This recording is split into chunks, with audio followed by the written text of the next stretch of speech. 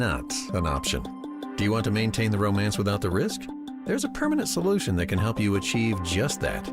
Consider a vasectomy. Ooh, I don't know about that. I heard it could be painful. Yeah, not only that, I heard it was expensive. These statements may be true for many men, but not the men who choose Vasectomy Clinics of Chicago. First of all, our procedures are covered by most insurance plans and flex spending accounts. The best part is, with our experienced surgeons, the procedure only takes 30 minutes in the office. No needle, no scalpel, and no trip to the hospital. If you're certain your family is complete, do yourself a favor and call Vasectomy Clinics of Chicago today. Or visit us online at www.vasectomychicago.com and read the testimonials. Conveniently located in Tinley Park, Naperville, Arlington Heights, and downtown Chicago at Lake Point Tower. Now with free valet parking. Call us today at 877-877-4VAS. That's 877-877-4VAS. We ask parents who adopted teens to share their journey. I think my biggest challenge was getting through to him to understand that love is real and you have goals in mind, you have things that want to happen, and I want to help you get there. Sometimes people tend to shy away from wanting to adopt teenagers because they feel like they've lost so much, but there's still so much to gain. Just knowing that there's just that other person that cares and loves me out there, it feels great. And they've done so much for me, and I can only be appreciative every single day for just having them in my life. I think it's been the best decision because I gained a son, and he's the best son ever. If I was down and out, he'd be there. Learn about adopting a teen from foster care. You can't imagine the reward. Visit adoptuskids.org to learn more. A message brought to you by Adopt US Kids, the U.S. Department of Health and Human Services, and the Ad Council. We all hear the radio ads about the IRS. They tell you to be afraid, to be scared, and they try to frighten you into calling. I'm not here to do that. Tax Relief Advocates is different. TRA is here to tell you that if you owe money to the IRS, whether it's $5,000, $50,000, or $500,000, we have a solution. It doesn't matter if you're sitting in your car, at work, or with your kids. No matter where you are, call now. 800-575-6986. Don't lose hope. TRA can eliminate or reduce what you owe to the IRS. Generous programs are now available that can give you a fresh start. Our passion is taxes and helping individuals fix their IRS problems. We have over 1,000 5-star reviews on Google and an A+ with the Better Business Bureau. You don't need to be afraid of the IRS any longer. End your tax nightmare today by visiting us online at TRA.com or call 800-575-6986. That's 800-575-6986. Tax Relief Advocates. Real solutions for real people. If you're looking to refinance a home after a divorce, you need to call Team Hochberg, your trusted local lender. Today, meet Lori, 50, social worker, score 650, income 90 G's a year. Call to refinance her mentally abusive ex-husband off the mortgage and title of their marital home per the divorce decree. Team Hochberg loan officer Anna Webdell helped Lori remove her ex-husband from the mortgage and title of the home, pay off debt totaling over $60,000, which included her attorney's fees, and saved her over $1,000 a month. Let's review. Team Hochberg loan officer Anna Webdell helped Lori remove her mentally abusive ex-husband from the mortgage and deed of the marital home, pay off all her debt, attorney's bills, and saved her over $1,000 a month. Team Hochberg has helped thousands of radio listeners, but we can't help if you don't call 855-563-2843 or visit 56david.com. Lower.com, equal housing lender, NMLS 1124061. We all hear the radio ads about the IRS. They tell you to be afraid, to be scared, and they try to frighten you into calling. I'm not here to do that. Tax Relief Advocates is different. TRA is here to tell you that if you owe money to the IRS, whether it's $5,000, $50,000, or $500,000, we have a solution. It doesn't matter if you're sitting in your car, at work, or with your kids. No matter where you are, call now. 800-575-9834. Don't lose hope. TRA can eliminate or reduce what you owe to the IRS. Generous programs are now available that can give you a fresh start. Our passion is taxes and helping individuals fix their IRS problems. We have over 1,000 5-star reviews on Google and an A+ with the Better Business Bureau. You don't need to be afraid of the IRS any longer. End your tax nightmare today by visiting us online at TRA.com or call 800-575-9834. That's 800-575-9834. Tax Relief Advocates. Real solutions for real people. This is where Chicago comes to talk first-place Bears football. We are Sports Radio 670 The Score, broadcasting live from the Hyundai Studios. Presented to you in part by your local Hyundai dealers. WSCR Chicago, WBMX HD2 Chicago, and Odyssey Sports Station. The Score! This hour of the show brought to you by Cars for Kids. Chicago, it's time for the Mully and Haugh pregame show with your host, executive producer of the Mully and Haugh Show, Dustin Rhodes, on Chicago's Sports Radio 670 The Score. Good morning. All good here. Morning, Chicago. Welcome to a Thursday, December the 4th. It is the Mully and Haugh pregame show. Mully and Haugh live and local for you beginning at 5:30 all the way up until 10. And they will be broadcasting live from the Hyundai Score Studios, brought to you by your local Hyundai dealers. They've got the pick six at 6. The top 6 sports stories of the day will be tackled. Brad Biggs time at 7. We've got our guy, Bruce Levine, at 8:25, talking about the Cubs and the White Sox, both in the headlines over the day yesterday and overnight. Nick Costos, the prop king, at 8:44. Brian Baldinger at 9 o'clock. And then at 9:25, we're going to talk to a couple of high school football coaches and players that won state championships on Tuesday and Wednesday. These guys will be joining us on the Atturo Tire Hotline. Atturo, the hometown tire, Atturo.com, ATTURO.com. Josh Giddey, 28 points, 11 rebounds, 11 assists. His 5th triple-double of the season, not enough. The Bulls are now 9-12. Falling to the Nets, 113 to 103. The Bulls are shorthanded. They've posted their second 5-game losing streak of the season, have lost to a 2-win, 3-win, and 4-win team twice during this skid. Bulls narrowly avoiding a season low in points against the 29th ranked defense of the Nets. The Vooch had 16 and 11 rebounds, 6 turnovers, 6 for 18 from the field. Again, the Bulls are 9-12, and it was the 5th loss in a row. The Bulls played without 7 injured players. Kobe White out again, maybe back Friday, more likely on Sunday with the calf. Major setback for the Bulls and Noah Essingay. He suffered a left shoulder injury in a G League game. He is going to have season-ending surgery, followed by a 6 to 7 month rehab for the 18-year-old rookie. Kevin Huerter, he will not be reevaluated for at least another week. According to Billy Donovan, the Bulls will host the Pacers Friday, 6:45 pregame right here on 670 The Score. Your Blackhawks are 11-9-6. Game 2 of the 4-game road trip tonight out west in L.A. against the Kings. Back to work for the Bears. They are first place in the NFC North and are the top seed in the NFC overall. Bears-Packers, 3:25 kick on Fox. Packers right now are a 6.5-point favorite. And the total is 44 per our friends over at Circus Sports. The A-team for Fox will be on the call. Kevin Burkhardt, Tom Brady, that's David's guy, Aaron Andrews, and Tom Rinaldi. There was a estimated injury report. There was no practice on Tuesday. They'll be out there again today. Would not have practiced. Ruben Hippolyte, Kyle Monungai, Rome Odunze, Tyreek Stevenson. Limited, TJ Edwards. Full, Andrew Billings. So that's good news, as he might have had a concussion. Jalen Johnson, Dominique Robinson, Noah Sewell. Bears-Packers Week 16 will be a 7:20 kick. Soldier Field. That's Saturday, December the 20th. Again, that one also on Fox. Tonight, Week 14 of the NFL kicks off. Lions host the Cowboys. Coverage begins at 6:30. Right now, the Lions are -3. Total 54.5 in that one. And before Chicago takes on Green Bay, tune in Sunday from 12 to 3:25 for your local Ford dealers pregame show right here on 670 The Score. Olin Kreutz, Patrick Manley, and Mike Mulligan will get you set for the game. Immediately following the game, we'll have instant reaction on the post-game show, streamed exclusively on YouTube and Twitch. Post-game show presented by TimberTech Decking and Railing and Atturo Tire. It can be heard on The Score and that free Odyssey app.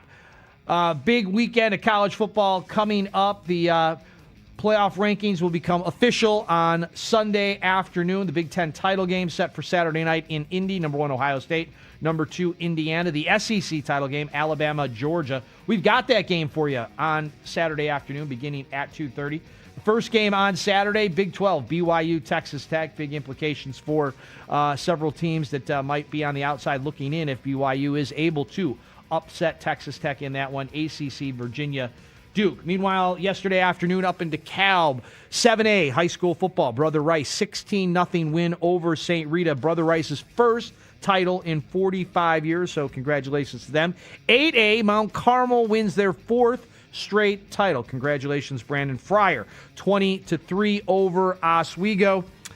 We will have the head coach of Mount Carmel on later today, Jordan Lynch. We'll also have Fenwick's head coach on after they beat heavily favored East St. Louis 38-28 on Tuesday night. That was down at Illinois State. So a couple of high school coaches joining Mully and Haugh later this morning. Mully and Haugh live and local for you beginning at 5:30 all the way up until 10. And they'll broadcast live from the Hyundai Score Studios, brought to you by your local Hyundai dealers. Don't forget to tune in today, starting at 2 this afternoon. Spiegel and Holmes broadcasting live from our Blue Cross Blue Shield Performance stage. They've got Matt Forte joining the show in studio at 3, Coach Wanstedt at 5. That's today, 2 to 6, right here on The Score. You can watch all of it live on YouTube and, of course, on Twitch. The plan of attack for Mully and Haugh is as follows. The Pick 6 at 6, Big's Time at 7. Our guy, Bruce Levine, 8:25. Nick Costos, the Prop King, 8:44. Brian Baldninger, 9 o'clock. And a pair of high school football coaches starting at 9:25. The head coach of Mount Carmel and the head coach of Fenwick will be joining Mully and Haugh. Those guests joining them on the Atturo Tire Hotline. Atturo, it's the hometown tire. Atturo.com, ATTURO.com. Let's take you out to the west side. Let's talk about Bulls basketball, and let's listen to a couple of the lone highlights from last night's game against the Nets at the United Center. Giddey up, Banker got it, left ankle, count it, and a foul. And Josh Giddey putting his team on his back. He now has 14, looking for more. Dribble drive on Isle, and he lost the handle, taken away, down the floor, on the runway. Giddey went right into slam dunk. And just like that, we got an 11-point lead for the Nets. Once it's 17. Giddey, he wanted to shoot that ball. He dribble drives, gives it up to Terry, cranks up a 3. No. Rebound, Giddey took it away from Clowney and scores. And the left angle, and Josh Giddey in 32 minutes. That gets his triple-double. There you go. His 5th on the year. Triple-double for Josh Giddey, 28 points, 11 rebounds, 11 assists. You heard our guys, Chuck and Bill, right there with the call. Bill mentioning it was the 5th triple-double of the season for Josh Giddey, but not nearly enough for the shorthanded Bulls, falling to the Nets, 113-103. It's the second 5-game losing streak of the Bulls season. Let's take a listen to the final call.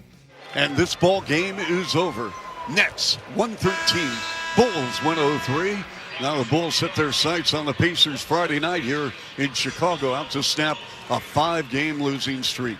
That game will begin with a 6:45 pregame right here on The Score. Again, Bulls hosting the Pacers Friday night. Let's now hear from the head coach, Billy Donovan, about the Bulls continuing to struggle to defend the three-point line. You guys usually are pretty good at taking away the three-point shot. They obviously did a lot of damage from that distance tonight. What did you see with that? Well, I think some of it was that's kind of what they do. Almost about half of their total number of shots are threes. So they're going to kind of go up. Porter's the one guy that takes some tough ones. Again, I think that the multiple rotations at times we were not quite good enough to get there.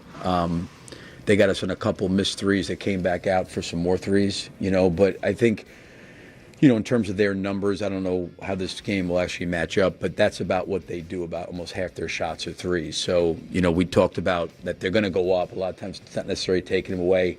I thought at times we gave up too many uncontested ones. That was the biggest difference, I think. And I don't know, we'll see tomorrow what the numbers look like in terms of how well we contested, but certainly it felt like they, got the ones they made, Porter made a couple tough ones, right, contested, but some of the other ones I thought were not as contested as we needed them to be. Billy Donovan talking to our guy Casey Johnson about defending the three. Next up for Billy Donovan, trying to figure out how the Bulls can compete down 7 guys, including Kobe White. He might be back on Friday, more likely on Sunday. Who will not be back? Noah Essingay. He had season-ending surgery. He'll be having a 6 to 7 month rehab for the Bulls' first-round draft pick. Here's head coach Billy Donovan on the injuries. You guys are obviously very, very short-handed right now. So guys are in different roles. Rotations are different. How does this get better until you guys get home? Yeah, I think with listen, there's a lot to that. There were certainly guys in different roles, rotations, whatever it may be, but like I didn't think we attacked appropriately in the first half at all on offense. I think if you look at it, we had 7 assists. We've been a really good ball movement team. I thought we got away from that. There was way too much dribbling and trying to drive the ball to the rim where we didn't finish particularly well. We didn't really generate a lot of shots for each other. We didn't help off each other. I think there were opportunities in certain situations for us to have better awareness of what is going on, who's guarding who's where, what's happening. For example, and he didn't have a great night shooting, but there are times that they're switching, with Vooch and he's rolling into the post. We have to have an awareness as a guard on him in the post, right? Or, hey, there's a guy that we can create or get them cross-matched. And we didn't do a great job of that in the first half. I thought in the second half we were better at that, but not good enough. So some of that is going to be a learning curve for some of these guys of understanding like what's going on, who's guarding you, how are they guarding, who do you want to put in actions, who you want to keep out of actions, and I think you have to be able to do that randomly on the fly, and we talked about that at halftime, and I thought we were better at it, but in the first half I thought we got really, really too stagnant and away from how we needed to play. And then the other part of it too, even when we did get stops, I didn't think we ran very well in transition, didn't generate normal, I thought, transition points. We got some, but I didn't think in the first half we ran particularly well. That's head coach Billy Donovan talking about the Bulls dealing with injuries and how they can overcome them. More from Billy Donovan during Mully and Haugh. They've got you covered 5:30 to 10 right here on 670 The Score. Let's hear from the Vooch, who is addressing a 5-game losing streak, the second 5-game losing streak for your Bulls. Right now, it's hard to say. Obviously, it's not been a great run for us. But no, just got to stick with it, continue to work, continue to believe in what we're doing.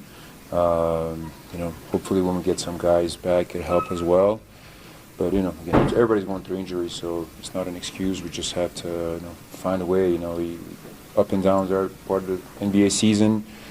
I just have to figure it out ourselves. There's nothing else that's going to do it for us. Nobody else is going to do it for us. It just has to be us. This group of guys that we have, we just have to find a way to figure it out. Get back to playing at a level that we know we can, and for whatever reason, it just hasn't been there. Vooch says we've got to figure it out. Shorthanded Bulls falling short to the Nets, 113-103. Vooch finished 16 points, 11 rebounds, 6 turnovers, shooting 6 for 18 from the field. The only good news, Josh Giddey did have his 5th triple-double, 28 points, 11 rebounds, 11 assists. Let's hear from Kendall Gill, our friend from CHSN, on Giddey's triple-doubles. With Giddey, when you break down his numbers, KG, of what he was able to do tonight? Well, he played a very good game statistically. 28 points, 11 rebounds, 11 assists. Also turned the ball over only 3 times, so that's a good 3-to-1, almost 4-to-1 ratio. But here's the thing. Triple-doubles are great. Mm-hmm. But we got to win. There you go. Yeah. It holds more weight when you get that W attached to it. It holds a lot more weight when you come away with the victory. So we have to find ways, and I wish that we could really celebrate this triple-double. Right.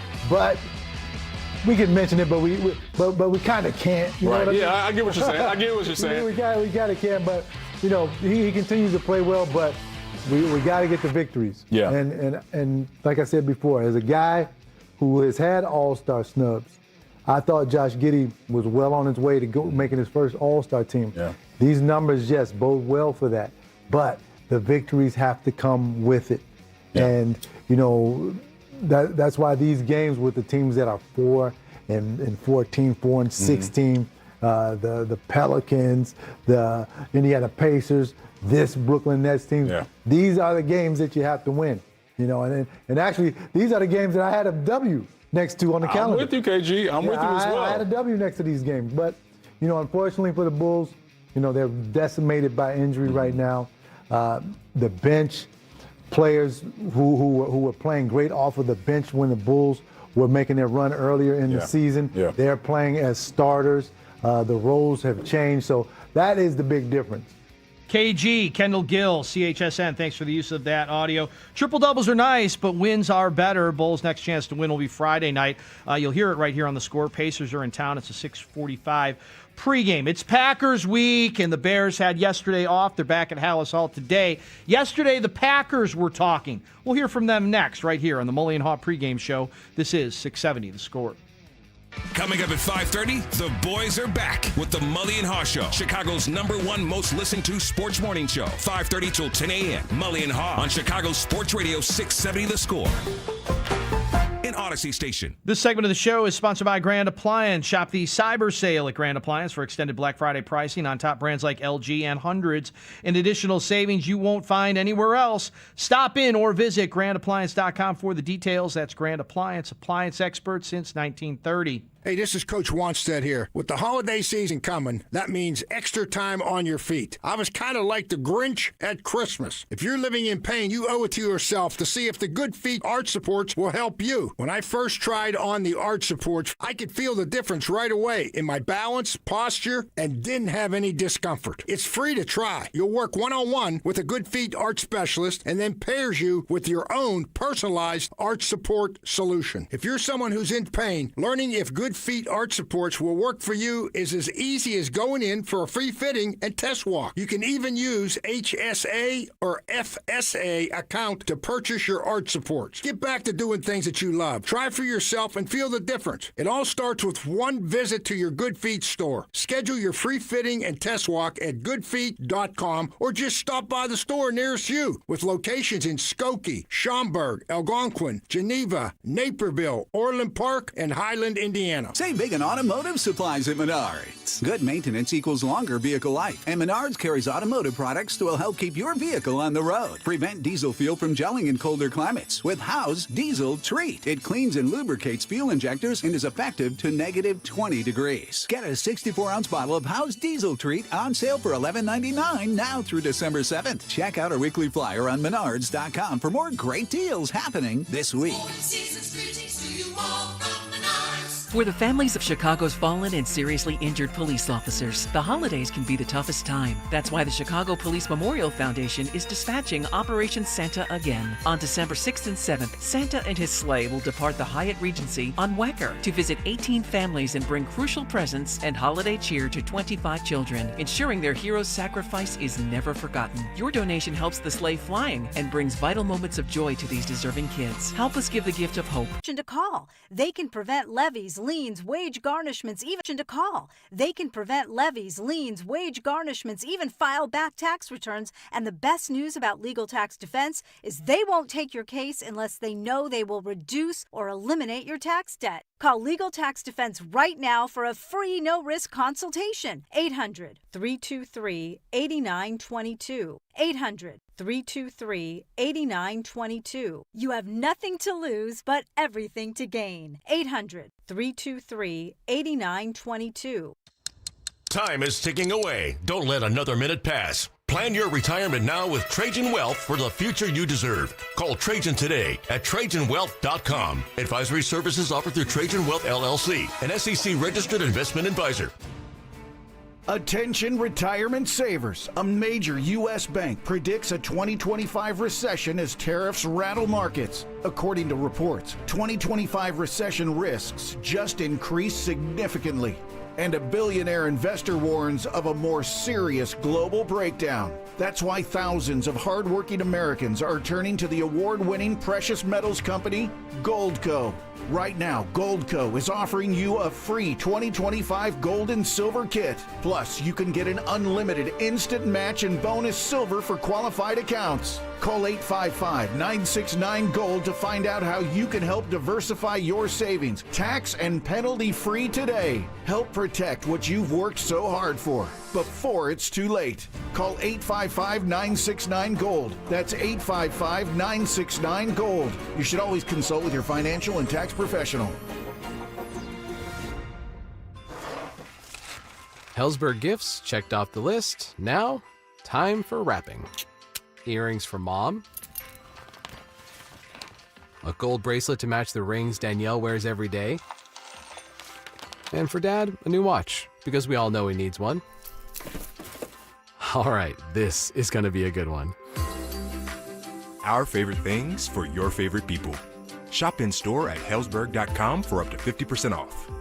This season, some gifts don't come wrapped in paper. They come wrapped in trust, commitment, and integrity. At Patrick, we believe in the joy of giving and a promise, especially during the holidays. That's why we created the Patrick Promise. Now through the season of giving, enjoy 0% APR financing for up to 60 months on select new 2025 models. Here at Patrick, we stand by our word, just like the traditions that bring us together. Taking care of you every day. That's the Patrick Promise. What if you could have reliable and intelligent Wi-Fi? And get this, what if you could keep it at the same price for 5 years? That's the Xfinity 5-year price guarantee. 5 years of Wi-Fi that boosts speeds to the devices that need them most. That finds and fixes problems before you even notice them. Like super intelligent Wi-Fi with a sixth sense. And that keeps you gaming in the fast lane, even when the whole family is banking on bandwidth. All your devices working in perfect harmony for 5 whole years. And here's the best part. No annual contracts, no hidden fees, and our best equipment included. Hey, let's face it, a lot can change in 5 years. Kids grow taller, dreams grow bigger. But your Wi-Fi? It would stay reliable and the price would stay put. The Xfinity 5-year price guarantee. Lock in your price and unlock the possibilities. Xfinity. Imagine that. Select plans only. Restrictions apply. Pros don't just show up. They prove how it's done. With precision and without shortcuts. Makita tools are built the same way. With a dedication to lasting quality. Trusted performance and results that reward your effort year after year. When the job calls for the best, call on Makita. Built to be the best. Available at the Home Depot. Stuck in a job that just isn't getting it done? Maybe it's time to go for IT.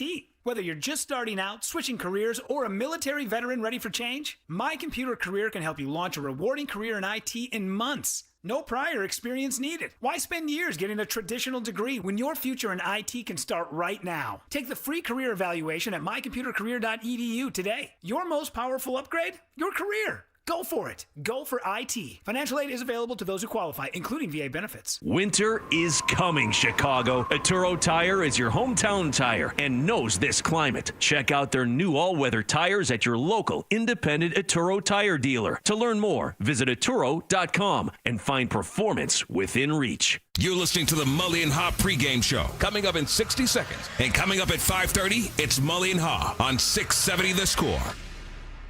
Every now and then I rinse it out, and I need Johnny Rinse tonight, and I need it more. I can't rest the bed and the smell never leaves.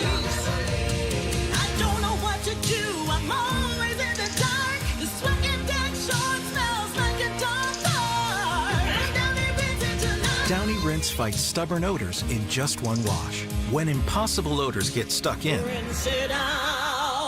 Wesley Financial Group is not a law firm, and Chuck McDowell, definitely not an attorney. This is Chuck. Do you feel stupid for buying a timeshare? Don't. It's not your fault. You were most likely told you could rent it, and it was a great financial investment. And the deal was available today only. If this happened to you, contact your resort or Wesley Financial Group for help today. Call Wesley now for your free exit information kit. 800-242-3131. 800-242-3131. Welcome back to the Mully and Haugh pregame show on 670 The Score. Yeah, I think it's a rivalry game that dates back way before, I've been here. So it's one of those things that, you know what the rivalry is all about, and obviously what the week brings. It's a fun rivalry to be a part of. But, I think for the most part, it just comes down to those NFC North games. And like I said before, you got the two top teams in NFC North going against each other, which I think just feeds into everything a little bit more. But, it's a great rivalry.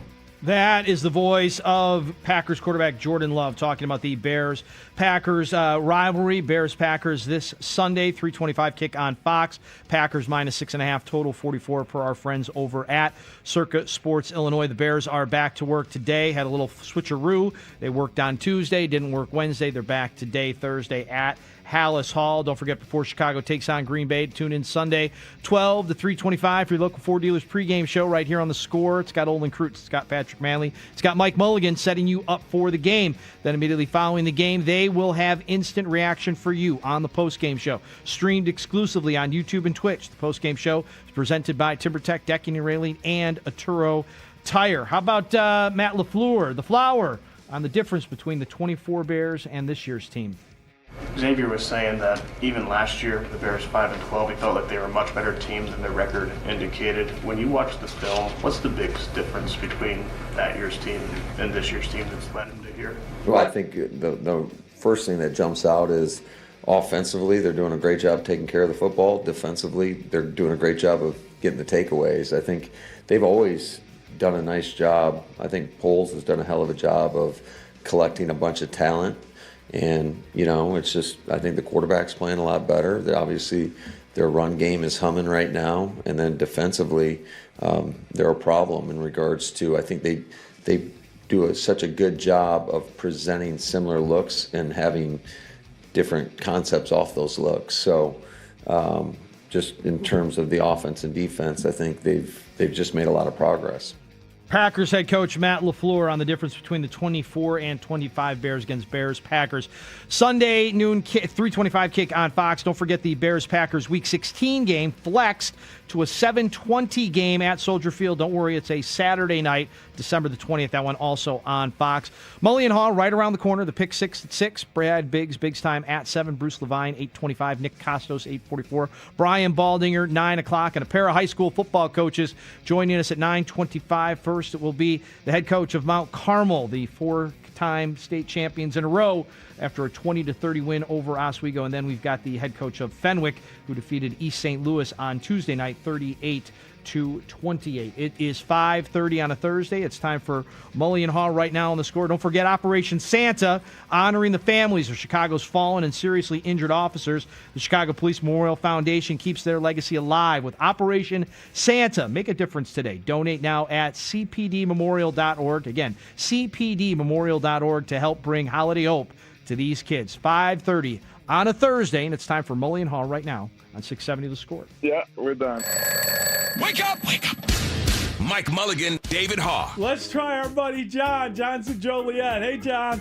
Right now, it's Bears-Packers week, and the Packers still suck. Thanks, John. Great stuff, John. Great call. Yeah. Speaks for Manny. Let's try Mo. Mo is in Carroll Stream. Hey, Mo. Hey, guys. Long-time listener, but big cheesehead. Just want to preface that. Okay. How do you look at yourself in the mirror in the morning? I do want to offer my perspective from a Packers point of view. Now, I am going to the game Sunday with a bunch of my Bears buddies, and I would say out of all the years that I could remember, this is the most nervous I am about the Bears. Good, Mo. Good. I hope you're a nervous wreck, and we don't care about the Packer perspective. You just dismissed him. Yeah. And let's squeeze in Jeff. He's on the Odyssey app. Hey, Jeff. It is Packer week, and Mully goes full meatball and says, "No Mo to Mo with the cheesehead." This is what it's all about, boys. God bless you. You just dismissed him. That's great. Call the fine folks in Milwaukee. If you are a Packer fan, your opinion means nothing.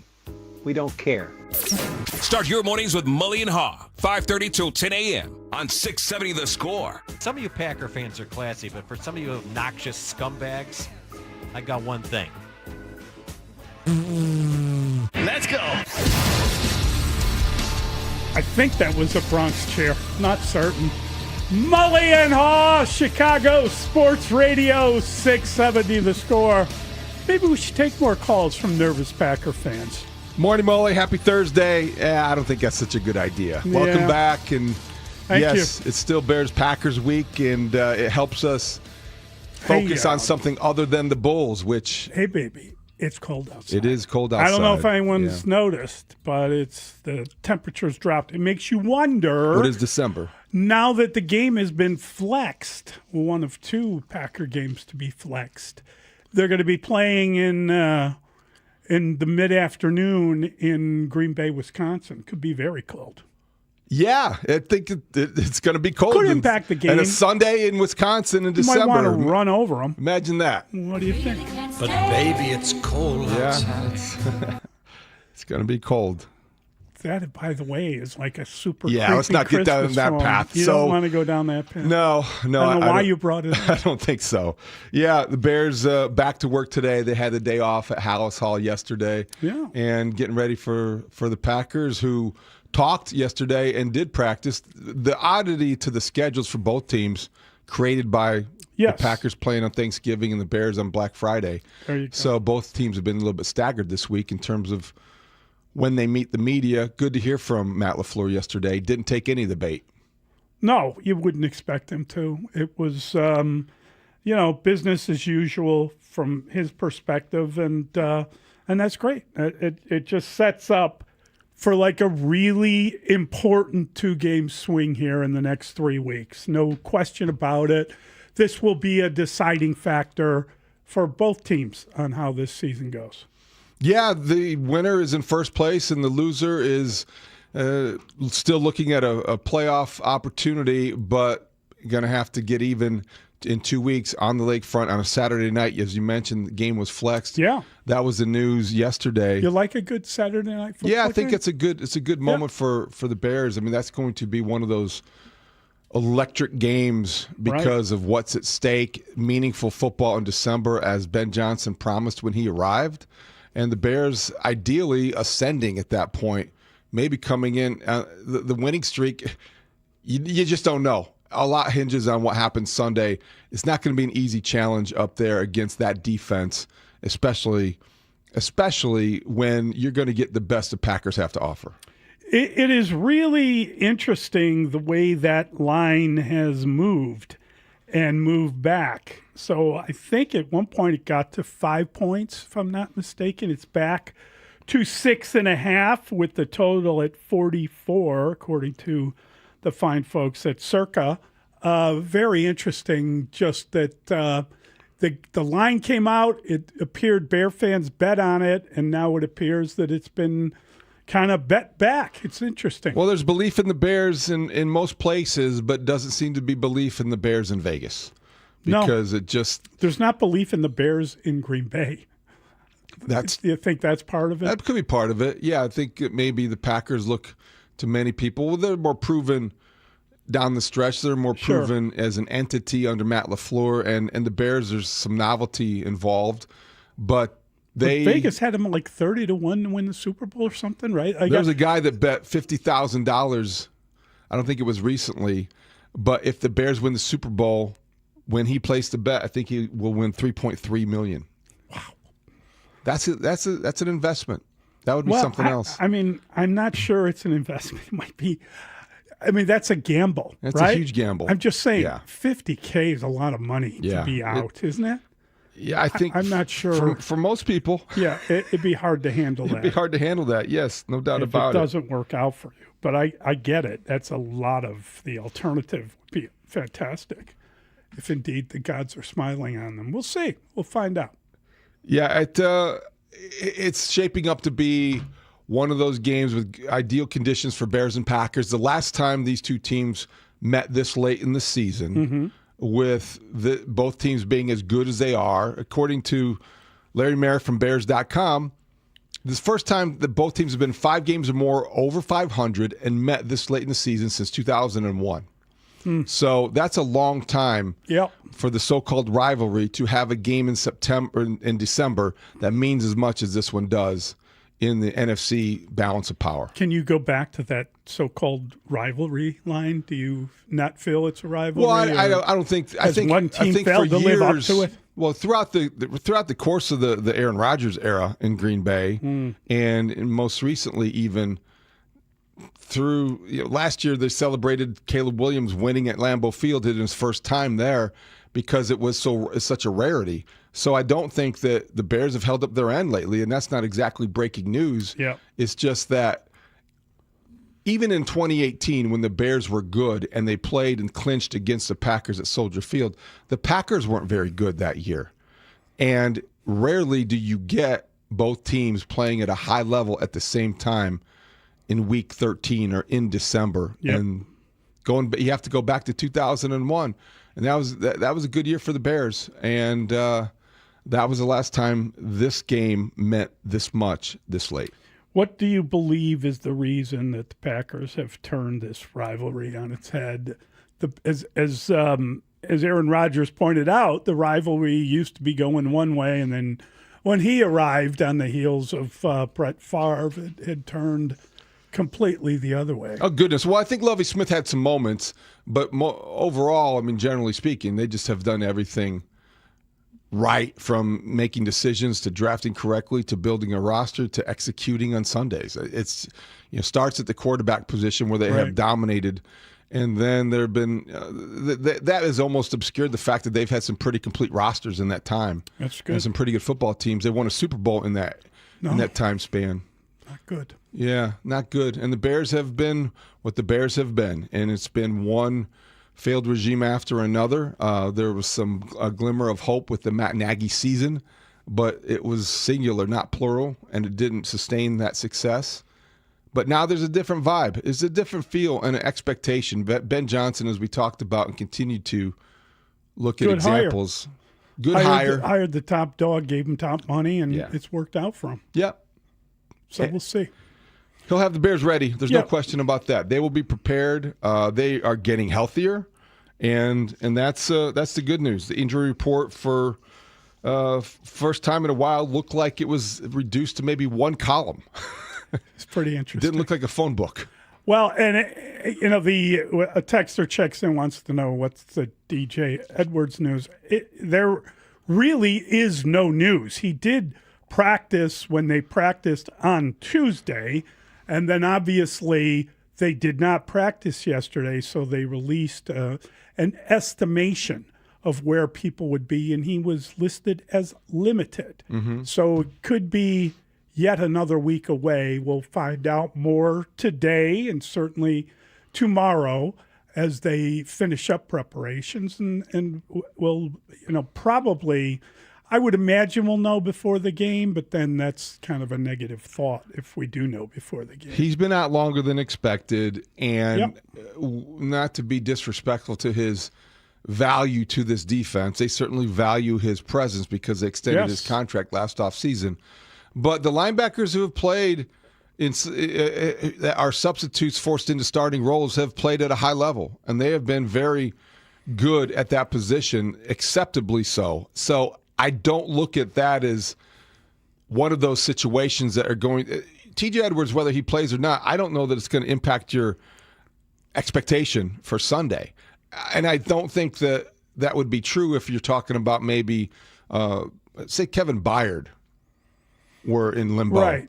Or, if there is, and we said this yesterday a little bit, if there's a layer of your defense in the Bears case where you can absorb some losses – maybe it is the linebacker. The thinnest layer being the linebackers isn't catastrophic. No. Because you have a defensive line that's playing at a pretty decent level. Dave Wanstead talked about that the other day. The defensive line doesn't have the sack totals, but they are playing at an acceptable level, and your secondary is full of guys who are productive and having Pro Bowl caliber seasons. And your best players in your secondary are returning from injury. You would imagine that Jalen Johnson, with a game under his belt, could probably go a little longer. Ditto with Kyler Gordon. They were limited to 33, 36 plays. They may be able to play more. I don't really think Jalen Johnson, you would think, I would be surprised if he were on a restriction this week. I think you get back into the mix and you get used to the game feel, but now he's been back. Conditioning should improve. He talked openly this week about what he did to get back into the kind of shape physically, mentally, spiritually.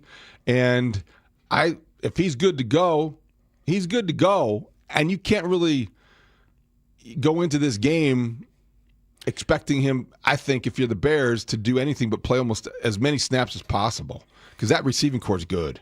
Yeah, I'm not arguing that point. I just wonder how well he can play. Mm-hmm. I mean, he was very forthright, I thought, in the post game when talking to, I forget, who did he talk to? He talked to some podcast and kind of admitted he was just getting his legs under him and he wasn't there yet. I thought there were a couple of times when he wasn't as dominant as you anticipate him being or you hope for him to be. So I think missing as much time as he did. Yeah.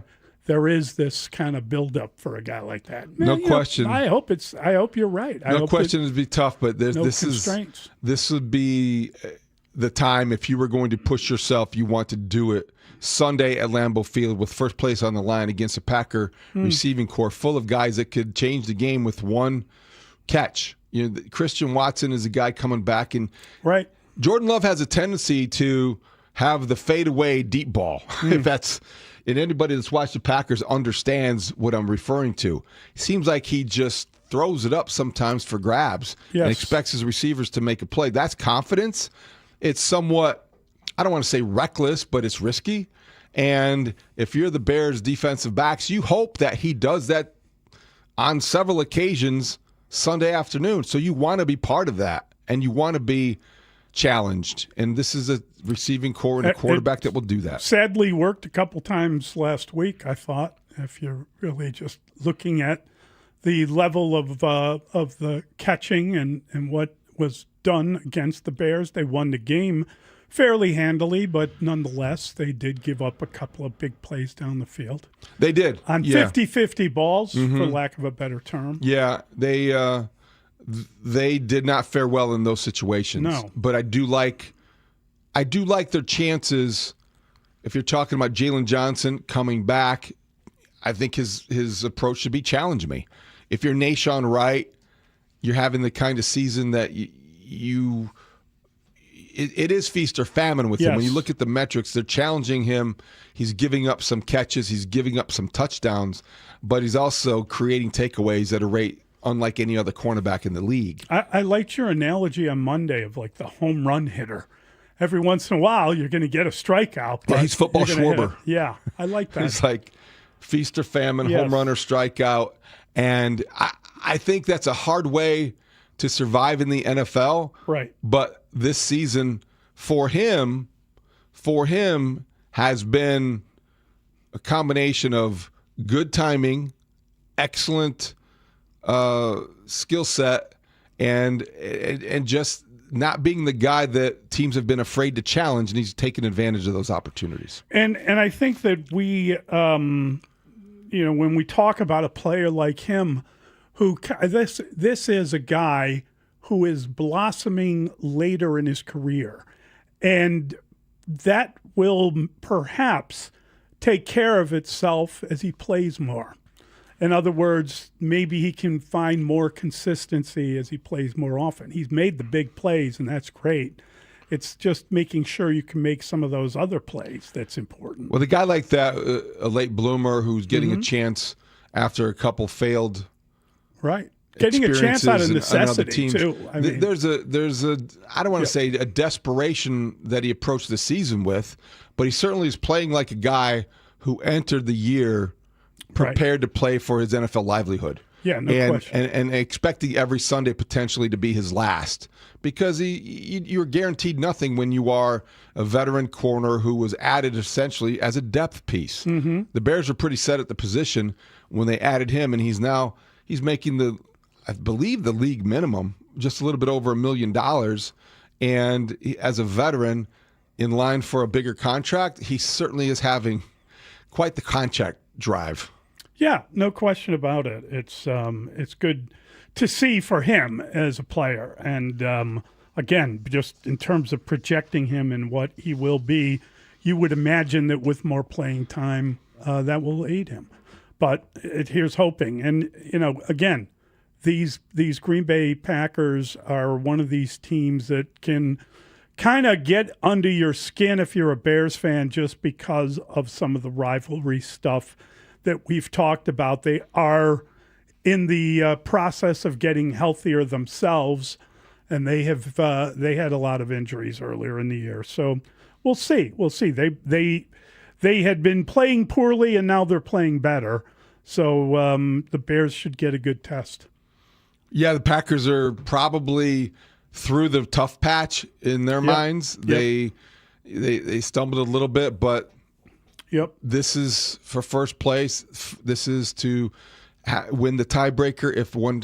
How about that tie being as important down the stretch as it could be? It always is when you get a tie. It always plays into either good or bad, depending on what. That was the one of the opponents better are games doing. of the NFL season when you look back at it in retrospect. 40-40 wasn't it the final against the Cowboys? Felt like they kind of ran out of time. Like people weren't anticipating that the time was ending at the end of that game. Yeah, I just think that you didn't expect that game to be factoring in as much into the seeding and the NFC North race. But here we are, days away from one of the best games in this series in a very long time.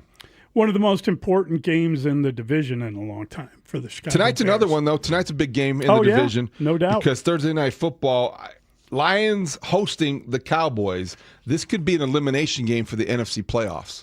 If you look at what's at stake in the records for both teams, I think the other team that tied the Packers, the Cowboys, they need to win this to stay alive, if you will, in that division, in the playoff race. And the Lions, wow, if the Lions lose aren't at playing home, well. they're Lions not playing well. not playing well. I think the Cowboys have turned a corner. The Cowboys are playing well. So just from form, you would look at it and say Dallas, although they're traveling to Detroit, and that's a tough place to play, and the Lions should be better at home, they just lost there. Yep. And you don't know what to expect from them. You don't know how much they miss a Ben Johnson. You don't know if Dan Campbell is going to curtail his fourth down going for it philosophy. It's really cost them in the last couple of games they've played.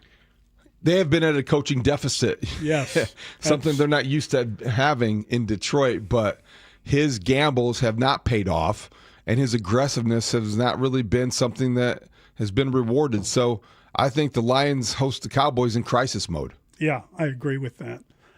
I mean, listen, Dallas has turned the corner, as I said. They've gotten a lot better than they were when the Bears played them, if that makes any sense. So we'll see. Their defense has gotten better. I don't know what to expect tonight. I just feel that it's accurate to say that it feels like an elimination game because the Detroit Lions have to know that one of these two teams is going to win and one's going to lose, and that leaves you in bad stead either way. It'll be good entertainment. It certainly will be a highly competitive game and probably hold our attention better than the Bulls game did last night. Boy, the Bulls, I don't even know. I'm trying to wrap my mind around the idea that they just have so many injuries, that their strength, which is their depth and their bench, was erased in that game. But the Nets were... It's really the hard. The Nets are bad. The Nets are awful. The Nets are as bad as the Pacers. They're awful. And the idea, Pelicans and the Hornets. All of the Bulls' recent opponents. Yes. And although this time they're putting together a losing streak against some of the worst teams in the league. So what does that make you? If you can't beat some of the also-rans, guess what? Then you assume that designation. You're playing one of the worst teams in the league. Yeah. You don't deserve the benefit of the doubt. No. And you have another 5-game losing streak. What a weird year has been already. It begins with a 5-game winning streak, and you're a quarter of the way through the season now, and you've had 2 5-game losing streaks. If you ever have a bout with illness, don't ever watch the Bulls. Don't do it. If it's humanly possible to feel worse, you're going to. They were god-awful. Yeah, they were. Awful. Yeah. Josh Giddey did what he did, his 5th triple-double. So that was all he could. He's only one guy. The depth compromised. Thank God they don't need Giannis. That was a joke. Everybody could use Giannis. I agree. That's going to be something we talk about at the Pick Six because he did, according to Shams, our guy from ESPN.com, have his representatives and the Bucks have begun to discuss a resolution to that problem. He has scrubbed his Instagram account the way that professional athletes communicate these days of anything related to the Bucks. and the auction is open. Let the bidding begin or resume. Knicks, Heat, Lakers, Spurs, Bulls. Luke Canellis with the report on Fox 32 last night. I was sitting right next to him. We did a little segment, and then he came out with the Bulls were approached by Giannis's representatives about a possibility of the Bulls getting involved, and this is maybe before the latest development, but the Bulls, according to Lou's report, not interested. And we should say that Lou knows both parties pretty well, right? Well, I mean, Luke Canellis has been here a very long time. Yeah. Highly respected, very Sweet plugged Lou. in. Yeah. And if I'm not mistaken, he and Giannis have some similar interests, business and otherwise, with the restaurant, Ovly. Yeah. And so, but the idea that the Bulls would not be interested in at least exploring what it would take to bring him a player of that caliber to Chicago. It's quite an indictment on the Bulls. If if they're not interested in pursuing that again at this point in time, when he clearly is there and going to be offered around the league, I think it would be an indictment if we find out that they aren't interested in trying to do something bold like that would represent. All right, we've got to get to the pick six. That's one of our topics of conversation, so we'll be getting to that as well. 312-644-6767. We'll get your calls later in the program, but next is the pick six. It's Mully and Haugh on The Score. Coming up this afternoon, tune in at 5 p.m. for the Four Winds Forecast with Dave Wanstead. Coach Wanstead will join the Spiegel and Holmes show to preview the weekend's games. And for your chance to win a $200 gift card to Four Winds Casino and Resort. You know, he's got the arm, he's got the intelligence, he's got the athletic ability. On Sports Radio 670 The Score, and always live on the free Odyssey app. Brought to you by Four Winds Casino and Resort in New Buffalo and South Bend. Your entertainment escape. I know that hiring can be challenging. You sort through tons of resumes and you get too many so-so applicants. You're just waiting for someone to match your role perfectly. Well, now, there's a place where you can meet them fast. ZipRecruiter. Need to hire right away. Start your search for strong candidates. The right fit awaits. Build your team. Build it sooner. Meet your match on ZipRecruiter. Just head to ZipRecruiter.com/free right now to try it for free. And you're on your way to meeting your match. 4 out of 5 employers who post on ZipRecruiter get a quality candidate within the first day. So try it now. Go to ZipRecruiter.com/free. Once again, that's ZipRecruiter.com/free. Meet your match on ZipRecruiter. Try it free. You know, I couldn't stop talking about it to my family and friends. My knees are my trouble spot. But for me to tell them now that I'm doing so much better, they were amazed, and I've been amazed. QC Kinetics Cellular Therapies. Yes, it is amazing how these non-surgical treatments deliver joint pain relief for patients like Dr. Eric Williams, a successful chiropractor. Each week, I just started noticing that I could sleep and not have pain. I could play pickleball. I could do a CrossFit exercise routine. QC Kinetics revitalizes your joints so you can move again without the pain pills or invasive surgery. You know, I'm 60 years old and I want to stay competitive as long as I can. And QC has allowed me to do that. They did me right and really made a difference in my life. Book your free consultation with QC Kinetics today and experience the difference for yourself. I like to go, move, move, move. QC Kinetics. Call QC Kinetics, 312-847-4347. That's 312-847-4347. 312-847-4347. There comes a time in many men's lives in which the thought of having another child is not an option. Do you want to maintain the romance without the risk? There's a permanent solution that can help you achieve just that. Consider a vasectomy. Ooh, I don't know about that. I heard it could be painful. Yeah, not only that, I heard it was expensive. These statements may be true for many men, but not the men who choose vasectomy clinics of Chicago. First of all, our procedures are covered by most insurance plans and flex spending accounts.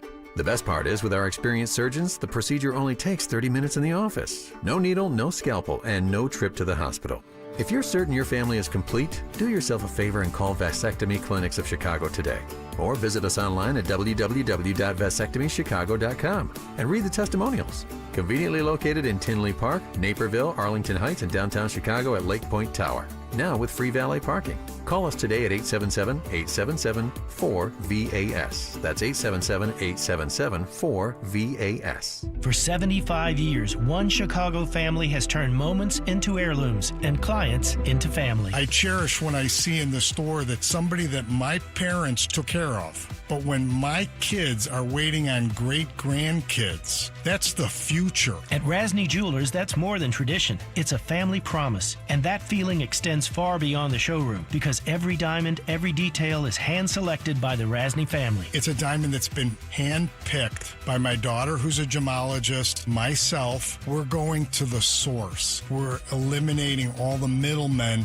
When you come to Rasny to buy an engagement ring, you already know that the quality of the diamond is going to be far superior than anything you can find anywhere else. Family-owned, Chicago-born, built on 75 years of trust. Rasny Jewelers, where your story becomes part of ours. And that's what our customers are, part of the family. Shop suburban Addison, Highland Park, Hinsdale, and Chicago's Gold Coast, or online at rasny.com. It's that time of year again, hockey season and cold weather. As a proud partner of the Chicago Blackhawks and Chicago's hometown tire, Atturo knows just what drivers need for this climate. Check out the new all-weather category of tires available from Atturo. Offering year-round performance, all-weather tires are your safest bet for any season. Get your vehicle ready for winter with a new set of Atturo tires. Visit Atturo.com to find performance within reach at your local independent Atturo tire dealer.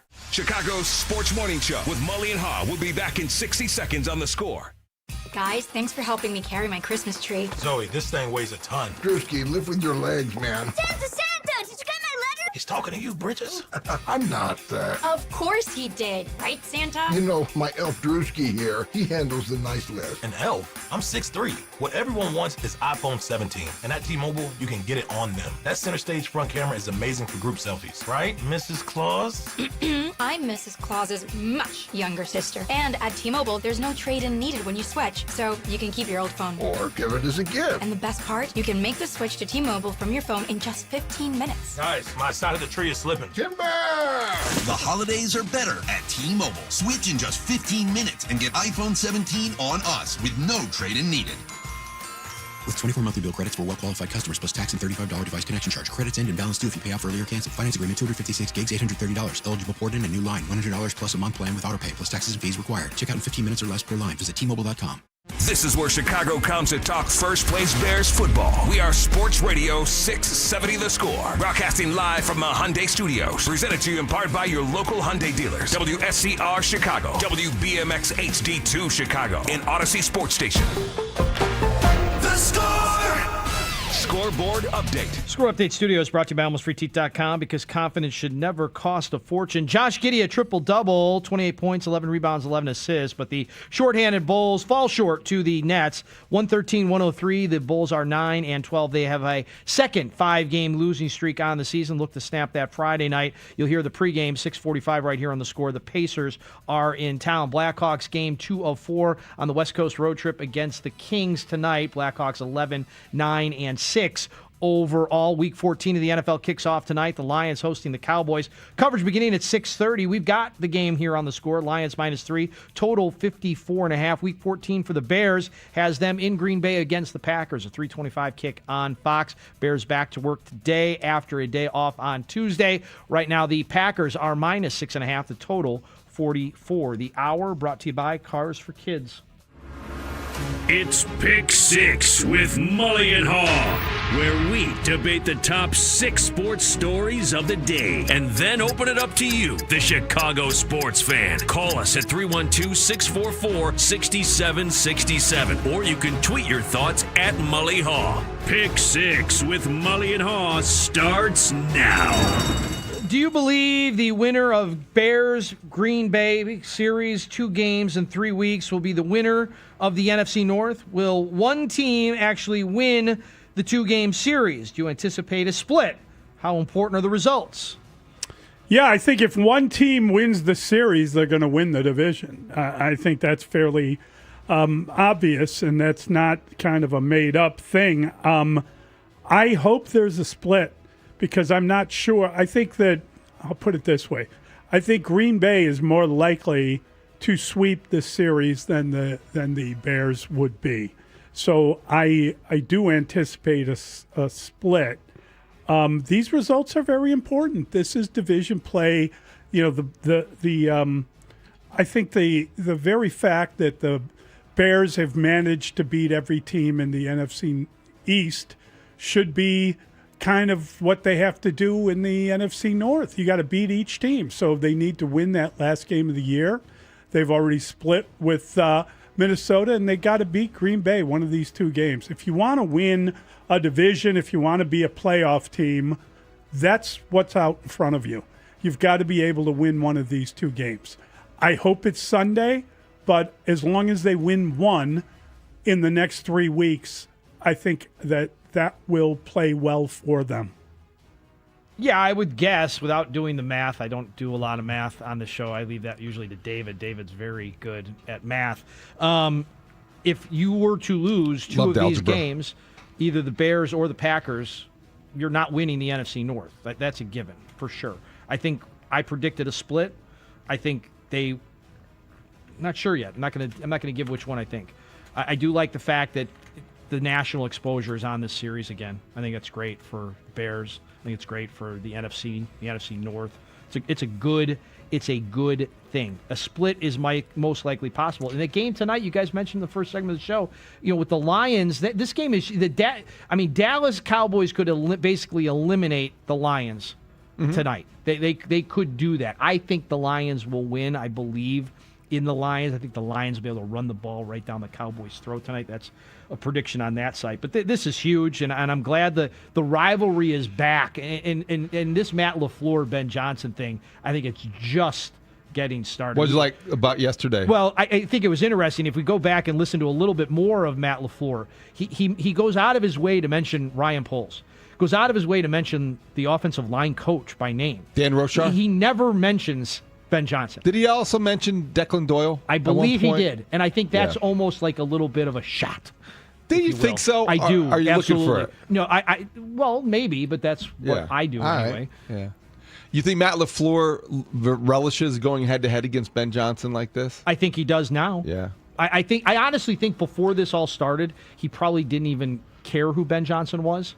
But after Ben Johnson decided to call him out in his opening press conference. Before this season, he had little reason to worry about the Bears head coach. Yeah, it was all about Dennis Allen. I'm saying it was all about not Dennis Allen. It was all about the Lions head coach, right? I mean, Dan Campbell. That was the guy. If you were talking about the Lions, you weren't talking about Ben Johnson.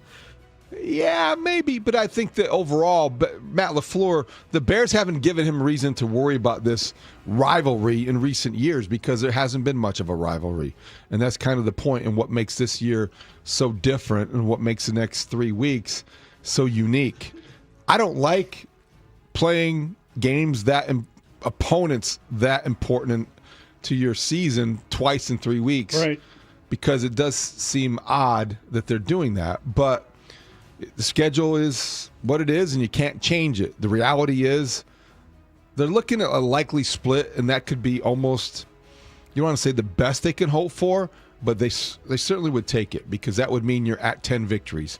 And then you look at the Browns, and they could maybe chalk up 11. You want to get to 12. You'd love to go 5-12 to 12-5. And this weekend presents the latest opportunity. And I do think that both of these teams are playoff bound. You cannot say that about the Lions with certainty. Tonight could be the end of their run. Tonight could be a big blow or a big, a big plus for them. You could end up after tonight saying, how about them Cowboys? And they could be sending Dan Campbell into a month that he did not expect, and you wonder what that looks like. The Lions reeling, brace for change, and then you're the Bears, and you feel like if you could end this season with the arrow pointing up and being ahead of the Lions and the race to the Super Bowl, that'd be great. And that whole process continues Sunday in Green Bay.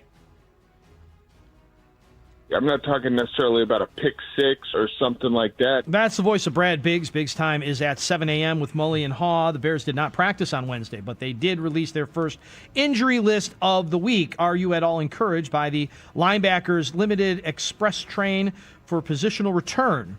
Any worry, or is this all good? I don't worry so much about the linebackers like TJ Edwards, who may be giving it a go for the first time in a long time. The name on the injury report I found most intriguing was Tyreek Stevenson. That is a guy you want to be fully stocked in your secondary if you can against the Packers, because you don't want to, I suppose, put Jalen Johnson in a position where he has to play as often as I'd like to see him play.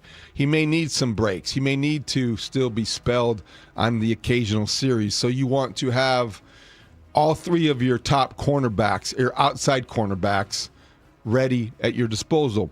You'd like to have Kyler Gordon and C.J. Gardner-Johnson both on the field at the same time in a 6 defensive back look, which confuses most quarterbacks, and maybe Jordan Love, because you wonder about which nickel blitzer might be coming. So you look at the injury report, and it was encouraging, believe it or not, and you hope that it gets even more encouraging after today's practice. Calvin Ungai being on there may be a concern. Roma Dunze, same deal, but neither of those injuries have been chronic, and you don't envision them being anything more than there was a simulation. They did not practice, and maybe this is an estimate about how they would. Not too concerned about the injury report, and I'm looking at Tyreek Stevenson as a guy you'd like to ideally come back.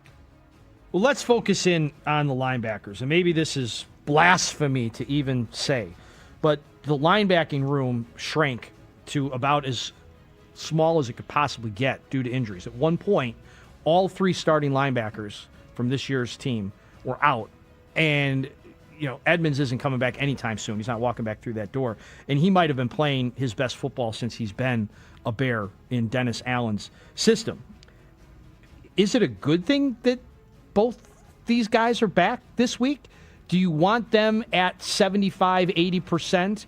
Would you actually potentially hold them back because this linebacking group has been playing really well so far and seems to be in a groove? Would you rush TJ Edwards and Sewell back into the starting lineup and sit the guys that have had your back for the last couple of weeks and have played a really good brand of football? I wonder.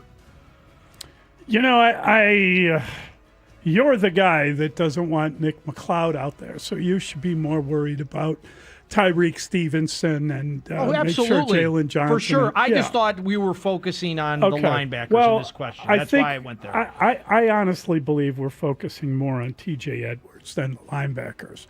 I think that they did play better when he came back. I think that he's a big part of what they're doing, and he's a legitimate starter. I don't want to talk about Noah Sewell coming back. I don't want to badmouth Noah Sewell. I don't want to say that his brother is the big name guy, and I'm not even sure that there isn't a hint of nepotism going on with the head coach loving his brother so much. I would never mention anything like that, but I don't know how much you have to have Noah Sewell back to be able to compete in this game. I think you would be better if TJ Edwards were back. But I think that comes down to injury. And I don't want to rush back anyone for one game, for even if it's the Packers, for one play or whatever it might be. I wouldn't want to put someone's season career in jeopardy if they're not ready to play. So, no, I wouldn't rush anybody back onto the field. And it seems as if TJ Edwards is the one that you're most worried about. As far as Hippolyte is concerned, we like to talk about the fact that they're down their linebacking core. As David pointed out, Tremaine Edmonds is on the injured reserve. It's not like he's even capable of coming back. He's a non-name in this discussion. But as far as getting the linebacking core right, the only guy that really interests me to that end is Edwards. So if he's not back, if he's not healthy enough to come back, don't bring him back. And if he's not back, I'll be like, oh, shoot, that would have been really helpful. But that's the guy. It's really more a player that I'm looking at than a position, because I do think they've done pretty well there, and I think you're right. That is a position where they've been able to rely on guys that Dennis Allen knows in that spot. Max, your question, yes or no? There he is, the Greek Freak. How much stock do you put in Lou Canellis' report that the Bulls were approached by Giannis Antetokounmpo's reps before the season about a potential fit, and they weren't interested? I can tell you that Giannis and his representatives reached out to the Bulls about a potential deal, and the Bulls said they weren't interested. They were not interested in breaking up their young core or changing their course of direction that they have laid out with AK and Mark Eversley right now. Maybe things have changed. I'm going to need a minute to process that. Does the latest report about Giannis wanting out change anything? We now have David has had time to process that, as we heard in the cut. That's my first reaction. Sorry. I got to be honest with you. That makes zero sense to me. What that was, I will say this: that was that the answer there about their young core means Matas Buzelis. That's all that means. They got a guy in Matas. They want to hang on to him.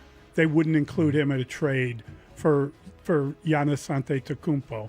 And I believe that's all that is. Their young core? Who's their young core? Their young core would be who exactly? Matas, Josh Giddey. Well, they're not. Everyone knows they're not going to trade Giddey.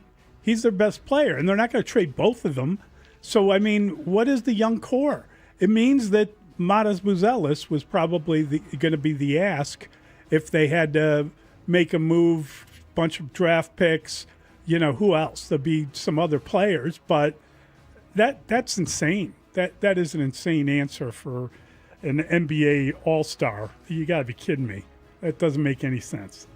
Well, again, if the goal is to win, this is not the destination to win right now. I get the, and I appreciate that you want to win. I think we all want to win. But he signed a 3-year, $186 million extension after the 2023 season. Not during, but after the season, okay? Did he not see the writing on the wall? Did he not see? They went for it. They tried. It didn't work, right? They brought Lillard, right? Is that who they brought in? I'm not Mr. NBA. Yeah. They brought some guys in. They put some pieces around him. It didn't work out. They tried. He's making $54 million this year. He's making $58 million next year with an option after that. Cry me a you-know-what river. What is your point? What is my point? About Giannis. You think he's overpaid? No. But you had the opportunity to not resign. Nobody put a gun to Giannis's head and made him sign a $186 million deal. If he wanted to win, he could have left and not signed that deal, is my point, David. What is your point? Are we supposed to make points during this segment, or are we just supposed to just nod our head and say... I wanted to know a little more clarity there, what you were saying. I mean, come on. What is my point? Don't sign the deal. You signed the deal. Now stick with it. You think this is You're Giannis done in 3 years, being a then diva? go win. You think this is Giannis Absolutely. And you don't want him? And I didn't. No, I didn't say I didn't want him. Didn't say Would that. you take You said him? I said that. Absolutely. If they can have everybody... There's not one person they can't have. Bring him down and have him play with Kevin Huerter. 2-on-5. I'd rather watch that than what I watched last night. Now, that's a good point. Thank you. Thanks for the approval. Got my little gold star. I can take that home to my wife and say, David Haugh gave me a gold star today. Thank you. Mitch, did you see what David did? David gave me a gold star during the pick six. Good boy. Now shut up and move on. David Okay, gives smiley faces. More of a smiley Not face gold guy. stars. He signed a contract. I have Live up to processed this now, and it still makes no sense. This still makes no sense because there, as you have pointed out, both making good points, there's no young core to protect. The young core is in the midst of its second 5-game losing streak of this young season after starting 5-0. I don't really think that if they say they want to include Matas Buzelis in a trade that includes Giannis, I would not hang up. Is he the young core? Well, I'm not quite sure. I mean, you have Josh Giddey, who just signed a 4-year, $100 million deal. I keep going back to the reporting and the deep dive by Jamal Collier and ESPN.com at the beginning of the week, where it said the Bulls have had internal discussions about trading for Anthony Davis. I don't know how you open that door, but you close it when a player who's better, younger, and more durable is potentially there for the taking. It would take some creative maneuvering to get in line in front of the Knicks and the Heat and the Lakers and the Spurs. Can you imagine Giannis and Wemby? Goodness sakes. That's nasty. But I just don't think it makes sense to me why the Bulls wouldn't at least explore the possibility. So maybe this is a fluid situation. Maybe this is one of those things that is a pipe dream. And maybe it is because Giannis is a diva. But I think you would take that diva regardless of the cost at any point, because you are a team without a star and you're close to looking like a franchise without a direction. So come on down I-94, Giannis. The Bulls should be happy to have you. And Dustin, I'm sorry I said bad point. Make a point. Have I asked that question? That's Bruce Levine. What is your point? Sorry. What are reasonable expectations for Anthony Kay, the left-hander signed by the Sox yesterday? 2 years, $12 million. Kay spent his last couple of seasons overseas in Japan. How will he spend his 2026 season? In the bullpen, I would assume. I don't know if this says, oh, there's their fourth starter. Oh, there's their rotational piece.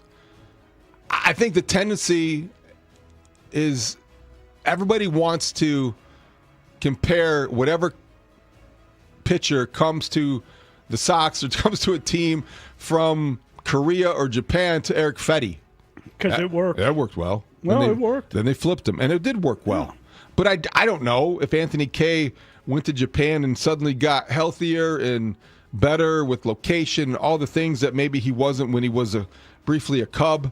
But it's a depth piece. I don't know. It's the biggest thing that surprised me about this, very honestly, was that it was a 2-year, $12 million contract. And I thought, do the Sox realize they could potentially be on the hook for $6 million during a work stoppage? And I was a little surprised they went 2 years with them. So there's a buyout. That was, well, there better be. And I don't have a copy of the contract in front of me, but that's good to know because that makes a little bit more sense. So the White Sox are paying $12 million for a left-handed bullpen guy?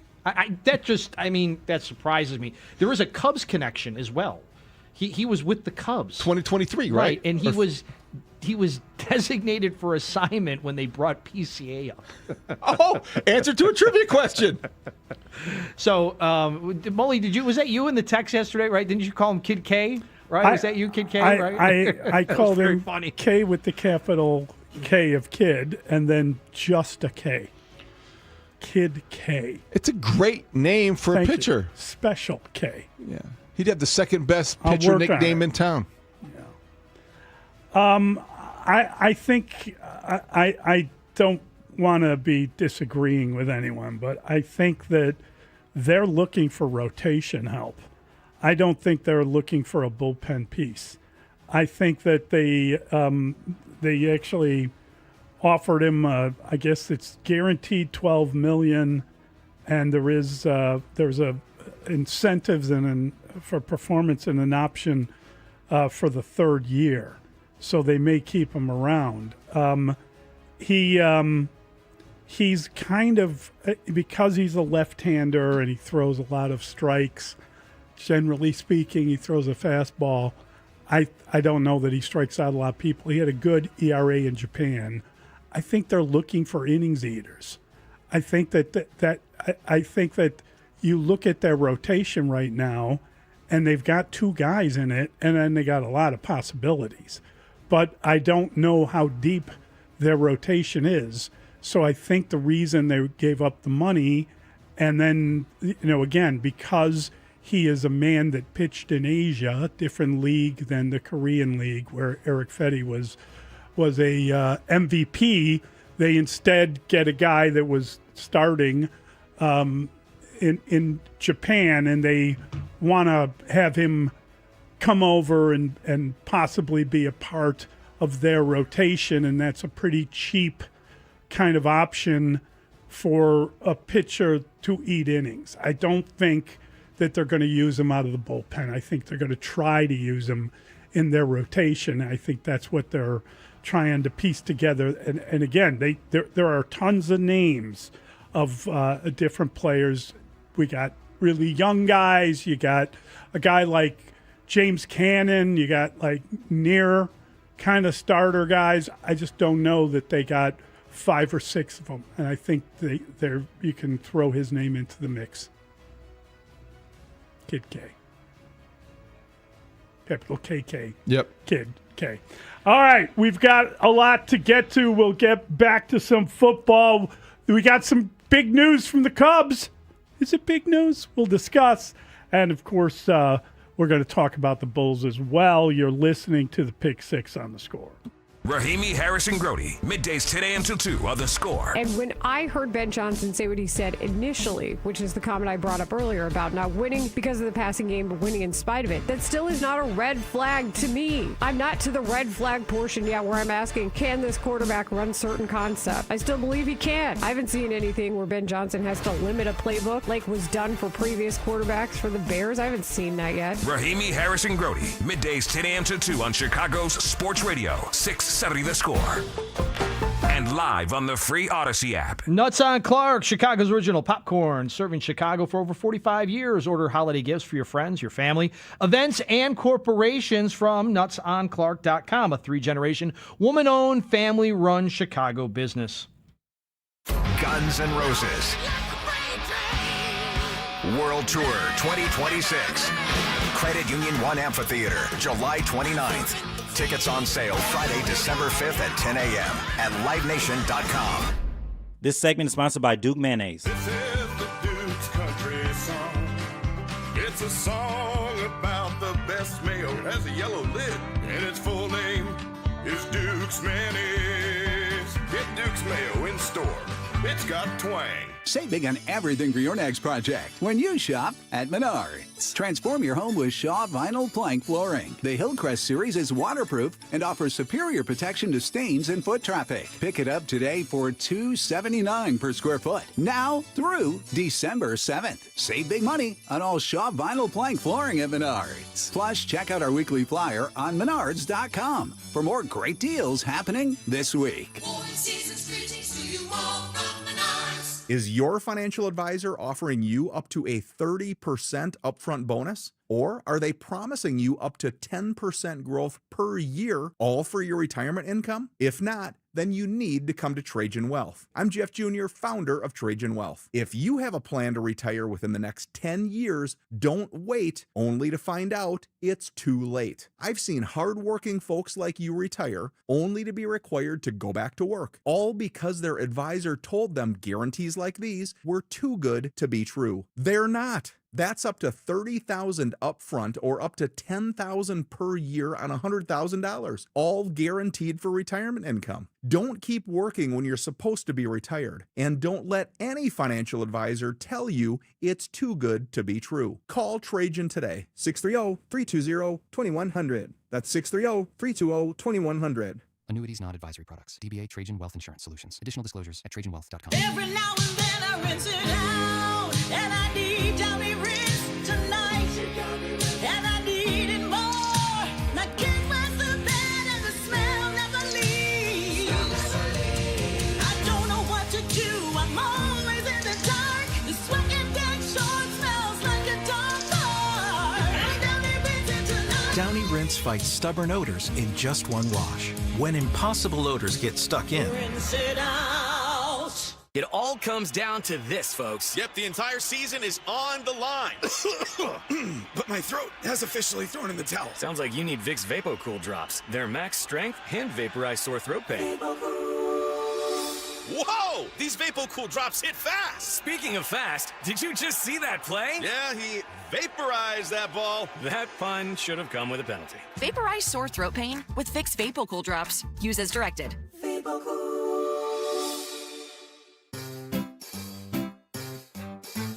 1-877 Cars for Kids. KARS Cars for Kids. 1-877 Cars for Kids. Donate your car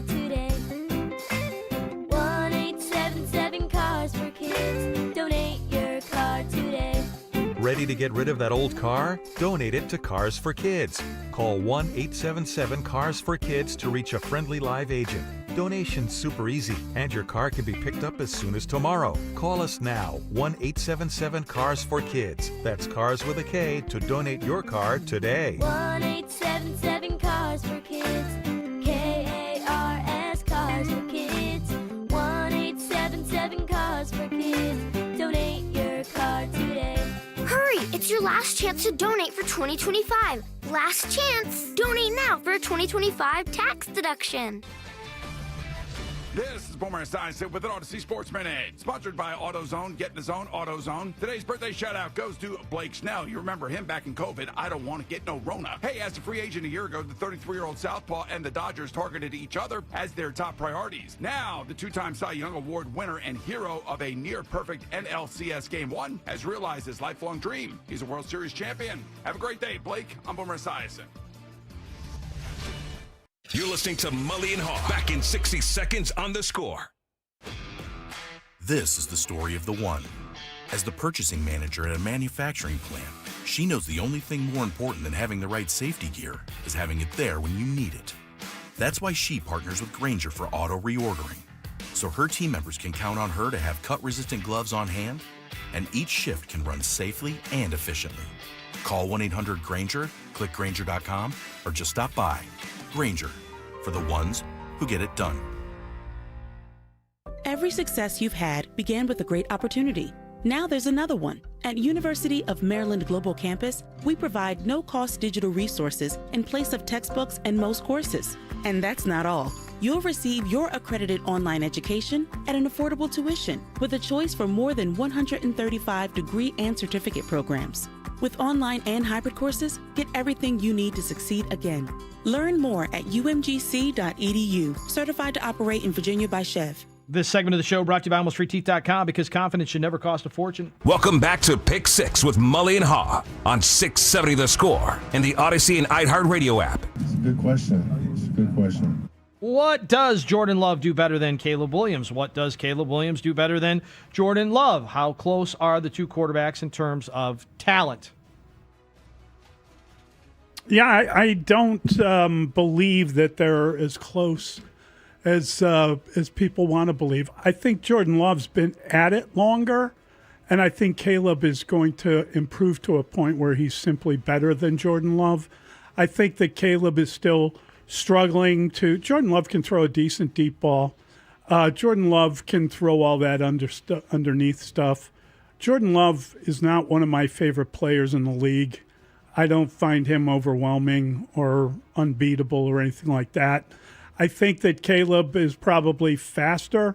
I think he probably can run more. I think Caleb is probably at this point in his career less accurate. I don't want to call him inaccurate, but he struggles somewhat with some throws. I don't think he's inaccurate, though. I think he has the capability of completing passes. It just goes through these periods where he doesn't. It's super weird to me. And I think that Caleb will be the better player of the two of them. I don't know if it's going to be in this game, but it will be before all is said and done. Well, he's better at winning the division than Caleb Williams is. Cooler under pressure. He's better at winning playoff games than Caleb Williams is. As Mully points out, he's been at it longer. He's been around longer. I will say he's had a better coach than Caleb Williams has had. I think the gap is narrowing. Yeah. I think Caleb Williams uses his legs better than Jordan Love. I think he's a better runner of the football. I think we're going to learn a lot in the next 3 weeks. Jordan Love completes the deep ball better, and he's not afraid to throw it. That's the one thing he does that I'd like to see Caleb Williams try more, is not be afraid to make a play or trust your receivers to go up and get it in deep ball situations. That makes him dangerous on Sunday and every Sunday. So that's the one thing you look at. I think he also has protected the football really well. That's as good as Caleb. And that's one of Caleb Williams' strengths, is the way that he has avoided interceptions. And this year, Jordan Love, for a guy who has a tendency to throw you the football on occasion, previously, before the season, has 19 touchdowns and only 3 picks. Over the course of his career, he's got a very impressive touchdown to interception ratio. So that's pretty even. Caleb is more elusive in the pass rush. He is probably faster and a better runner than Jordan Love. I think the key thing is, and this may be total recency bias based on this year alone, but this is the best year to use Caleb Williams' statistics for a comparison. The fourth quarter comeback stat, the fourth quarter comeback tendency, that clutch gene, it might be more dominant in Caleb Williams than it is Jordan Love.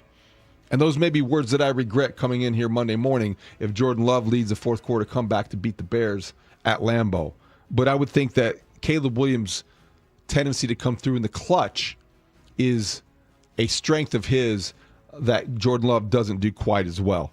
Overall, they're very close in terms of talent, but overall, I do think in the long run, you would use the word elite to describe Caleb Williams. You will use the word elite to describe Caleb Williams' talents down the road, and Jordan Love's aren't quite there just yet, if they ever will be. This will be a pick six.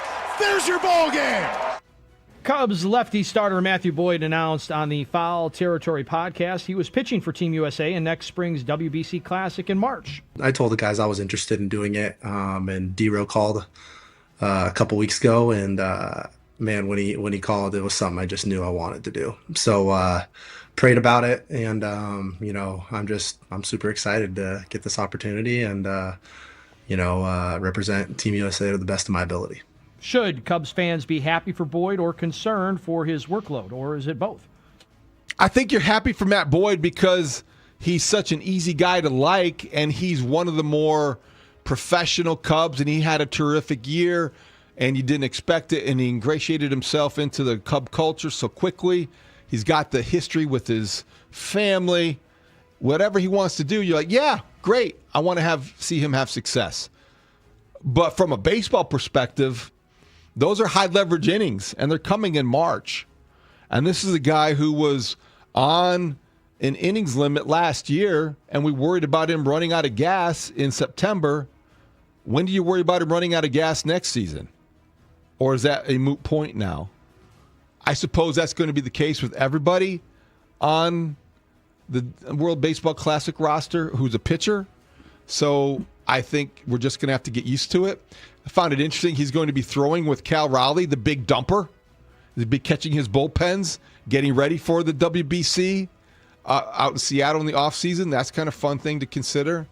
So I won't say that I'm worry-free when it comes to Matt Boyd's workload next season. I think I have more worries yesterday in terms of Cub news when I saw that Kyle Tucker was visiting Toronto. So I know that there were should have no expectations, but that wasn't a great headline to read.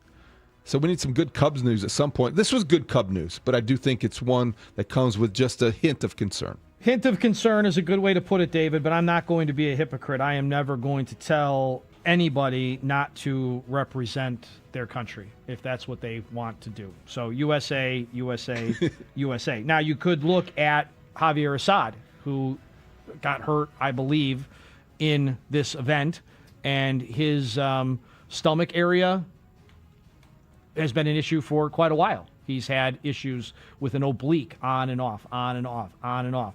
And yeah, I mean, Matthew Boyd has some miles on him after last year, but he's also missed a ton of time in the past. So this isn't like a guy who's been doing what he did last year for 5 straight years. And maybe this helps build him up. Maybe this also helps him in big pressure situations as an out-getter. So to be determined. Good for him for playing for the Team USA. Bad for the Cubs that he's playing for Team USA. He is currently 34. I believe he turns 35 in February.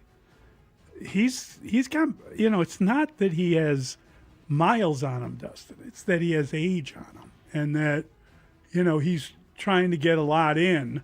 And he pitched a lot longer than he had before. He's going to pitch a lot earlier than he had. It just makes you feel like there's going to be a month or so, if not longer, where they're not going to be able to use him. at some point during the season. I don't know. Maybe I'm wrong, but that would be the concern. The concern would be that the fact that at his age he is going to pitch in the World Baseball Classic, that would seemingly impact the number of innings he can pitch for the Cubs. So yeah, if I were looking at it and breaking it down, I probably would be very worried about it. But he's a left-handed pitcher. Those guys go forever. But I like that he wants to pitch for his country. I think it's cool. I've not heard of anybody turning down an invitation.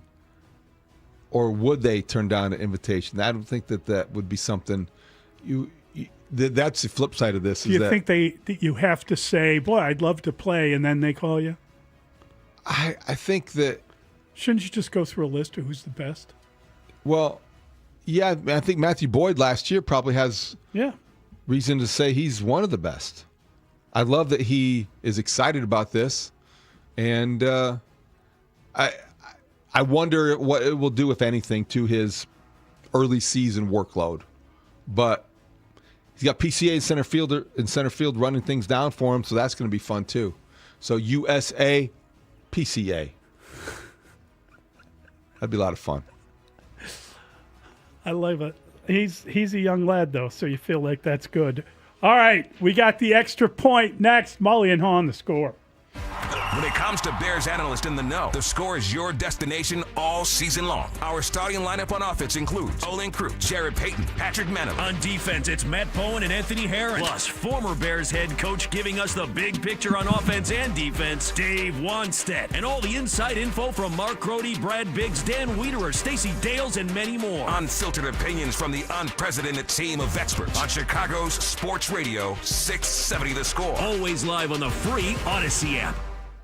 Hey, Wild Fork is helping you fight inflationary food prices. That's right. Enjoy organic 85% ground beef for $5.60 a pound when you buy two. New York pork chops, $2.98 a pound. Brazilian beef ribeye steaks, $8.98 a pound. Salmon fillets, $5.99 a pound. Or Argentina red shrimp at $5.99 a pound.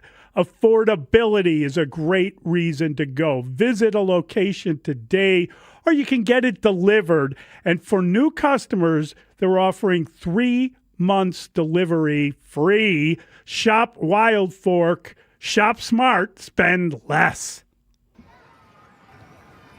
Bank of America is the nation's leading business lender. And we're ready to help with your next goal here in Chicago. That's why we have over 3,700 local business specialists across the country. Because with the right team, your business and community prosper. What would you like the power to do? Learn more at bankofamerica.com/local business. Bank of America, official bank of FIFA World Cup 2026. Bank of America Corporation, all rights reserved. This is David Haugh for Wayfair. Don't look now. It's already holiday season, so start getting your home space ready. New cookware, better sheets, holiday decorations, everything. And Black Friday last week was the perfect time to start scoring big. Everything is now on sale during the Black Friday event at the Wayfair store in Wilmette. You can still shop there and get Wayfair's can't-miss Black Friday deals all month long. Styles you can't find anywhere else. No cookie-cutter stuff. Up to 70% off Wayfair's sale. Plus, when you shop at the Wayfair store, you can take the small stuff home and get the big stuff shipped to you fast and easy. It is the go-to destination for everything home, no matter your style or your budget. Earn rewards and you get the best savings in the neighborhood with Wayfair's new loyalty program of 5% back on every item across Wayfair's family of brands. You've got a huge selection of home goods ranging from appliances and area rugs to beds and wall art. Everything you need this holiday season. Wayfair makes it fast and easy, and you can also get free shipping on the big stuff. So don't miss out. The Black Friday holiday season deals are up to 70% off. The Wayfair store at Wilmette at Edens Plaza. The sale ends December 7th. That's the Wayfair store at Wilmette's Edens Plaza.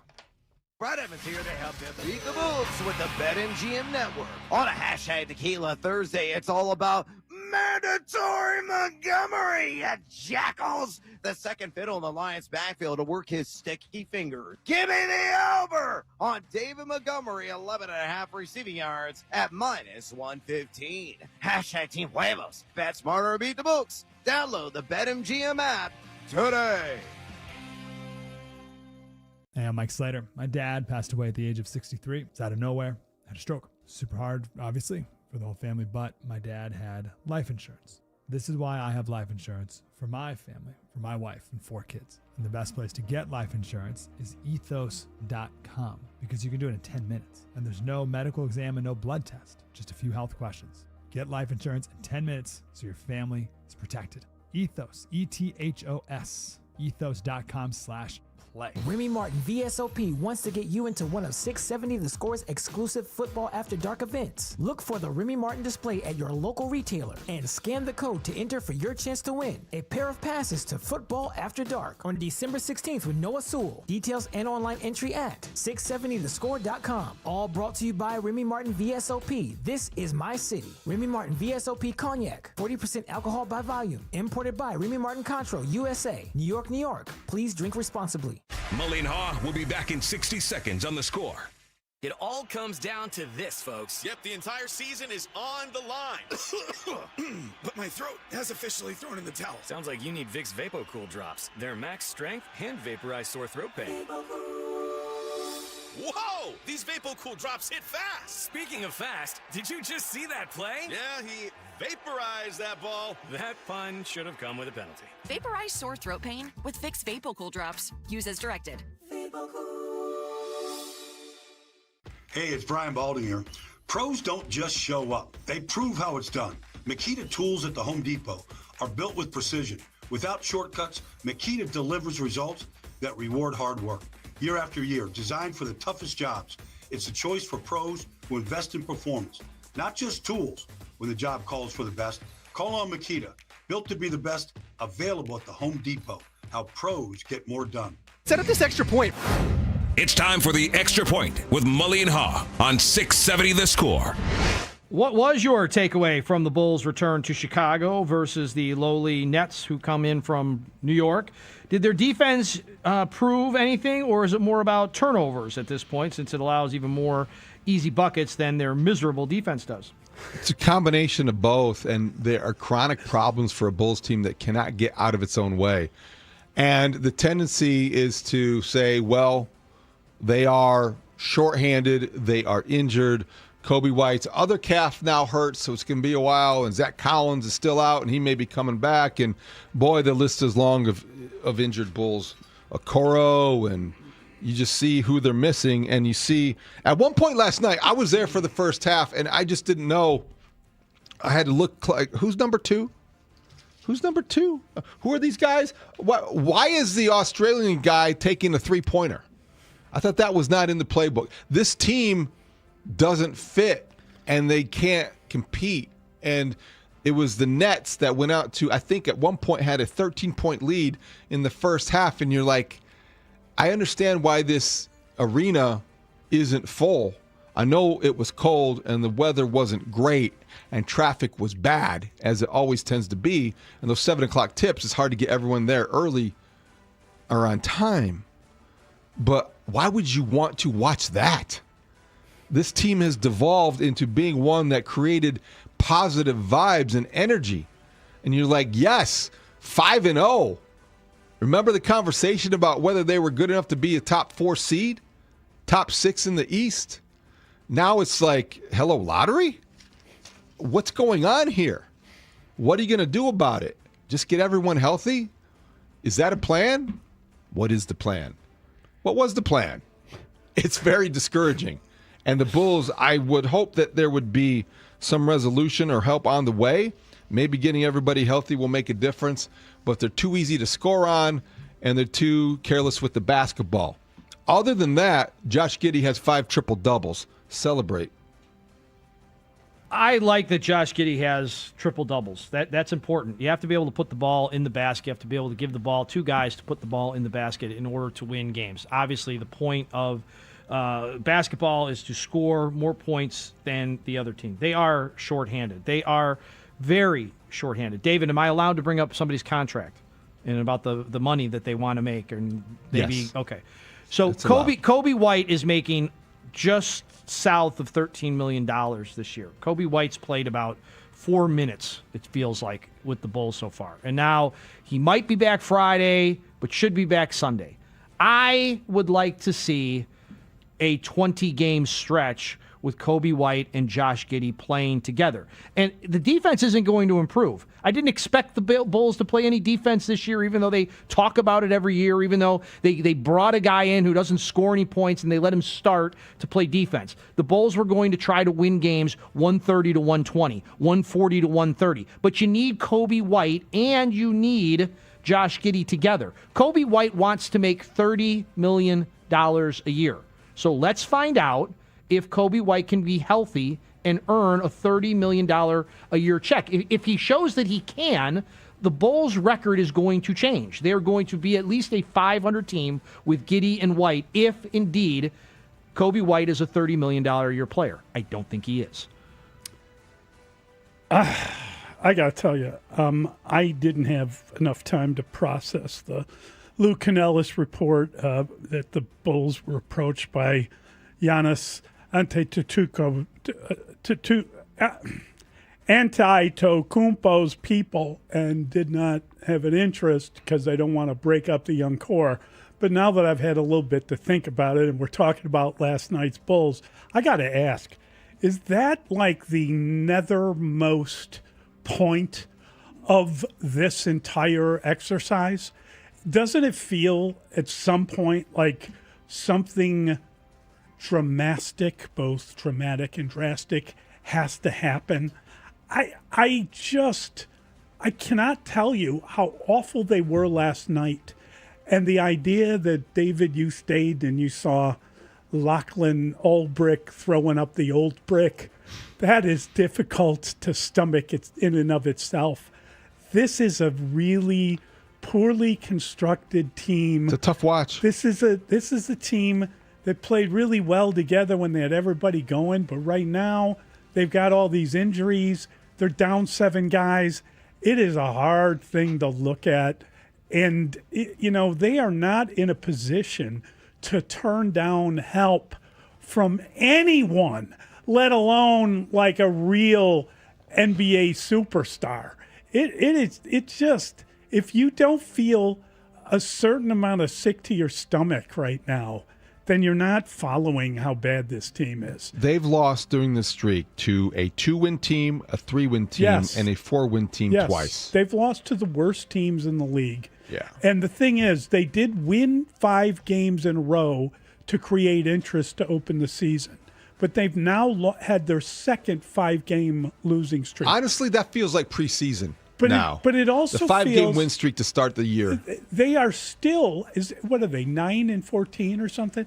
They are still within one good run of being in the mix again. They're 9-12. It is, but the thing of it is 9-12. not necessarily the math; it's the losses to the opponents are teams that you should beat to stack your win total. It's sickening. I don't see a 15-5 stretch in this team right now. God awful. And it was like a feel good, and then you found out, oh no, they can't play deep. Oh, well, yesterday too, everyone is more physical than they are. The bad news was punctuated by the worst news about Noah Essengay being out for 6 or 7 months with shoulder surgery. The rookie 12th pick overall, I believe, and he's somebody now who will not contribute. And you feel for the young man, he's 18 years old, very young, coming from. But that was like an invented player, wasn't it? Like, I honestly thought when they got AK that he would have this, among his abilities, he was the man that brought the Joker in, and he was going to know every foreign player, and there was going to be an influx of new talent, a lot of big guys coming into the NBA, and the Bulls would be in the forefront of that. I don't feel that way at all. Well, if they were good and off to a positive start, the Essendon news would still be disappointing. But it would be different because it wouldn't feel like... But they weren't counting on him this year. They weren't counting on him at all. This will be a redshirt year. Yes. This will be the same type. From a basketball perspective, you aren't missing anything because he wasn't contributing. From a big picture, long-term perspective, you hope that he... Can heal, and you hope that the lack of experience or losing that year of development won't harm him in the big picture, but he is so young, you just don't know. It felt like a project when they drafted him, and now it's even more tenuous just because of the health situation. Is he part of the young core? I believe he would be part of the young core, but he wouldn't be tradable, and he wouldn't be somebody that would protecting in any deal because I don't think that he would be part of any deal. And December 15th, we're still 11 days away from the day when NBA free agents, that's the deadline in the league when you start to see some deals because then free agents can be part of them. Yeah, it's a tough situation for the Bulls. It's just depressing right now, and it's really difficult to even watch 10 Kevin minutes Huerter, though, missing him, we haven't mentioned him, but that's a big loss because he was a guy, yes, Red Velvet, because of the way that he spaced the floor and played that style. And if you want to have a three-point shooting team, losing one of your better three-point shooters is going to hurt. Mully and Haugh, Chicago Sports Radio 670 The Score. It's Bears-Packers week on The Score. And it is good! The Bears come to Lambeau and upsets the Packers. Sunday's winner will hold the top seed in the North, and the Bears are underdogs yet again. This rivalry actually fits the definition of a rivalry when both teams are good enough to compete and give your fan base reason to believe they can win on any given Sunday. Coach wants to... Don't give up the big pass play. That's the stuff that you can't do against Green Bay. Stay tuned as we continue to get you ready for this epic rivalry game at Lambeau Field on Chicago's Sports Radio 670 The Score, and always live on the free Odyssey and iHeartRadio apps. It's David Haugh for FanDuel Sportsbook, the official sportsbook of 670 The Score. Every NFL Thursday is your chance to hit the jackpot on FanDuel. Because with FanDuel's Thursday Touchdown Jackpot, you can win a share of $2 million in bonus bets each and every week. To get in on this Thursday's action tonight, all you've got to do is place an anytime touchdown score bet before the game kicks off between the Lions and the Cowboys. And if your player scores the first or last touchdown of the game, you can win bets plus a share of bonus bets. Just visit FanDuel.com/score and take a shot at the jackpot. FanDuel.com/SCORE for your chance to win a share of $2 million in bonus bets. Play your game with FanDuel, an official sports betting partner of the NFL. Must be 21 and older and present in Illinois. Opt-in required. Must apply profit boost token on select markets. Prize pool to be split equally among all eligible participants who made the correct first or last touchdown pick. Bonus issued as non-withdrawable bonus bets that expire 21 days after receipt. Restrictions apply. See terms at sportsbook.fanduel.com. If you have a gambling problem, call 1-800-GAMBLER. Getting health insurance that fits your budget isn't easy. At Get Covered Illinois, we are here to help. We are the state's official health insurance marketplace. A place where health insurers compete for your business. A website where you can compare multiple health plans and pricing in one place. And where you can connect to financial help and free in-person assistance. Because you deserve insurance. GetCoveredIllinois.gov. We're here to help. Officer? Could I get your perspective as a man of the law? You know I'm a mall cop, right? You see this Hyundai Santa Fe? I only paid for it. Whoa. Right? I'm not in trouble, am I? Deal's so right, it almost feels wrong. The Hyundai Getaway Sales Event. Get 0% APR for 60 months, plus 0 payments for 90 days on all Hyundai Tucson, Tucson Hybrid, Santa Fe, or Santa Fe Hybrid models. Visit your local Hyundai dealer today. Offer ends January 2nd. Call 562-314-4603 for details. Helzberg Gifts checked off the list. Now, time for wrapping. Earrings for Mom. A gold bracelet to match the rings Danielle wears every day. And for Dad, a new watch, because we all know he needs one. All right, this is going to be a good one.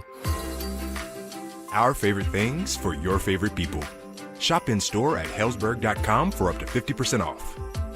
Imagine being the wizard of your own home. With Xfinity, intelligent self-healing Wi-Fi fixes problems like magic. It boostifies speeds to your devices when you need it most, and makes your favorite Wicked content sparklify on every screen. All while a spell of protection helps keep your family safe online. When you're out in Oz, Xfinity Mobile joins Wi-Fi and 5G to keep your phone connected from here to the Emerald City. If you had the most intelligent Wi-Fi from Xfinity, everything would work together for good.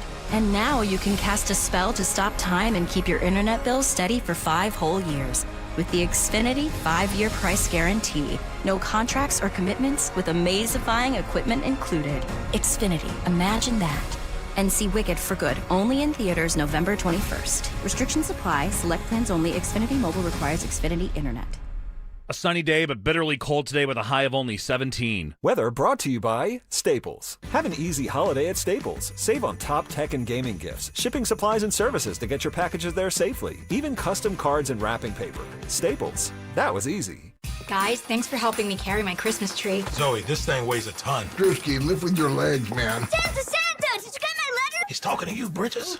I'm not that. Of course he did. Right, Santa? You know, my elf Drewski here, he handles the nice list. An elf? I'm 6'3". What everyone wants is iPhone 17. And at T-Mobile, you can get it on them. That center stage front camera is amazing for group selfies. Right, Mrs. Claus? I'm Mrs. Claus's much younger sister. And at T-Mobile, there's no trade-in needed when you switch, so you can keep your old phone. Or give it as a gift. And the best part, you can make the switch to T-Mobile from your phone in just 15 minutes. Nice. My side of the tree is slipping. Timber! The holidays are better at T-Mobile. Switch in just 15 minutes and get iPhone 17 on us with no trade-in needed. With 24 monthly bill credits for well-qualified customers plus tax and $35 device connection charge. Credits end and balance due if you pay off early or cancel. Finance agreement, 256 gigs, $830. Eligible port in a new line. $100 plus a month plan with auto pay plus taxes and fees required. Check out in 15 minutes or less per line. Visit T-Mobile.com. Chicago's Sports Morning Show with Mully and Haugh will be back in 60 seconds on The Score. Hey, this is Coach Wanstead here. With the holiday season coming, that means extra time on your feet. I was kind of like the Grinch at Christmas. If you're living in pain, you owe it to yourself to see if the Good Feet arch supports will help you. When I first tried on the arch supports, I could feel the difference right away in my balance, posture, and didn't have any discomfort. It's free to try. You'll work one-on-one with a Good Feet arch specialist and then pairs you with your own personalized arch support solution. If you're someone who's in pain, learning if Good Feet arch supports will work for you is as easy as going in for a free fitting and test walk. You can even use HSA or FSA account to purchase your arch supports. Get back to doing things that you love. Try for yourself and feel the difference. It all starts with one visit to your Good Feet store. Schedule your free fitting and test walk at goodfeet.com or just stop by the store nearest you with locations in Skokie, Schaumburg, Algonquin, Geneva, Naperville, Orland Park, and Highland, Indiana.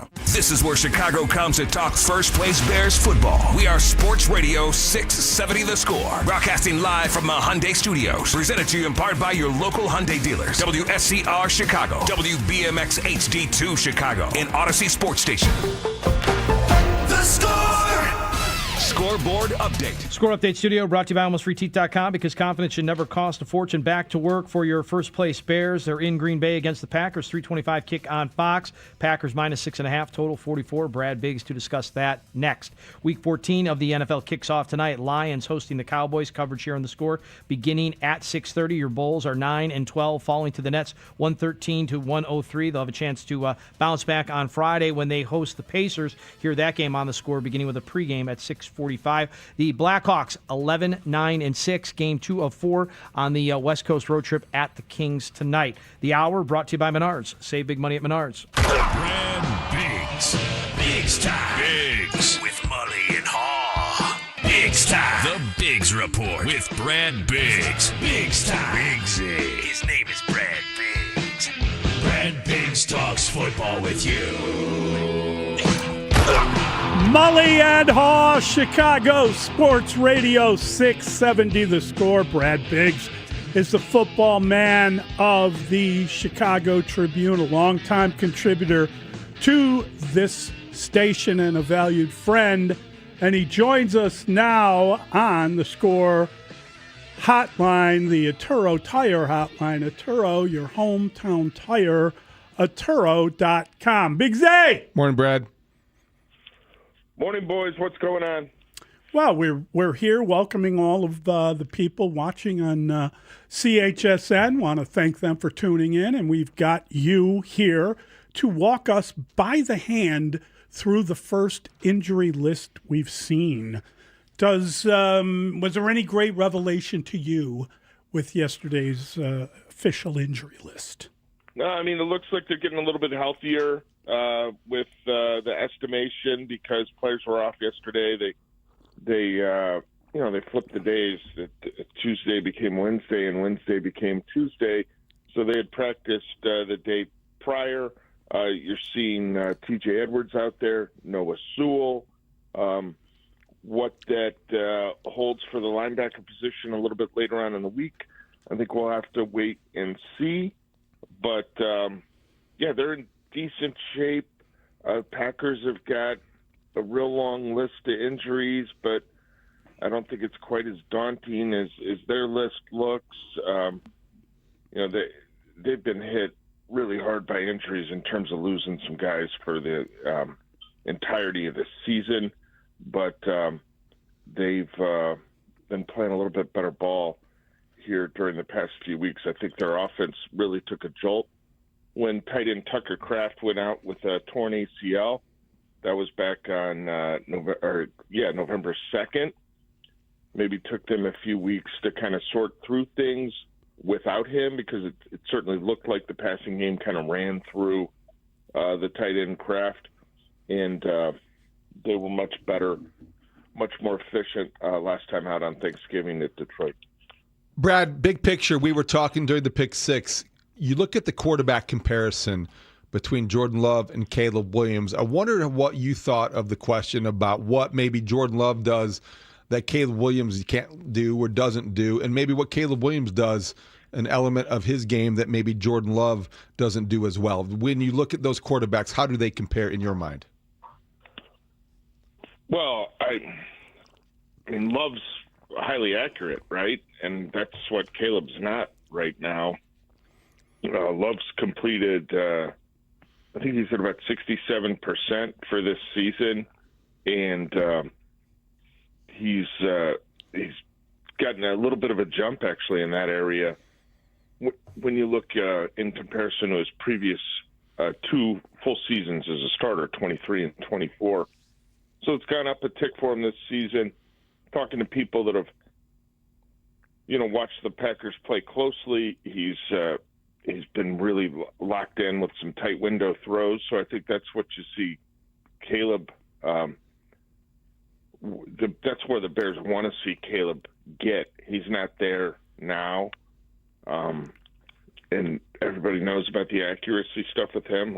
He's got a ways to go with that stuff. And then I think conversely, Love's a decent athlete.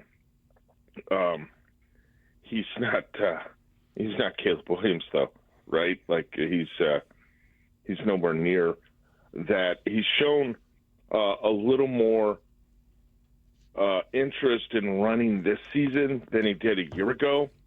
It's not like he's going to go out there and tear it up, but he's got 41 rushing attempts so far this season. He only had 25 a year ago. Now, part of that was probably the injuries that he was playing through a year ago, but he's willing to take off when it's there. He's not going to threaten the defense like Caleb. Brad, when we think about Caleb winning there last year, these two teams are totally different, but I just wonder, is there a chance to turn the tide in this particular series? Do they have to split a game with 2 and 3 weeks? Do they have to win both of them? What is the primary goal for this team at this point with the NFC North in the offing? Well, Ben Johnson will tell you that the only goal right now is to come away with a victory Sunday night at Lambeau Field. That's literally the only focus for him and his players. I think big picture, a split gives them a chance to win the division, no question. Doesn't really leave them a whole lot of wiggle room, but they'd have to have at least a split, I would think, to feel good about their opportunities to win the NFC North. And if they want to aspire for bigger things than that, hang on to that 1 seed in the conference, like there's going to be very little wiggle room for that, I would imagine. So, yeah, flipping the series with the Packers, like that's going to be time on task.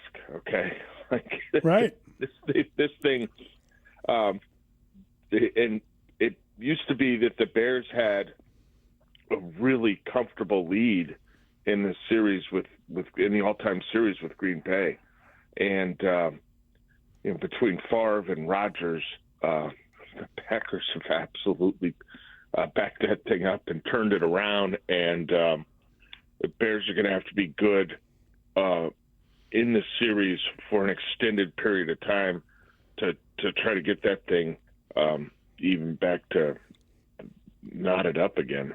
Kyle Monungai on the list of injured players with an ankle. That may be a simulation. I wonder how the carries will be distributed again this Sunday, Brad, because it works so well, splitting them up evenly. I don't know that they're going to run 47 times. My sense is if Ben Johnson would, if he could again, if things are going well. But what are the expectations for Monungai, and how do you see that unfolding Sunday at Lambeau? Yeah, with Monungai, I mean, your hope is he's not limited because of something that happened on the practice field Tuesday. And I have no indication that is the case, so I'm not going to worry about that. But we've seen him on the report of late, here and there. Swift has obviously been on the report for, half the season, probably. Not on it this week. Yeah, I'd expect them to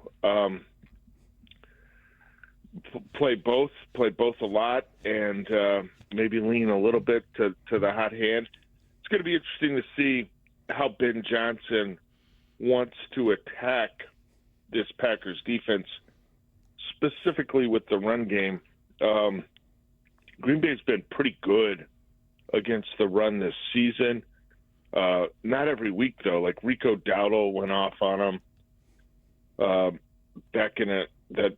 I think that was the game that Kraft actually got hurt in, believe it or not. But they've got a lot of speed, and Ben kind of alluded to it on Monday when he talked about the respect that he has for the Green Bay defense, and he was naming off some of their individual players, Quay Walker and Edgerrin Cooper, linebackers that can really flow from sideline to sideline. So are they going to be better equipped to handle some of that outside zone that's been bread and butter stuff for that Bears offense this season? And that's a question I'm posing. That's not a statement I'm making. If the Packers are, does that lead the Bears to want to run between the tackles more, maybe some more power, which would also be a way to take advantage of an injury weakness for the Packers with Devontae Wyatt, their best defensive tackle, out for the season. They've got a pair of pair of rookies from Georgia that might be man in the middle now. Warren Brinson, who's a 6th-round pick, and his Bulldog buddy Nazir Stackhouse, who was an undrafted free agent this year. Those guys are going to be put in a difficult spot against a veteran offensive line. Brad, I'm just curious, generally speaking, when you talk about a player like Micah Parsons, the idea would be to run at him. Do you believe they're going to try to run at him or maybe try to use his speed against him? In other words, run a trick play toward him while he's cutting somewhere else. I mean, he seems like he has a lot of leeway to move wherever he wants to move within that defense. Yeah, I think Parsons is an all-around edge defender, and another reason why they've been pretty stingy against the run this season. That Parsons and even Rashawn Gary, those guys can be an asset against the run too. So I think you listen. You got to mix it up because the Packers are going to be moving Parsons around. That's their chess piece. He's their closer. So you're going to see him in all sorts of different positions. But it could be a scenario where the Bears choose to try to be more downhill in their run game. I'm really curious to see how it plays out. Whether it's in the way they approach Sunday or the way maybe they coach and play in the game itself, Brad, what role does pressure play in their preparation or execution? And do you agree or disagree that really the Packers, I feel like, are the team under the most pressure Sunday? Oh, most pressure. Why? If you lose to the Bears at home, this stage of the season, then that's going to be a bigger outcry than if the Bears, the surprise team in the NFC, loses on the road to its rival. Right, but I think that's all external though. Like I don't think I don't know that the players and coaches are feeling the pressure that, hey, we can't drop this one because then we're going to be too far back. And there's just no way the Bears are operating in this realm where they think about the pressure. And frankly, I don't think the Packers are either. I mean, externally, it's an interesting discussion. And I guess you'd probably go with Green Bay because they're at home and they're trailing by the half game on account of the tie. So that would make sense. I'm curious, in your talking to different people around Green Bay, what have you heard about Matt LaFleur? In other words, I think we've got a pretty good feel for Ben Johnson. We've been watching him. We're getting a sense of who he is. What is it about LaFleur? What makes him tick? What do you think about the way he talked yesterday? It seemed like he was avoiding talking about Ben Johnson or not wanting to address that, but he did talk about a lot of people connected to the Bears and congratulated Dan Rochar. He mentioned Declan Doyle, but he didn't mention really anything about Ben Johnson. Yeah, I mean, listen, LaFleur's he's done a remarkable job there. Yeah, and to start out with 3 consecutive seasons where you're winning 13 games is really something. Everybody wants to. I think on the Bears side, people want to jump into this rivalry thing again and wrap their arms around it and squeeze it because it hasn't been a rivalry for a long time. Yep. On their side, it was during 2018 when the Bears were terrific, and that was the year before LaFleur arrived. That was an anomaly season for the Packers when they played poorly for the majority of that season. So now that both teams are doing well, Bears folks are absolutely stoked to look at every angle and dissect it of the rivalry and why it's important and how great it is. It's kind of been ho-hum and business as usual for the Packers for a mighty long time.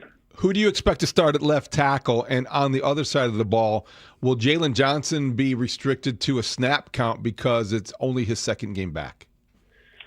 Well, I would think based on the number of live reps he's gotten the last couple of weeks, not just in the games but in practice, it's a Ozzie Trapillo situation again.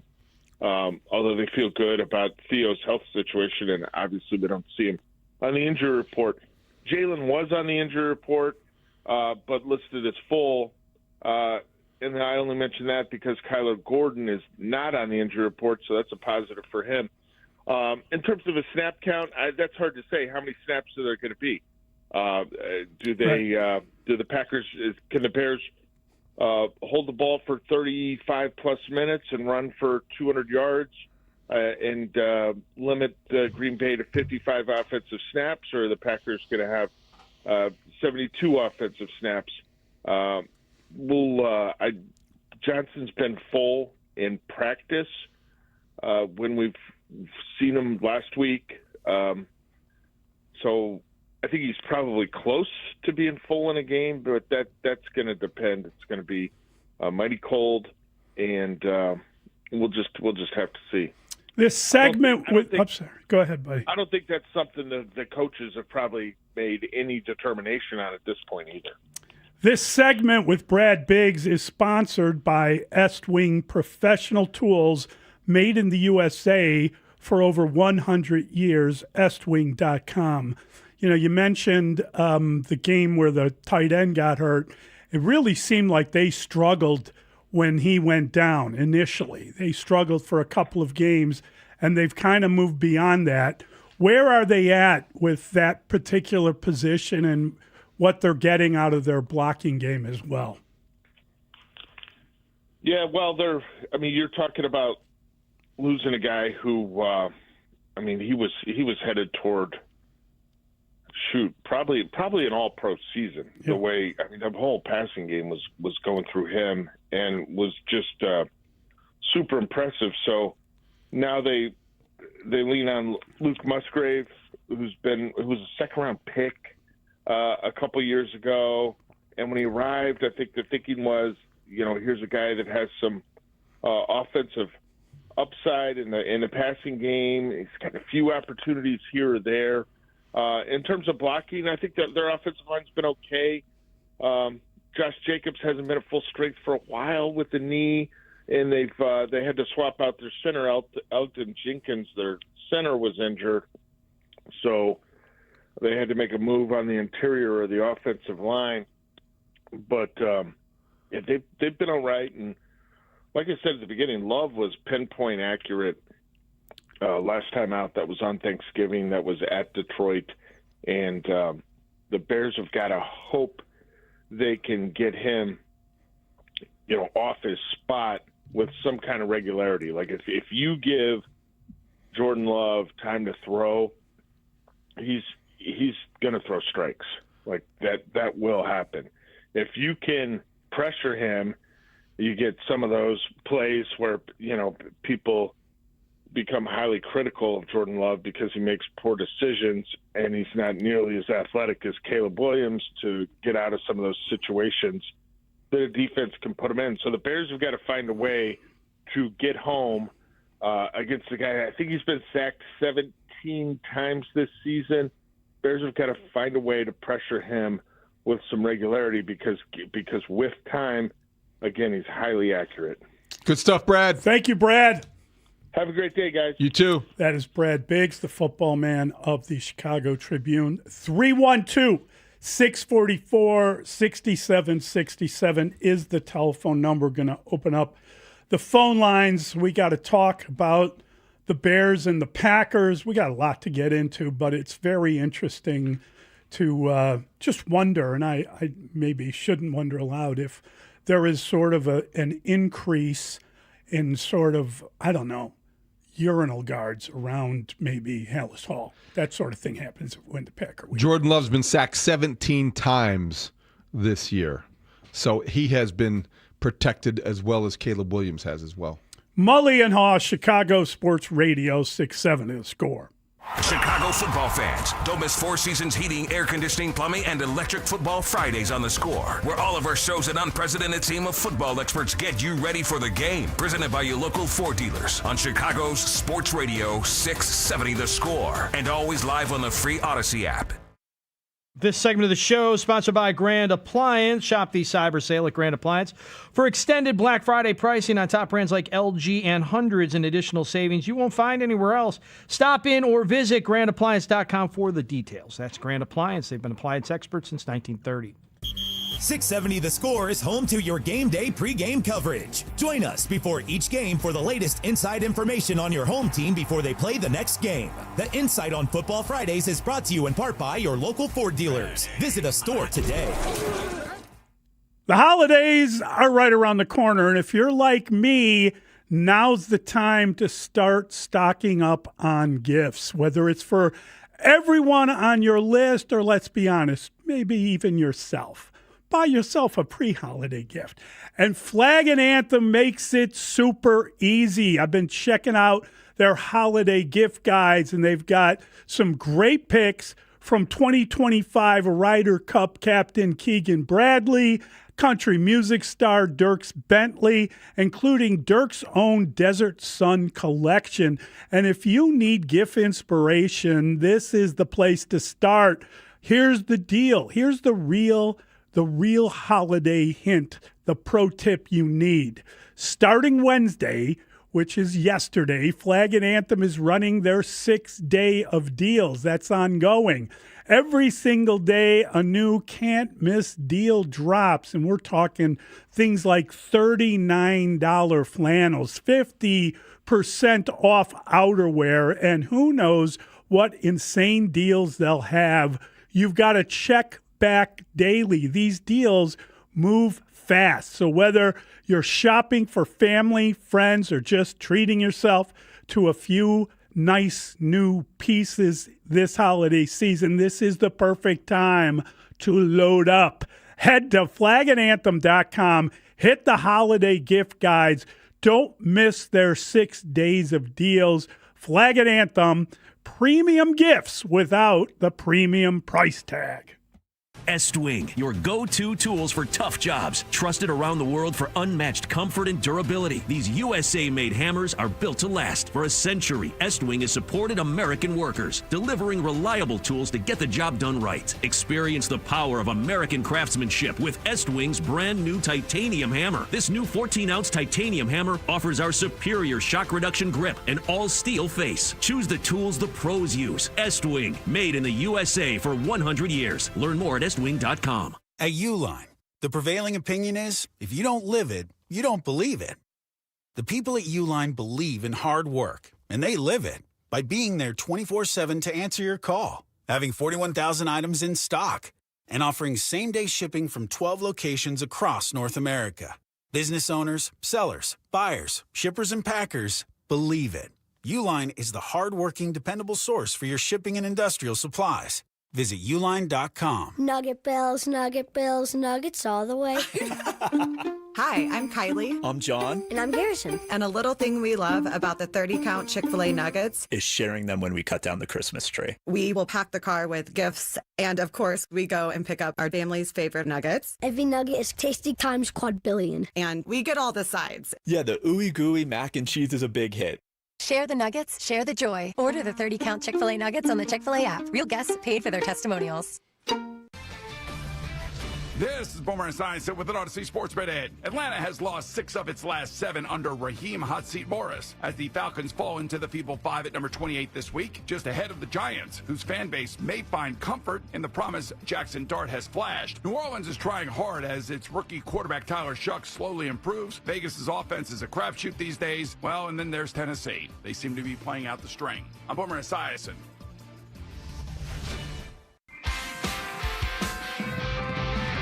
1-877 Cars for Kids. K-A-R-S Cars for Kids. 1-877 Cars for Kids. Donate your car today. Call 1-877-CARS for Kids to reach a friendly live agent. Donation's super easy, and your car can be picked up as soon as tomorrow. Call us now, 1-877-CARS for Kids. Donate your car today. Hurry! It's our last chance to donate for 2025. You're listening to Mully and Haugh. Back in 60 seconds on The Score. Get in the zone, AutoZone.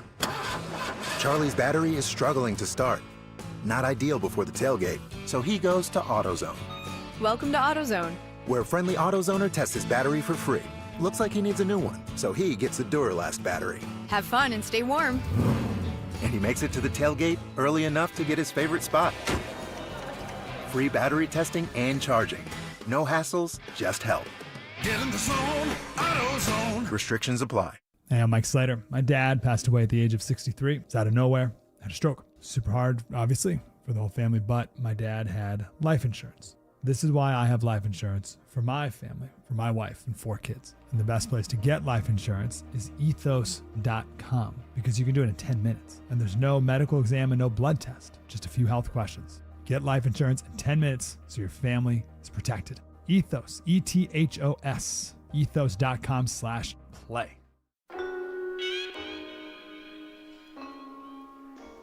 Yeah, I think it's a rivalry game that dates back way before I've been here. So it's one of those things that you know what the rivalry is all about, and obviously what the week brings. So it's a fun rivalry to be a part of. But I think for the most part, it just comes down to those NFC North games. And like I said before, you got the 2 top teams in NFC North going against each other, which I think just feeds into everything a little bit more. But no, it's a great rivalry. Mully and Haugh, Chicago Sports Radio 670 The Score. That is the voice of Jordan Love. And he's talking about the rivalry going on long before he got there. He got there at a point where the rivalry was totally one-sided, and it's remained so for the most part. And now you look at the Bears going into Green Bay, David, and, the question, as it is every week, with the Bears, with Ben Johnson as the head coach, is how do they go about creating explosive plays?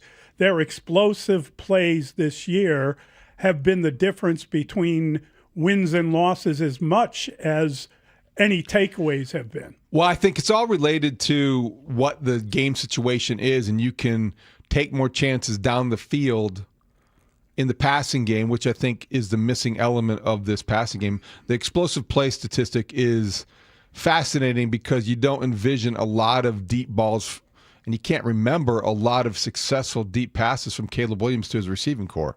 So a lot of those explosive plays have come yards after catch. The screen game has been outstanding for the Bears. The running game has been well established to be the best in football right now. I think the missing element, and when you look at these 2 teams, what the Bears, despite the numbers, haven't been able to do that the Packers do quite well, is throw the ball down the field and have the receiver come down with the ball. The deep passing element is something that Jordan Love has done at a higher level throughout his short career than Caleb Williams. Caleb Williams, we're still waiting for that component. So the explosive plays are great to look at because it builds confidence, and you have definitely benefited from those long gains.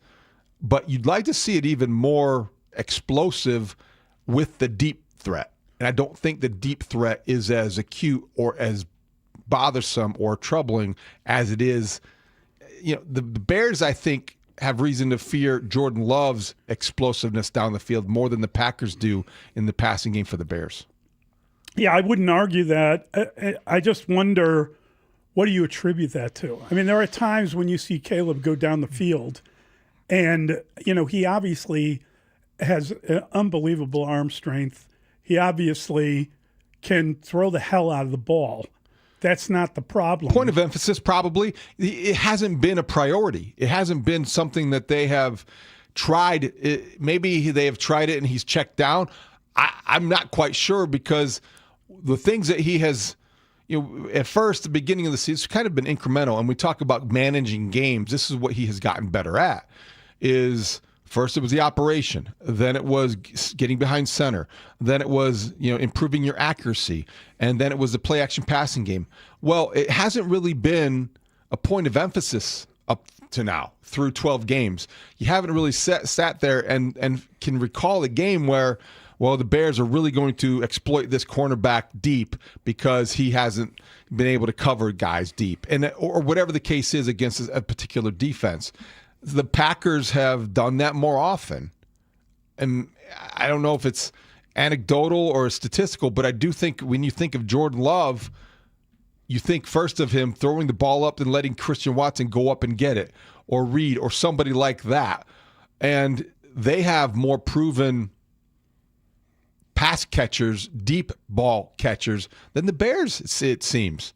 You're not talking, Matt LaFleur's not saying the Packers are winning in spite of their passing game.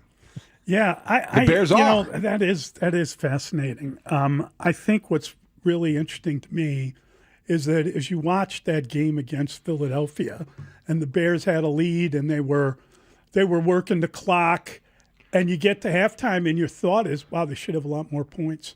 They've done well here getting the lead, but why aren't they scoring more points? Then you get into the second half of the game, and when they finally use play action to throw the ball down the field to Cole Kmet and get that touchdown, part of my response, you're part of it is, why doesn't that happen more often? If you are running as successfully as they were running in that game, why weren't they mixing in more play action? It's they a good didn't question. need to. They were patient with what they were doing, but I just always wonder when you see how the safeties were forced to come in to help out against the run. That should have been there earlier in that game and more often. I agree with that. I would agree with that. What would you be your approach then? I don't know. I mean, I'm not like, what I love about Ben Johnson is don't get bored. He's not, if something's that's working, the thing, Mully. I don't want this to come off as being critical of their offense because they're not taking more deep shots. Right. Because I don't want Ben Johnson to try to do that for the sake of doing it. I do think there's benefit. We talk with our guy Dave Wanstead every week, and he's always like two long shots per half, which is a good strategy. 2 shots per half is a good strategy for the deep passing game and for cocktail parties. I think 2 shots, definitely will get things going. But I do believe this about the Bears passing game. It's got to improve for them to feel like they can win a game like Sunday where the stakes are higher, and they can win in the playoffs where certainly the competition will stiffen. Well, and that as the old adage goes in football, you throw to score, you run to win. And so it's great that you've gotten to a point where you're able to run the ball. But you also need to hit those. You got to score more points. You got to be able to hit down the field some of those bigger passes. And I wouldn't put like a Randy ratio on it. I wouldn't say you gotta, like, for every 6 good runs, throw 1 down the field and play action. I wouldn't do that because I don't know that that's going to help. I agree with that. You don't want to get into any predetermined formula. Exactly. You need to avoid those. And I don't think that, it's funny because you don't want to be a hypocrite. So we have to couch all of these comments. Yeah. With Ben Johnson, I want him to not get in any predetermined formula, but I don't want him to change anything about the first 15. Because the first 15, the Bears come prepared to play, and they clearly are benefiting from the thought he puts into each and every game plan. The first quarter offense for the Bears has been a clinic all season long. Yes. But after that, you want Caleb Williams to have the autonomy to take a deep shot if DJ Moore has a good matchup against a cornerback he can beat, or Luther Burden, or Roma Dunze, whoever it is. And that's what I'm saying. How does that work in the huddle, David? With Ben Johnson calling plays, do guys come into the huddle and say, just throw me a deep ball? Oh my God, I got this guy. I can muscle that down. Like there's Roma Dunze, who we thought was this 50-50 ball catcher, right? Wasn't that his reputation in college? He could catch every jump ball thrown up. We haven't seen that, and we haven't really seen. It's chemistry, isn't it? It's a look, it's a glance, it's a signal. I think when you talk about the chemistry between a wide receiver and a quarterback, it's that kind of thing that you're talking about, is that maybe it's a nod. This is the play that we know, that we saw on film and practiced on Thursday, and you can get a step if you're open. I'm going to throw it to you. I don't know what it is, but that's a really interesting question because you don't know until you see it. And I think that 815 has a really good text in the question. Could the lack of a deep ball be because Caleb Williams is risk averse? And he has been throughout his career. That's probably the next step, is what I'm referring to, is that when we compare the quarterbacks in big picture, you look at where Jordan Love is and where Caleb Williams wants to be. I think that element of the Caleb Williams passing game or his repertoire is one that he can improve on. And when he does, the Bears are going to be dangerous offensively because of their ability to control the line of scrimmage and run the ball, because they have an elite play caller, and now they have a quarterback that can beat you deep. When that's the case, you're cooking with gas. That's going to be ideal for the Bears. I really think that the Bears are just starting out in this. Yeah. I know that the coach talks about throwing everything at Caleb to start the season, and then you're figuring out and paring down, but he's had a taste of all of it. What we still have yet to see is some of those like passing game moments that you used to see in Detroit, where somebody would do a crossing pattern, catch the ball, and be able to go the distance. The deep crossers, they haven't been as obvious in the Bear offense as they were in Detroit. Even the, like, is it Jameson Williams who's the deep threat there? He's the speed guy. Is that Burden? Should there be passes down the field to him? Do the Bears have this deep pass? No.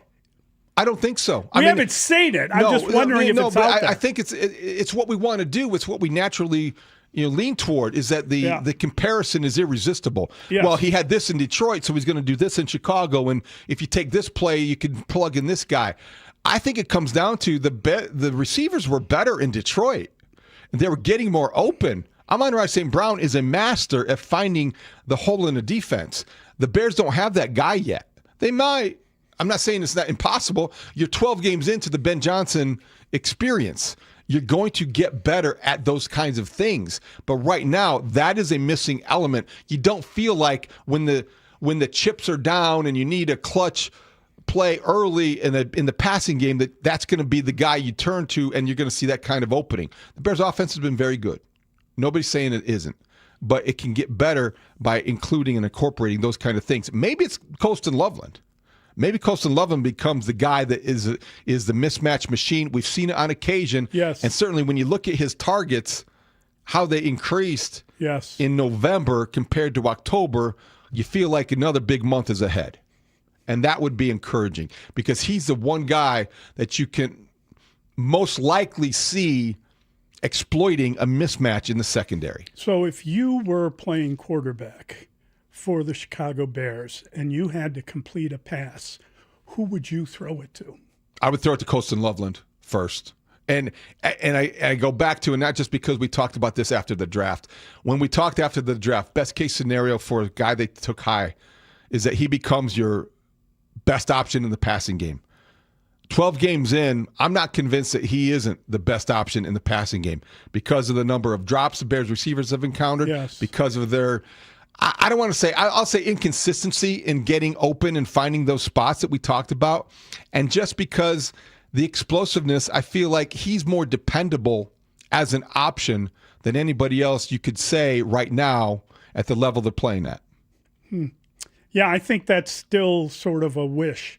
I probably want to throw. I'd probably go to DJ Moore, and I know he's dropped a couple balls, but for the most part, he catches everything.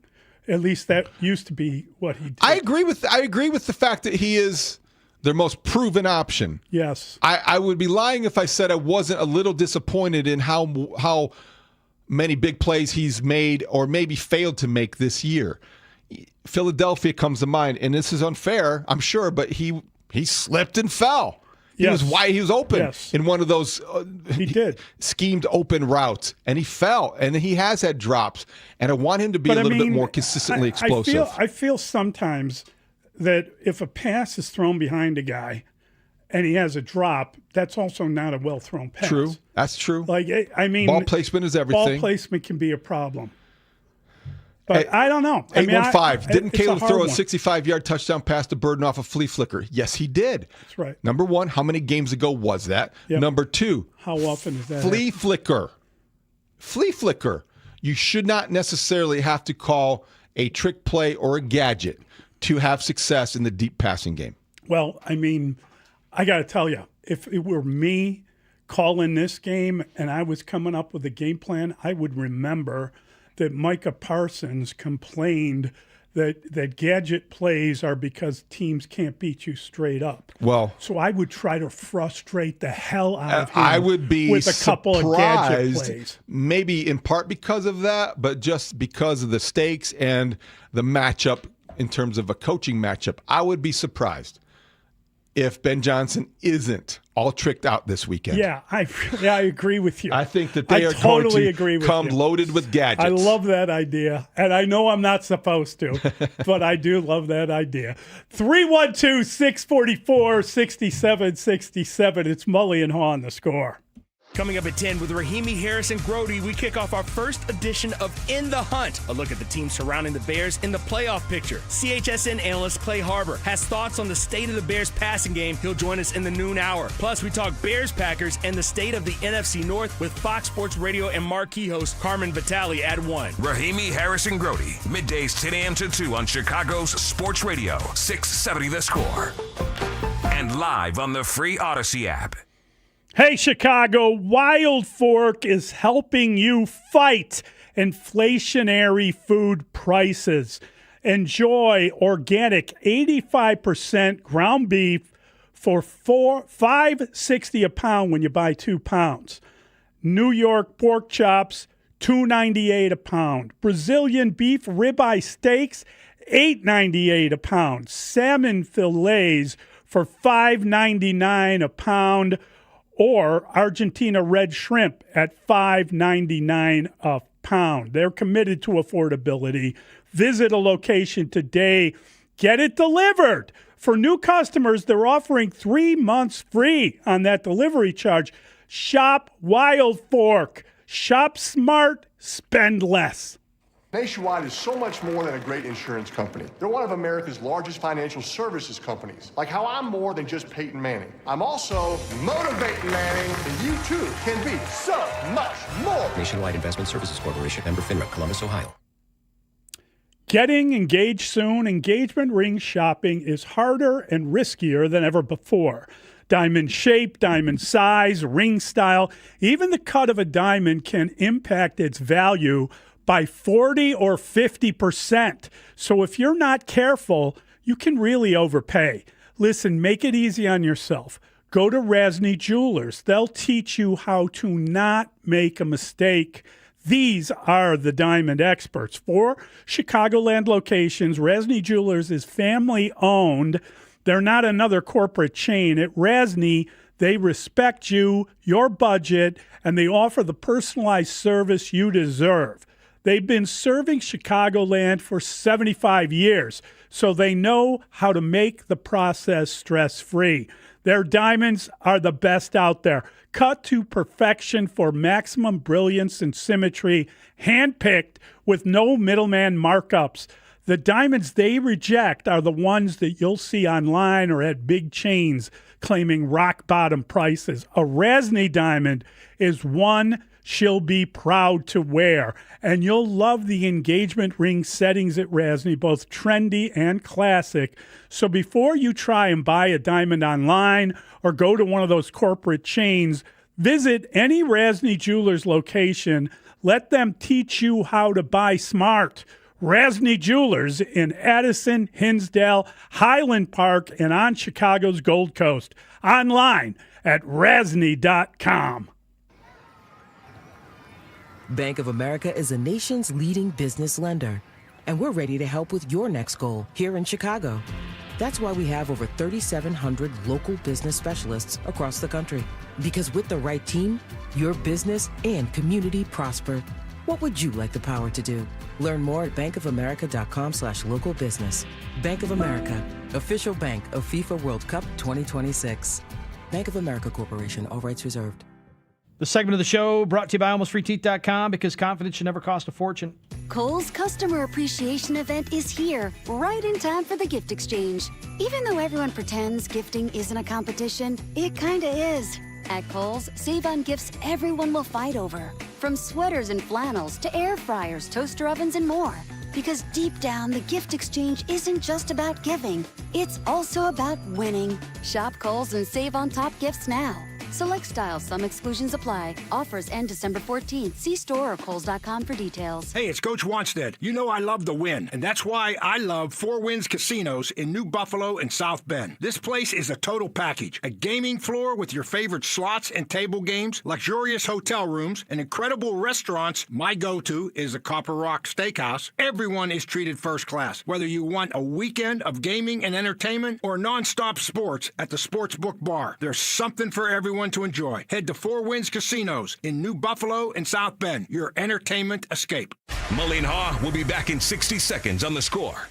Actual price will depend on product and subscription plan. Featured products are compounded drug products, which the FDA does not approve or verify for safety, effectiveness, or quality. Prescription products require an online consultation with a healthcare provider who will determine if appropriate. See website for details, restrictions, and important safety information. Want a boost in and out of the bedroom? Hims has you covered. Introducing a new 2-in-1 approach to level up your game. Tadalafil for better bedroom performance and zinc for testosterone support. Put it all together and you've got what you need to turn things all the way up. Getting started is simple. Just go to hims.com/joy to start your free online visit. Through Hims, you can access ED treatments including pills, chews, and more. 100% online.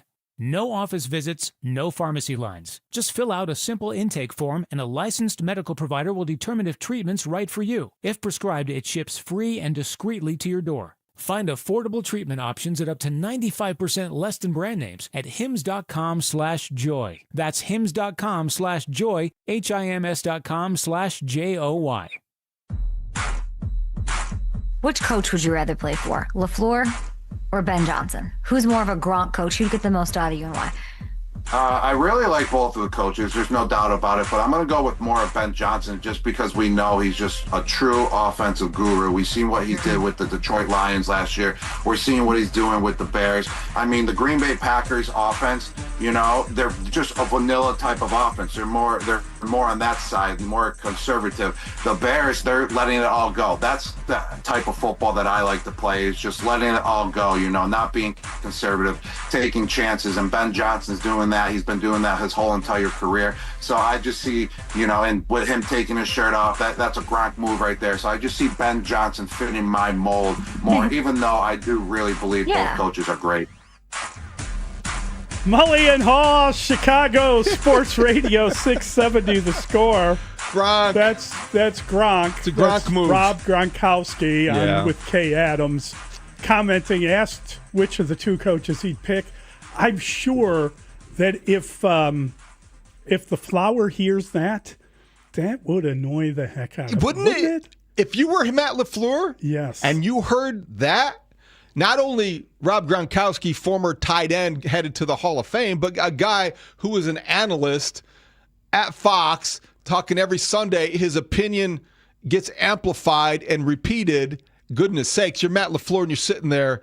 And yes, a month ago, you were answering questions about your job status. And he did. Through the first 9 games, the Packers were underachieving. And he did have that press conference where it came up. But Mully, under Matt LaFleur, whether you want to credit Aaron Rodgers early or Jordan Love late, whatever the case is, he's won 66. He's won 2/3 of their football games. They've made the playoffs 5 times. Whoa. And they've appeared in 2 NFC title games. Did you just find that somewhere? 5.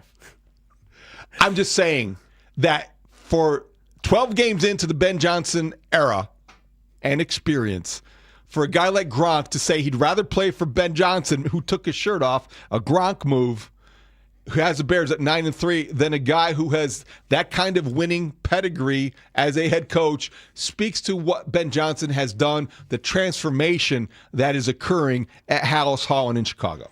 You know, I don't know everything I need to know about Matt LaFleur in terms of all of his background. I mean, I know enough of his background to understand where he came from, why he got the head coaching job, etc. But he started out, I believe, he went to Western Michigan. He started at Western Michigan. He was a high school quarterback. And then he transferred to Grand Valley State, right? Saginaw State, one of those state schools in Michigan. And at any rate, he at one point was working as a coach, and he was teaching a local high school. He was teaching math. Mm-hmm. Ben Johnson was a math major and was writing apps, but he taught a high school math class. So you give the coaching edge because of that to the Bears this weekend. I'm not saying that. I'm just saying when you start comparing resumes, you would wonder if the Flower kind of learned his gig somewhere else. His dad was a coach. He's been at it his whole life. I'm just saying that Matt LaFleur, if I were him, it would probably frost me a little bit that the Chicago coach is younger than me. I think the Flower's 46 at this point. Not much younger though. Well, they're that's contemporaries. Younger. No, that's not. They wouldn't so. have been in college together. No, but they're contemporaries. I mean, they're both representative of the young head coach in the NFL, young offensive-minded hotshot play callers. But he's been sort of replaced as the young hotshot play caller by a guy who tore his shirt off in the locker room and was probably fitter than the Flower is. Well, I think that if you're expecting, and it would be the ultimate troll if the Packers won and Matt LaFleur took his shirt off post-game in the Packers locker room, that would be something. No one would put it in I don't know bronze. about his fitness level, but I do know that whether you want to acknowledge it or not, I think grudgingly you should give him some respect because they have been consistent on his watch. Who calls him the Flower? I give him tons of respect. That's not respectable. How is you don't say that respectfully. His name is LaFleur. Yes, that is the Flower. It translates. Yeah, and I agree that it does translate, but I don't look at that as a term of endearment when you say it. Oh, really? No, I don't. Oh, it's meant with the greatest I'm respect. sure it does. Yeah, it makes me want to kind of just paint. But isn't that the nature of NFL coaching? Bowl. Or a month ago, Matt LaFleur is sitting there answering questions about his job status. Yeah. And then here we are a month later. If they win on Sunday, they're in the driver's seat in the NFC. I'm saying, like, if I were Matt LaFleur, I won't say the Flower, but if I were the Flower, I would really want to win this game. Not just so I could win the NFC North, but just sort of as a backhanded welcome to the division. Stick it to Ben Johnson? Well, the guy talked about he looked forward to beating him twice a year. Yeah. So how much would that fire you up, Mr. David? You're a very competitive person. It might fire me up a little bit. I think that I balance that with the idea that we've talked about. You never hold something against the guy who's what he says is his opening press conference. There's a degree of pandering that was involved. And in that pandering, I think he probably got under Matt LaFleur's skin. Yeah. And this week, that's been a fun, fascinating subplot. Probably it was intentional that he talked about the Bears and he complimented Ryan Poles and several assistant coaches without mentioning Ben Johnson's name. Last thing he wants is Poles leaving. Matt LaFleur can do petty with the best of them. That's what we're saying. 312-644-6767. It's Mully and Haugh on the score. Thought into what Ben said about you back in March this week? Not really, no. Chicago football fans, don't miss Four Seasons Heating, Air Conditioning, Plumbing, and Electric Football Fridays on the Score, where all of our shows and unprecedented team of football experts get you ready for the game. Presented by Potawatomi Hotel and Casino on Chicago's Sports Radio 670 The Score, and always live on the free Odyssey app. Hey, pain has a way of stealing the moments that matter most, especially during the holidays. It's not just your knees, your back, or your shoulder. It's time with family and friends. You're in pain. You are cranky. But 2026, that could all change when your body remembers how to heal.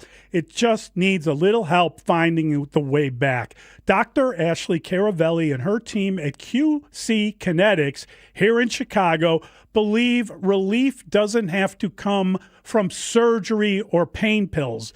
They use your body's own natural healing abilities to repair and restore what's been lost, helping you move, live, and feel like yourself again. It's your body's comeback story, powered by the very cells that built you in the first place. No surgery, no pain pills, no long recovery. It's time to take that first step literally, to walk, to hike, dance, enjoy the holidays, live without pain, without hesitation. With QC Kinetics, healing is within reach. Easy with weekend appointments. Schedule your free consultation.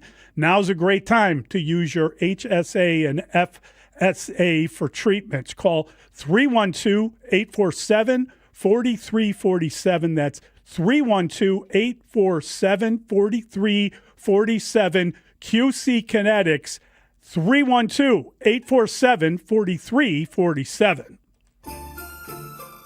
Ring in the holiday season with a full plate of great deals during Jewel Osco's big sale. Whether you're packing up some holiday snacks, picking up pizzas, or planning for a festive dinner, you'll love the low prices on popular products. Plus, get a sweet deal on Pepperidge Farm Chessmen or Milano cookies. These classic favorites are the perfect way to celebrate the holidays with family or friends. Get Pepperidge Farm cookies and so much more right inside your local Jewel Osco store.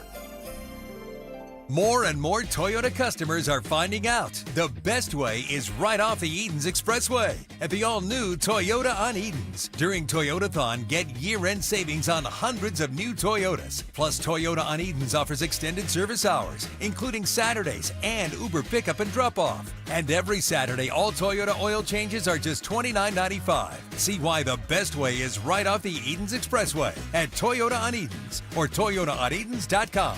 Hey everybody, it's Spiegs. FanDuel Sportsbook is the official sportsbook of 670 The Score. Every NFL Thursday, it's your chance to hit the jackpot on FanDuel. Because with FanDuel's Thursday Touchdown Jackpot, you can win a share of $2 million in bonus bets each week. To get in on this Thursday's action, all you have to do is place an anytime touchdown scorer bet before the game kicks off. And if your player scores the first or last touchdown of the game, you'll win your bet plus a share of bonus bets. Just visit FanDuel.com/Matt to take a shot at the jackpot. That's FanDuel.com/Matt for your chance to win a share of $2 million in bonus bets. Play your game with FanDuel, an official sports betting partner of the NFL. 21 plus and present in Illinois. Opt-in required. Must apply profit boost token on select market.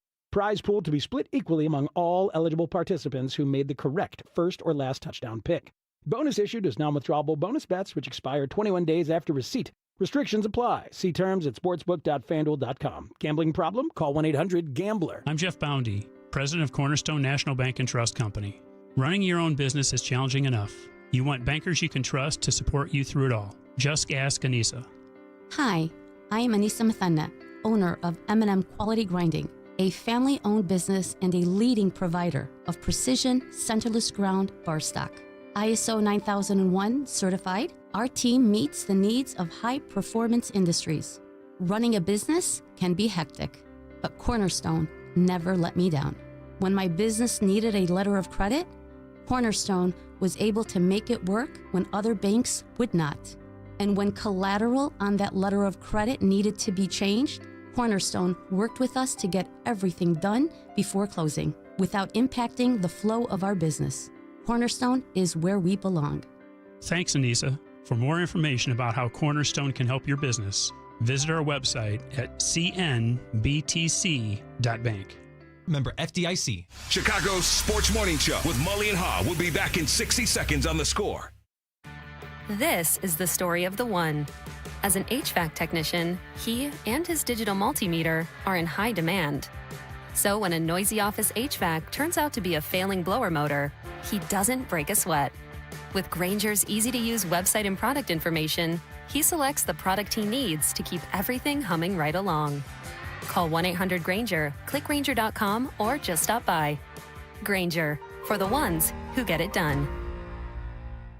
My name is Whitney Allen. I am a widow. My husband, Ryan, died. We never thought in a million years we'd have to use life insurance. The unexpected happened. With Ethos, it is so fast and easy. It's 100% online. You can get a quote in seconds, apply in minutes, and get same-day coverage. No medical exams, and you can get up to $3 million worth of coverage through Ethos. Get your free quote at ethos.com/radio. That's ethos.com/radio. Time spent on application may vary. Online health questions required. This is where Chicago comes to talk first place Bears football. We are Sports Radio 670 The Score. Broadcasting live from the Hyundai Studios. Presented to you in part by your local Hyundai dealers. WSCR Chicago. WBMX HD2 Chicago. And Odyssey Sports Station.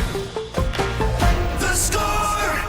Scoreboard update. Score Update Studio brought to you by AlmostFreeTeeth.com, because confidence should never cost a fortune. Week 14 of the NFL is here, and it is right here on 670 The Score. The Lions will be hosting the Cowboys. Our coverage begins at 6:30. The Lions are -3. The total 54.5. The Bears portion of Week 14 has them north of the Cheddar Curtain in Green Bay against the Packers. It's a 3:25 kick on Fox. Packers -6.5. Total 44 per our friends over at Circus Sports. The Bears are back at Hallis Hall later today. The Bulls lost at the United Center 113-103 to the Nets. They are now 9-12. Another game at the UC on Friday. Pacers in town, 6:45 pregame here on The Score. Meanwhile, the Blackhawks 11-9-6 skate out west against the Kings in LA. It's game number 2 of a 4-game road trip. This hour brought to you by Busey Bank, building business, growing wealth since 1868. First thing that jumps out is offensively, they're doing a great job taking care of the football. Defensively, they're doing a great job of getting the takeaways. I think they've always done a nice job. I think Poles has done a hell of a job of collecting a bunch of talent. And, it's just, I think the quarterback's playing a lot better. Obviously, their run game is humming right now. And then defensively, they're a problem in regards to, I think they do such a good job of presenting similar looks and having different concepts off those looks. So just in terms of the offense and defense, I think they've just made a lot of progress. Mully and Haugh, Chicago Sports Radio 670. The Score. That is Matt LaFleur talking about Ryan Poles' team, mentioning the quarterback. That's Caleb Williams. He missed one guy, though, didn't he? I mean, whose team is it, in your opinion, Mr. Davis? Well, I think that it seems intentional from our perspective. We might be looking for it. Mm-hmm. And I think maybe we're also responding to the fact that, hey, finally somebody gave Ryan Poles some credit. Because he hasn't received a lot in Chicago, frankly, given the success of the Bears this season at 9-3. And maybe we're partly responsible, or in part of the problem, if you want to call it that. But when we have been divvying up credit for the Bears' success this season, making them the surprise team in the NFC, one of the best stories in the NFL, we start with Ben Johnson, you go to Caleb Williams, you talk about the defense, we praise Dennis Allen. And then it seems like we get to eventually Ryan Poles and the decisions that he made to put the Bears in this situation. Yeah, I think it's interesting that you want to take culpability, but you want to drag me into it. Well, So, I'll speak for myself Okay. then. Thank I'm not speaking for you or Dustin or Brandon. You know I love Poles. Yes. And I've been nothing but Yes. a cheerleader for all of his great decisions. Especially Velus Jones. Well, he's struggled in the third round. I'm not making that part up. No, but I think that he does deserve credit for. We've talked about this. This is ground we've covered, and that's why I hesitate, because he did hire Ben Johnson. I think it was fairly obvious once the money was available to afford the best coach on the market, but Ryan Poles was the general manager who hired Ben Johnson. I thought we gave all the credit to Kevin Warren, or he took the credit for that. I'm confused now. Well, did George have anything to do with it? George might have. I don't know. George would have had something to do with it in this regard. They hired the right coach. They hired the right coach, and they freed up the money that was necessary to get the right coach. It was, let's face it, as much as Ben Johnson told the great story about the interview, and I want to be here. This is where I want to go. And we have the Cub fandom as a child to point to as the roots in Chicago. And all those things are great stories. And one day it'll be a great movie. Yeah. But I do believe that, yes, they had to make the money matter, and they had to make the offer that they did. And that only person that could really sign off on that was George. Okay. I mean, it was a good signing, and I agree with you. I think they did hire the right guy, and I think it's changed their fortunes. I find it interesting that has escaped Matt LaFleur. Well, I think it's understandable to... Yeah. But he did praise his offense, and I think the one thing you heard in there is the one thing that we have said consistently. Mm-hmm. When it comes to the Bears' running game, the success of the offense is rooted in the design. Yes. They make the same look different and the different look the same, whether it's because it's pre-snap motion, whether it's a personnel grouping, but there are ways to confuse defenses before the point of attack, and the Bears do that quite well. And Ryan Poles changed the interior of the offensive line, and that, as much as anything, more than anything, has left this offense. Now, makes you wonder, just the whole Jonah Jackson thing and his connection to Ben Johnson, if he had consultation in that particular element. We don't know of where it. I'm in just the offseason saying, decisions where Ben Johnson ended and Ryan Poles began. But those were correct decisions. They were correct decisions. Yes. And to me, it's all about the offensive line. Yes. This Bears' success, protecting the quarterback and the reduction in sacks. Yes. The ability to run the football better than anybody in the league. No all question. of these things are because they have an offensive line they can trust and is the strength of this football team. And that should be, generally speaking, the product of some good decisions made by the general manager. All right. We got a lot of people who want to check in. We'll start with Paul. Paul's on the road. Good morning, Paul. How are you? Good morning, guys. Let's reverse engineer this thing real quick about the general manager. Mm-hmm. Ben Johnson could have gone anywhere he wanted to. He had his pick of the litter. He knew that this roster was loaded. That's why he came here. That's first. But the second thing I want to talk about, the wide receivers and the deep ball. We have the dogs on offense. The problem is Caleb Williams has to get his completion percentage higher. Once he hits those checkdowns, those curls, and those slants, it's going to draw those safeties up to the line. It's going to give those wide receivers the ability to get some separation. That's when it's going to click. But he has to start hitting these small checkdowns and these slants, fellas. Mm-hmm. Good stuff. Thank you, Paul. It's a good point. Paul, it's a good point to make. No doubt about it. Reverse engineering, whatever you want to call it. I think that there's a lot to discuss, and when you do have success, it's easy to disperse the credit. Equally or unequally, whatever, but Ryan Poles deserves his share. Let's try Tommy in Lockport. Hey, Tommy. Hey, good morning.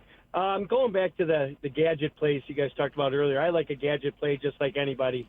But I can't help but think that Ben Johnson would much rather push these guys around up front and not put your hands in a gadget play to blow the game, because I do feel it's going to be a low-scoring game.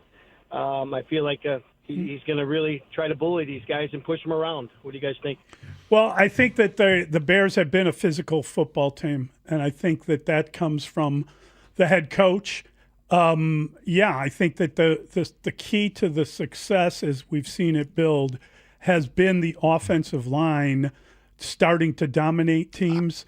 And I believe it was Olin who told us over the last 3 weeks or so, they've been the best offensive line in football. Yeah, I think it's fair. It's a great You look at the thing to numbers say. and they back it up. And I don't think that one has much. I don't think that you have to do either or. It's actually the more you run the ball effectively and pound your opponent into submission, the more likely and more open and available these gadget plays will be there to be utilized. No doubt about it. And the other element of it is that the running game, the way it works, you got to remember, is the more you run, the more successfully you run.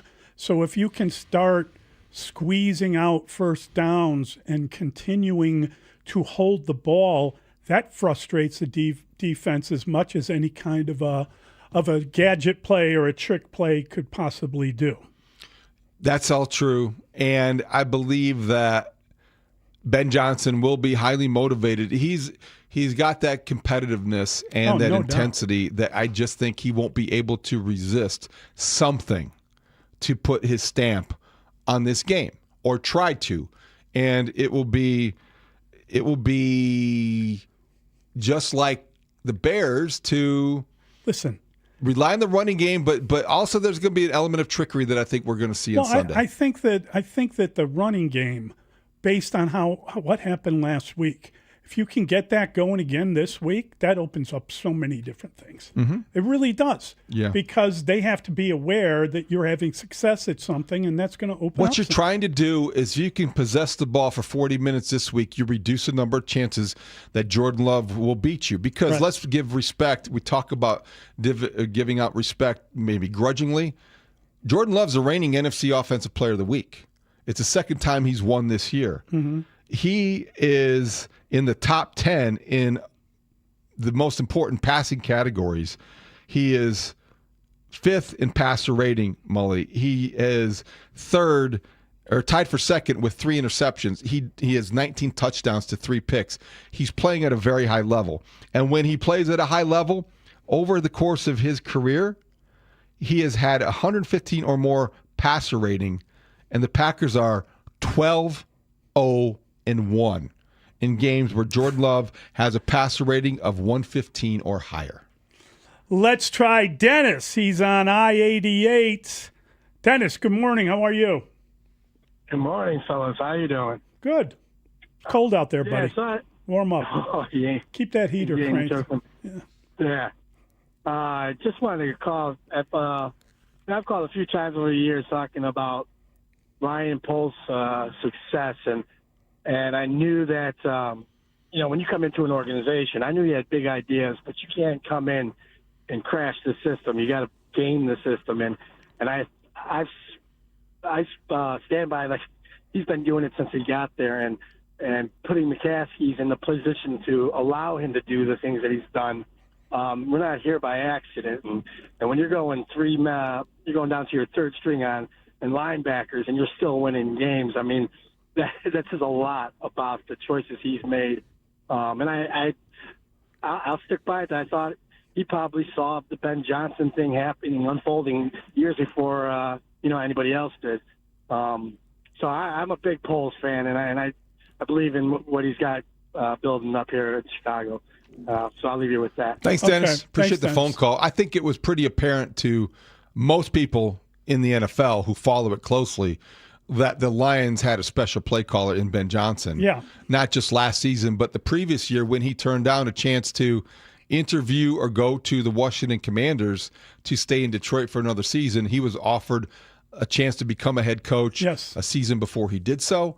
There was a reputation that was growing and continued to last season. So Ryan Poles, while he was the guy that ultimately hired Ben Johnson, was far from the only one that respected him.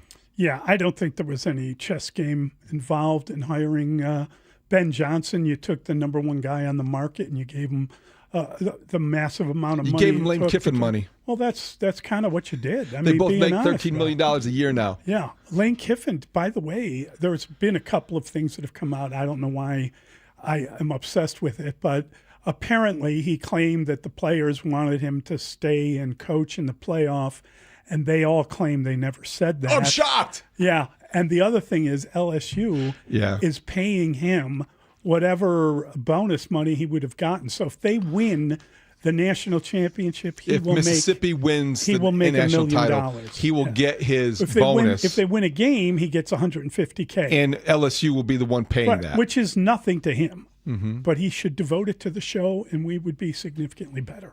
Well, I think so. If you want to be associated with Lane Kiffin, I'm not sure that I would. Oh, really? Not for $150K? Well, I guess. Oh, I guess 75. Yeah, all right. And Dustin would get probably 5 of yours, right? Look at Dustin. Look how mad he got. Brandon, doubtful.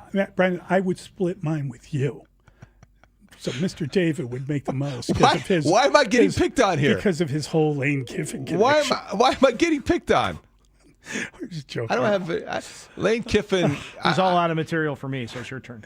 Why? How am I out of material for you? I think that the Lane Kiffin saga continues.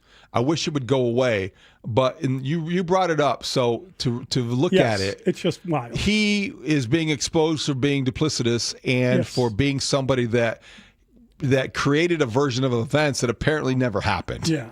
There was no clamoring by his team that he was leaving behind or the players to, don't leave, Lane. It was more like, can we help you with your luggage? And yesterday was National Signing Day. Did you see what happened at Penn State? Yes. Penn State, First of all, James Franklin rated Penn State's incoming freshman, which is and they what have happens. 2 commitments, I believe. And they had the worst class in the Big Ten. Can I tell you something I was alerted to last night? Please. By a very astute college football follower who knows my alma mater and informed me that Ball State was rated ahead of Penn State in terms of the recruiting rankings. Are you serious? Chirp, chirp. Wow, that's unbelievable. Chirp, chirp. But I mean, the question would come up. Chirp, chirp. Thank you, Brad. What were they thinking in terms of firing a coach 2 months ago so they could be the first? How do they not have somebody in mind? And they still don't. No one wants the job. What's the plan? They don't have a plan. Nobody wants the job because the job it's one of the more difficult because of the way they treated James Franklin. It's it's viewed that way. Now the perception is whoever takes that job better be able to work the portal like a madman, because that's the only place you're going to find players. There aren't any, and the ones that are there are leaving. They will be there. They will be there. Some will be leaving. I think I'm enjoying a little bit of this, and I know that's the wrong word, but I think it's interesting to follow because of they created this situation for themselves, so they kind of deserve this in the eyes of many. But they can get out of it easily because they will buy their way back to respectability. But what's taking so long? I don't know. Well, people, you want my theory? I mean, they approached the wrong people. Okay. And at one point in time, I do wonder this, talking to some people around college football.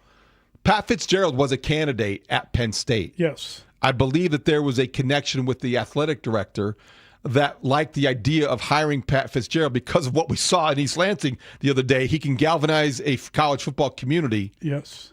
But I don't think that everyone at Penn State above the athletic director was on board with that idea. And maybe they spent too much time dwelling on that, and maybe they got other candidates who got away from them, and now they're in this conundrum.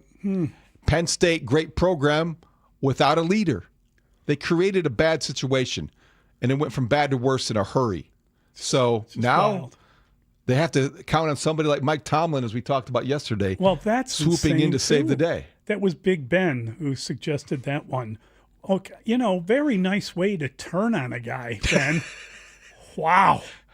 Not as bad as James Harrison saying, well, he was a pretty good coach. Was he great? Oh, boy. Oh, my gosh. Show some respect. Oh, boy.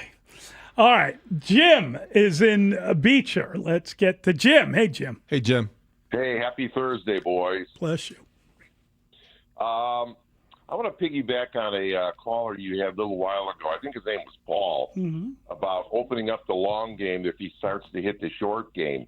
Well, if I could piggyback on that a little bit, there's a guy on the East Coast for a East Coast team, the second-year quarterback who doesn't seem to have a problem hitting short and medium-range passes, and yet we've got a generational talent who can't hit short and medium passes, inconsistencies, whatever you want to call them. So until for whatever the reason this generational talent can figure out supposedly the easier passes to complete, forget the long game, guys. It ain't going to happen. Thanks, guys. Thanks, Jim. Pretty critical of Caleb Williams. Jim not buying into the Caleb Williams. No, he's not. He's infatuated with Drake May. Drake May is an MVP candidate for a reason, having a terrific year. New England is the other team. I think they are the AFC version of the Bears, or the Bears are the NFC version of the Patriots, however you want to look at it. They have two coaches that are front runners for Coach of the Year. Drake May is the right guy in New England.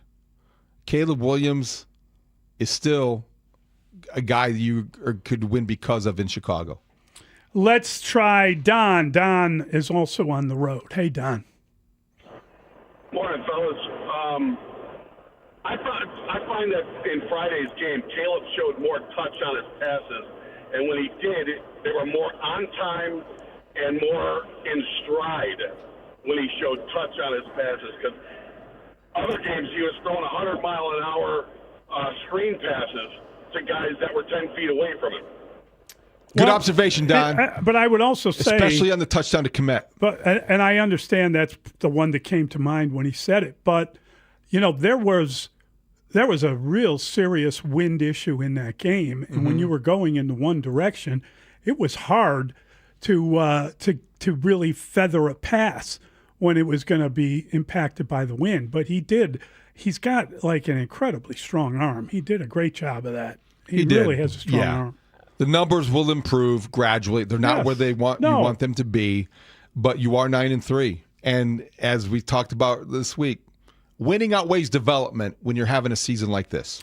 All right, we're going to bring in Bruce Levine. We'll talk to our guy Bruce about what's going on and really what's not going on with the Cubs, with the White Sox. Mully and Haugh on the score.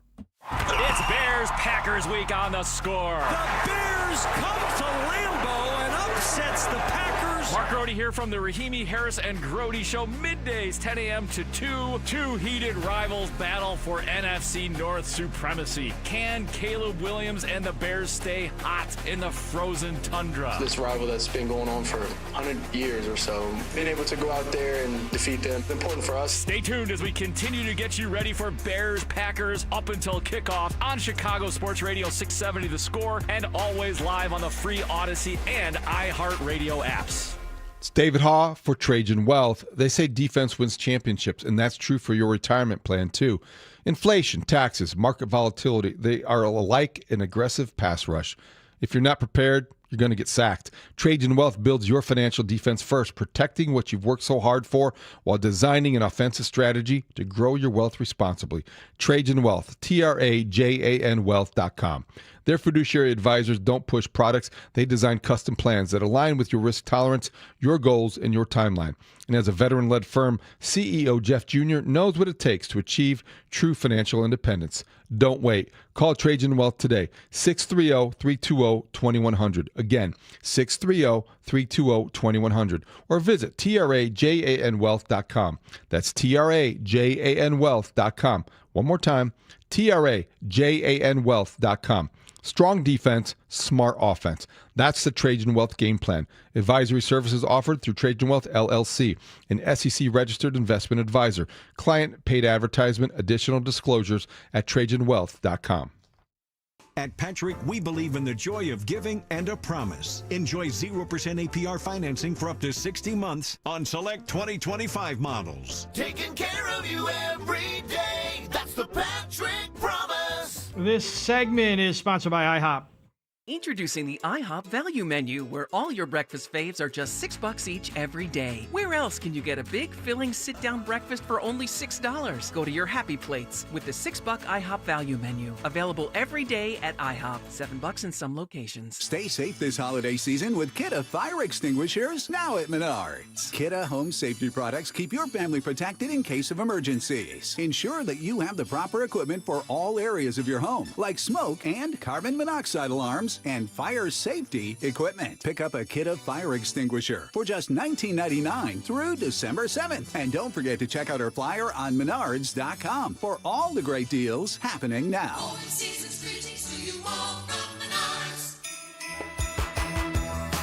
Comcast Business is celebrating the holidays by giving your business the $1,000 holiday bonus when you switch to a gig speed internet package. Just imagine the thousands of possibilities of a $1,000 prepaid card. Like possibility number 12, the new laptop for the office holiday hero. Or possibility number 108, smart speakers to deck those hallways. Or possibility number 192, new equipment for the new year. Or possibility number 555, Bluetooth holiday lights for office decor. Switch to Comcast Business, designed for 100% reliability with business internet and wireless connect, plus advanced cybersecurity, and now get the $1,000 holiday bonus.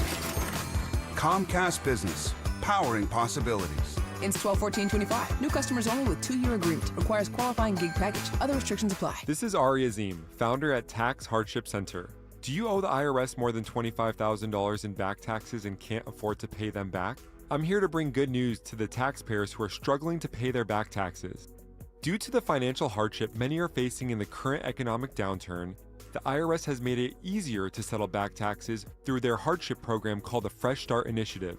Qualifying for this program is the easiest way to get tax relief. At Tax Hardship Center, we're providing listeners with a free consultation and will let you know if you're a good candidate for the IRS Fresh Start Initiative.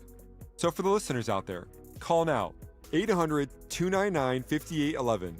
Let our team of experts at Tax Hardship Center help you see things clearly without poking the bear. We have live professionals ready for your call, 800-299-5811. 800-299-5811. That's 800-299-5811. You're listening to Mully and Haugh. Back in 60 seconds on The Score. This is Boomer Esiason with an Odyssey Sports Minute. Ben Johnson bared his chest at a post-game celebration even before the Bears' rookie coach realized he coached his improbable team to the top of my power rankings this week. Next come the equally surprising Patriots, followed by the Rams, who slipped up against Carolina, the Broncos and Packers, Seattle, defensive powerhouse Houston, resilient San Fran, Philly, and Buffalo round out my top 10 this week. I'm Boomer Esiason. FinishingChicago.com's decorative finishing contractors can transform your commercial spaces for staff, tenants, and customers alike.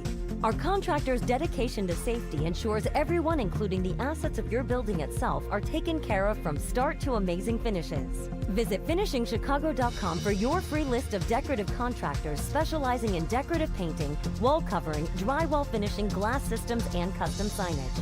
For a great finish, start with FinishingChicago.com. For nearly 100 years, Busey Wealth Management has helped families and businesses make smart financial decisions that stand the test of time.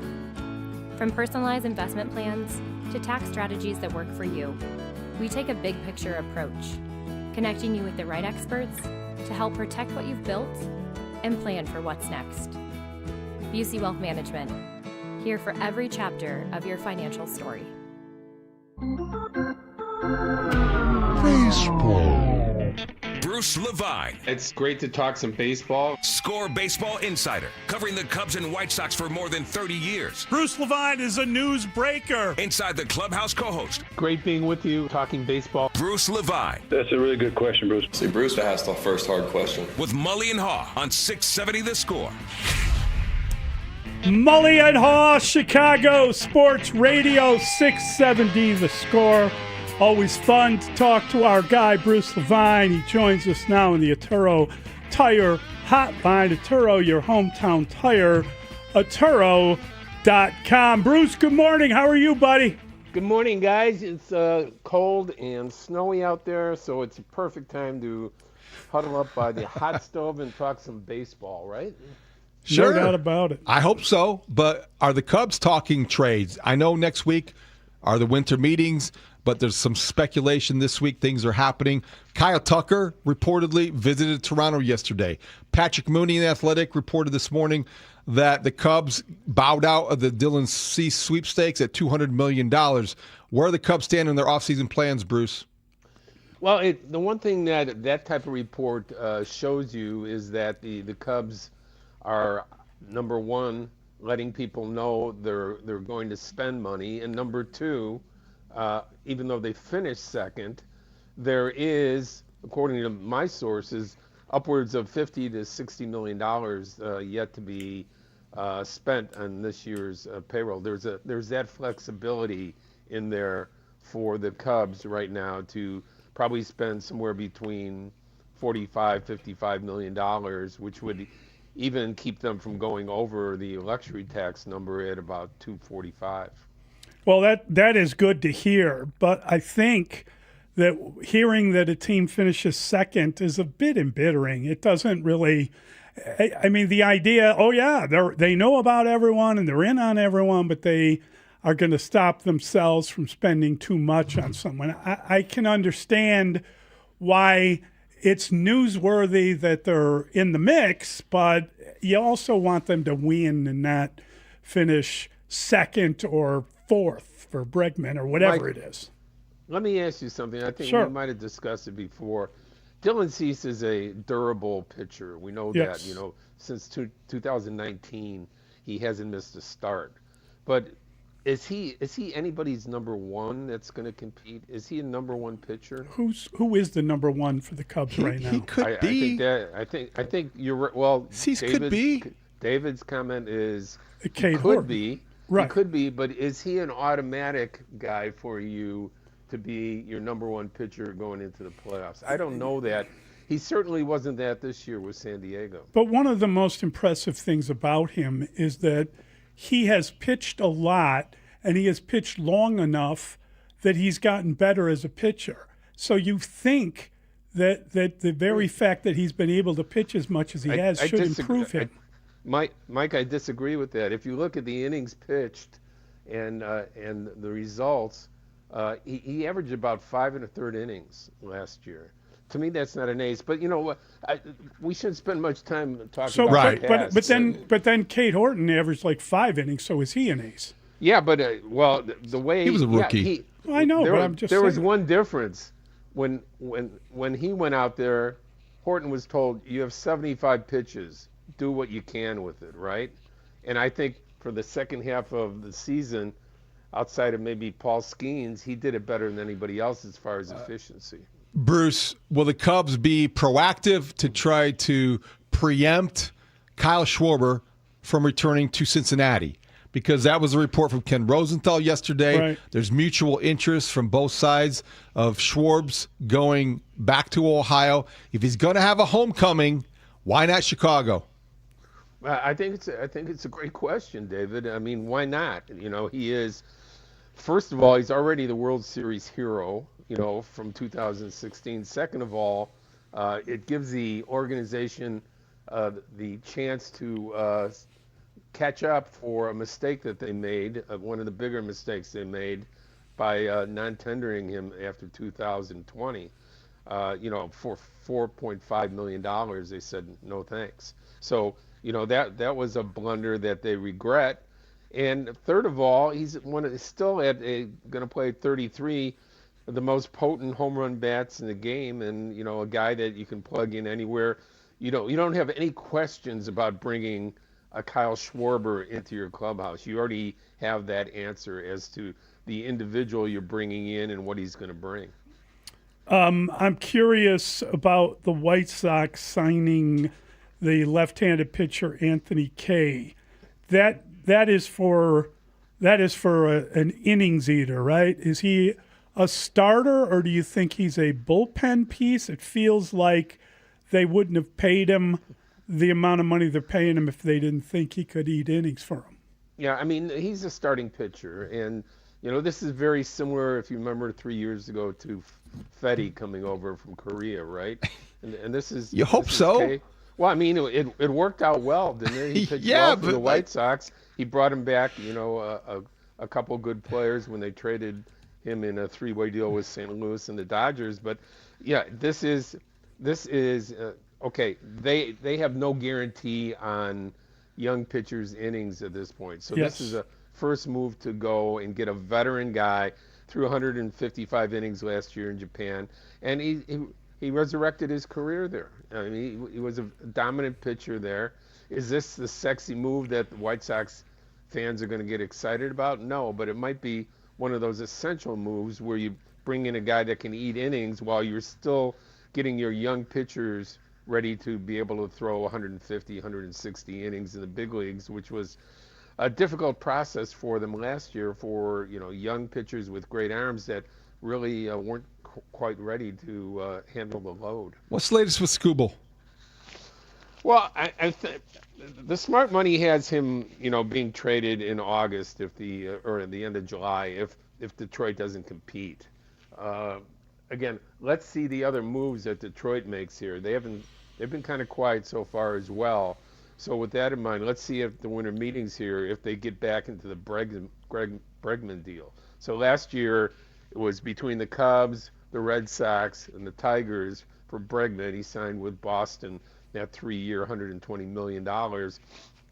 Both the Cubs and the Tigers had given them longer deal offers for lesser AAV on the amount of money they were going to pay him. Let's see if that indeed comes back to Detroit again this year. If you see Detroit make a move like Bregman over the next couple of weeks, oh brother, you're not trading Skubal. There's some school of thought out there, guys, that Skubal will bring back more at the trade deadline than he would for you right now. So Can the Cubs finish second on Scoop? You're mean, Mike. I was joking. I was making a joke. I mean, look, it's fair. When you hear reports like they finished second, it doesn't make anybody feel good. It makes you kind of look like, well, why did you finish second? There's a lot of conversation, speculation surrounding Michael King still, Bruce. Who are the suitors for him, and how might he fit in a Cub rotation? Well, I think the Yankees were kicking the tires on him again. I know the Cubs like him. If you look at his innings pitched and his injury history, it's not a guarantee. When he's healthy, he's been really good. But is that a 2 or 3 year deal for the Cubs? Is that something that will leave the winter meetings next Thursday, knowing that they added that to the rotation? Will that be the solid move they make to move forward, or is it going to be trade? Are they going to move for Joe Ryan? Are they going for Sandy Alcantara?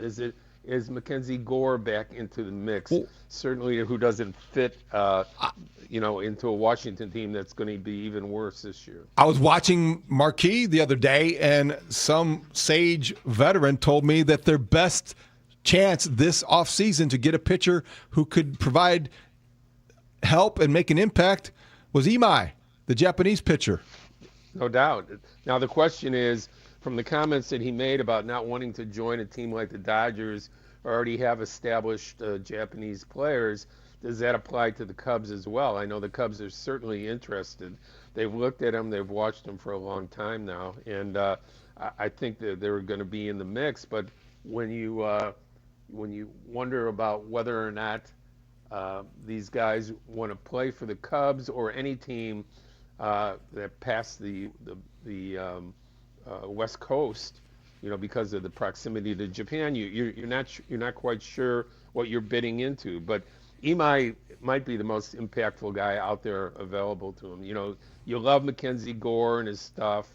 You don't love the numbers, but he's playing on a bad team. Struck out like 30 guys more than innings pitched. So he can be your dominant pitcher if you revisit that trade from last July that wasn't made between the Cubs and Washington. I love Alcantara. I mean, I love the idea of him with a couple years left coming to the Cubs, and it looked at like the end of last year that he was the old Sandy Alcantara. So a lot of things to be done here. I think again they will spend money. Is it going to be via trade where you bring in guys that are already making money somewhere else? That's going to be the key to the Cubs off season here. Bruce, when you see, and we talked about it earlier, but when you see Kyle Tucker in Toronto, if as a Cub fan, shouldn't you want him to get the best deal possible? Just because that would help you get the best draft pick possible, right? Yeah, I mean that for sure that's going to go along with it. But at this point, we have heard nothing about the Cubs and Tucker in the offseason, right? So that ship has sailed. You will get a draft pick. It'll probably be a good one. You do, as you said, Mike, you want him to go to a team that is going to have to give up a higher draft pick, like somebody that finished up there like Toronto did. But in reality, I think, fortifying the outfield themselves should be a concern, right? I mean, are you comfortable with the mix with Shota? With the outfield mix that they have right now after Tucker? Are you okay with Suzuki playing every day in right field? Do you feel Casey is ready? Do you feel Alcantara is ready? Those are things that make you a little bit nervous right now. And then finding at bats for Ballesteros is going to be one of the major themes during spring training if he's not traded before then. So what do we have Saturday inside the clubhouse, 9 to 11, Bruce? We have the president of business for the Chicago Cubs, Crane Kenny, will join us at 9:30. And then Gene Watson, we're hoping to have him. He's the head of player personnel, talk a little bit about White Sox and moves coming up at the winter meetings. Guys, have a great day. All right, buddy. Thanks, Bruce. See ya.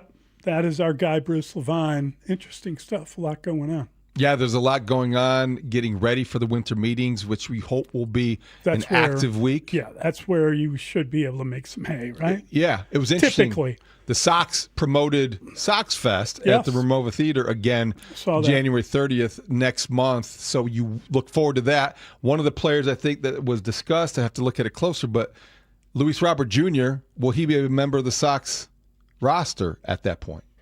Wow. Will he be moved next week or before that point? I would imagine they would move him closer to the trade deadline, but that's just a guess. I think last year at the trade deadline, we said they would have a more likely chance of moving him in the offseason. And but they had to pick up that contract. They picked up the option, which you could argue could make him more tradable because it's for a team that's a contender. It's surety of price. Yeah. But they should be more active next week. I don't. Anthony Kay is not going to be the end of their free agent signings. I wouldn't think so.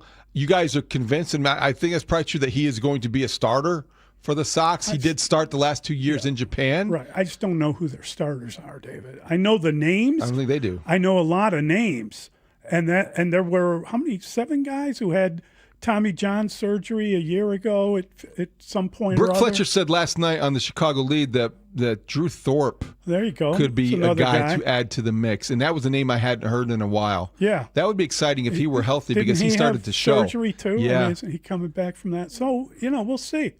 It'll be interesting. Again, we talk all the time about Noah Schultz, we just don't know what the time frame is for guys Hagen like that. Smith had a pretty good Arizona Fall League outing or stint, and it's more of a stint than an outing. Yeah, it's a stint. It's a stint. Yeah.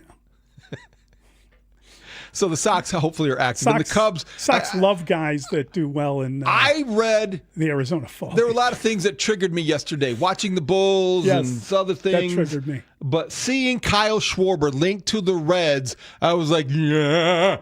Well, he'll hit a lot of home runs there. He always has. I know. And he's from down the street. Yeah, exactly. But if he's going to come back to that division, no. Not Cincinnati. Right. We're going to bring in Nick Costos. We'll talk to Nick. It's Mully and Haugh on The Score. The Bears are 9-3, sitting atop the NFC, and Bears fans are fired up. Paul, who's in Blue Island. I think this team is built to last. What's up, Frankie Z? I think the Bears have done a great job. I think it's a great story. Good morning, Jeff. That 11 wins might be a need for even a wild card spot. Tells you how volatile this playoff could be. This is where Chicago comes to talk Bears. Sports Radio 670 The Score, and live on the free Odyssey and iHeartRadio apps. The premium name in bridal and engagement rings here in the Chicagoland area is Rasny Jewelers. If you're ring shopping, Rasny Jewelers is your destination for exceptional quality, far from the big corporate chains, the diamond wholesalers, and the online sites pushing mass-produced diamonds and settings. With Rasny Jewelers, you'll own a natural diamond that has inherent value, a diamond that's been handpicked for maximum brilliance with no middleman markups, and a diamond she will be proud to wear. Guys, she's going to look at that ring every day for the rest of her life. Make the right decision. Rasny Jewelers is a name you can trust. They're local, they're family-owned. They've spent 7 decades building an amazing reputation, and you'll love the Rasny Jewelers price. The value, absolutely incredible. Don't make a mistake and end up with a poorly cut diamond. Rasny diamonds are the top in quality, cut, and sparkle, and every shape and every size. And relax. At other places, it's a salesperson making a transaction. At Rasny Jewelers, it's the start of a relationship. Their team will guide you every step of the way, sharing their expertise so you feel confident in your choice. Rasny Jewelers, Chicagoland's local jeweler in Addison, Hinsdale, Highland Park, and on Chicago's Gold Coast. Check them out online at rasny.com. Introducing the IHOP Value Menu, where all your breakfast faves are just $6 each every day. Where else can you get a big, filling, sit-down breakfast for only $6? Go to your happy plates with the $6 IHOP Value Menu. Available every day at IHOP. $7 in some locations. This segment of the show brought to you by AlmostFreeTeeth.com, because confidence should never cost a fortune. The holidays are back at Starbucks, so share the season with a peppermint mocha. Starbucks signature espresso, velvety mocha, and cool peppermint notes, topped with whipped cream and dark chocolate curls. Together is the best place to be at Starbucks. This is the story of the one. As an HVAC technician, he and his digital multimeter are in high demand. So when a noisy office HVAC turns out to be a failing blower motor, he doesn't break a sweat. With Grainger's easy-to-use website and product information, he selects the product he needs to keep everything humming right along. Call 1-800-GRAINGER, click Grainger.com, or just stop by. Grainger, for the ones who get it done. It's the season to come together over your holiday favorites at Starbucks. Warm up with a creamy caramel brulee latte, get festive with an iced gingerbread chai, or share a velvety peppermint mocha. Together is the best place to be at Starbucks. Makita knows that pros never settle, and neither do we. With Makita, you get tools that perform at the highest level, on every job without compromise. Makita is for the most detailed pros, expertly engineered to deliver precision, job after job. When your work calls for the best, call on Makita. Makita, built to be the best. Available at the Home Depot. Last month, my business cash flow got tight. Sales were slow, invoices were late, and payroll was coming fast. My business is everything, and people rely on me. I can't let them down. I applied online at lendseek.com and had business funding in 24 hours. Business moves fast. Don't wait until it's too late. Whether it's lines of credit, term loans, working capital funding, or revenue-based financing, LendSeek is open for business. Apply now at LENDSEEK.com. Hey, Chicago, Wild Fork is helping you fight inflationary food prices. Enjoy organic 85% ground beef for $5.60 a pound when you buy two. New York pork chops for $2.98 a pound. Or Brazilian beef ribeye steaks for $8.98 a pound. A pound of salmon fillets, $5.99 a pound. Argentina red shrimp at $5.99 a pound. Refuse to pay inflated prices. Now offering 3 months of free delivery to new customers. Visit wildforkfood.com. Bet365 is paying out before the final whistle. Check out Bet365's unrivaled early payout offer. When you bet on a team to win and they take a 17-point lead, you get paid no matter the final score. Forget the final whistle and start counting that cash. Hold up, you get early payout on parlays too. Download the app and see why it's never ordinary at Bet365. Gambling problem? Call 1-800-GAMBLER. 21 plus only. Must be physically located in Illinois. T&Cs apply. Mully and Haugh will be back in 60 seconds on The Score. You've got a big day, so you use Unstoppable scent boosters to give your laundry non-stop freshness. So no matter how long the day goes, you can't stop this power, this walk, this pose, this strut, this look, this talk. Your clothes will be so fresh you can confidently strut into that end of the day meeting like a boss, boss, boss, boss, boss, boss, bosses. Let's talk business in my office. Add new Unstoppables beads to your wash for 24-hour non-stop freshness so you can smell unstoppable. Hey, it's Brian Baldinger. At the Home Depot, Makita tools are built for the pros who show up early, who don't do shortcuts, only precise cuts, who know the job's only done when it's done right. With tools built to last, job after job, year after year, performance that pays off. When the job calls for the best, call on Makita. Built to be the best. Available at the Home Depot. How pros get more done. I want winners.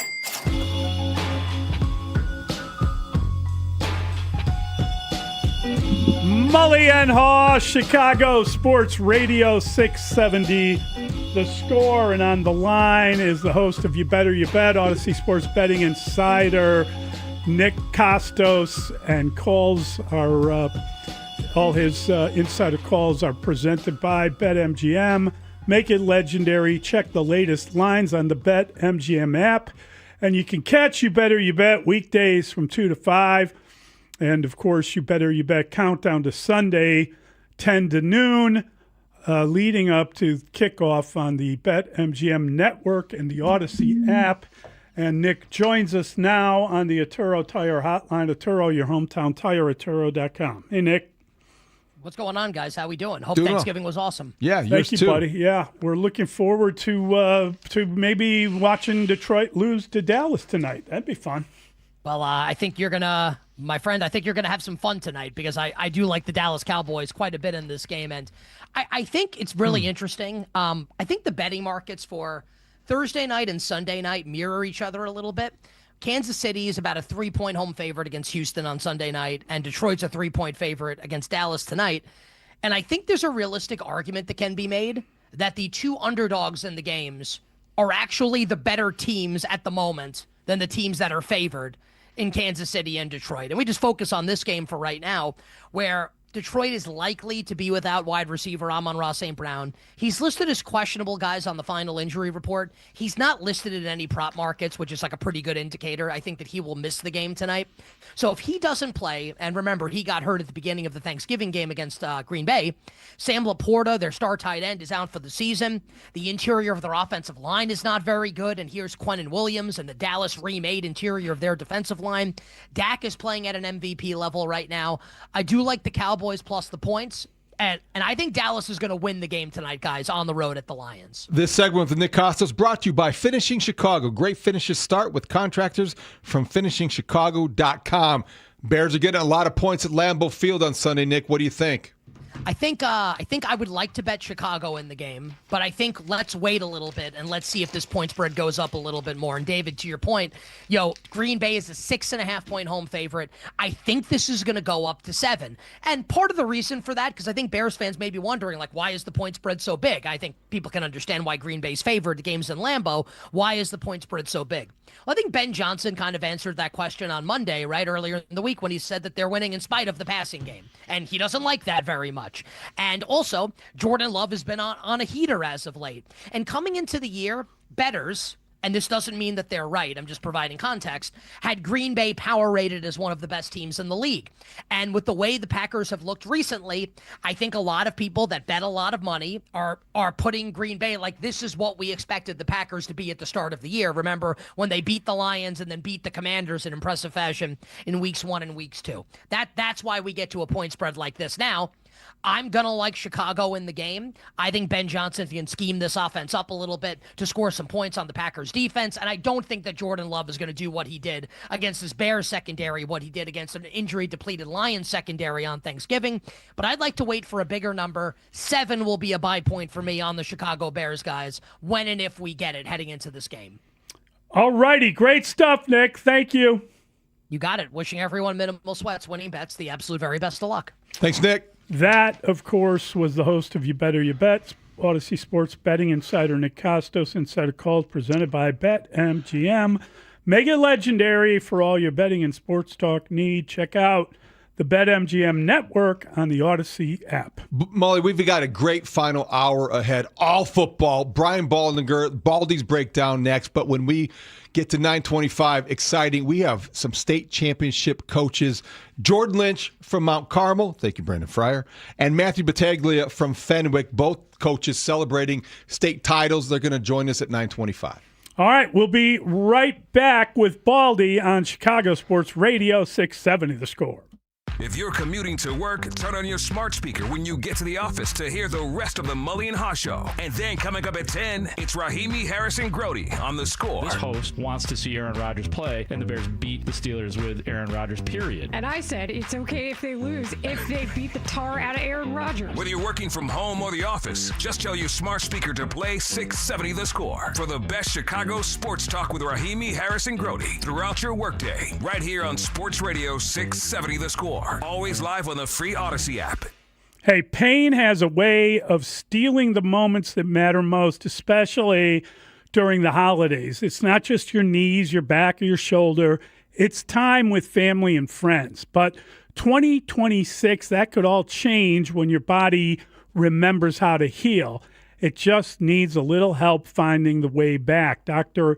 Ashley Caravelli and her team at QC Kinetics here in Chicago believe that relief doesn't always have to come from surgery or pain pills. They use your body's own natural healing abilities to repair and restore what's been lost, helping you move, live, feel like yourself again. It's your body's comeback story, powered by the very cells that built you in the first place. No surgery, no pain pills, no long recovery. It's time to take that first step, literally, to walk, to hike, to dance, enjoy the holidays without pain, without hesitation. With QC Kinetics, healing is within reach. Easy with weekend appointments. Schedule your free consultation now. It's a great time to use your HSA and FSA for treatments. Call 312-847-4347. That's 312-847-4347. QC Kinetics, 312-847-4347. Okay, only 10 more presents to wrap. You're almost at the finish line. But first...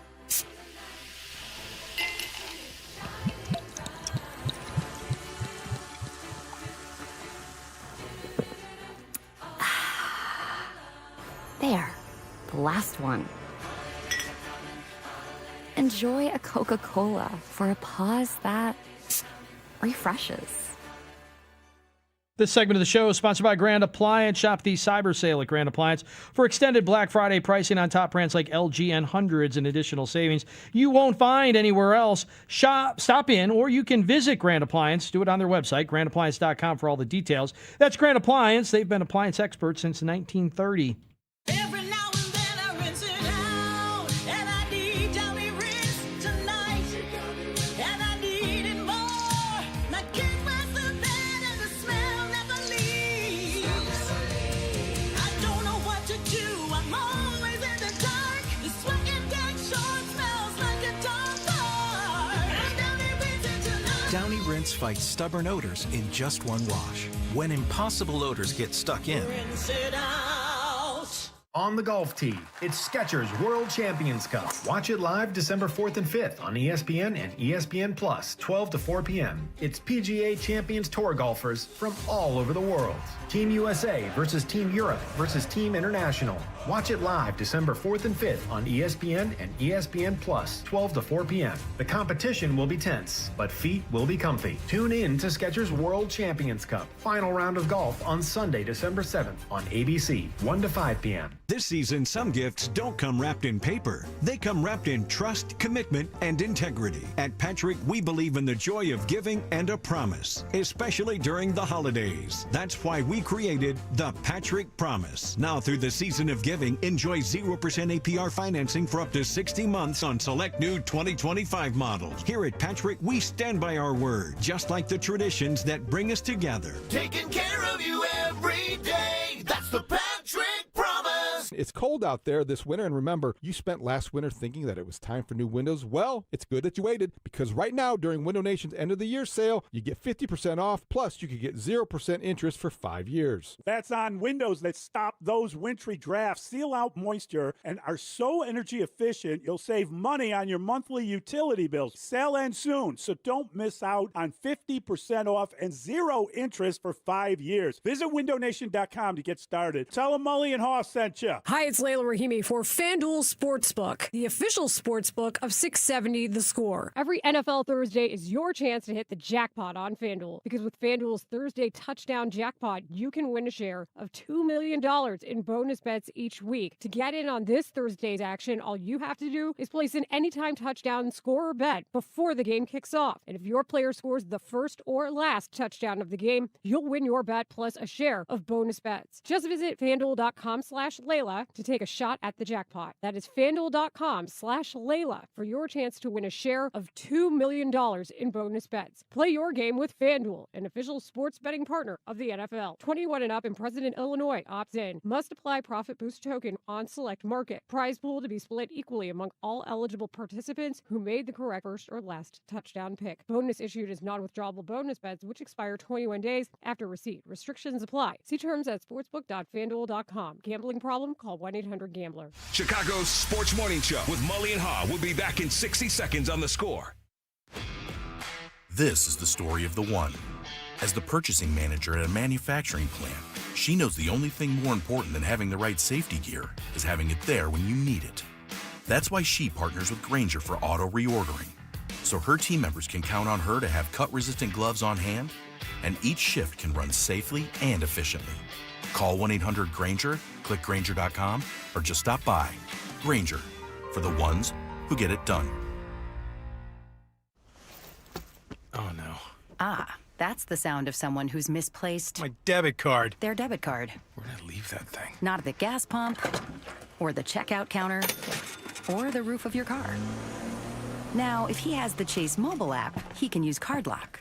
Wait, I could just lock my card. Yep, just a few tippy taps on his phone, and that sound? That's peace of mind from Chase.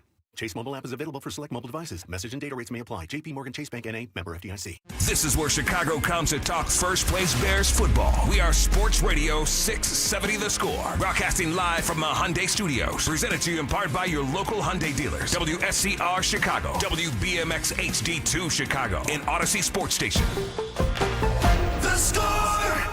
Scoreboard update. Score Update Studio brought to you by AlmostFreeTeeth.com, because confidence should never cost a fortune. Lions Cowboys get Week 14 underway. You'll hear it here on The Score, beginning with a 6:30 pregame.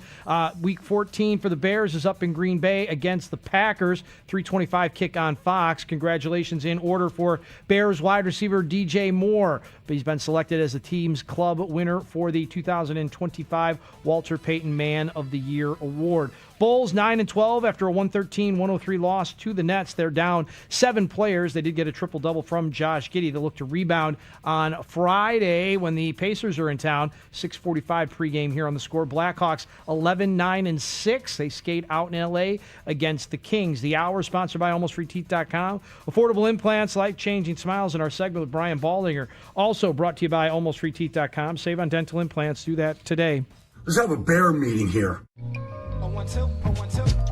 Brian Baldinger. Oh, this is awesome. NFL analyst for the NFL Network and Fox Sports. I think for the first time, I feel like they got a real quarterback. Odyssey NFL insider. It's a new beginning. It's a new beginning. This isn't Mitch Trubisky. This isn't Rex Grossman. Host of Baldy's Breakdown. Seemed like this whole game teetered on this 3rd-and-1 play in the third quarter. Here comes Nahshon Wright coming in. He pulls the ball out, and there's the ball. And then he recovers the ball. And Nahshon Wright came up with it. Bears ball. Stop him on 3rd-and-1. Brian Baldinger with Mully and Haugh. This is... on 670 The Score. Mully and Haugh, Chicago Sports Radio 670 The Score. We're joined by Odyssey NFL insider Brian Baldinger, host of the Best Football Show podcast.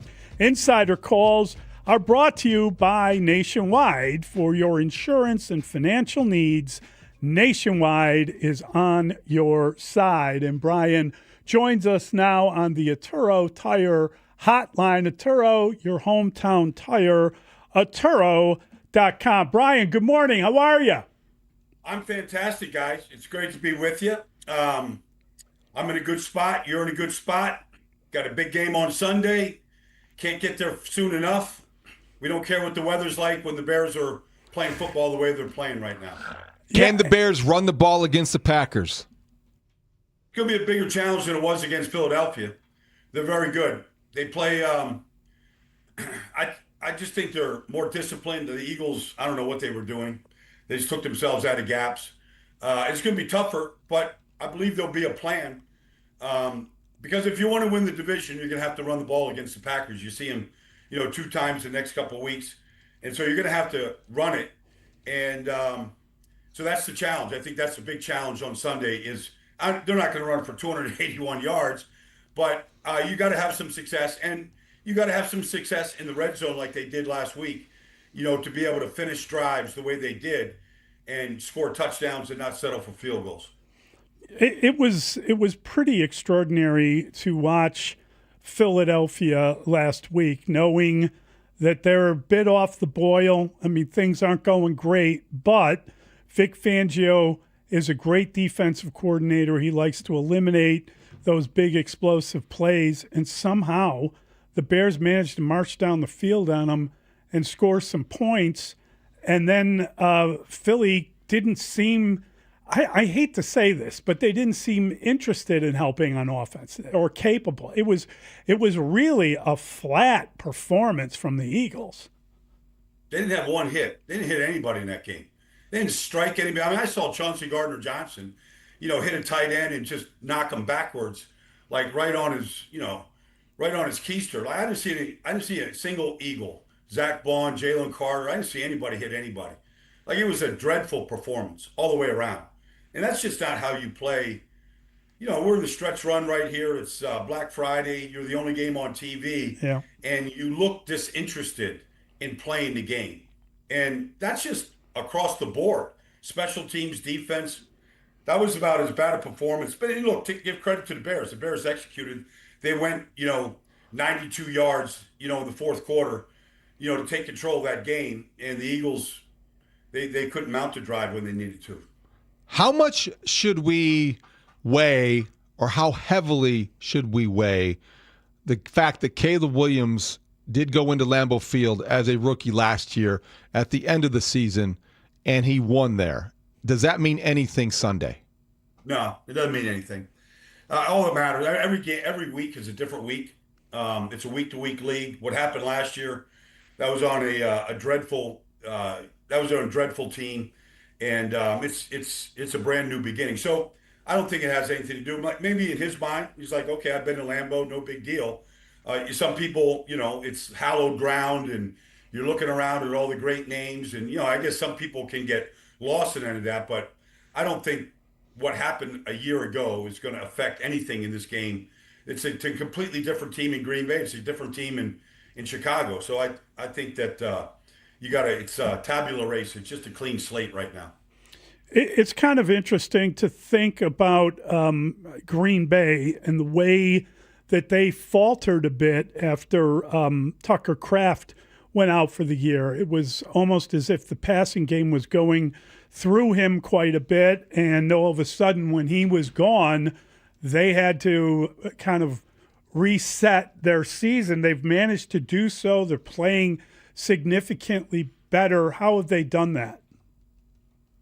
Well, I agree with you. I agree that when Tucker went down, they looked lost, and they didn't get big plays in the passing game, and Jordan Love wasn't playing particularly well for a stretch.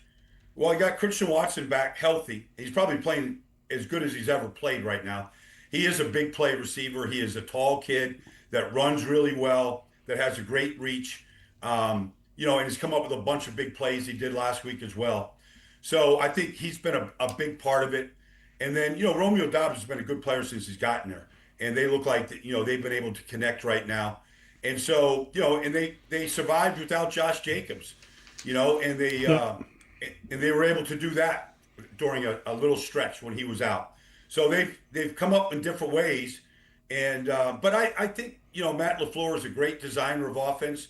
He does a really good job in protecting the quarterback. And so I think he had to do some things differently himself as far as protection, and give Jordan Love some clean pockets to throw from, like he did in Detroit last week. And they look like a much better team. And they've had to overcome a bunch of injuries on the offense line. Elton Jenkins was probably as good an offensive lineman as they had. They've had to play without him and get some young guys up there, Jordan Morgan. And so I think they've been able to overcome a bunch so far. We're talking with Odyssey NFL insider Brian Baldinger, and Insider Calls are brought to you by Nationwide. For your insurance and financial needs, Nationwide is on your side. Brian, you study the offensive line of the Bears as much as anybody and understand what's going on. How do you explain to people the role that misdirection and pre-snap motion plays in the Bears' effectiveness in the run game? Well, not just that, but they put DJ Moore in the backfield last week and ran him out of there, and the Eagles didn't know what to do. They all scattered, and then Darnell Wright just, caved in the whole side of the line. It's huge. Most experienced linebackers, and most everybody has them, except, your guys right now, they're playing really well as third teamers. But most linebackers will tell you all that stuff is just cheese. It's just window dressing. It's this, that. It's where are you when the ball's snapped? And there's an old saying that if you know the formation, you know the play, and to a large degree, to experienced linebackers, that's true. But it's still giving you a motion and a shift almost every single play, and sometimes multiple shifts. And so it just takes your eyes off of the play, and you can take yourself out of the play. I saw Jalen Carter, basically go chase DJ Moore and just open up the whole play, the whole side of the line. It wasn't sound in what they did. And so you're seeing that, from the great offensive play designers in this league. And that's where Ben is at right now. And he can get you away from basic run fits, especially even on the goal line, like Kyle Monungai's touchdown run from 4 yards, and nobody touched him. And so it's having an effect on defenses because Philadelphia had played really good defense until last Sunday. Yeah, we always have this argument. I don't know if it's really an argument, but this observation, if you will, that the Bears have been winning the takeaway battle, and whether that's sustainable or not. And it's almost like they have to win the takeaway battle in order to win a football game, and they've been figuring out ways. We had talked earlier in the year about what exactly was going on with Byard. He's doing unbelievable. They've got this Nahshon Wright, who's kind of an ultimate home run hitter. Sometimes he gets beaten deep, but he can also get the ball. He's leading the league in takeaways. How does that enter into making a decision on this game? Well, it's a huge factor. I went back and watched the interception reel. They've got 17 interceptions. Yeah. And they're a zone team. All of their interceptions, except for 2, that are off tip balls. Tremaine Edmonds had one off a tip ball. So 15 of the interceptions are off zone coverage. Where, like Kevin Byard last week is just center fielder, and they go to a scramble drill, and, Jalen Hurts is getting flushed, and he's thrown it to A.J. Brown, which they've had a lot of success with. And, I mean, Kevin he's your classic, center fielder. Like, he still has great range. He has great instincts. He has tremendous eyes and good hands. And he made that interception right there. But Nahshon's been doing the same thing. Like, they are a zone team. They make a break on the ball because they see the flight of the ball. They see the release of the ball. They see the pass, the route combination in front of them. If they were like a press man coverage team, they wouldn't have half of the interceptions they have right now. So it's a big part of what Dennis Allen is doing, playing to the strengths of those guys. I've seen Kevin Byard play in Philadelphia. He was playing, press coverage from the safety position. It's not what he does. He's led the league in interceptions with 8 before in his career.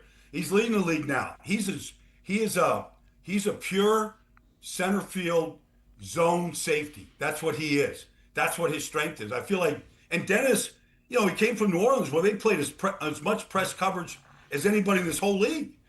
And he's not doing that. He's playing to the strengths right now. And so credit Dennis Allen, I think, for basically building this defense around the personnel he has. Tremaine Edmonds is as big as any middle linebacker in the league. He's got 4 interceptions. He gets in the passing lanes. And so I feel like Dennis done a good job of creating this zone coverage team because they don't have great pass rush. They don't have guys that can just win one-on-ones like Micah Parsons can and can flush quarterbacks. So I feel like they're really taking advantage of the personnel they have right now. Brian, the tush push is such a big play. It gets discussed at league meetings. And on Friday, the Bears with Nahshon Wright ripped the ball out of Jalen Hurts' grip and created a fumble that was the takeaway of the game and one of the bigger plays of the season. Did the Bears give other teams a plan, a blueprint, the way to attack the tush push, or was that a one-off? No, they learned that from the Giants. Kayvon Thibodeau did that 5 weeks ago, and they didn't call it.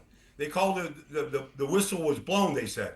But Kayvon Thibodeau ripped the ball out, exactly like Nahshon did. And I feel like Dennis probably showed those guys that clip. And like, this is available. This is possible. And it's funny, you watch the umpire in the play who threw the beanbag out before he blew the whistle. That was a legit play. But I feel like they learned that from the Giants. And I feel like you've now got 2 plays on tape. And I'm a fan of the tush push. The Eagles have perfected it. They're very good at it. But that was a 10-9 game. They're at the 12-yard line. They're going to at least kick a field goal to take the lead, but maybe even score a touchdown and take control of the game. is there's a big play, but I felt like the Bears learned that from the Giants a couple weeks ago when the Giants played the Eagles in Philadelphia. Generally speaking, how do you play against a guy like Micah Parsons who can wreck a game? You know what I mean? Like, that's a guy capable. Do you run at him? Do you try to use his speed against him somehow? He hates, he's already said that if people are running any kind of gadgets, that means they can't beat you straight up. Do you gadget him into frustration? How do you handle a guy that good? Well, he's one of one. There's nobody else like Micah Parsons. I've broken down every game of his for 5 years since his starting game against Tampa as a rookie. And you can say all those things. You know, you got to run at him. That guy had 8 tackles last week. You know, you run at him, he's going to make the tackle. Like, he's not the best run defender in the league, but, you know, they're moving him around. They're playing him, you know, from the middle linebacker spot and running him over the center. They're playing him on either side. They put him in twist stunts over the guard. He's like trying to stop water from flowing. Like, water's not going to stop flowing. You can dam it up, but it's going to keep coming. That's who he is. And if he gets the quarterback in a chase, look, Caleb's run away from everybody this year. Right. He's not running away from Micah Parsons. Right. Like, that's the one guy that can chase Caleb, you know, Williams down. If he gets out there on the perimeter, like, he's doing it less and less, but he still does it. Like, it's the one guy that you get him in a chase. Like, I don't know how fast Micah is. He's as fast as he needs to be. He's as fast as anybody in the league when he's chasing a quarterback. There's nobody else like him. So to say, like, is there one way? You better have a plan for him. You can chip him. You can do a lot of different things, and you can slow him down. But I don't believe you can stop him. And he's the first player in the league to you know, accumulate 12 or more sacks in each of his first 5 years. That's saying something, because we've seen a lot of great pass rushers and great defenders in this league. He's as good as anybody that's come into this league. Great stuff, Brian. Appreciate the insight. Thank you, Brian. My pleasure, guys. Enjoy that game. I can't wait to see it myself. That was Odyssey NFL insider Brian Baldinger, host of the Best Football Show podcast, Insider Calls, brought to you by Nationwide. For your insurance and financial needs, Nationwide is on your side. So imagine then, you're standing there It's at like the water. bottom of the stairs. You can't stop the water. And the water, your upstairs base or your upstairs bathroom is flooding. Yeah. And the water just keeps on coming down. See, I think it's more, more, overwhelming you. It's burying you. It's like you're all of a sudden you're going under, Mully. No, you can't let it be a tidal wave. Oh, that's the thing. You're going can't- outside. I was going inside. Yeah, saying you can't let it be a tidal wave. You've got to figure out a way to cause enough issues that he can't blow up the game on you. And the real scary part of it is you can control him, box him in for much of the game, get down to a crucial series, and he can make 3 plays and ruin the game. No doubt about it. He could wreck any game plan. No I question. do think that when Brian Baldinger says he's one of one, I think this is what he means, and we had to let him go, but I think this is, I don't want to put words in his mouth. Myles Garrett is point A to point B, boom. He is a straight line. He can overpower you. He can run through you. He's going to be the sack guy. That's why he has 19 sacks. Micah Parsons can chase you down. He can spin around you. He's more, I don't want to say more athletic. That's the wrong way to describe it. But he's more versatile in the way that he can get to the quarterback, or more varied in the approach. I would take Myles Garrett. If you were giving me a choice between the two of them, I would take the guy that can overpower everyone. Is there a wrong answer? There's no wrong answer. I think that I might take. Yeah. If I'm arguing for Micah Parsons, it would be because of the versatility and where he's positionless.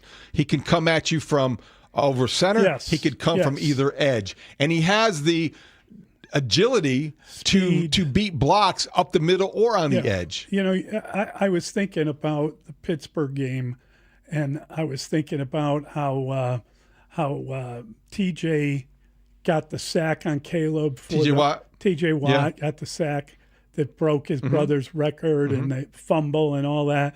Like, that's the kind of play that that Micah Parsons makes. That's the kind of play you need to avoid making. That is what I'm saying. See, that experience against TJ Watt in the end zone, having that flub at that moment, the worst play of his career perhaps, helps prepare him better for Sunday. I hope so. Well, you hope so. You know, the 2.7 or whatever it was, that's what you need. 2.7 Whatever seconds? the release, the time release to time. throw, that was the fastest time to throw a couple weeks ago. You need to help the offensive line. 630 says Garrett's an overwhelmingly better run defender. I wouldn't argue with that either. He's overwhelming. Yeah. The other thing about the speed, yes, Micah Parsons, his maximum sack speed, if you want to do the metrics, advanced next-gen stats, is 18.5 miles per hour, and Caleb does run 20.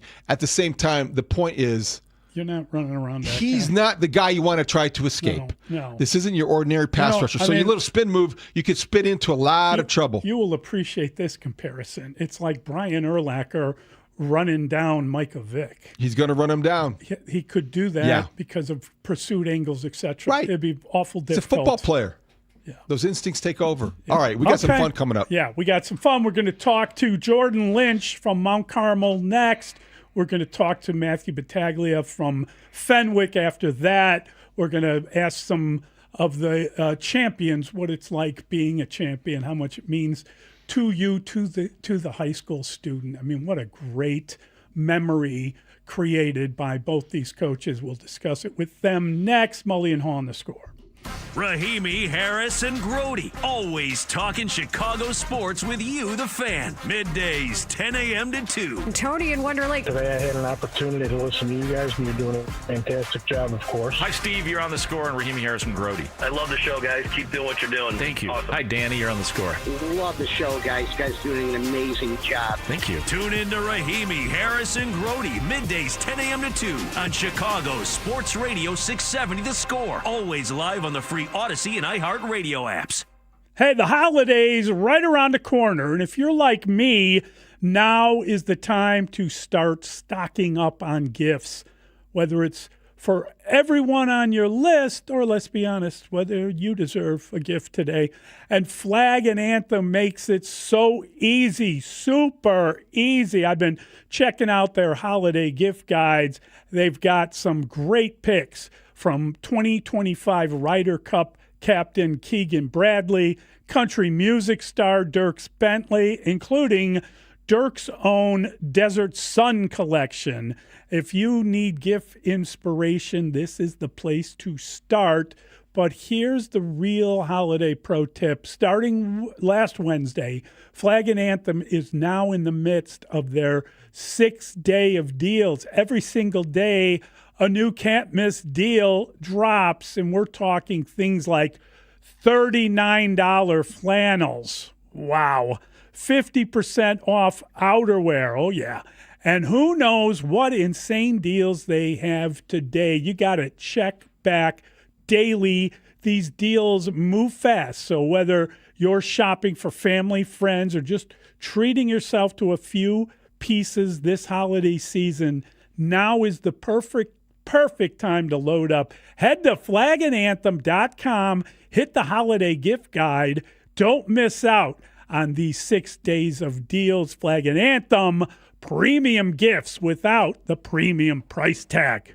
Winter is coming, Chicago. Atturo Tire is your hometown tire and knows this climate. Check out their new all-weather tires at your local independent Atturo Tire dealer. To learn more, visit Atturo.com and find performance within reach. It's Blackhawks and Bulls season on Chicago Sports Network. Visit chsn.com/radio to sign up for your 7-day free trial of the all-access plan. Over 300 live games per year. Chicago Sports Network, your home stream advantage.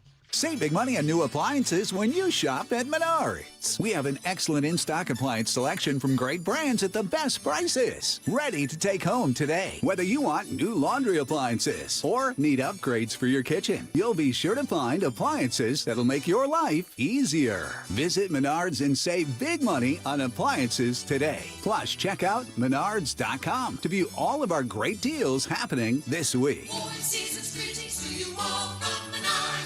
Makita knows that pros never settle, and neither do we. With Makita, you get tools that perform at the highest level on every job without compromise. Makita is for the most detailed pros, expertly engineered to deliver precision, job after job.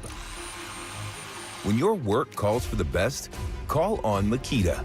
Makita, built to be the best. Available at the Home Depot. At LendSeek, we know running a business takes heart, hustle, and sometimes a little help.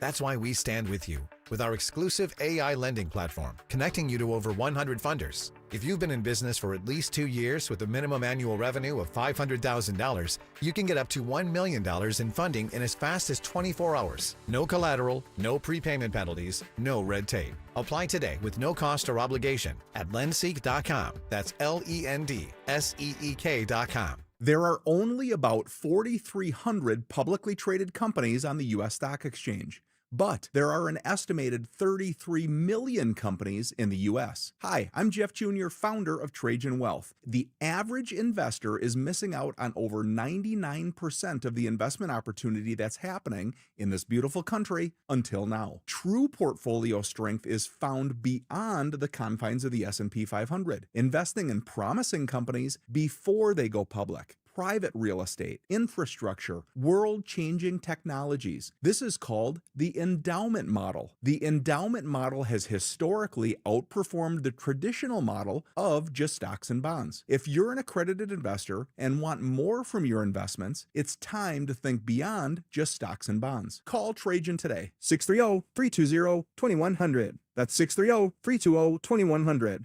Advisory services offered through Trajan Wealth, LLC, an SEC-registered investment advisor. See website for details. Hey, what's up, flies? This is David Spade. Dana Carvey. Look, I know we never actually left, but I'll just say it. We are back with another season of Fly on the Wall. Every episode, including ones with guests, will now be on video. Every Thursday, you'll hear us and see us chatting with big-name celebrities. And every Monday, you're stuck with just me and Dana. We react to news, what's trending, viral clips. Follow and listen to Fly on the Wall everywhere you get your podcasts. You've got a big day, so you use Unstoppable scent boosters to give your laundry non-stop freshness. So no matter how long the day goes, you Can't stop this power, this walk, this pose, this strut, this look, this talk. your clothes will be so fresh you can confidently strut into that end of the day meeting like a Boss, boss, boss, boss, boss, boss, bosses. Let's talk business in my office. Add new Unstoppables beads to your wash for 24-hour non-stop freshness so you can smell unstoppable. This is Boomer Esiason with an Odyssey Sports Minute. Dallas visits Detroit tonight in a battle of two desperate playoff bubble teams, and what a game it should be. Despite Amon-Ra St. Brown and Penny Sewell being listed as questionable, there are playmakers all over the field for both offenses. This should be a big play-filled, high-scoring affair. Dallas's defense certainly has improved over the last few weeks, while Detroit's is struggling. Where's the pass rush? So I'm going to take the Cowboys tonight, 34-31. I'm Boomer Esiason. You're listening to Mully and Haugh. Back in 60 seconds on The Score. What's up, football fans? Picture this. You bet on your favorite player to score the first touchdown in the game, but his teammate scores instead. If this happens, BetMGM wants to give you another chance at the end zone. With BetMGM's second chance promotion, you'll get your stake back if your first touchdown scorer scores second instead. That's right. Bet on any pro football player to score the first touchdown of the game. If you're right, you win. If your player scores second, you get your stake back in cash. With BetMGM's second chance offer, you have a chance to keep the fun going after the first player crosses the goal line. Try a first touchdown scorer wager with confidence today. BetMGM. Make it legendary. BetMGM and GameSense remind you to play responsibly. See BetMGM.com for terms. Must be 21 years of age or older. Illinois only. Existing customer offer. Subject to eligibility requirements. Rewards paid back in unrestricted withdrawable funds. Gambling problem? Call 1-800-GAMBLER 426-2537 or by texting ILGAMB to 53342 in partnership with Paradise Hotel Casino. Here's Jake Thies. As requested, he's loose. He's got room. He gets across the 50. Will he be caught from behind? Into the 10, and he's gone. Wow. For a 74-yard touchdown. Jake Thies, the immediate response for Fenwick as they retake the lead over East St. Louis. Unbelievable. Mully and Haugh, Chicago Sports Radio 670 The Score. We are delighted to welcome in Matthew Battaglia from Fenwick. He's their head coach, assistant AD, and he joins us now on the Arturo Tire hotline. Arturo, your hometown tire, Arturo.com. Coach, congratulations on winning a state championship. Fantastic stuff. Thank you very much. Good morning, everyone. Thank you for having me on this morning. Still feeling really good from this past Tuesday night. No doubt about it. Well, they don't have odds, and you can't bet on high school football, Thank but God. I think that you can safely say you guys went into this game pretty heavily underdogs, and I just wondered, as a coach, that always seems to be fuel. Did you use that to your advantage? It seems like you guys were not expected to do what you ended up doing. Yeah, well, we were picked against in pretty much every big game we had this year. So we were used to it. And then on top, as a coach, you love it because you can really reinforce your players that they have nothing to lose. No one's expecting you to do anything. So play fearless, play fast, play confident. I did watch much of the game, and I've got to tell you, it surprised me that East St. Louis made as many mistakes as they did. I don't know if you feel like you led them there and they did so, but given the postponement of the game and the weather and everything connected to it, why were you guys better prepared than they were? Do you have any knowledge as to what you did better than them to prepare for those conditions, that layoff, etc.? I can't speak for them, but I do know when we got the news that actually happened as soon as we were meeting at school before we were going to head down. So it was a little bit of a shock, but we really focused on just flushing that out of our system. Hey, go tell who you need to tell that the game's postponed, and we can't control this. This is what it is. So it's how you respond to that event. And I told them, let's make a positive out of a negative of getting 3 extra days to prepare and 3 extra days to be together as a family. So you got the big field goal. Noah Sir, with a couple minutes left to go in the game. He's bound for Northwestern, I understand. He was a guy whose name you will always remember. He's made an impression. Who are some other players that stepped forward and you counted on to win the title? I think the big thing in the playoffs was the offensive line, defensive line, seniors, Logan Schultz, Adam Calcadan, Connor Wall, the center.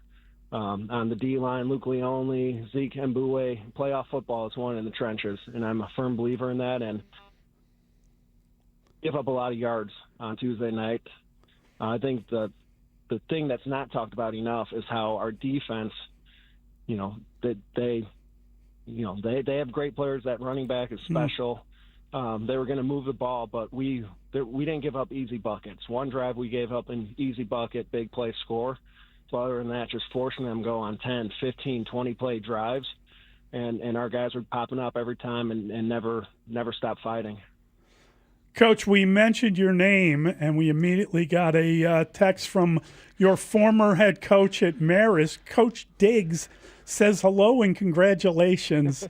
And I just think it's the kind of thing you get extra days with your team. You win a title with your team. That connection really lasts. I mean, we often talk about, we remember the lessons that our former coaches taught us, and it's such a impactful relationship to have with a high school coach and his team. That must mean the world to you. Yeah, it's I've been telling the kids that I don't know what I'm going to do with myself for the next couple weeks. The biggest victory is just maximizing the amount of time you have with the group. And I told them winning the state title, like, that's just icing on the cake for this experience. You want them to go out with a win, obviously, but just being there with them, watching them grow up. We won it in 21. That was my second year with the program. Built great relationships with those kids, but these kids I've known since they were in 7th, 8th grade. Our ball boy in 2021 was the senior captain who helped lead us to victory Tuesday night. So just really developing great bonds with these kids, and it was so much fun watching them grow up through high school. Matthew, congratulations. You're going to remember this the rest of your life, and I think that you really could relate to when you had the post-game interview and you said this is the best team that you can imagine. They showed all the parents and all the community, and just you made Fenwick proud, and really appreciate your time this morning. Thanks, Coach. No, thank you, guys. Go Friars.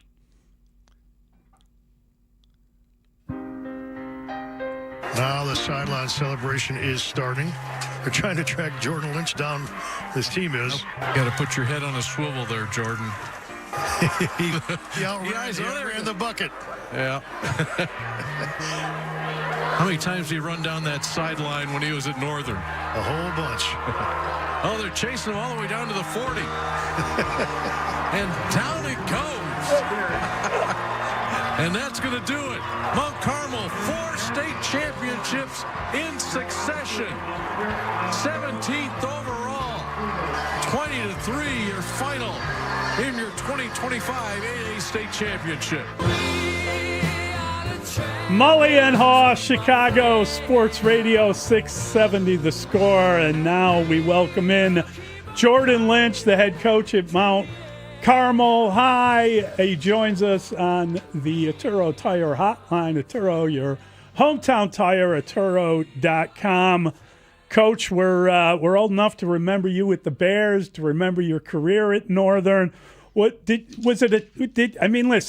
the whole weather thing, the whole thing was a drag, but was it kind of surreal to be back at Northern for your 4th straight state title?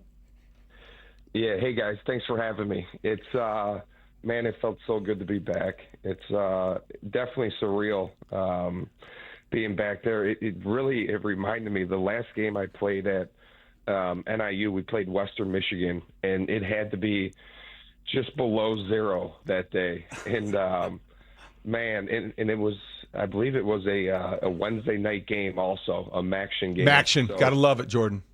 So just to be back there coaching on a Wednesday night, very familiar kind of with that setting, but something you never get used to is getting used to the cold. That's for sure. Were you in short sleeves, you maniac? That was insane looking at you on the sidelines.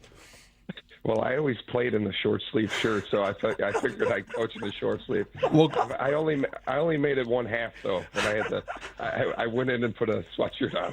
Congratulations, Jordan. Yeah, it was very impressive to see the short sleeves as a coach on the field that you used to star on as a player. 4th in a row, 5th overall since you took the job. I can remember when you took the job. Maybe there's some trepidation. How would you be able to create the dynasty that you have created, follow up on a legend, Frank Lenti, created the program?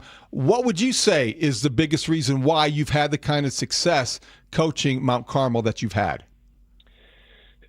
We have a lot of the support staff at Mount Carmel has been awesome, all the way from our president, Brendan Conroy, to our principal, Scott Tabernack, all the way to our athletic director, Phil Seagross. The support staff has been great, and it's a different kind of place, man. It's special. We get kids from all types of different backgrounds that come there, and they might not be the best kids or the greatest athletes or the best students, but it's the right fit for Mount Carmel. And we have a lot of great mentors and coaches that has kind of helped me along the way and grow as a coach. And that place is special, man, and that's home to me. But it's, we continued what Mount Carmel's always been since I got there, and really kind of took it to a whole nother level, to be honest with you, winning 5 state championships in 7 years. Right. And, so we're trending in the right direction. And this is the first time in Mount Carmel history that all 3 levels, freshman, sophomore, and varsity, have gone undefeated as a program. So it's some great things are happening at 64-10 Dante. So watching that game and seeing Oswego go up with a field goal, I felt just watching the football game like you guys made such an impact on special teams. That's usually something that means attention to detail. That usually sort of speaks to, great coaching at the high school level. How did you guys use field position and all of that to dominate that game? Right. Being in DeKalb is, you guys have been there before. It's a wind tunnel. It's 2 degrees out there. It's super windy. It's hard to throw the ball. People are stuffed in the box for you guys to run the ball. So it's really the field position is a huge difference. And we did a really good job of kind of turning the field, punting the ball, and kickoffs and things like that. So it's we spend more time in special teams, and we kind of give our special teams coordinator crap sometimes in practice. It's like, hey, you're going to save any room for the offense and defense today? But we really, man, we'll meet for a half hour on special teams, and we'll practice for 35 minutes on special teams a few days a week. So we pride ourselves in all 3 phases of the game. So, Jordan, you were a Heisman finalist back at Northern Illinois. I remember that because you were on my ballot and a lot of other people's, clearly. And it was an individual award that you obviously brought you all the attention. This is still an accomplishment, but how is it different? Because this is obviously 4 in a row, but as a coach, how do you process the success? How do you have the satisfaction that's different from when you were, as a player, being a Heisman finalist? Yeah, it's kind of definitely a different feeling, but I find a way, as a coach, man, it's just finding a way to compete, being a coach and molding these young men into reaching their goals. And I always talk about with them is I've been to the highest peak as a player, and I've seen some really cool things and done some really cool things as a player. And I wish these guys could experience it, one day, the stuff that I've done. And just busting your tail off as a coach, just to show these guys the stage of high school football and winning state championships and bringing these guys on that stage. I take so much pride, and it's such a great feeling, and it's almost a better feeling than being a player and winning, because you're molding these 80 men into getting a state championship and being on this highest pinnacle they could possibly be in high school. So you're a young man, and we're getting a lot of questions from some of our listeners as to whether or not you want to stay there as long as you can, or whether you want to move up a level or move on. I think that's probably coaches you're going against, to be honest with you. But do you feel any pull in any direction, or do you love what you're doing and want to stay there? Man, like I started off this interview, I have such a great support staff at Mount Carmel, and I love being there. And to be honest, I coached running backs at NIU in 2017 and took over in 2018. I'd never thought I'd have this much fun in high school football. I think high school football right now, especially in Chicago, the Chicago Catholic League, is about as good as it's been in a while.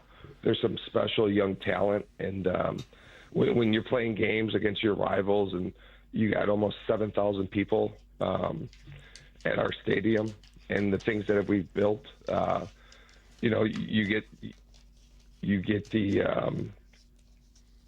same satisfaction as if you're coaching in college. It's I love it here. I'm not looking to do anything else. This job really, the big thing is this job really provides me a chance to be around. I got 4 kids under 7, to be around my kids in the off season. So it's now I transition to being dad. You're well experienced on the job. Clearly, it's a great fit for you, Jordan, individually. You created a little bit of a stir going in. You know that the debate is always private school advantages. You addressed that head on before the state championship. What kind of fallout did that create, and how much did you embrace that debate? Yeah, you know what? When those debates comes up and I get asked those questions, I take it personal. For one reason, because they're saying Catholic schools can recruit and this or that. Everyone has it tough. Trust me. I do wish I think it'd be easier on us if we did have a feeder program, and we know we're automatically going to have 200 kids in a program every single year, right? We don't shy away from the recruiting word. Everyone at Mount Carmel is recruited. Every single kid there is recruited to be at Mount Carmel, and some kids recruit themselves there. But what I take so personal is people think we just get all this talent, this or that. It takes away from the kids that they don't show up every single day, right? And work their tails off. The only thing that really, to be honest with you, is such an unfair advantage that they should look out for is that Mount Carmel has so many really great coaches and great mentors at Mount Carmel High School. That's an unfair advantage because those coaches have bust their tails off, and we have really great mentors that makes that place so special. So it's everyone has it tough, though. You know, everyone has it tough, but we're just following the rules that the IHSA gives us. Jordan, great stuff. Congratulations. We're delighted for you. And as a Southside guy myself, I'd love to see local guy make good stories. Way to go, stuff. Jordan. Thanks, guys. Thanks for having me. That is Jordan Lynch. Wow, great stuff. We got Marshall and Layla next. Mully and Haugh on the Score. Coming up on Spiegel and Holmes, it's going to be a great day inside the Blue Cross Blue Shield Performance Studio with Matt Forte. We'll talk to him and he'll sign books as well. Guess what? Dave Wanstead live in Studio 2. Mark Brody from Hallis Hall. Jarrett Payton, plus a live categories with the listeners. Let's go. Spiegel and Holmes, 2 to 6 on 670 The Score. And always live on the free Odyssey app. Hey, Chicago, Wild Fork is helping you fight inflationary food prices. Enjoy organic 85% ground beef for $5.60 a pound when you buy two. New York pork chops for $2.98 a pound. Or Brazilian beef ribeye steaks for $8.98 a pound. A pound of salmon fillets, $5.99 a pound. Argentina red shrimp at $5.99 a pound. Refuse to pay inflated prices. Now offering 3 months of free delivery to new customers. Visit wildforkfood.com. Craving something crunchy, sweet, or savory? We've got you covered. Call the Score hotline right now, 312-540-067. Again, the Score's hotline, contest line, 312-540-067. And you will have a chance to win a $100 gift card to Nuts on Clark, home of Chicago's legendary popcorn and nut mixes. Good luck.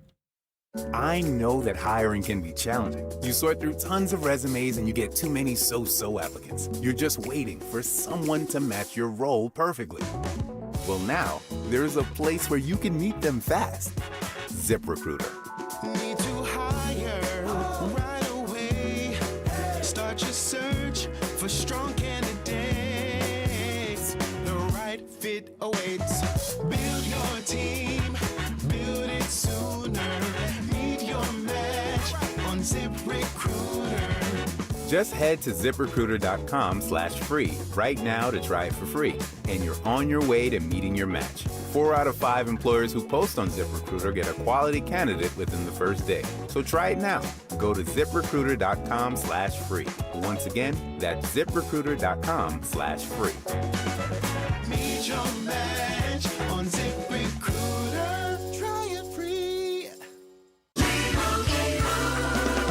Doug. Here we have the Limu Emu in its natural habitat, helping people customize their car insurance and save hundreds with Liberty Mutual. Fascinating. It's accompanied by his natural ally, Doug. Limu, is that guy with the binoculars watching us? Cut the camera. They see us. Only pay for what you need at libertymutual.com. Liberty, liberty, liberty, liberty. Savings vary. Underwritten by Liberty Mutual Insurance Company and affiliates. Excludes Massachusetts. Take a deep breath and visualize. It's Saturday. You just won up to $100 instant Kohl's cash just because you are one of the first 100 in-store customers. Yes, visualize you at Kohl's as a winner. Plus, you'll also save up to 50% store-wide. It's all happening this Saturday at Kohl's. No purchase necessary while supplies last on 12/6/25. One card per household. Select styles. Some exclusions apply. Offers end December 6th. See store or Kohl's.com for details. Gear up for epic football games under the Vegas sun. Stadium swim at Circa Resort and Casino. It's amazing. Dive into the 6 temperature-controlled pools or relax in the luxurious lounge chairs, day beds, and the private cabanas. Private cabanas. That's where it's at. Feel the energy and catch every play from every game on our massive 143-foot screen. When it comes to watching football all season long, nowhere comes close. Grab your spot at Stadium Swim today at circalasvegas.com. This is David Haugh for Wayfair. Don't look now, but it's already holiday season, so start getting your home space ready. New cookware, better sheets, holiday decorations, everything. And Black Friday is the perfect time to score big. Everything is on sale during Black Friday at the Wayfair store in Wilmette. bet. Shop Wayfair's can't-miss Black Friday deals all month long. Styles you can't find anywhere else. Make your home your way, and you can get up to 70% off during Wayfair's Black Friday sale. Plus, when you shop at Wayfair, you can take the small stuff home that day and get the big stuff shipped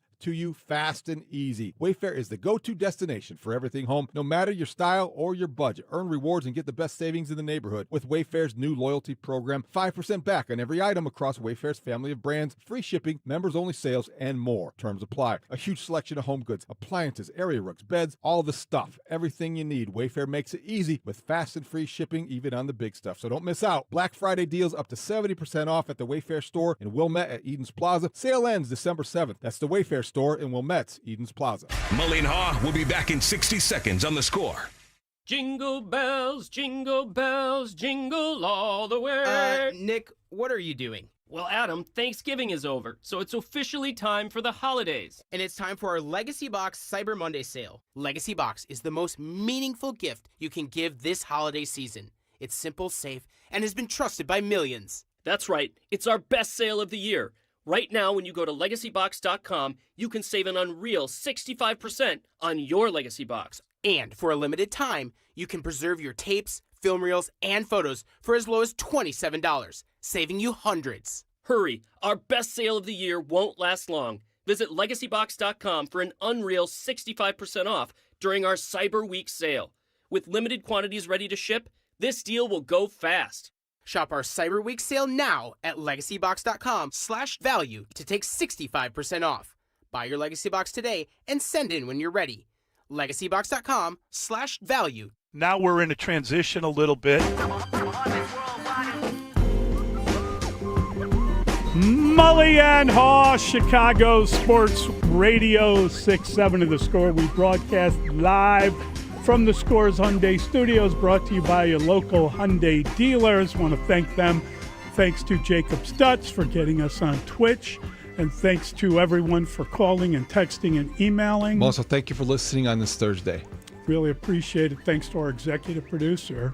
He always has a reason. He's Mr. Dustin William Rhodes. I don't like it, It just didn't work out like we thought it would, And like I said, I don't like it for CP. But it just wasn't a good fit, and we understood that. And so, like I said, it was an organization, they made the choice, and so moving forward, we got to see what we do. That's Ty Lue basically blaming his bosses on the whole Chris Paul thing. Bizarre story. Thank you, Brandon Fryer, for your hard work. So here we go again. There's been no conversations. I want to make it clear just I would say one more time, but for the 50th time, it clearly is not getting the one network, for sure. Giannis has never asked to be traded, ever. I can't make that more clear. That is the voice of Chicago's very own Doc Rivers talking about Giannis Antetokounmpo, who the Bulls apparently don't want. Well, he hasn't asked for a trade maybe officially, but there he's are wheels in motion, and then his representatives have explored possibilities of potential destinations, Chicago being one of them, according to Lou Canellis. Marshall Harris is here. Marshall, I'm sure you're delighted to know the Bulls don't need any help. They need better players, like at the back end of their bench, like that last guy and that first guy you call up. My goodness, though. I watched that game last night, fell asleep at halftime, woke up this morning, watched the second half, and was like, why am I watching this? Yeah. Whew, and I've seen a lot. And Layla Rahimi here. Hello. Yeah, I've seen too much. I have, I'm going to confess, I replayed that segment on the show this morning about 6 times to make sure I heard it correctly. And then I just sat there and pondered into the distance, realizing it was -5 wind chill outside, wondering what's going on. Can someone tell me who the young core is that you don't want to break up? I mean, I think, quote, young core, end quote, is Matas. Yeah. So you're referring to Lou Canellis on Fox 32 for people who weren't up that early, reporting last night that the Bulls were approached by representatives from Giannis Antetokounmpo and just exploring what the possibility might be for a deal. and the Bulls answered that, according to Lou, that they wanted to protect their young core, and it would take too much to do that. But here's the thing. What happened to draft picks as currency? Well, you may not have to break up your young core. The reason why it's too much to break up their young core is because you don't have other stuff. And you should have other stuff at this stage of your, I don't even call it rebuild, on this stage of your treadmill walk. Is there an incline? Bain.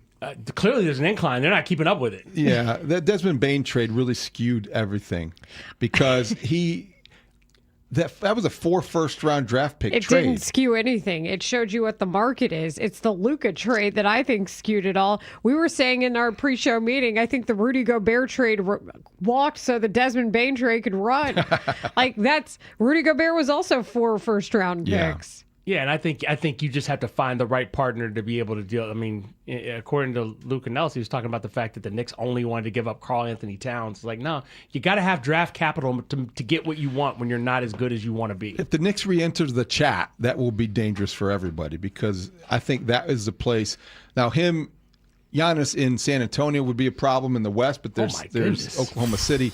But the East, if you add him to the Knicks, yeah, that could be a problem. Giannis in San Antonio? Wemby and Giannis with De'Aaron Fox sprinting from end to end is a scary thought. They were one of the teams. That's the 9 years, 5 titles Spurs all over again. That's not the big market team that you think he would want to be. But you can give him Dylan Harper and you can give him some other stuff, and they have stuff. They have the pieces, and I think that last night we're kind of also overlooking the fact that he went down with a calf strain last night, and you don't know how long he's going to be out. It's fine. The entire league has a calf strain. If he's back by the postseason, you already know. So you're not afraid of the Achilles popping? No, because you properly rest him and we got this. We'll get in as whatever seed, and then Giannis will unleash you in the playoffs. The league has an injury problem, though. You're right about that. Yeah, the calf strain / Achilles is taking out the league. It's not good. What have ye today? Well, we're going to talk about that because that was baffling. So that's at 10:25. I think we have to ask the question. It's not necessarily from a place of fear. It's more from a place of journalistic curiosity. If the Bears lose this game to the Packers, is it that bad? Then what? So we want to ask that question at 10. 10:25, the Bulls are saying what? 10:45, a report came out regarding the structure that the Cubs wanted to avoid with Dylan Cease. And it really opens the door to a lot of questions about their long-term future and, frankly, some viability questions as well. So we want to get into that at 10:45. 11 o'clock, it's time to start talking about playoff teams versus the Bears. We're going to go in the hunt, and we're going to examine the Packers and the Lions first. Paul Charchian, our fantasy football expert, is at 11:25. 5 on it is at noon. We will have Clay Harbor in studio for that hour. We have Carmen Vitale for the 1 o'clock hour in studio, and Mark Rohde will join us from Hallis Hall with Bears at 1:25. Have a great show. Guys. Every soda next to Mr. Pibb got something to say. The classics reminisce about the glory days. The doctor's giving a dissertation. The prebiotic bubbles giving TED Talks. Then there's Mr. Pibb. Sweet cherry up front, bold fizz on the follow. No pitch, no promises, just bold cherry bringing the flavor. Some sodas talk big. Mr. Pibb backs it up. Bold kick up cherry. Hey, yo, Mr. Pibb. FinishingChicago.com's decorative finishing contractors can transform your commercial spaces for staff, tenants, and customers alike. Our contractors' dedication to safety ensures everyone, including the assets of your building itself, are taken care of from start to amazing finishes. Visit FinishingChicago.com for your free list of decorative contractors specializing in decorative painting, wall covering, drywall finishing, glass systems, and custom signage. For a great finish, start with FinishingChicago.com. This season, some gifts don't come wrapped in paper. They come wrapped in trust, commitment, and integrity. At Patrick, we believe in the joy of giving and a promise, especially during the holidays. That's why we created the Patrick Promise. Now, through the season of giving, enjoy 0% APR financing for up to 60 months on select new 2025 models. Here at Patrick, we stand by our word, just like the traditions that bring us together. Taking care of you every day. That's the Patrick Promise. It's David Haugh for FanDuel Sportsbook, the official sportsbook of 670 The Score. Every NFL Thursday is your chance to hit the jackpot on FanDuel, because with FanDuel's Thursday touchdown jackpot, you can win a share of $2 million in bonus bets each week. Yes, $2 million. To get in on this Thursday's action, all you've got to do is place an anytime touchdown score bet before the game kicks off. And if your player scores the first or last TC of the game, you can win your bet plus a share of the bonus bets. Yes, if your player scores the first or last touchdown, you can win a share of the bonus bet. Visit FanDuel.com/score and take a shot at the jackpot. That's FanDuel.com/SCORE for your chance to win a share of $2 million in bonus bets. Play your game with FanDuel, an official sports betting partner of the NFL. Must be 21 and older and present in Illinois. Opt-in. Must apply profit boost token on select market. Prize pool to be split equally among all eligible participants who make the correct first or last TD pick. Bonus issued is non-withdrawable bonus bets that expire 21 days after receipt. Restrictions apply. See terms at sportsbook.fanduel.com. If you have a gambling problem, call 1-800-GAMBLE. Pain has a way of stealing the moments that matter most, especially during the holidays. It's not just your knees, your back, or your shoulder. It's time with family and friends. But 2026, that could all change when your body remembers how to heal. Dr. Ashley Caravelli and her team at QC Kinetics here in Chicago believe relief doesn't have to come from surgery or pain pills. They use your body's own natural healing abilities to repair and restore what's been lost. It's your body's comeback story, powered by the very cells that built you in the first place. It's time to take that first step, literally, to walk and dance and enjoy the holidays without pain. With QC Kinetics, healing is within reach, easy with weekend appointments. Schedule your free consultation. Now's a great time to use your HSA and FSA for treatments. Call 312-847-4347. That's 312-847-4347. QC Kinetics, 312-847-4347. Guys, thanks for helping me carry my Christmas tree. Zoe, this thing weighs a ton. Drewski, lift with your legs, man. Santa! Did you get my letter? He's talking to you, Bridges. I'm not. Of course he did, right, Santa? You know, my elf Drewski here, he handles the nice list. An elf? I'm 6'3". What everyone wants is iPhone 17. And at T-Mobile, you can get it on them. That center stage front camera is amazing for group selfies. Right, Mrs. Claus? I'm Mrs. Claus's much younger sister. And at T-Mobile, there's no trade-in needed when you switch, so you can keep your old phone. Or give it as a gift. And the best part? You can make the switch to T-Mobile from your phone in just 15 minutes. Guys, my side of the tree is slipping. Timber! The holidays are better at T-Mobile. Switch in just 15 minutes and get iPhone 17 on us with no trade-in needed. With 24 monthly bill credits for well-qualified customers plus tax and $35 device connection charge. Credits end and balance due if you pay off early or cancel. Finance agreement 256 gigs, $830. Eligible port in a new line. $100 plus a month plan with auto pay plus taxes and fees required. Check out in 15 minutes or less per line. Visit T-Mobile.com. This is where Chicago comes to talk first place Bears football. We are Sports Radio 670 The Score. Broadcasting live from the Hyundai Studios. Presented to you in part by your local Hyundai dealers. WSCR Chicago. WBMX HD2 Chicago. And Odyssey Sports Station.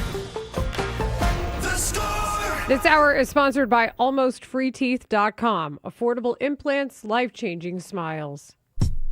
The views and opinions of Layla Rahimi, Marshall Harris, and Mark Grody should not be taken too seriously, especially when they give advice. Do not take Marshall's analogies literally, especially when it comes to Russell Dorsey. The sports thoughts of Rahimi, Harris, and Grody may change at any time. It's just sports. Okay, thanks, bye. Rahimi, Harris, and Grody. 10-2 on 670 The... Herb Howard from the Herb Howard Show, Bears reporter for the Bigs Media. You can find him on YouTube. You can find him on Twitter. And now we can find him in studio with us. Unsolved Mysteries. I don't know who has the closest voice to Robert Stack. Join me. Perhaps you may be able to help solve a mystery. There's an image of the Bears where Ben Johnson takes his shirt off. And it's art because the reactions are amazing. And they go back for waves and waves. And in the very back, you see somebody punching the ceiling. Punch their tickets to an all-night ceiling around. He's light-skinned. Hair. Not a ton of those guys on the team. Of Is that he light-skinned or size. is he just not dark-skinned? That's the thing. The lighting. No, he's not white. No. I'm saying, like, you can be not light-skinned, but just not be dark-skinned. Like, it could be just a regular shade of black, but because it's so far back with the lighting. And he's in the light. He never forgets a face. He has a photographic memory. It's a terrible thing that's happened here, Lieutenant. I really do hope you find the people responsible. Well, I'm sorry I can't be more optimistic, Doctor, but we have a long road ahead of us. I said to Nishan, I was like, hey, who punched the ceiling? is it Daniel Hardy? He's like, Daniel Hardy has longer hair, so it's not him. And then I was like, all right, so he's eliminated one. Could be J.O. You know who a lot of people think it is?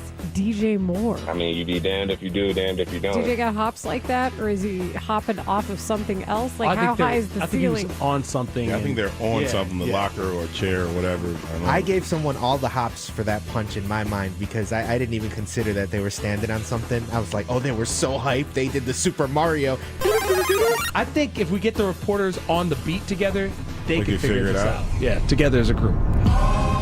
Layla Rahimi, Marshall Harris, Mark Grody. Middays 10 a.m. to 2 on Chicago Sports Radio 670 The Score. Wait a second. Have we gotten any closer to solving that mystery yet? Who punched the ceiling in Philly? Bears aren't snitching, are they? That's going to go with them at least through the end of this season. You might get something in the offseason if they say, I don't know, win the Super Bowl. No, you know how Philly is. They'll be like, here's a bill for your ceiling tile. It is $1 million. That's something that could really happen, especially out of the anguish of what happened on the field prior to the ceiling being punched. In that case, is the ceiling the roof? The ceiling may indeed be the roof as far as that goes. Specifically, we will continue to track this developing story. This is Rahimi, Harris, and Grody on 670 The Score. Marshall Harris, Layla Rahimi, Mark Grody will join us from Hallis Hall at 125. He is reporting today. And in the meantime, we are enjoying Packers Week.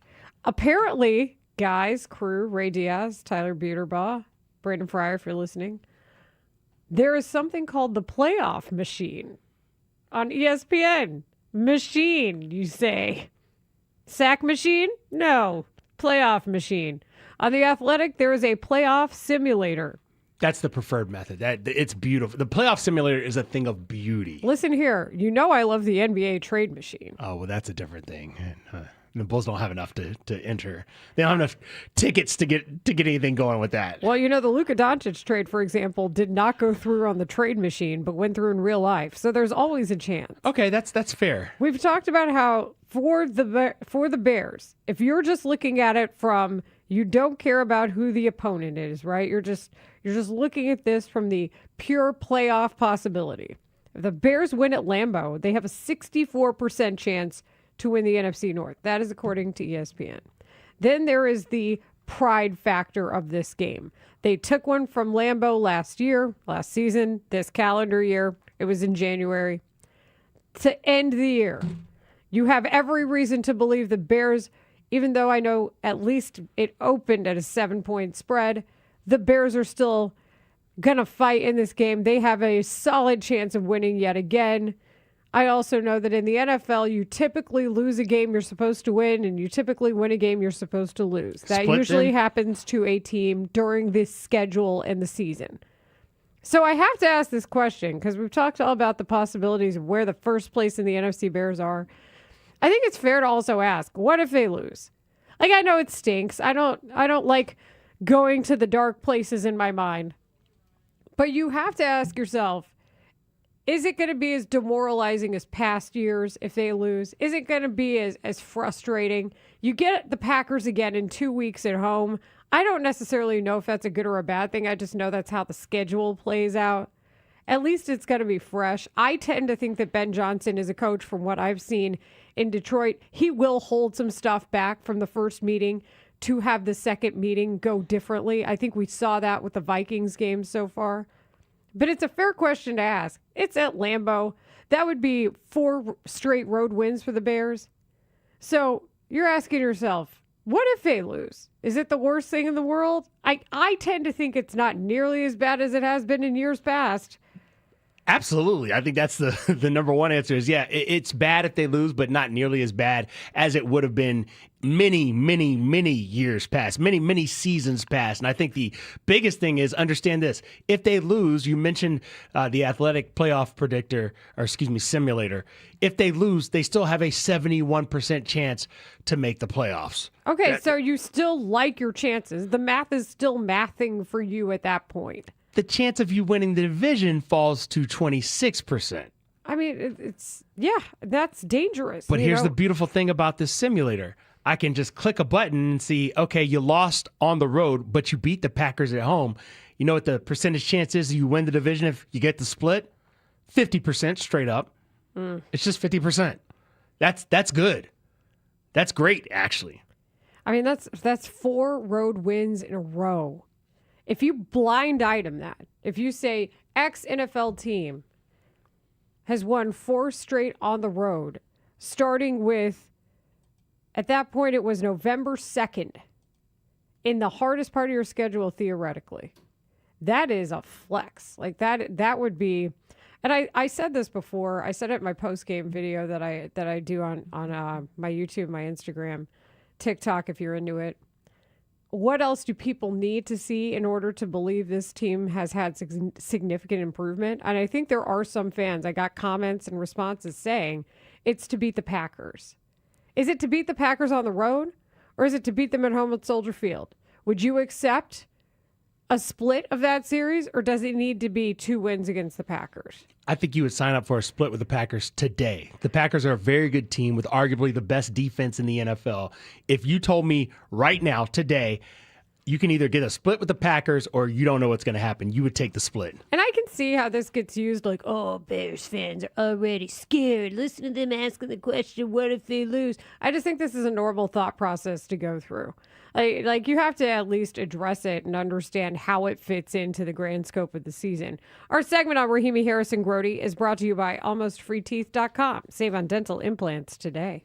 I thought it was an interesting concept you brought up with the fact that maybe Ben Johnson will hold a little something back for his next meeting with the Packers. I think he does that. I don't even know if it's that deep, though. I just think Ben Johnson has so many plays, so many concepts that he could just plug them in for this week, next week against the Browns, Packers, and never run out of ideas. I do think that he is not short on ideas. This is a man who knows how to build a playbook, not just memorize somebody else's.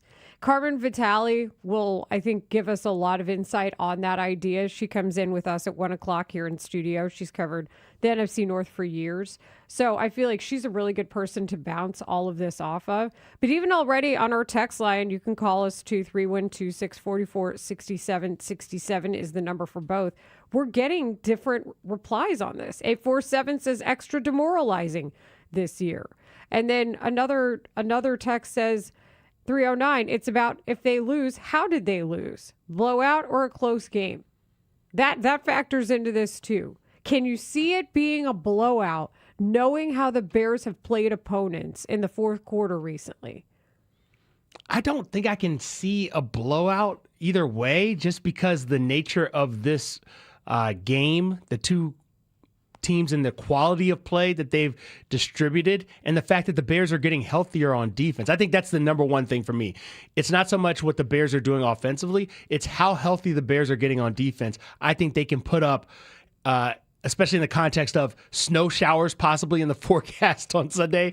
This could be an ugly game. Winter is coming. Oh, it's been here. Technically, it doesn't start for another few weeks. I noticed the sun was shining today. Can I tell you how thankful I was that we saw the sun today? Yeah, according to meteorology and science, the sun is going to set earlier from now on, but we still lose daylight to begin with. So that's why the days still get shorter. But it's setting later, so that's good. That was a very stark and real thing that you just said, and I don't know if I'm ready to accept it. What? That the sun is setting later? Yeah, and that the days are still shorter. That part. Yeah. See, that's kind of like this conversation. Okay. Like we're like, well, you've improved, but how much have you improved? Have you improved enough to beat the team everybody hates? I think it's a combination of things, right? You're so high on what the Bears have done in winning 9 of 10 games after the 0-2 start, right? But at the same time, you understand there are other teams in the NFL who have good players, who have good to great coaches, who also get paid to play and coach the game. And so it's unrealistic to think that they're just going to win every game on the right. Like, no one's out here saying the Bears are going 14-3. So where are the losses coming from? Well, and that's it. And you go 5-0 in the month of November, and unfortunately, you're probably due.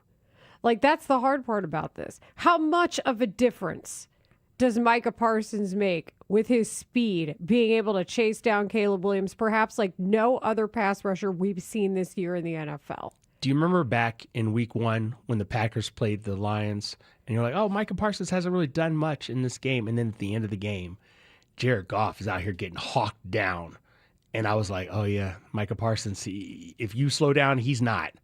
Yeah, that was the sobering thought for me. That was the game-changing game. That was the statement that was made, was that first game against the Lions where I'm going, oh, okay. Somebody came up motivated. A motivated Micah Parsons, a motivated Green Bay team. But then you lean on the fact that the Bears have beaten the Packers in Lambeau in 2025.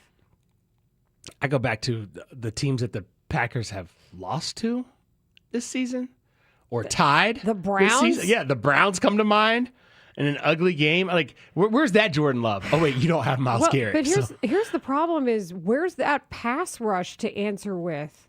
You know, that's Myles Garrett and them, as we like to say. That pass rush has to be there.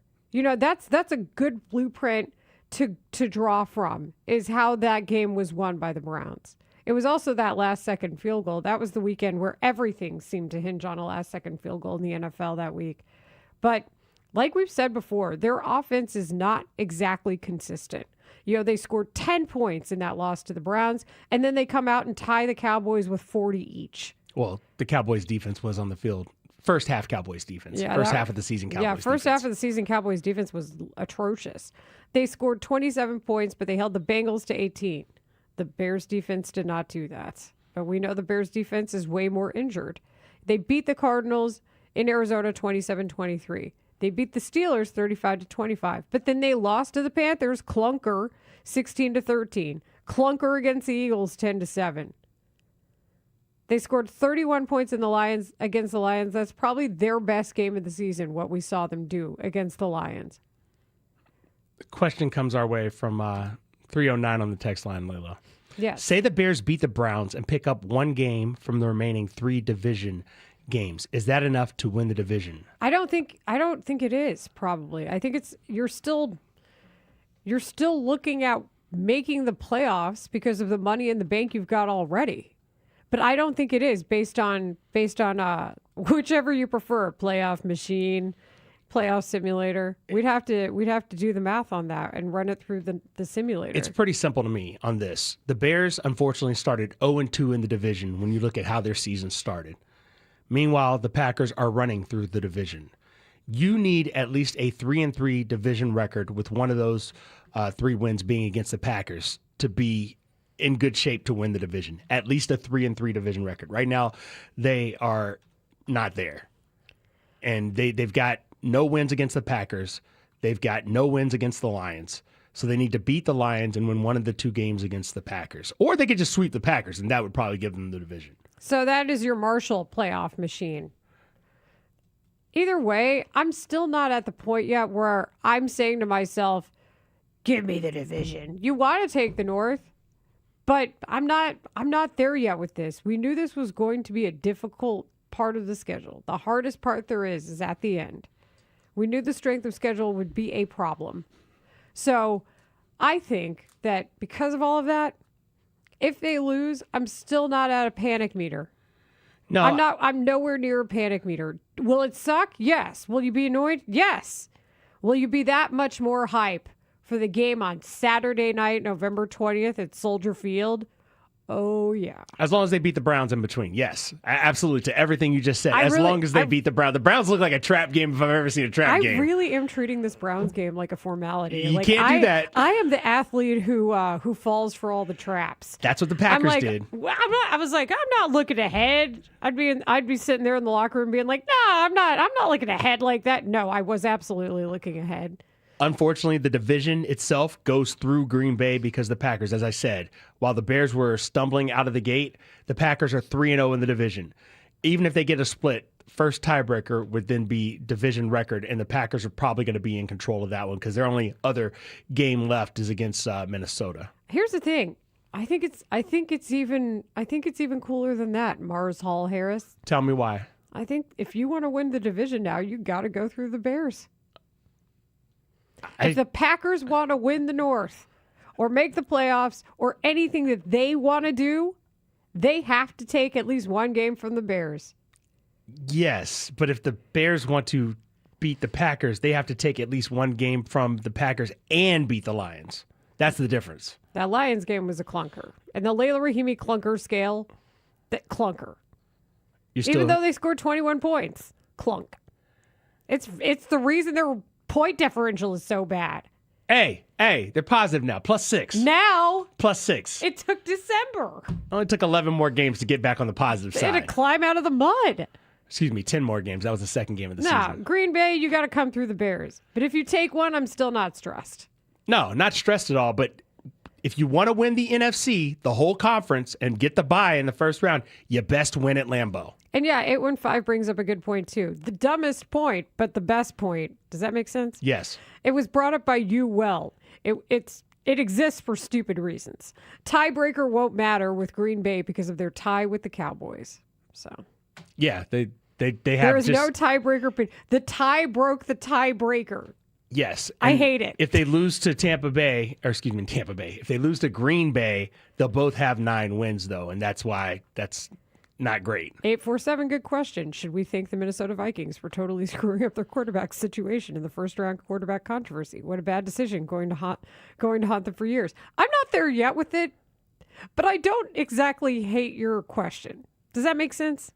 We have more coming up here on Rahimi, Harris, and Grody on 670 The Score. We broadcast live from the Scores Hyundai Studios, brought to you by your local Hyundai dealers. You've been texting us and calling us on our Score text line, 312-644-6767. When we have breaking news on the Score, it's brought to you by Wildfire. Join Wildfire Restaurants as they celebrate 30 years of serving delicious food and creating memories. You hang out with us on Twitch, twitch.tv/Chicago 670 The Score. The Twitch mob is chatting. They're there for you. It's a show within a show. Connor O'Donnell mans our Twitch chat. Our video team, along with Connor, Jacob Stutz, and Max Curtis, they do a great job. Ray Diaz, Tyler Buterbaugh, and Brandon Fryer are our producers today. And when we come back, not only do I think Lou Canellis scooped Shams Charania, how do we explain this? Oh, we're going to explain it. We'll let Lou do a little bit of explaining. I don't know that we can explain it. So Giannis might want to come here, but I don't know that the Bulls are down with it, and I don't know how to feel about this. So let's do all of that next. Playoffs? Before Chicago takes on Green Bay, start on the Score from noon to 3:25 for your local Ford Dealers pregame show, featuring legendary center Olin Kreutz, Patrick Manley, and Mully from the Mully and Haugh Show. Listen in as the guys get you ready for this epic rivalry. Your local Ford Dealers pregame show, starting at noon on Chicago's Sports Radio 670 The Score, and always live on the free Odyssey and iHeartRadio apps. This segment is sponsored by IHOP. Introducing the IHOP Value Menu, where all your breakfast faves are just $6 each every day. Where else can you get a big, filling, sit-down breakfast for only $6? Go to your happy plates with the $6 IHOP Value Menu. Available every day at IHOP. $7 in some locations. Do you owe $10,000 or more to the IRS like Mark? I've been doing home remodeling for 30 plus years, but the economy crashed. I wound up losing my home, losing my job, and on top of that, owing the IRS a ton of money. I owed the IRS $114,000. It really, truly was the worst part of my life. Then Mark found tax relief advocates. On news radio, I heard about TRA, and I thought, what's the worst that could happen? So I picked up the phone and I called them. When it was all said and done, TRA settled my $114,000 debt for $100, and I'm telling you, I was ecstatic. Could not believe it. Would recommend TRA to anyone. If you owe 10 or even hundreds of thousands of dollars to the IRS, don't lose hope. Do what Mark did and call TRA for a consultation. But TRA did. They gave me a second chance, and I'm forever grateful. Visit TRA.com or call 800-491-9914. 800-491-9914. That's 800-491-9914. What if you could have reliable and intelligent Wi-Fi? And get this, what if you could keep it at the same price for 5 years? That's the Xfinity 5-year price guarantee. 5 years of Wi-Fi that boosts speeds to the devices that need them most. That finds and fixes problems before you even notice them. Like super intelligent Wi-Fi with a 6th sense. And that keeps you gaming in the fast lane, even when the whole family is banking on bandwidth. All your devices working in perfect harmony for 5 whole years. And here's the best part. No annual contracts, no hidden fees, and our best equipment included. Hey, Let's face it, a lot can change in 5 years. Kids grow taller, dreams grow bigger. But your Wi-Fi? It would stay reliable and the price would stay put. The Xfinity 5-year price guarantee. Lock in your price and unlock the possibilities. Xfinity. Imagine that. Select plans only. Restrictions apply. I'm Kristen Press. And I'm Tobin Heath. We're World Cup winners, Olympians, and the hosts of The Recap Show. Every week, we sit down with the icons, disruptors, and game changers on the field and beyond it to talk victories, heartbreaks, and everything in between. We've built a space where athletes, changemakers, and people creating the future of women's sports can show up and show off as their full, unapologetic selves. Follow and listen to The Recap Show wherever you get your podcasts. It's time for Cyber Monday, Dell Technologies' biggest sale of the year. Enjoy the lowest prices of the year on select PCs like the Dell 16 Plus featuring Intel Core Ultra processors. And with built-in advanced features, it's the PC that helps you do more faster. Plus, earn Dell rewards and enjoy many other benefits like free shipping, price match guarantee, and expert support. They also have huge deals on accessories that pair perfectly with your Dell PC and make perfect gifts for everyone on your list. Shop now at Dell.com/deals. Hey, it's Brian Baldinger. At the Home Depot, Makita tools are built for the pros who show up early, who don't do shortcuts, only precise cuts, who know the job's only done when it's done right. With tools built to last, job after job, year after year, performance that pays off. When the job calls for the best, call on Makita. Built to be the best, available at the Home Depot. How pros get more done. At Patrick, we believe in the joy of giving and a promise. Enjoy 0% APR financing for up to 60 months on select 2025 models. Taking care of you every day. That's the Patrick Promise. This is Maggie Gray with an Odyssey Sports Minute. For the first time in more than a decade, Bears-Packers actually comes with real heavy stakes, and that alone makes this matchup special. Green Bay has dominated the rivalry, going 19-3 against Chicago since 2013. But now the two teams meet with first place in the NFC North on the line. The oldest rivalry in football finally feels like a true rivalry again. I'm Maggie Gray. We'll be right back with Rahimi, Harris, and Grody on 670 The Score. O'Reilly. Check engine, ABS, or maintenance light on? Take the guesswork out of your warning lights with O'Reilly Veriscan. The service is free and provides a report with solutions verified by ASE certified master technicians. And if you need help, we could recommend a shop for you. Ask for O'Reilly Veriscan today. O'Reilly Auto Parts. This is the story of the one. As the purchasing manager at a manufacturing plant, she knows the only thing more important than having the right safety gear is having it there when you need it. That's why she partners with Grainger for auto reordering, so her team members can count on her to have cut-resistant gloves on hand, and each shift can run safely and efficiently. Call 1-800-GRAINGER, click Grainger.com, or just stop by. Grainger, for the ones who get it done.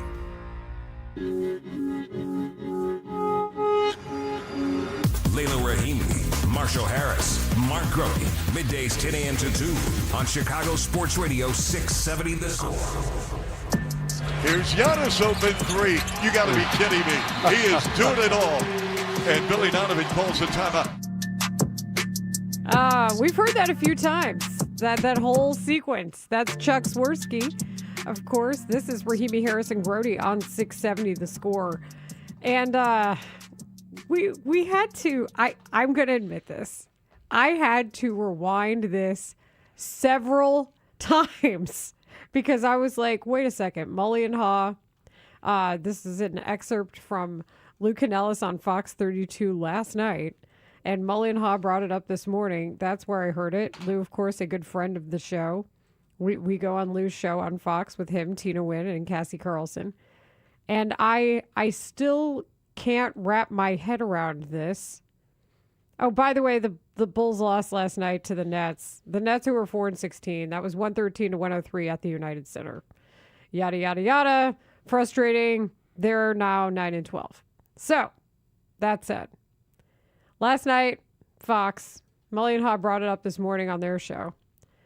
Lou Canellis shared a report about Giannis Antetokounmpo. If you remember, yesterday, Shams Charania, about the time we got off our show at 2:15 or so to make way for Spiegel and Holmes, said that Giannis was having talks about his future. This has been percolating now for over a year. The idea of Giannis going somewhere else in the NBA, it's just a matter of how, and my goodness, what trade would have to happen. And we joked about it being the Bulls because Giannis loves Av Lee. He goes to Lou's restaurant there in Milwaukee. He is Greek, so is Lou. Could there possibly be a connection? Because there is a connection between Giannis and Lou to an extent, which is why this is wild. I can tell you that Giannis and his representatives reached out to the Bulls about a potential deal, and the Bulls said they weren't interested. They were not interested in breaking up their young core or changing their course of direction that they have laid out with AK and Mark Eversley right now. Maybe things have changed. I'm going to need a minute to process that. Oh, no! David Haugh is all of us. I need you to play it again. I need you to hear what I heard again.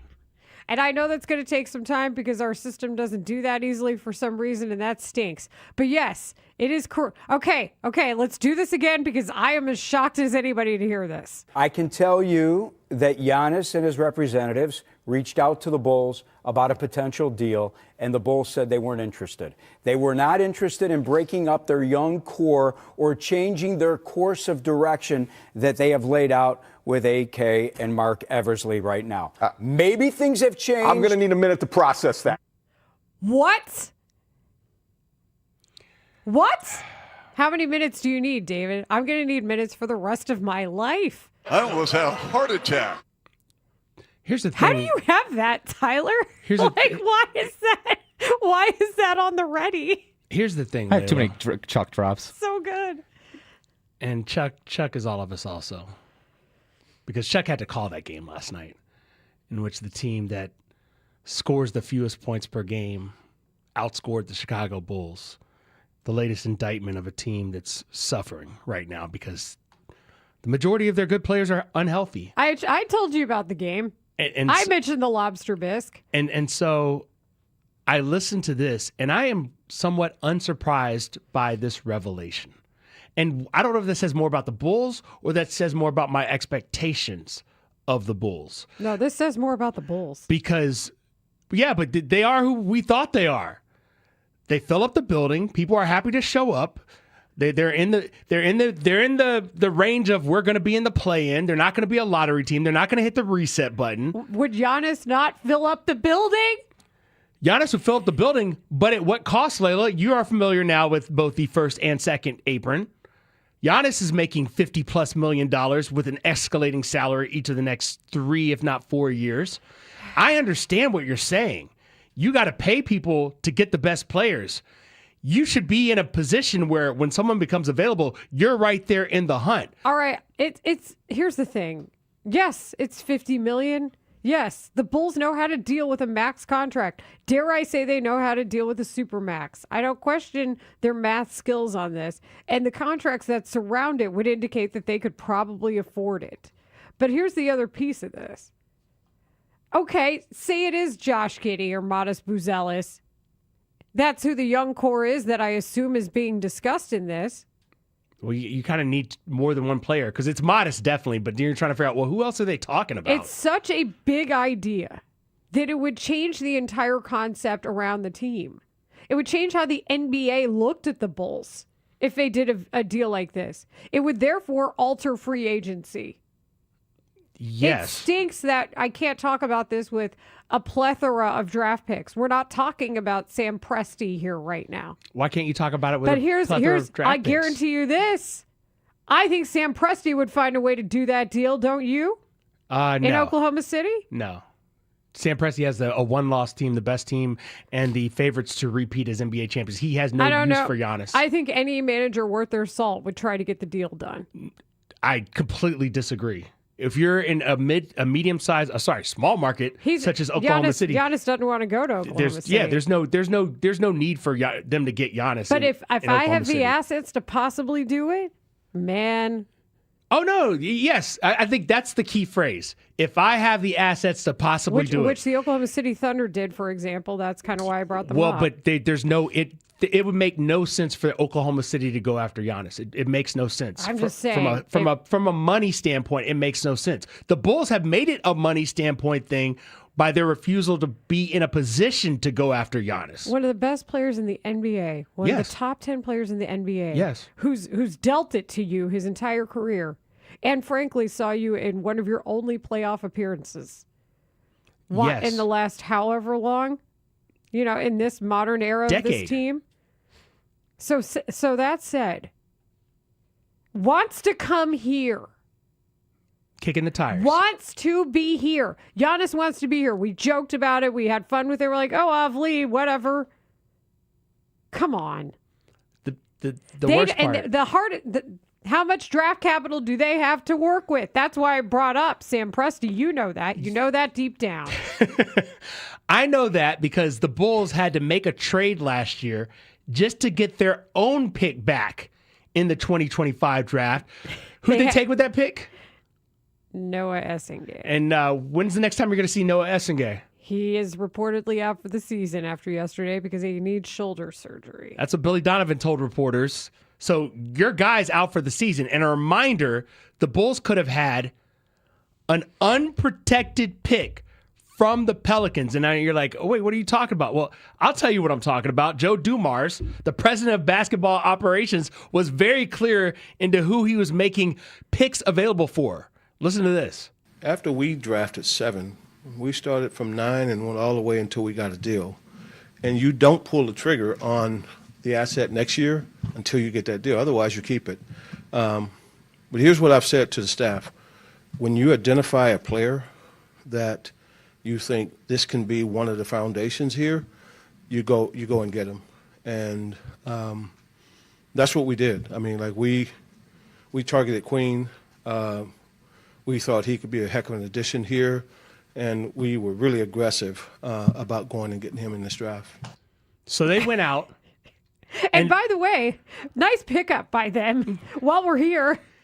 They end up starting at 9, trying to trade up from their spot in the draft, the number 23 pick in the draft. They're like, we'll give you the number 23 pick and an unprotected first-round pick in next year's draft, the 2026 draft. Did it happen at 10? No. Did it happen at 11? No. At 12, the Bulls got a phone call. They said no. For Noah. No Essingay. for Noah. Not Joakim. No for Noah Essingay. They drafted him. The Pelicans then get the pick done with the very next pick, and they got Derek Queen, who I'm just going to go out on a limb and say is a better player than Noah Essingay now and will be in 4 or 5 years whenever both players are fully developed. So while you sit there looking into the distance at the draft picks you don't have, and think about the fact that Desmond Bane fetched 4, while you think about that, also consider this. There are other teams involved in this conversation, according to Lou, and it is the teams you want to be mentioned alongside. Maybe things have changed with the latest report from ESPN about the Bulls maybe kicking the tires on Anthony Davis. I can tell you this for a fact. A few months ago, Giannis wanted to be traded. His first choice, New York with the Knicks. Knicks wouldn't move off, would not offer more than just Karl Anthony Towns. And it just wasn't going to work with the Milwaukee Bucks if they were going to give up Giannis Antetokounmpo. I can tell you that the Lakers inquired, and Luka Doncic himself inquired, trying to see if the Lakers could work out a deal with the Milwaukee Bucks. One of the other things, now remember, Giannis wants to leave because he wants to win. He's going to be 31 this month. He wants a chance at another championship. He does not want to go to a franchise that is going to gut themselves to get him and his contract. So he does not want to go somewhere where he's the only guy that can score and average double digits and carry another team. If that's the case, he may as well stay in Milwaukee. So he wants to go to a situation in which he can win. I think the Knicks are still a possibility. I wouldn't be surprised if the wheels came off at some point before the trade deadline, that New York got back into the trade mix. Don't count out Miami. He wants to go to a major market, and I will leave you with this. his wife and kids aren't in Milwaukee. They moved back to Greece. So he is by himself with his brothers in Milwaukee right now. So his allegiance to Milwaukee is no longer there. He wants to be in a situation where he can win. He wanted to come to Chicago. I'd love to see him in Chicago. You would love to see him in Chicago. But the Bulls would have to sit down and say, hey, listen, we're then prepared to break up our young core. I am begging whoever it is that needs to listen. This would change the current trajectory of the Bulls franchise, expedite a timeline, still fill your building, and push this team, I think, ahead of the original schedule in a way that maybe you don't even understand because of what would happen in the ensuing offseason. Trade draft picks into 2050 for all I care. They haven't been afraid to trade first-rounders before like they did to get DeMar DeRozan and Nikola Vucevic. So do it again. Do you think... He wants to win. Did you hear Lou Canella say that? But did you hear the part where Lou said he doesn't want to go to a team where if he goes there, he's the one having to do all the heavy lifting? Like, he's got to have help. And if they make the trade, who would they have to give up to get Giannis? In your mind right now. I mean, clearly the Bulls probably think they would have to give up either or, and if not both, Giddey and Modest. You heard the Knicks say that Karl Anthony Towns was the price. If I'm the Knicks, I'm doing this deal immediately, by the way. I'm figuring it out. I didn't understand that. Well, I think it's because of the draft capital concern. Draft capital has become that precious. Can you tell that to the people down at the United Center? I don't know. I try to find a way to make this happen. And you're right. He can't be by himself. But as we've seen, even in recent years, like say with the Mavericks with Luka and Kyrie, you can get it done with 2 stars and still have a functioning crew around him, including former Bulls center Daniel Gafford, to make it to the finals. Is Josh Giddey enough of a star to go alongside Giannis? They both need the ball in their hands. Dare to dream, Bulls. Maybe you should figure it out and see for yourselves. I know just the coach who could probably get it done. You have him. I think the Bulls have a Cubs problem. The Cubs have a Bulls problem. They're not willing to do the stuff that's necessary to win it all. If this isn't compelling enough, we need to examine the Sahadev Sharma report that came out about Dylan Cease. Because if this is true, it really makes me wonder what the Cubs' plans are for the future of their team.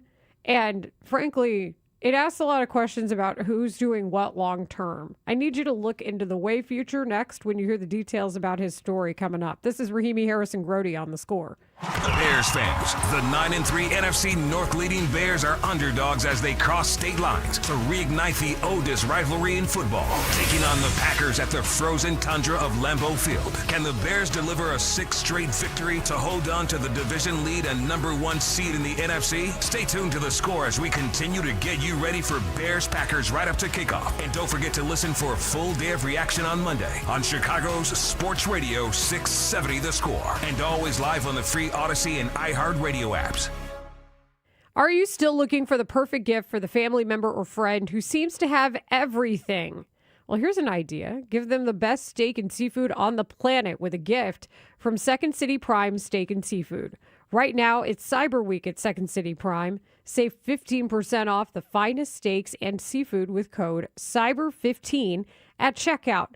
And this isn't the same steak you'll find in warehouse clubs and grocery chains. Owners Chris and Susie, they source only the top 2% of USDA prime steak. Filet mignon, Japanese Wagyu, Australian Wagyu, bone and ribeye, porterhouse, New York strip.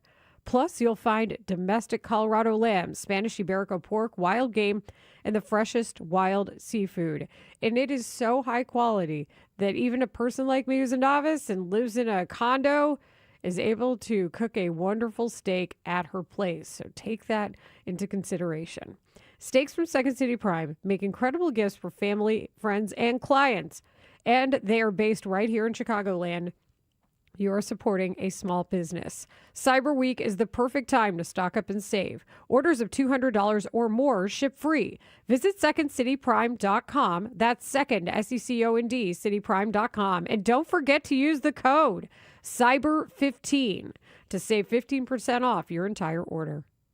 This week's Game Time Sports Update is brought to you by Bet365. Hoping to bounce back from their Black Friday loss, Philadelphia heads to LA for the Week 14 Monday night game. Both teams hold an 8-4 record so far this season, and historically, LA has dominated in their matchups. But it's anyone's game, as both teams are fighting for playoff spots. When it comes to sportsbooks, Bet365 has it all. Download the Bet365 app today. Gambling problem? Call 1-800-GAMBLER. 21 plus only. Must be located in Illinois. Every now and then I rinse it out, and I need Downy rinse tonight, and I need it more. My kid wets the bed and the smell never leaves. I don't know what to do. I'm always in the dark. The sweat and dead short smells like a dog bar. Downy rinse it tonight. Downy Rinse fights stubborn odors in just one wash. When impossible odors get stuck in, Rinse it out. On the golf tee, it's Skechers World Champions Cup. Watch it live December 4th and 5th on ESPN and ESPN Plus, 12 to 4 p.m. It's PGA Champions Tour golfers from all over the world. Team USA versus Team Europe versus Team International. Watch it live December 4th and 5th on ESPN and ESPN Plus, 12 to 4 p.m. The competition will be tense, but feet will be comfy. Tune in to Skechers World Champions Cup. Final round of golf on Sunday, December 7th on ABC, 1 to 5 p.m. Hey, it's Spiegs. You waiting for a new Hyundai? Your wait is over. Scott Levy's Rosen Hyundai is clearing models during the Hyundai Getaway Sales Event. Get rebates up to $11,000 or 0% financing for 72 months on select vehicles. These offers won't last. Don't miss your chance to save big. Stop by Rosen Hyundai of Kenosha on Highway 50 at I-94 or Rosen Hyundai of Algonquin, 10 minutes south of I-90 on Randall Road. Rosen Hyundai, where you always save a fistful of dollars. Find your ride at buyrosen.com. Financing to qualified buyers. Nationwide is so much more than a great insurance company. They're one of America's largest financial services companies. Like how I'm more than just Peyton Manning. I'm also motivating Manning. When I say insurance, you say financial services. Insurance. Financial services. Insurance. Financial services. Now when I say nationwide, you say is both. Nationwide. Is both. Nationwide. Is both. For your insurance and financial needs, Nationwide is on your side. Nationwide Investment Services Corporation, member FINRA, Columbus, Ohio. Introducing Remy Martin's This Is My City VSOP Limited Edition Collection, paying homage to the iconic sounds, style, and teams of our very own Chicago. The collection celebrates the city's influence on culture and features Remy Martin's renowned VSOP liquid. This limited edition bottle is available now, and you can learn more at RemyMartin.com. Remy Martin VSOP Cognac, 40% alcohol by volume, imported by Remy Cointreau, USA, New York, New York. Please drink responsibly. This December, Window Nation puts an end to your window problems. You'll save big, too, with 50% off all window styles. Plus, you could get 0 interest for 5 years. Hurry, the sale ends soon, so schedule your free estimate right now at windownation.com. You're listening to Rahimi Harrison Grody. Back in 60 seconds on The Score. This is the story of the one. As an HVAC technician, he and his digital multimeter are in high demand. So when a noisy office HVAC turns out to be a failing blower motor, he doesn't break a sweat. With Grainger's easy-to-use website and product information, he selects the product he needs to keep everything humming right along. Call 1-800-GRAINGER, click Grainger.com, or just stop by. Grainger, for the ones who get it done. Wesley Financial Group is not a law firm, and Chuck McDowell, definitely not an attorney. This is Chuck. Do you feel stupid for buying a timeshare? Don't. It's not your fault. You were most likely told you could rent it, and it was a great financial investment. And the deal was available today only. If this happened to you, contact your resort or Wesley Financial Group for help today. Call Wesley now for your free exit information kit. 800-242-3131. 800-242-3131. Layla Rahimi, Marshall Harris, Mark Grody. Middays 10 a.m. to 2 on Chicago Sports Radio 670 The Score. I think that there is a legitimate possibility for Kyle Tucker and the Toronto Blue Jays. And one of the reasons, by the way, it's just a 23-mile drive from Plant High School in the great city of Tampa, Florida, to the Blue Jays spring training complex in Dunedin. So for Kyle Tucker, that's just around the block. That is his hometown. That is John Ball Morosi on MLB Network. JP off and on with Spiegel and Holmes on 670 The Score. This is Rahimi, Harris, and Grody. And yes, that is one of the reports that came out. Kyle Tucker spotted visiting the Blue Jays facility in Florida yesterday. I don't think it's any surprise that he's going to talk to teams that aren't the Cubs. Did you feel anything when you read that report? Like, did I'm like, oh, that's nice. Right. Like, there was no... Get some poutine, maybe some Tim Hortons if you're feeling it. I think we understand what it's going to be, and definitely we understand more so what it's not going to be. It's not going to be Kyle Tucker back in a Cubs uniform. And my original thought to all of this after I saw the Blue Jays sign Dylan Cease, and you see that the Blue Jays are talking to Kyle Tucker, is they don't care that they got to Game 7 of the World Series. They want more. Getting to Game 7 wasn't enough for them. Getting within a whisper of winning the World Series wasn't enough for them. That's why they went out and got Dylan Cease, and that's why they're talking to Kyle Tucker. Spending whatever money wasn't enough for them. They wanted to spend more. So Sahada Sharma from The Athletic had this nugget regarding the Dylan Cease acquisition. And it's something that you expect to see when you hear about who may have been been in the mix after the deal was done. Quote, according to a league source, the Cubs were in on Dylan Cease, but bowed out as the bidding reached the $200 million mark. Cease eventually signed a 7-year, $200 million deal with the Toronto Blue Jays. A chunk of the deal was deferred, a practice that the Cubs have avoided in recent years, which got me thinking, why? Why have they avoided deferring? If the big name teams like the Dodgers, famously the Shohei Ohtani contract, if they're deferring, or if other major teams are deferring, if the halves of baseball are Mets, Yankees, Dodgers, in my mind, the Cubs are still one of the halves. Does this say something about their future?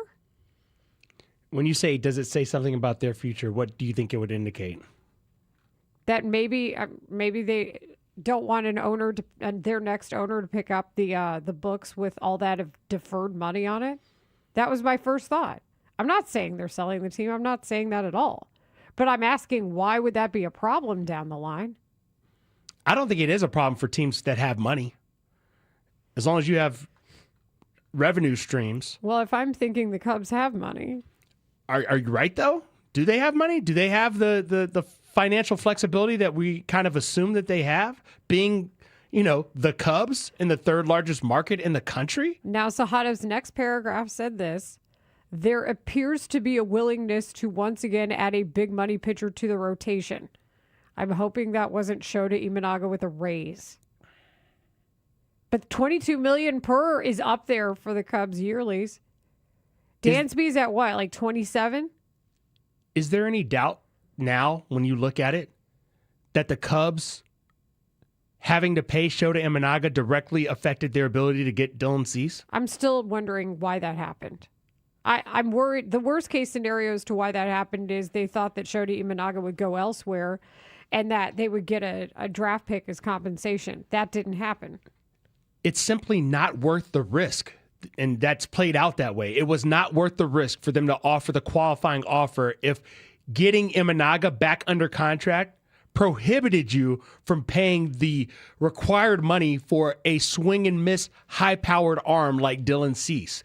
We are seeing the Blue Jays get close to getting the bite of the apple they want, the World Series title, and when they didn't get it, they said, okay, we will go back to the drawing board and we will do it again, but with better players. The Cubs, meanwhile, couldn't get past the Brewers and have not shown a willingness to re-up and go harder and stronger just to get back to, the NLCS. According to SpotRack, Dansby Swanson's payroll for 2026 is $28 million. So I was a mil off. The base is 27, but his signing bonus factors in.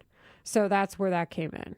Shota Imanaga is, according to this, the next highest paid player at 22. Then it's Seiya Suzuki at 19, Ian Happ at 19, Jameson Tyone 18. Matthew Boyd, congratulations on making Team USA. $17 million. Nico Horner then is at 12. Justin Steele comes back at 6.7. There's an arbitration there. And then it's Colin Ray, Phil Maton, who they just got 5.5. So in there, you see the list of names. And when you consider that it's relative to who's active and on the team, I don't necessarily mind it. Like, I think they can... Shodi Minaga shouldn't be a pox on how much they're willing to spend. But it's the concept of the deferral that gets to me when it comes to other teams being able to do it. Usually in sports, teams in similar scenarios will follow the same practice. They will follow suit once one team does it and shows that they can do that. The Dodgers know that they'll have the team for a long time. So that's why I just wondered, well, why would you guys not be okay with that idea?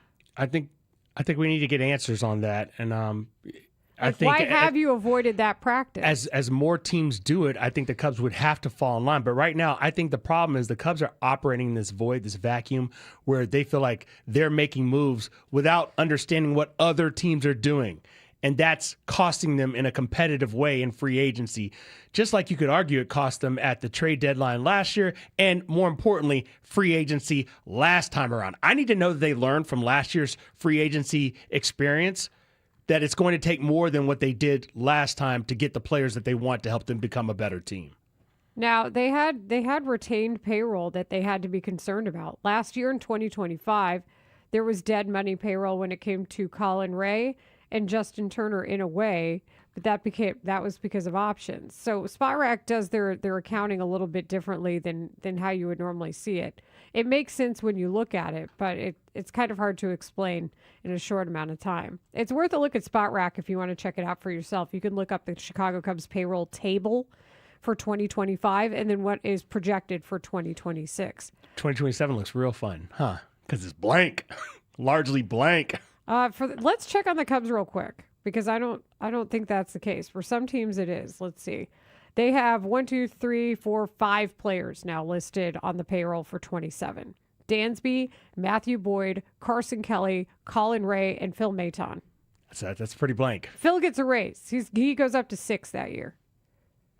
I can't wait to see what happens in 2027. Because 2026 is looking like a wash for the Cubs. Well, you know who also can't wait? Dylan Cease. Because now he can't wait for like 2034 either, thanks to his payroll. All the money. I don't know. I want to know. Why aren't they doing this if everybody else is? Keep listening for your chance to win tickets to Football After Dark at Moretti's in Edison Park on Tuesday, December 16th with special guest Noah Sewell, hosted by me, Layla Rahimi.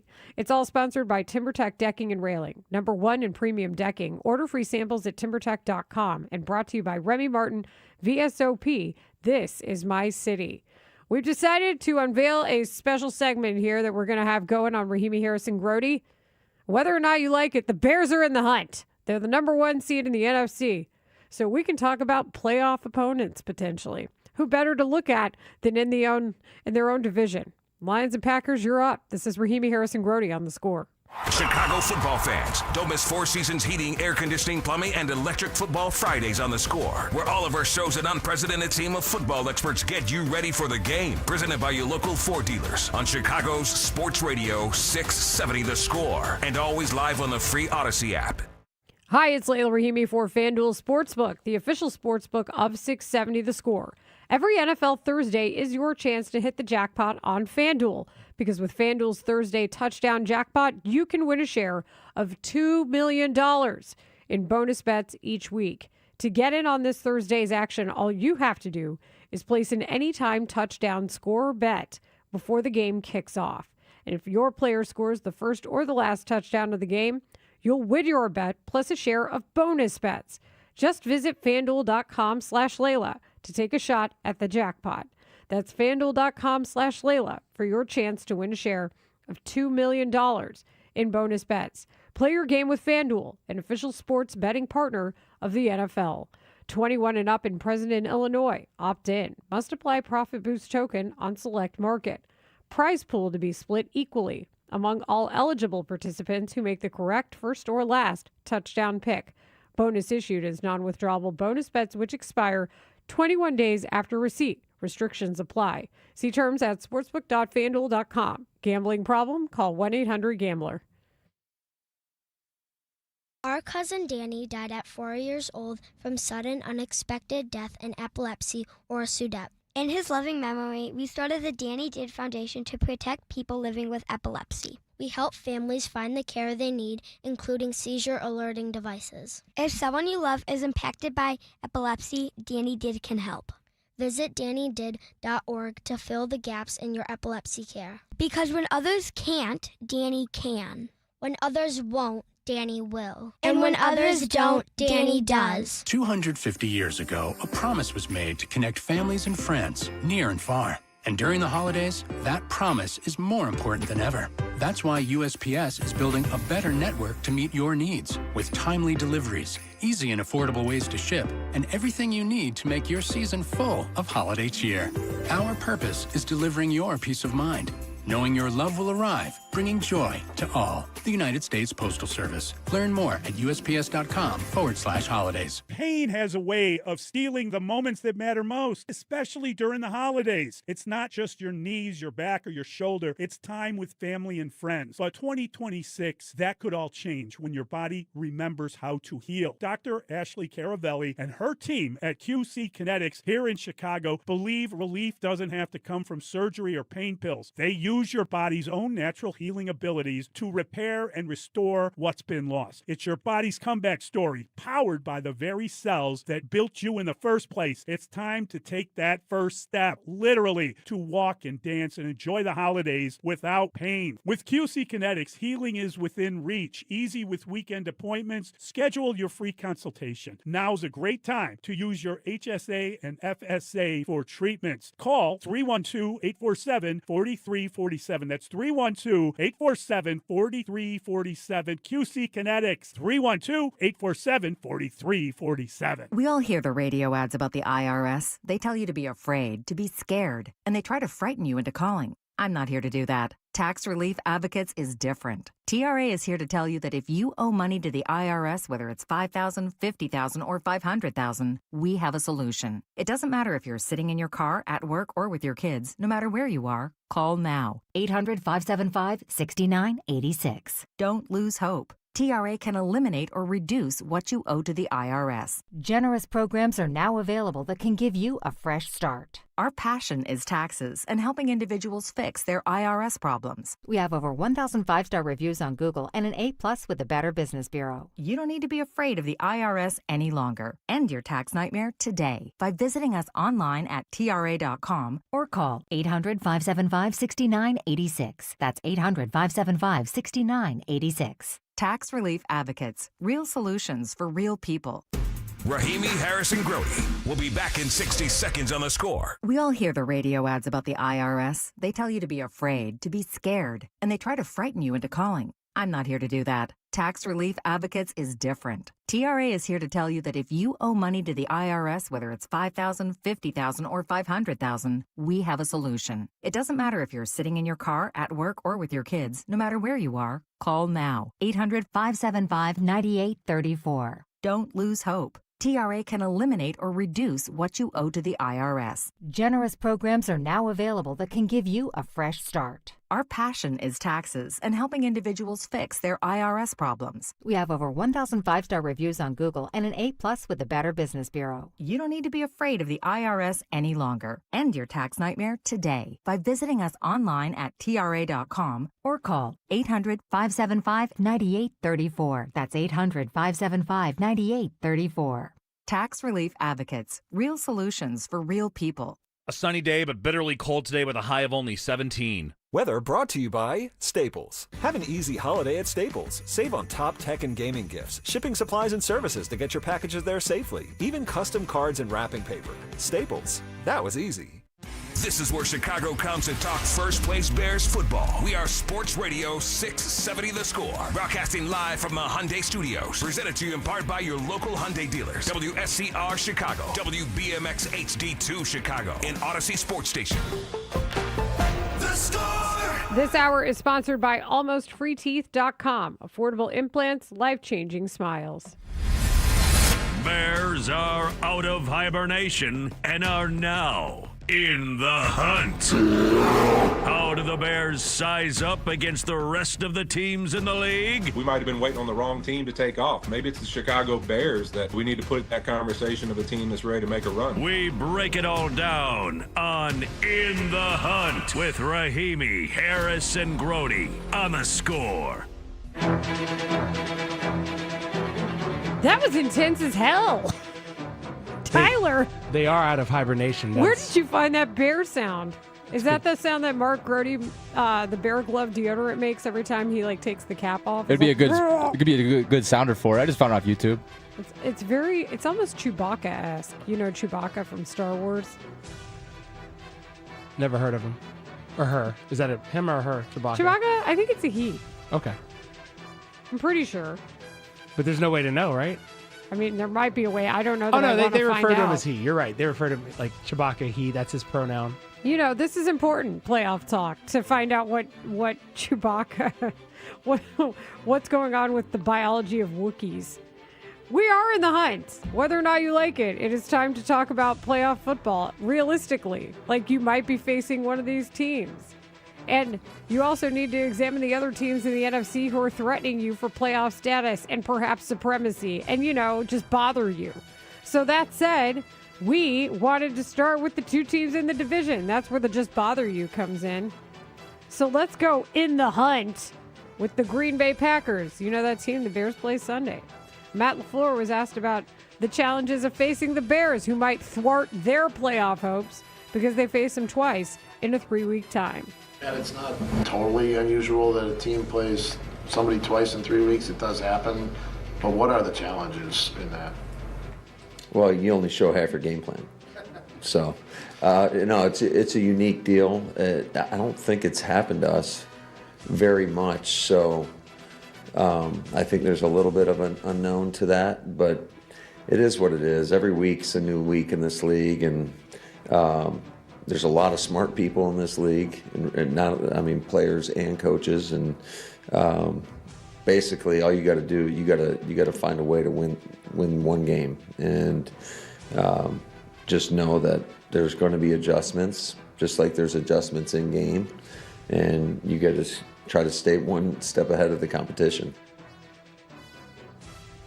So it's interesting because it sounds like Matt LaFleur is dealing with this for the first time as a head coach. And he might not be 100% sure of how to handle this situation. He's going to obviously make a choice on how he wants to do it. But I think that's one of the interesting things. The subplot of this is understanding that in less than 2 weeks, when you're facing them, you're going to face them on a Saturday night here in Chicago if you're the Packers. And again, the Packers, they need to win this game more than the Bears need to win this game, because if the Packers were to lose this game and then have to go to Soldier Field to get a win just to get a split, Going to playoff simulator doesn't look good for ye Packers, now does it? you love the playoff simulator, don't you? Tell the truth. I love the trade machine. I love anything where I can run a scenario, yes. If I can have a computer do my work for me, chances are I'm into it, except for that whole AI thing because I like water and electricity. But this I'm for. So I'm going to try to figure this out. I got you. But it is a challenge for the Packers, I think, more so. Advantage Bears to me when it comes to the whole scenario. Packers are behind because of A, record, and then B, that tie, and then C, having to face the Bears twice in 3 weeks. You ever think about that, LaFleur? So what do you think the Bears are good at? Well, Matt LaFleur is worried about the same thing other opponents should be worried about as well. There's a lot of things. Number one, you can tell there's certainly an emphasis around it, the way they attack the football, any ball carriers or whatnot. And I think that's a byproduct of Dennis Allen. And just going back, I can remember when he was in New Orleans, when I was in Houston back in 2008, 2009, we practiced against those guys, and you could see the emphasis placed on it in practice. And I think just, we went against him a couple years ago up here. And so he does such a great job getting that out of his guys. But I also think it's a credit to his players in regards to just they've got tremendous ball skills really on every level of the defense. So he does a great job. DA does a great job of putting his guys in position. to make plays, and then ultimately they're going out there and making the plays. DA does such a good job of getting his guys to be in position that we have breaking news. Breaking news on the score is brought to you by Wildfire. Join Wildfire Restaurants as they celebrate 30 years of serving delicious food and creating memories. How good are the Bears at turning the ball over? Good enough to where Nashawn Wright is NFC Defensive Player of the Month for November. How about that? The NFL announced today that Chicago Bears defensive back Nashawn Wright has been named NFC Defensive Player of the Month. Wright becomes the first Bears defender to be named NFC Defensive Player of the Month since 2021. That was Robert Quinn. And the first to do so in their first season with Chicago since 2018. The person who did that was Khalil Mack. What company to be among? Wright led the NFL with 5 takeaways, 3 interceptions, and 2 fumble recoveries in the month of November. The most by any player in the league and the most by any NFL defender in a single November since 2015. I want to keep in mind that Nashawn told us at Football After Dark at Moretti's in Bedford Park on Tuesday night that he wants to stay in Chicago and he's on a 1-year deal. So congratulations, Nashawn Wright, NFC Defensive Player of the Month. And what a feather in the cap for the Bears, man. That's awesome. I think it underscores just how much of an impact this guy has held. I was watching a hilarious video last night where this guy is comparing him to Jameis Winston and his 30 touchdown, 30 interception season. Because Nashawn Wright gets burned a lot. He's gotten burned a lot. But guess what? There's a swing and miss and a home run element there. The number of takeaways that he has produced, the number of interceptions he has produced has more than negated the amount of times that he's given up receptions. By one metric, he's given up the most touchdowns of any cornerback in the NFL. But you know what? He's also taken the ball away more than any cornerback in the NFL. So there's a certain level of swing and miss, as you said, and I like home runs. Strikeouts don't bother me as much as home runs excite me. How about that? Opposing touchdowns aren't great, but give him credit where it's due. We know turnovers are what can change a game in your favor defensively. There's a reason why Matt Eberflus wanted to avoid them so much, and there's a reason why Dennis Allen wants to create so many of them. That's for sure. He's given up 7 touchdowns by one metrics, only 5 by another. But he's taken away the ball, I think 8 times, if not 9. So it's on the positive. His personal plus minus is up, not down. So congratulations to Nashawn Wright. Now back to In the Hunt as we examine the Packers and the Lions as they try to either challenge the Bears for a playoff spot, prevent the Bears from making the playoffs. I don't think that's happening. I hate to predict that far out, but that's just how I feel. Or if the Bears win, they have a better chance of getting a better seed in the playoffs. So we continue with the thoughts from a playoff hopeful team in the Green Bay Packers and their head coach Matt LaFleur on the difference from this Bears team versus last year. First thing that jumps out is offensively, they're doing a great job taking care of the football. Defensively, they're doing a great job of getting the takeaways. I think they've always done a nice job. I think Poles has done a hell of a job of collecting a bunch of talent. And, it's just, I think the quarterback's playing a lot better. Obviously, their run game is humming right now. And then defensively, they're a problem in regards to, I think they do such a good job of presenting similar looks and having different concepts off those looks. So just in terms of the offense and defense, I think they've just made a lot of progress. I feel like he's paying proper respects because that's what you have to do in this situation. I feel like Ben Johnson kind of did the same thing at his press conference when describing the Packers and how good they are when he went by unit, secondary, linebackers, defensive line. He just kind of gave everybody their flowers. But I can't tell you how excited I am to, hear the talk but then watch the walk for both of these head coaches and everybody involved in this game.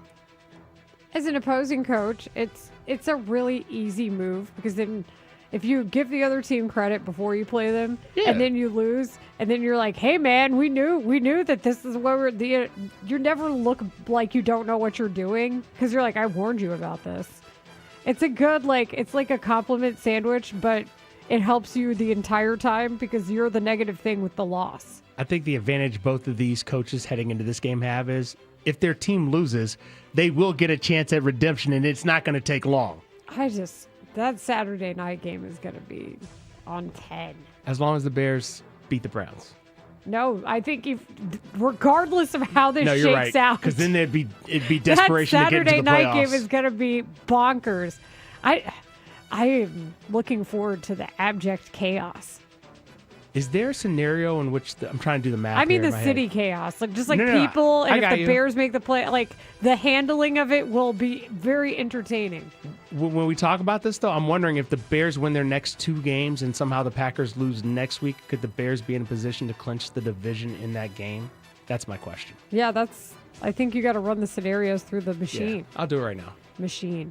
Our segment in the hunt brought to you by almostfreeteeth.com. Save on dental implants today. We're taking the phrase back, previously used to mock the Bears who would have a losing record and still end up on that graphic that Fox has where practically every team in the NFC is in it.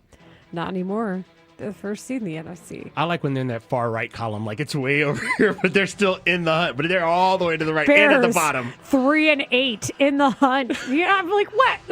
Come What on. is this, Fox? Come on. I know what you're doing. Last week during Monday Night Football, I think you were out when I said this, Layla. On the ESPN Monday Night Football broadcast, they had a graphic where it was like, it was the Thanksgiving week. The Bears were at the adults table. I couldn't handle it. The In the Hunt teams were at the kids table, and the Bears were one of the division leaders at the adults table. I'm still at the kids' table in my family. Interesting. My name is George. I'm unemployed. I live with my parents. He graduated from Apple Juice. We're doing a Seinfeld reference day today. That's what's happening. We continue in the hunt with the team that is playing the Dallas Cowboys tonight, the Detroit Lions. Tonight? Oh, you really think your defense has improved, Dallas? I'm shimmying with my shoulders when I say that. You can see it on Twitch, twitch.tv/Chicago670 The Score. Oh, you really think you're that much better, Cowboys, with Quinn Williams and whatnot? You think you're better at stopping the run? Okay. Go stop Jahmyr Gibbs right now. See how that works for you. Do you think that's going to happen? Who do you think's going to? I was like, I don't know who's going to win tonight. You think that's cool? I feel like this has got shootout written all over, and I like a little Thursday night action. Yeah, some Thursday night action can be heard right here on The Score. The Lions take on those Cowboys on Thursday Night Football. Westwood One's pregame coverage begins at 6:30 right here on this very station or on the Odyssey app. Did you hear me say points in Spanish? I'm I really did. trying to absorb some info. I love it. Ray? You know I love it, Layla. I think it's just got to be done. So for the Lions, this game absolutely matters too. And Dan Campbell was asked this question. Tyler Buterbaugh wrote the intro. I'm going to do the honors here. Dan Campbell was asked if the sky is falling for his team, and talks about we have plenty of talent all over. Over the last week, to a lot of people outside, it seems like the sky's falling. The Thanksgiving loss and Ragnow and Kirby and Terry on IR now. Do you ever feel that way? And I guess regardless of if you do or don't, how do you manage to put it in perspective after everything that's? Yeah, I don't think in those terms. I don't. I can't. That's not how I think. The guys that we have here are here for a reason. We got plenty of talent. We got plenty of good dudes that are made the right way. The coaches are good, and it's really about playing winning football, And it's going to take all 3 phases. And it takes every guy that we have doing their job. The margin for error is small, but it's doable. We can do it, but we got to eliminate the things that keep us from winning before we can actually win the game. Before you start battling against the opponent, you got to quit battling against yourself. The Lions are 7-5, and I think he's got a point about that whole self-battle, like Dan Campbell who has to punt versus Dan Campbell who wants to go for it on 4th down. Or just kick the freaking field goal, Dan Campbell. Those Oh add yeah, up that's too. a third Dan Campbell that he battles. Yeah, there's a lot of 4th down Dan Campbell introspection going on. I think Base Dan Campbell is go for it on 4th down. The Dan Campbell that he battles is practical Dan who wants to kick a field goal and or punt. I'll say this. understand this. The Lions, as it stands today, they're sitting in the 8th spot. That's outside of the playoffs. If they lose tonight to the Cowboys, Dallas passes them and knocks them down a further peg. Who would have thought? Dallas would be in the playoff hunt? Like, the way the season started, after you saw the Bears play the Lions and you saw the Bears play the Cowboys, if I told you, by the way, when these two teams play later on in the season, the Cowboys will be able to pass the Lions with a win. That's crazy talk, but here we are. Yeah, well, if they had Micah Parsons the entire time, they probably wouldn't be in this mess, now would they? That's a good point. We didn't get to all our Lions stuff because of Nahshon Wright. I like it. I like that Nahshon Wright intercepted Lions talk. So, congratulations, Nahshon Wright, the NFC Defensive Player of the Month for November. We will do more in the hunt stuff in the coming days here on Rahimi, Harris, and Grody on 670 The Score, and we're happy we get to do it. And as we mentioned, you can hear that Lions and Cowboys game on Thursday Night Football thanks to Westwood One. That happens tonight at 6:30 on 670 The Score and the free Odyssey app. Coming up next, Paul Charchian, our fantasy football expert, gets us ready for the weekend in fantasy football. A lot going on. Marshall, I know you've got a lot of questions as usual about your team, so we'll do it all next here on Rahimi, Harris, and Grody on 670 The Score. Immediately after the Chicago-Green Bay game, exclusively on YouTube and Twitch. Check out The Score's post-game show featuring Chicago football legend Olin Kreutz, long-snapping Iron Man Patrick Manley, and Mully from the Mully and Haugh Show. Win or lose, the guys take your calls and react to the game. Presented by TimberTech Decking and Railing and Turo Tire. Save big money in your next painting project at Menards. Pristine interior paint and primer in one is Dutch Boy's best hiding and most durable paint. It delivers a smooth, elegant finish while providing maximum scuff, stain, and mark resistance. Save big money on Dutch Boy paints and get your painting project started today. Plus, check out our weekly flyer on Menards.com for more great deals happening this week. This segment is sponsored by Grand Appliance. Shop the cyber sale at Grand Appliance for extended Black Friday pricing on top brands like LG and hundreds in additional savings you won't find anywhere else. Stop in or visit grandappliance.com for details. That's Grand Appliance, the appliance expert since 1930. Kick off football season like a pro with the world's largest sports book at your fingertips. Circa Sports Illinois. It's sports betting the way it should be. With high app limits, low holds, exceptional customer service, and no bet fees ever. Other books may charge you just to get on the field. But with Circa Sports, every play is yours to call. Start betting like a pro from anywhere, anytime in Illinois. Download your new bookie today at circasports.com. Must be 21 or older. Gambling problem? Call 1-800-GAMBLER. We all hear the radio ads about the IRS. They tell you to be afraid, to be scared, and they try to frighten you into calling. I'm not here to do that. Tax Relief Advocates is different. TRA is here to tell you that if you owe money to the IRS, whether it's $5,000, $50,000, or $500,000, we have a solution. It doesn't matter if you're sitting in your car, at work, or with your kids. No matter where you are, call now. 800-575-6986. Don't lose hope. TRA can eliminate or reduce what you owe to the IRS. Generous programs are now available that can give you a fresh start. Our passion is taxes and helping individuals fix their IRS problems. We have over 1,000 5-star reviews on Google and an A+ with the Better Business Bureau. You don't need to be afraid of the IRS any longer. End your tax nightmare today by visiting us online at TRA.com or call 800-575-6986. That's 800-575-6986. Tax Relief Advocates. Real solutions for real people. Imagine being the wizard of your own home. With Xfinity, intelligent self-healing Wi-Fi fixes problems like magic. It boostifies speeds to your devices when you need it most and makes your favorite Wicked content sparklify on every screen. All while a spell of protection helps keep your family safe online. When you're out in Oz, Xfinity Mobile joins Wi-Fi and 5G to keep your phone connected from here to the Emerald City. If you had the most intelligent Wi-Fi from Xfinity, everything would work together for good. And now you can cast a spell to stop time and keep your internet bill steady for 5 whole years with the Xfinity 5-year price guarantee. No contracts or commitments with amazifying equipment included. Xfinity, imagine that. And see Wicked for Good, only in theaters November 21st. Restrictions apply. Select plans only. Xfinity Mobile requires Xfinity Internet. Welcome back to Winter Hack Radio, the place for clever hacks to survive the season. Icy driveway? Well, try spreading sand or birdseed to help with traction. Snowy puppy paws? Well, grab a whisk, brush it off, done. Catch COVID-19? Well, just get... Actually, there's no hack for COVID-19. But if you test positive, prescription medications for COVID exist. Ask your doctor if they're right for you.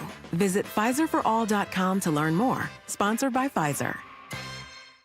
670 The Score is home to your game day pregame coverage. Join us before each game for the latest inside scoop on your home team before they take on their next opponent. Football Fridays is brought to you in part by your local Ford dealers. Visit a store today. This is Maggie Gray with an Odyssey Sports Minute. The New York Giants are 5-25 since last season, and GM Joe Shane is out of excuses. His roster is a wreck. The defense is a disaster. He admits that he's made mistakes, yet insists he's somehow better than when he started, despite results getting worse annually. Coaches have already been fired. The young core is overstated, and now ownership has to decide if Shane deserves to survive a collapse he built. I'm Maggie Gray. Rahimi, Harris, and Grody will be back in 60 seconds on 670 The Score. This is the story of the one. As an HVAC technician, he and his digital multimeter are in high demand. So when a noisy office HVAC turns out to be a failing blower motor, he doesn't break a sweat. With Grainger's easy-to-use website and product information, he selects the product he needs to keep everything humming right along. Call 1-800-GRAINGER, click Grainger.com, or just stop by. Grainger, for the ones who get it done. At Audion Hearing, our mission is simple: to make better hearing affordable for everyone. This Christmas holiday, enjoy exclusive savings on our high-quality rechargeable hearing aids. Clear, comfortable, and ready to use right out of the box. And here's a study worth hearing. Research shows that wearing hearing aids can reduce your risk of dementia by up to 61%. Join over 1 million happy customers and shop Christmas holiday deals before they're gone at audionhearing.com. That's AUDIEN hearing.com. Listen to Rahimi, Harris, and Grody on the Odyssey and iHeartRadio apps. We're going to talk a little more fantasy football. We love talking fantasy football with our expert, longtime guest, Paul Charchian. He is at Paul Charchian on Twitter, CHARCHIAN. He's also joining us on Twitch, twitch.tv/Chicago670 The Score. Charch, good to see you. How you doing? I'm doing well. I'm impressed you can spell my name right after all this time. I thought maybe it was still kind of a little nebulous for you. And by the way, nice of you to show up to work this week. I think that's very gallant of you. You know, last week, nowhere to be found. I was here. I see you showed up. Just also like you usually here on Thursdays, Charch, and Thursday was Thanksgiving. Yeah, Charch. Some of us made it a point to be here on Wednesday. Marshall was here. Just saying. Marshall also worked because he had to call the high school football state championship games. You are correct. I do a lot of different things around My here, family Charch. does not live in town, so I have to fly to see them when I get to see them. And I didn't get to see my family. So, yeah, Charch, I hear you, but not to that. Charch, not to that, like not to the Minnesota Vikings. And let's start it off right away. Oh. Justin Jefferson. You had to. Do I need to leave him on my bench where he was last week? Okay, first of all, Oh. let me highlight just how dire things are in Minnesota right now. This is a team, and we've talked about this a little bit in the past, but just as a reminder, at this time last year, Sam Darnold and Daniel Jones were on roster. In the offseason, Aaron Rodgers wanted to come here. Nope, Vikings took the fourth path and went with J.J. McCarthy. Now, the last two games, J.J. McCarthy played a terrible game 2 weeks ago, and then last week they put in Max Brosmer. Both of them had a worse passer rating than spiking the ball on every play. I saw that. That's in bad. consecutive games. That's incredibly hard to do. But that's the state of the Vikings right now. So with this relative to Justin Jefferson, the season is effectively over for the Vikings. They pretty much know what they've got in J.J. McCarthy. Right? They're going to play out the string for as long as he's healthy. And who knows if he can put together, more than a handful of healthy games. But now moving up the priority list for the organization is mollifying Justin Jefferson. Because right as it stands right now, Jefferson is pissed. And whether or not he wants to remain a Viking, here he is right in the heart of his career. He's 26 years old. He's in his prime. This is an organization that has already traded away Randy Moss in his prime, Stephon Diggs in his prime. Yikes. This fan base does not want to lose Justin Jefferson, and he might not want to play here. I think the priority going forward is less about finding out what you got in J.J. McCarthy, because I think they know. It's about keeping Justin Jefferson on the Minnesota Vikings. That means pelting him with targets. Okay. If every wide receiver wants the ball in his hands, and I think the Vikings have to do it. By the way, they're playing the Commanders. They're missing two of their starting cornerbacks. Amos and Lattimore are both out. So this feels like a game where, in as much as any quarterback can get the ball and actually get a catchable pass to Justin Jefferson, I think it's got to happen in this game. We were just talking about the visuals of Justin Jefferson on the bench during the Bears game. And, happy for the Bears, obviously. But as a football fan, it does pain me to see that talent just not utilized. Good, though, that it's a Bears opponent. Well, sure. I'm sure that there are many of your listeners that are enjoying that this is happening to Minnesota, and it's entirely brought on by themselves. I mean, they're the ones that chose to put everything in on J.J. McCarthy. This is entirely on them. And also, to go back to a conversation that the three of us had several months ago, our GM is it's over. It's so over for our GM. And we like him as a person, but the drafting has been terrible, and this is going to be the final nail in the coffin, I believe. And Kwesi Adolfo-Mensah is going to end up I think 90% chance that he does not end up surviving this offseason. Wow. Wild. And he was really highly thought of, when he got to the Vikings. So that says a lot. Getting back to some of the questions on people's minds, we just talked about this, Charge. I think this Cowboys and Lions game might be a fantasy football bonanza. Like we were just talking about all the points that might get scored in this game. There's some fireworks that probably happen. I was talking about the run defense for Dallas. It's improved with Quinnen Williams. But what do you think about the Lions' run game, specifically David Montgomery in this game? Well, it's turned into, and you just highlighted this, it's turned into a really good Dallas run defense, which is kind of shocking right now.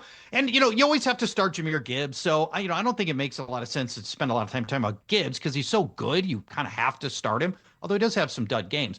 But the guy that's always the week-to-week concern is David Montgomery. You start him when he's got good opponents, or you start him when he's got bad defenses coming, and you rest him when he doesn't. It's been an incredible turnaround for the Cowboys. Second best fantasy run defense over the past 5 weeks. Dallas Cowboys. Who would have guessed? And that's the Quinnen Williams acquisition. They haven't given up a rushing touchdown in a month. And even the starting running backs are struggling against Dallas. Number 2 runners are doing nothing. They're averaging 14 yards against Dallas since the Quinnen Williams trade. So, I'm nervous about Jahmyr Gibbs, but you got to start him. Not so much David Montgomery. I just think, you got to pick your spots, and this just isn't one of them with this new look, much improved Dallas run defense. We are joined by Paul Charchin. He is a fantasy football expert here on Rahimi Harrison Grody. We will hear from Mark Grody coming up in the 1 o'clock hour at 1:25. Let's get back to this peak time down the stretch. People are just trying to make the fantasy playoffs. Can you tell me whether or not people should be sabotage dropping Lamar Jackson and explain that term for people who may not be familiar with it? Yeah, every now and again, we do talk about the sabotage drop. And this is where, and this is, by the way, this is the most badass fantasy maneuver there is. It takes major stones, of which most of your listeners cannot even consider. But the sabotage drop is when you take a brand name player off your roster and you just drop him outright.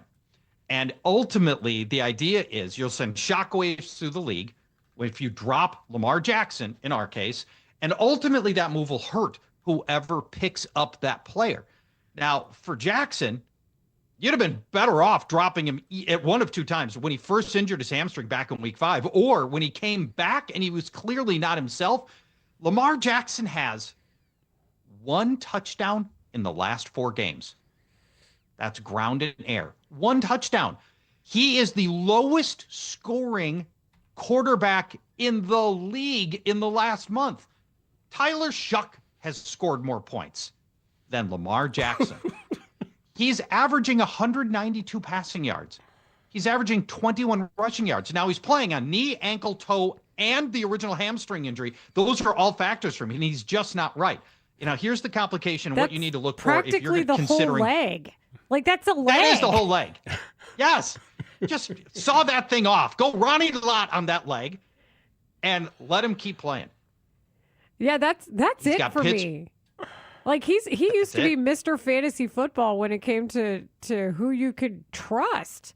So this is a wild concept for me, Church. Like, we were talking about the idea of the sabotage drop. How often have you seen that in your leagues happen successfully? It's picked up steam in the last few years. I successfully sabotage dropped this same Lamar Jackson like 4 years ago at this time of year. And then it turned out that he was in a bad run. He didn't have 4 different injuries like he's got right now. Now, what complicates the sabotage drop is this. Pittsburgh, Cincinnati are the next 2 opponents. These are pretty bad defenses. He should be able to get something done, but Cincinnati just played and didn't do anything against. If you're not going to start Lamar Jackson, Pittsburgh, Cincinnati, do the sabotage drop. Let somebody else roll the dice on the poorest performing fantasy quarterback in the league over the last month of play. Looking at Indianapolis, the Colts have come back to earth as I predicted they would. Daniel Jones, though, might have a new go-to pass catcher in Alec Pierce. Is that the case from where you see it? Is he a number 1 receiver now?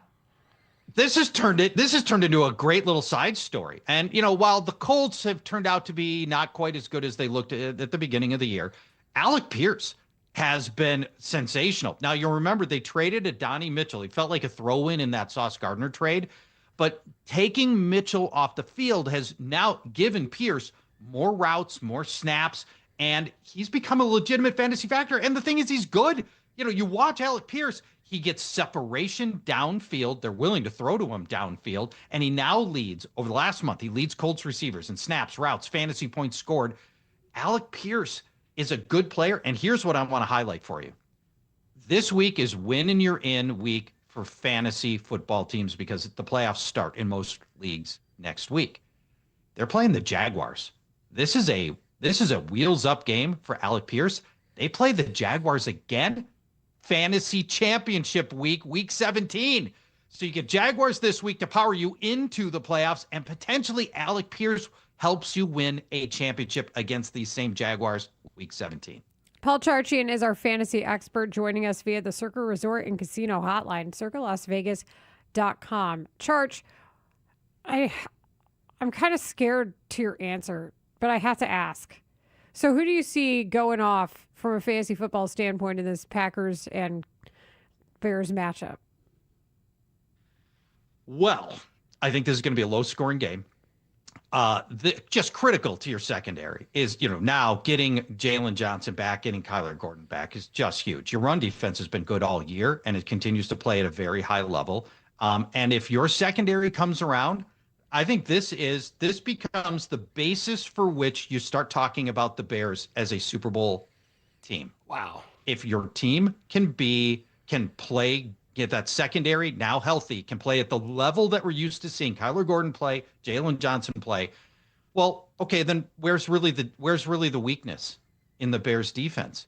This has been a very scattershot Packers offense that has only been fantasy playable against pretty bad teams like last week against the Lions secondary. And so, I don't see a ton of points coming. I love your running game. Obviously, what you've been able to establish through the run is unbelievable. Your pass blocking and run blocking has been fantastic. But this is a phenomenal Packers defense that has really no weaknesses either. So, I feel like this thing ends up like 14-10. And I don't see a ton of fantasy factors coming out of this game. Do you see it? Obviously you follow your team extremely closely. Do you see it materially different than that? No, that's why I was asking. I just didn't know if anybody would be a standout. I think the secondary for the Bears, Jordan Love throws that hop throw off his back foot, and I just have a feeling with the ball hawk secondary, something good might happen there. But that's not a fantasy football thing. That's just a football matchup thing. Yeah, and Charge, my thing is this. I have, as you know, Caleb Williams. He will not be playing. I will be deciding between Matthew Stafford and Joe Burrow this week. And then I have embarrassment of riches over here. Yeah, well, it wasn't embarrassment until just a couple of weeks ago. Now that Joe Burrow's back. But more interestingly, I have DeAndre Swift. I have Kyle Monangai. I have Ashton Genty. It's very, what do I do here? Kareem Hunt also.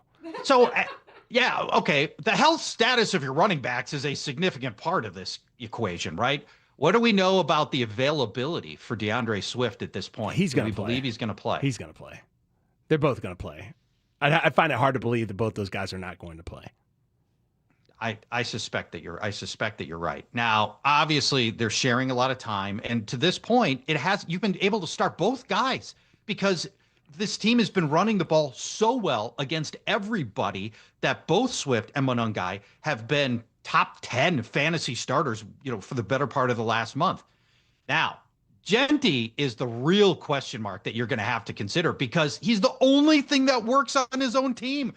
The entire Las Vegas offense is so broken that sometimes he can overcome the fact that he's getting no help from anybody else, and other times just Geno Smith is so bad and the offensive line is so bad there's just nowhere for him to go, for better or worse. Now, for your particular situation, I think you have to play Genty because he doesn't share the ball. He's my number 16 ranked running back this week, and just by virtue of the fact that he's going to get all the carries, they all have bad matchups. You've got a tricky matchup with your Bears as well. But I think Genty's got to get in. I would go Genty and Swift and just play your starters. Okay. This is a tough spot.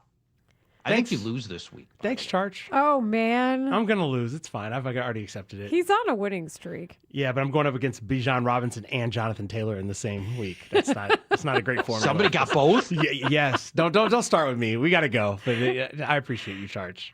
Charge, thanks as always. You're the best. We love talking to you. Well, Charge Ian, our fantasy football expert, you can catch him usually Thursday, as he's mentioned at this time. Charge, thanks as always. Coming up next, it's halftime. I have quite the doozy of a story. It's pretty funny. If it's that good, we can wait. Mine can wait. Mine will hold out for the rest of the week. You guys saw my story that I submitted via the text. It's for all the naysayers about the women who sport, if you will. So we'll hold mine tomorrow. I want to get into. I know this story, so I want to give this the full attention it deserves. Okay, we'll do that next. It's Bears-Packers week on the score. And it is good! The Bears come to Lambeau and upsets the Packers. Sunday's winner will hold the top seed in the North, and the Bears are underdogs yet again. This rivalry actually fits the definition of a rivalry when both teams are good enough to compete and give your fan base reason to believe they can win on any given Sunday. Coach wants to. Don't give up the big pass play. That's the stuff that you can't do against Green Bay. Stay tuned as we continue to get you ready for this epic rivalry game at Lambeau Field on Chicago's Sports Radio 670 The Score, and always live on the free Odyssey and iHeartRadio apps. I'm Denton Day from the BetMGM Network, here to help you beat the books. Thursday Night Football, let's take the over 54.5 between the Cowboys and Lions. Both of these teams have prolific offenses and average 29 points per game. The Cowboys are 8-4 to the over this year. The Lions are 7-5 to the over this year. 54.5 is a big number, but with these offenses, I like it tonight on Thursday Night Football. Bet smarter, beat the books. Download the BetMGM app today. Please gamble responsibly. My name is Whitney Allen. I am a widow. My husband Ryan died. We never thought in a million years we'd have to use life insurance. The unexpected happened. With Ethos, it is so fast and easy. It's 100% online. You can get a quote in seconds, apply in minutes, and get same-day coverage. No medical exams, and you can get up to $3 million worth of coverage through Ethos. Get your free quote at ethos.com/game. That's ethos.com/game. Time spent on application may vary. Online health questions required. Still looking for the perfect gift for that family member or friend who seems to have everything? Well, here's an idea. Give them the best steak and seafood on the planet with a gift from Second City Prime Steak and Seafood. Right now, it is Cyber Week at Second City Prime. Save 15% off the finest steaks and seafood with code CYBER15 at checkout. This isn't the same steak you'll find in warehouse clubs or grocery chains. Owners Chris and Susie source only the top 2% of USDA prime steak. Filet mignon, Japanese Wagyu, Australian Wagyu, bone and ribeye, porterhouse, New York strip. Plus, you will find domestic Colorado lamb, Spanish Iberico pork, wild game, and the freshest wild seafood. I love the scallops. Steaks from Second City Prime make incredible gifts for friends, family, and clients. And they're based right here in Chicagoland. Cyber Week is the perfect time to stock up and save. Orders of $200 or more ship free. Visit secondcityprime.com. That's secondcityprime.com, SECOND. And don't forget to use code CYBER15 to save 15% off your entire order.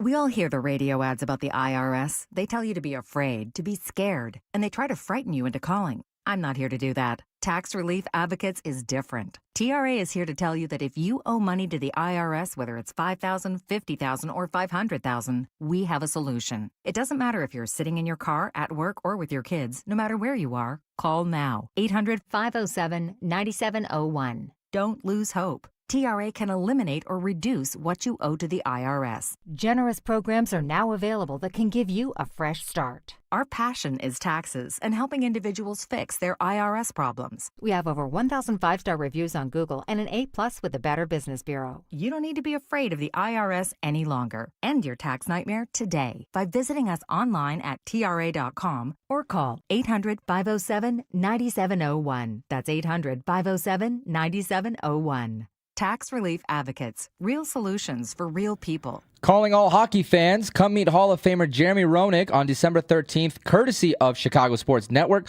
Visit shop.chsn.com for details, offer terms, and to purchase your ticket, which includes a full year of access to streaming CHSN.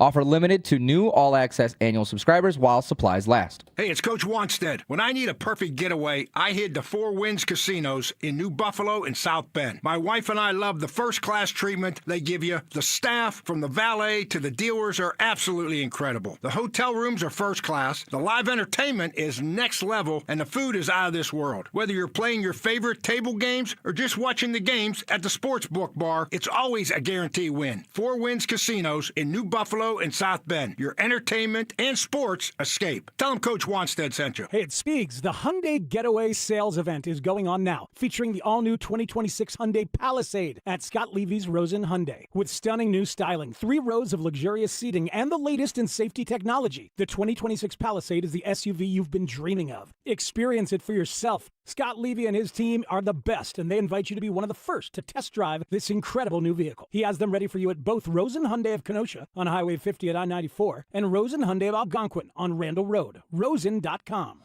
More Rahimi, Harris, and Grody. Back in 60 seconds on 670 The Score. With Target, gifting has never been easier. This Saturday and Sunday, Target gift cards are 10% off with Target Circle. Treat everyone on your list to something you know they'll love. Gift cards for the trendsetters, the techies, the fashionistas, the foodies, and even yourself. The perfect time to save is now. This deal is a yearly fave, so hurry. Get more gifting for your buck and save 10% on Target gift cards with Target Circle for 2 days only. Only at Target. Restrictions apply. Spreadsheets, clunky software, 100 different logins just to run your business? Ah. There's a better way. Odoo. One simple, connected platform that handles sales, inventory, accounting, and more, so you can focus on growing, not juggling. Make the switch today at odoo.com. That's ODOO.com. What time is it? It's halftime. It is halftime. We've had quite the show today, and we're just getting started. Actually, no, we're not, because it's halftime. So at 10 a.m., we said, what if the Bears lose to the Packers on Sunday? What's your panic level going to be? It's a feeling we've had before. I just have to address it like an adult or something. At 10:25, Lou Canellis hit us with a wild report about Giannis Antetokounmpo's apparent interest in coming to the Bulls.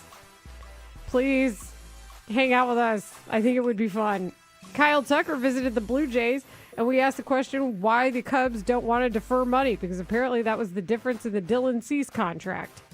Boo. Paul Charchian was our fantasy football expert at 11:25, asking and answering questions for us, and we did our segment In the Hunt. Bears potential playoff opponents or potential co-playoff seeds or teams who the Bears have to beat in order to get to the playoffs. The magical word here is playoffs. It's halftime. I'm going to present to you all this headline because once I saw it, I thought to myself, jackpot. Drunk raccoon found passed out on the bathroom of a Virginia liquor store. You know what? I saw the picture and I was like, all right, I know what time it is. Poor little raccoon.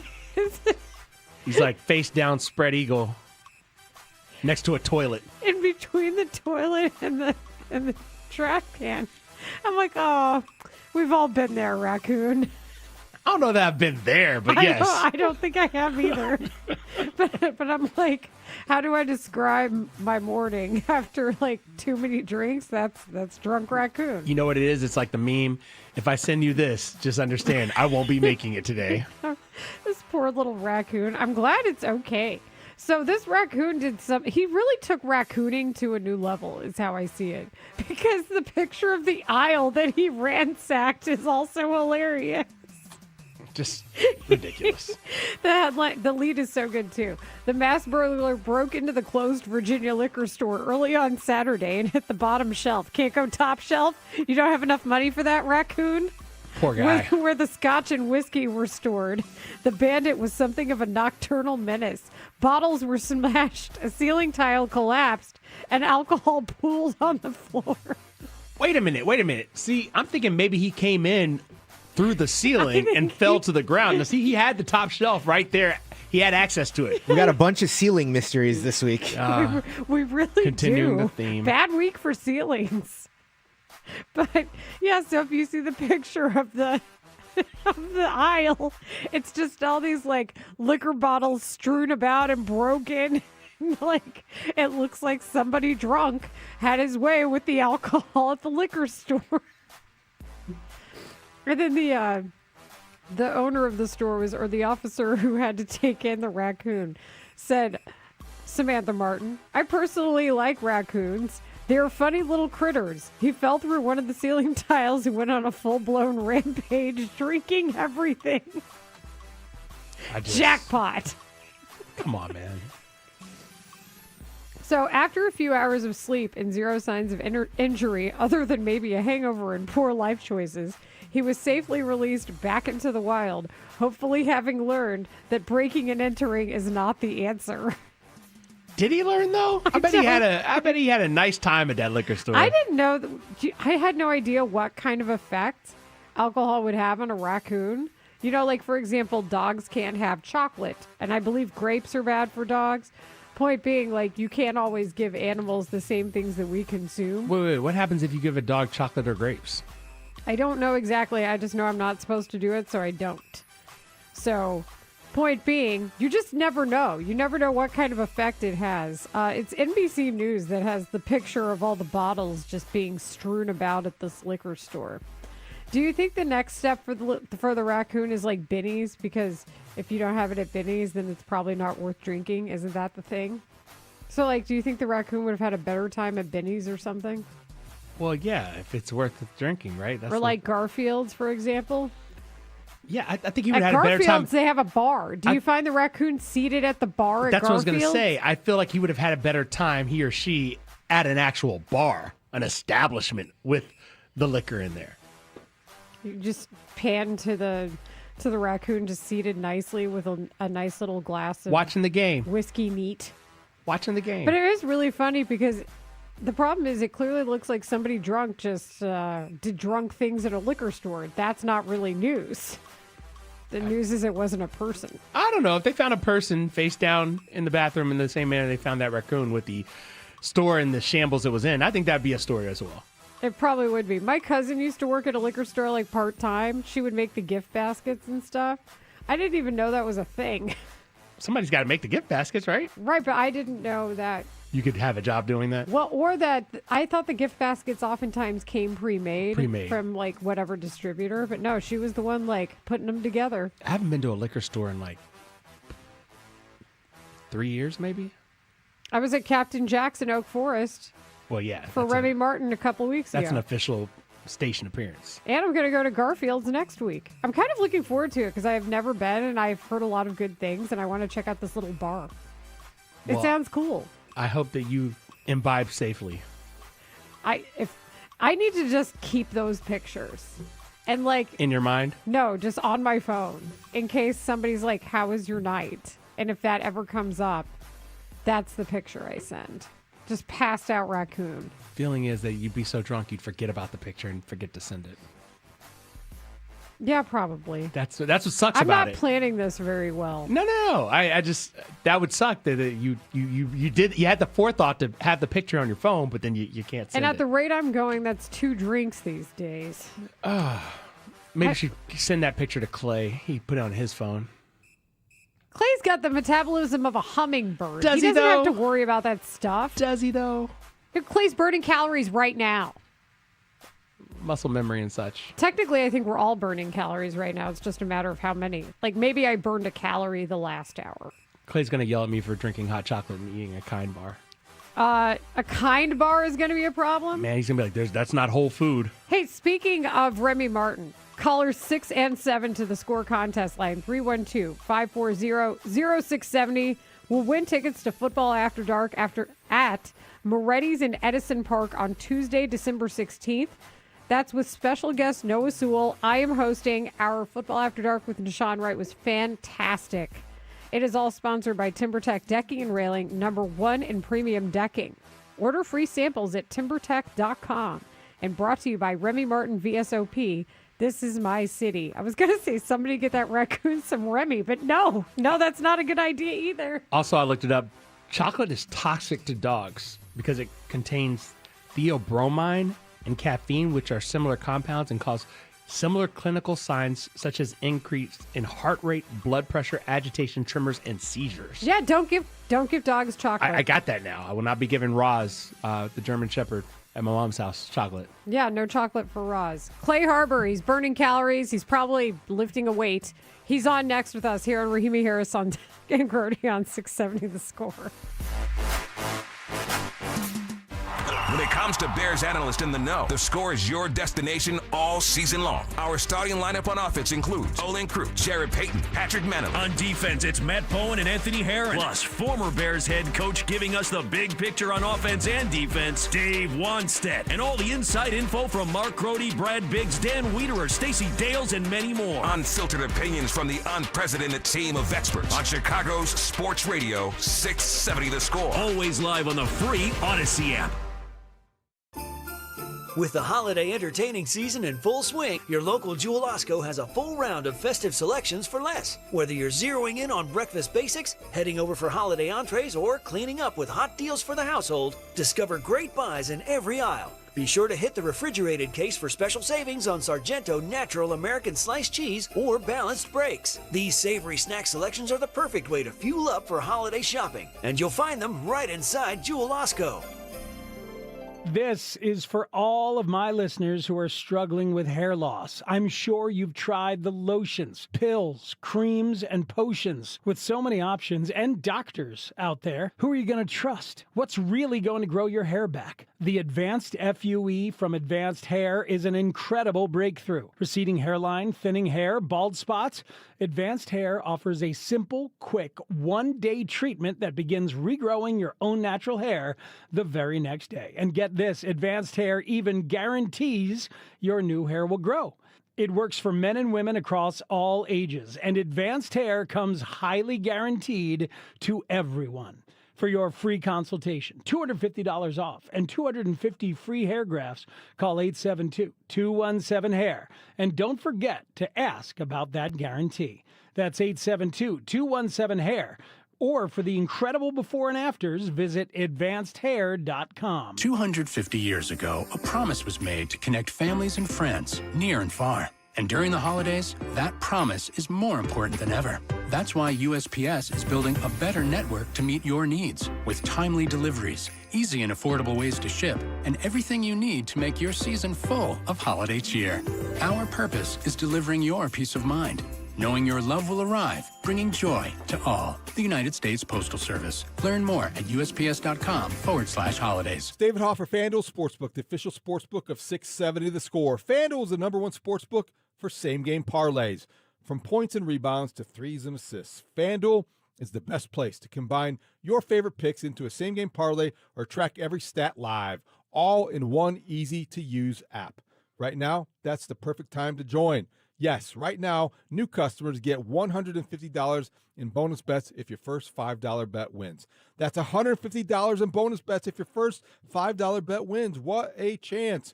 Bet on the players you love the way you want. Head over to FanDuel.com/score to sign up today. That's FanDuel.com/SCORE. FanDuel, the official sports betting partner of the NBA. Must be 21 and older and present in Illinois. First online real money wager only. $5 first deposit required. Bonus issued is non-withdrawable bonus bets that expire 7 days after receipt. Restrictions apply. See terms at sportsbook.fanduel.com. If you have a gambling problem, call 1-800-GAMBLER.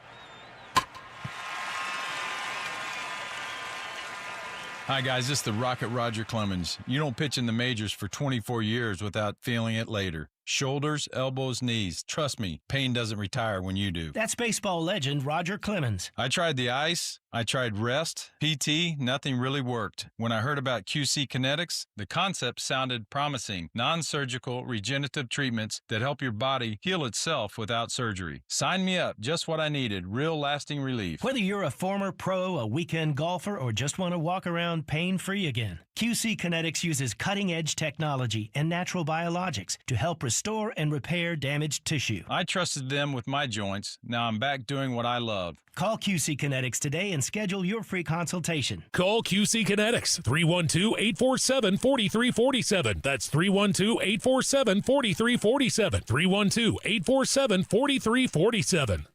We'll be right back with Rahimi, Harris, and Grody on 670 The Score. Makita's built for the pros who show up early, who don't do shortcuts, only precise cuts. With tools built to last, job after job, year after year. Performance that pays off, because when the job calls for the best, you answer. And when you need the best, you call on Makita. Built to be the best. Available at the Home Depot. Oh, no. Ah, that's the sound of someone who's misplaced My debit card. their debit card. Where'd I leave that thing? Not at the gas pump, or the checkout counter, or the roof of your car. Now, if he has the Chase mobile app, he can use Card Lock. Wait, I could just lock my card. Yep, just a few tippy taps on his phone, and that sound, that's peace of mind from Chase. Chase mobile app is available for select mobile devices. Message and data rates may apply. JP Morgan Chase Bank N.A. member FDIC. Bulls fans, Chuck Swirsky here. Join Bill Weddington and me for all the high-flying action of every Bulls game on 670 The Score and the Fitzgerald Equipment Bulls Radio Network powered by Heli Forklifts. Bulls win! What a ball game! See red, Chicago. This is where Chicago comes and talks first place Bears football. We are Sports Radio 670 The Score. Broadcasting live from the Hyundai Studios. Presented to you in part by your local Hyundai dealers. WSCR Chicago. WBMX HD2 Chicago. And Odyssey Sports Station.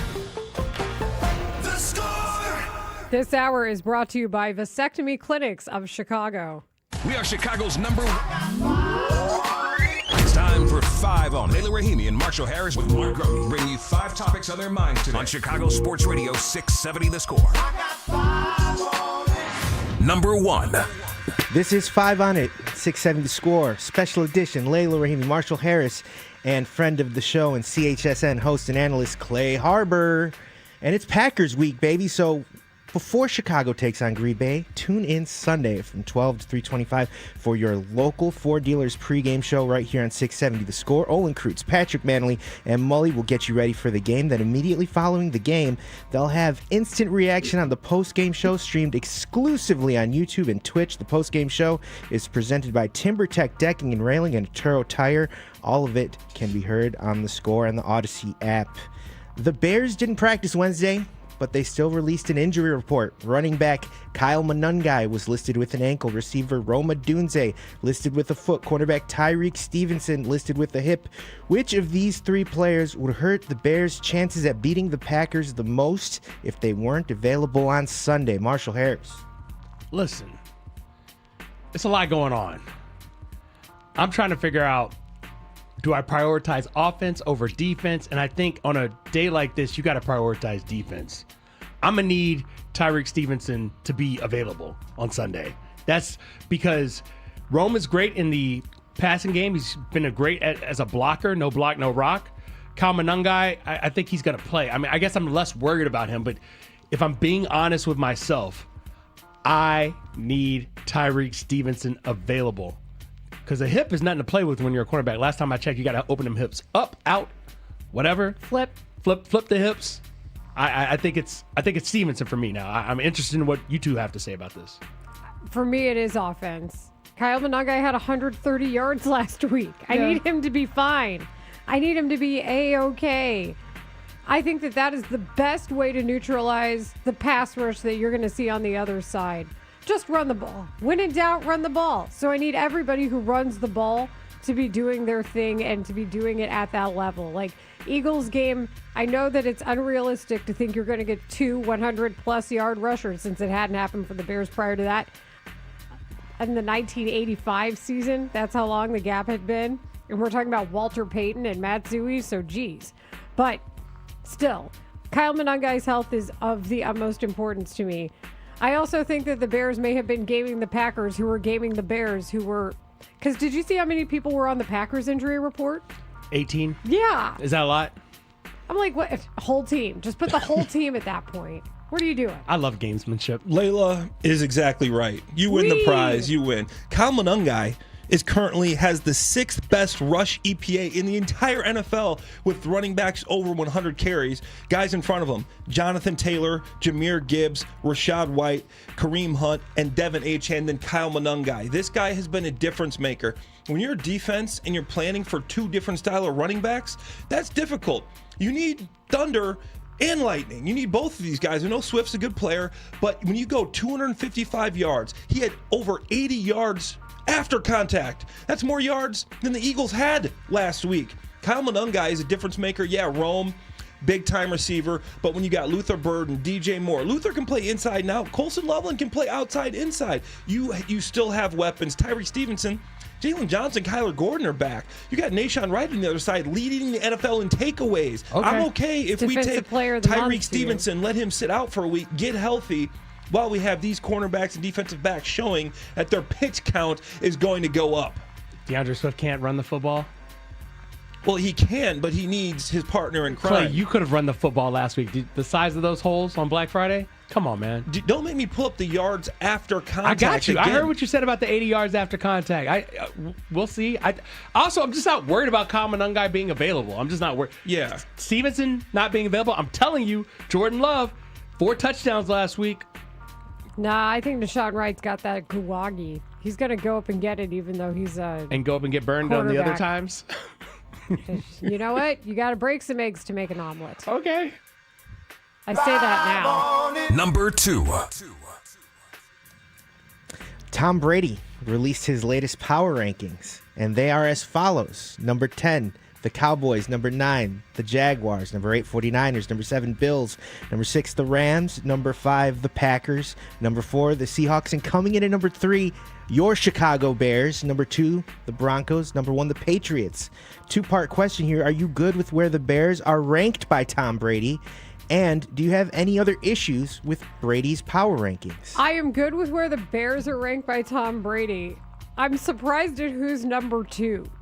Like that's kind of where I sit with it. I'm not surprised at who's number 1 because it's Tom Brady. Of course he's putting the Patriots number 1. But are you a little bit biased toward the Broncos being number 2 because they're in the division as the team you partially own? That's what made me wonder. I get that the Bears are 3. I still think, though, that, I mean, I hate to be the bearer of this news. Bear. Yeah, that too. I still think the Rams are probably better. I'm sorry. I just do. I also think the Seahawks can make an argument. It's a very good NFC. I love the parity, and the Bears have done the work to earn the top spot in the NFC. I'm not taking that away from them. It's just sometimes you got your eye test. Sometimes you have to understand that the quality of opponents will show themselves. But to have the Bears up that high, I think it's because he's seen them play and he likes what he's seen. You can hear him talk about it in those ways. So that I get. Recency bias definitely taking a toll here. Yeah. I think at first I was like, wait, Seattle's above the Rams? But then I went back and looked at the Seahawks schedule. They have 3 losses just like the Bears, but the 3 teams that they lost to and the manner in which they lost, week 1, they lost against the Niners by 4 points, 17-13. We know how good the Niners have been this season. Going back to their second loss, they lost a shootout to the Buccaneers, 38-35. That's also a 1-score game. And then their latest loss was in Los Angeles at the Rams, division opponent, by 2 points, 21-19. So Seattle's just as good probably as any other team you want to talk about in the NFC. Now, looking at the rest of the rankings, I think there is some recency bias with the way Tom Brady does his rankings, which I guess it should be because that's how power rankings should actually work. A reflection of what have you done for me lately. That's how the Cowboys get in there at number 10. But I think this is a pretty accurate reflection. I might have the Bills a little bit lower, but outside of that, I don't really have a problem with these rankings. You can make the case, though, that the Packers, the Rams, and the Seahawks should all be slightly above the Chicago Bears. I had the Bears at 4 in my power rankings for CHSN, but you're exactly right with the Seahawks. The Seahawks are legit. The Seahawks rank 3rd in the NFL in points per game and 4th in points allowed per game. This team does not have a weakness. If Sam Darnold can continue to play well, the sky's the limit for them. They're going to give a Rams run for the money. I think maybe the Rams should be a little higher. I know they lost to the Carolina Panthers, but really good defense, really good offense. This is a team that has just continued to show they can get it done on both sides of the ball. And I like teams that can get it done on both sides of the ball. Bills just don't seem like the Bills of old. They should be lower, right? They should be lower. They don't seem like the Bills of old. The way Josh Allen's been playing has been fine. Their run game, the only team that's rushing the ball better than the Chicago Bears. But their run defense is the worst in the entire NFL. What travels in the playoffs? December, January, February. Run defense, run game. If you can't stop the run, I don't care if you got Josh Allen. I don't care if you got Superman out there. You are not going to win the big playoff games. Also, the noticeable absence of a couple of teams, which is ridiculous to me. Eagles, not in the top 10. That's number 1. They look bad. Well, but they're still 8-4. And then the Texans should be above some of these teams, too. How do you feel about the Jaguars sneaking in there? What have they done since they had an 0-3 start? The Texans. Yeah, but I get why they're not. I love the Texans. Also, Texans I defense. feel like I know the Texans defense is good. I also feel like Tom Brady's just one of those guys who likes football. So, whatever football game he saw that he really liked might make it into the power rankings, and I'm okay with it. Me too. I watched the team. I think they were good. Texans Number 10. defense. They lead the league in both yards and points per game allowed. Danielle Hunter is playing out of his mind. Will Anderson Jr. playing out of his mind. This defense is the best defense in the league. Yeah, I'm not doubting the defense, but their offense is a mess. They fired Bobby Slowick, their offensive coordinator, before the season began, as we know, and that was a bad idea. CJ's back. It ain't Davis Mills no more. I know, but CJ's they haven't back. been able to, it took way too long, is my point for them. Number 3. This is 5 on It with Layla Rahimi, Marshall Harris, and CHSN's Clay Harbor. Right here on 670 The Score. And you want to keep it locked right here because starting at 2 this afternoon, Spiegel and Holmes will be broadcasting live from our Blue Cross Blue Shield performance stage. They'll have Bears great Matt Forte join the show in studio at 3, followed by the man himself, everyone's favorite former Bears coach, Dave Wanstead, at 5. That's today from 2 to 6 right here on The Score. You can watch live on YouTube and Twitch.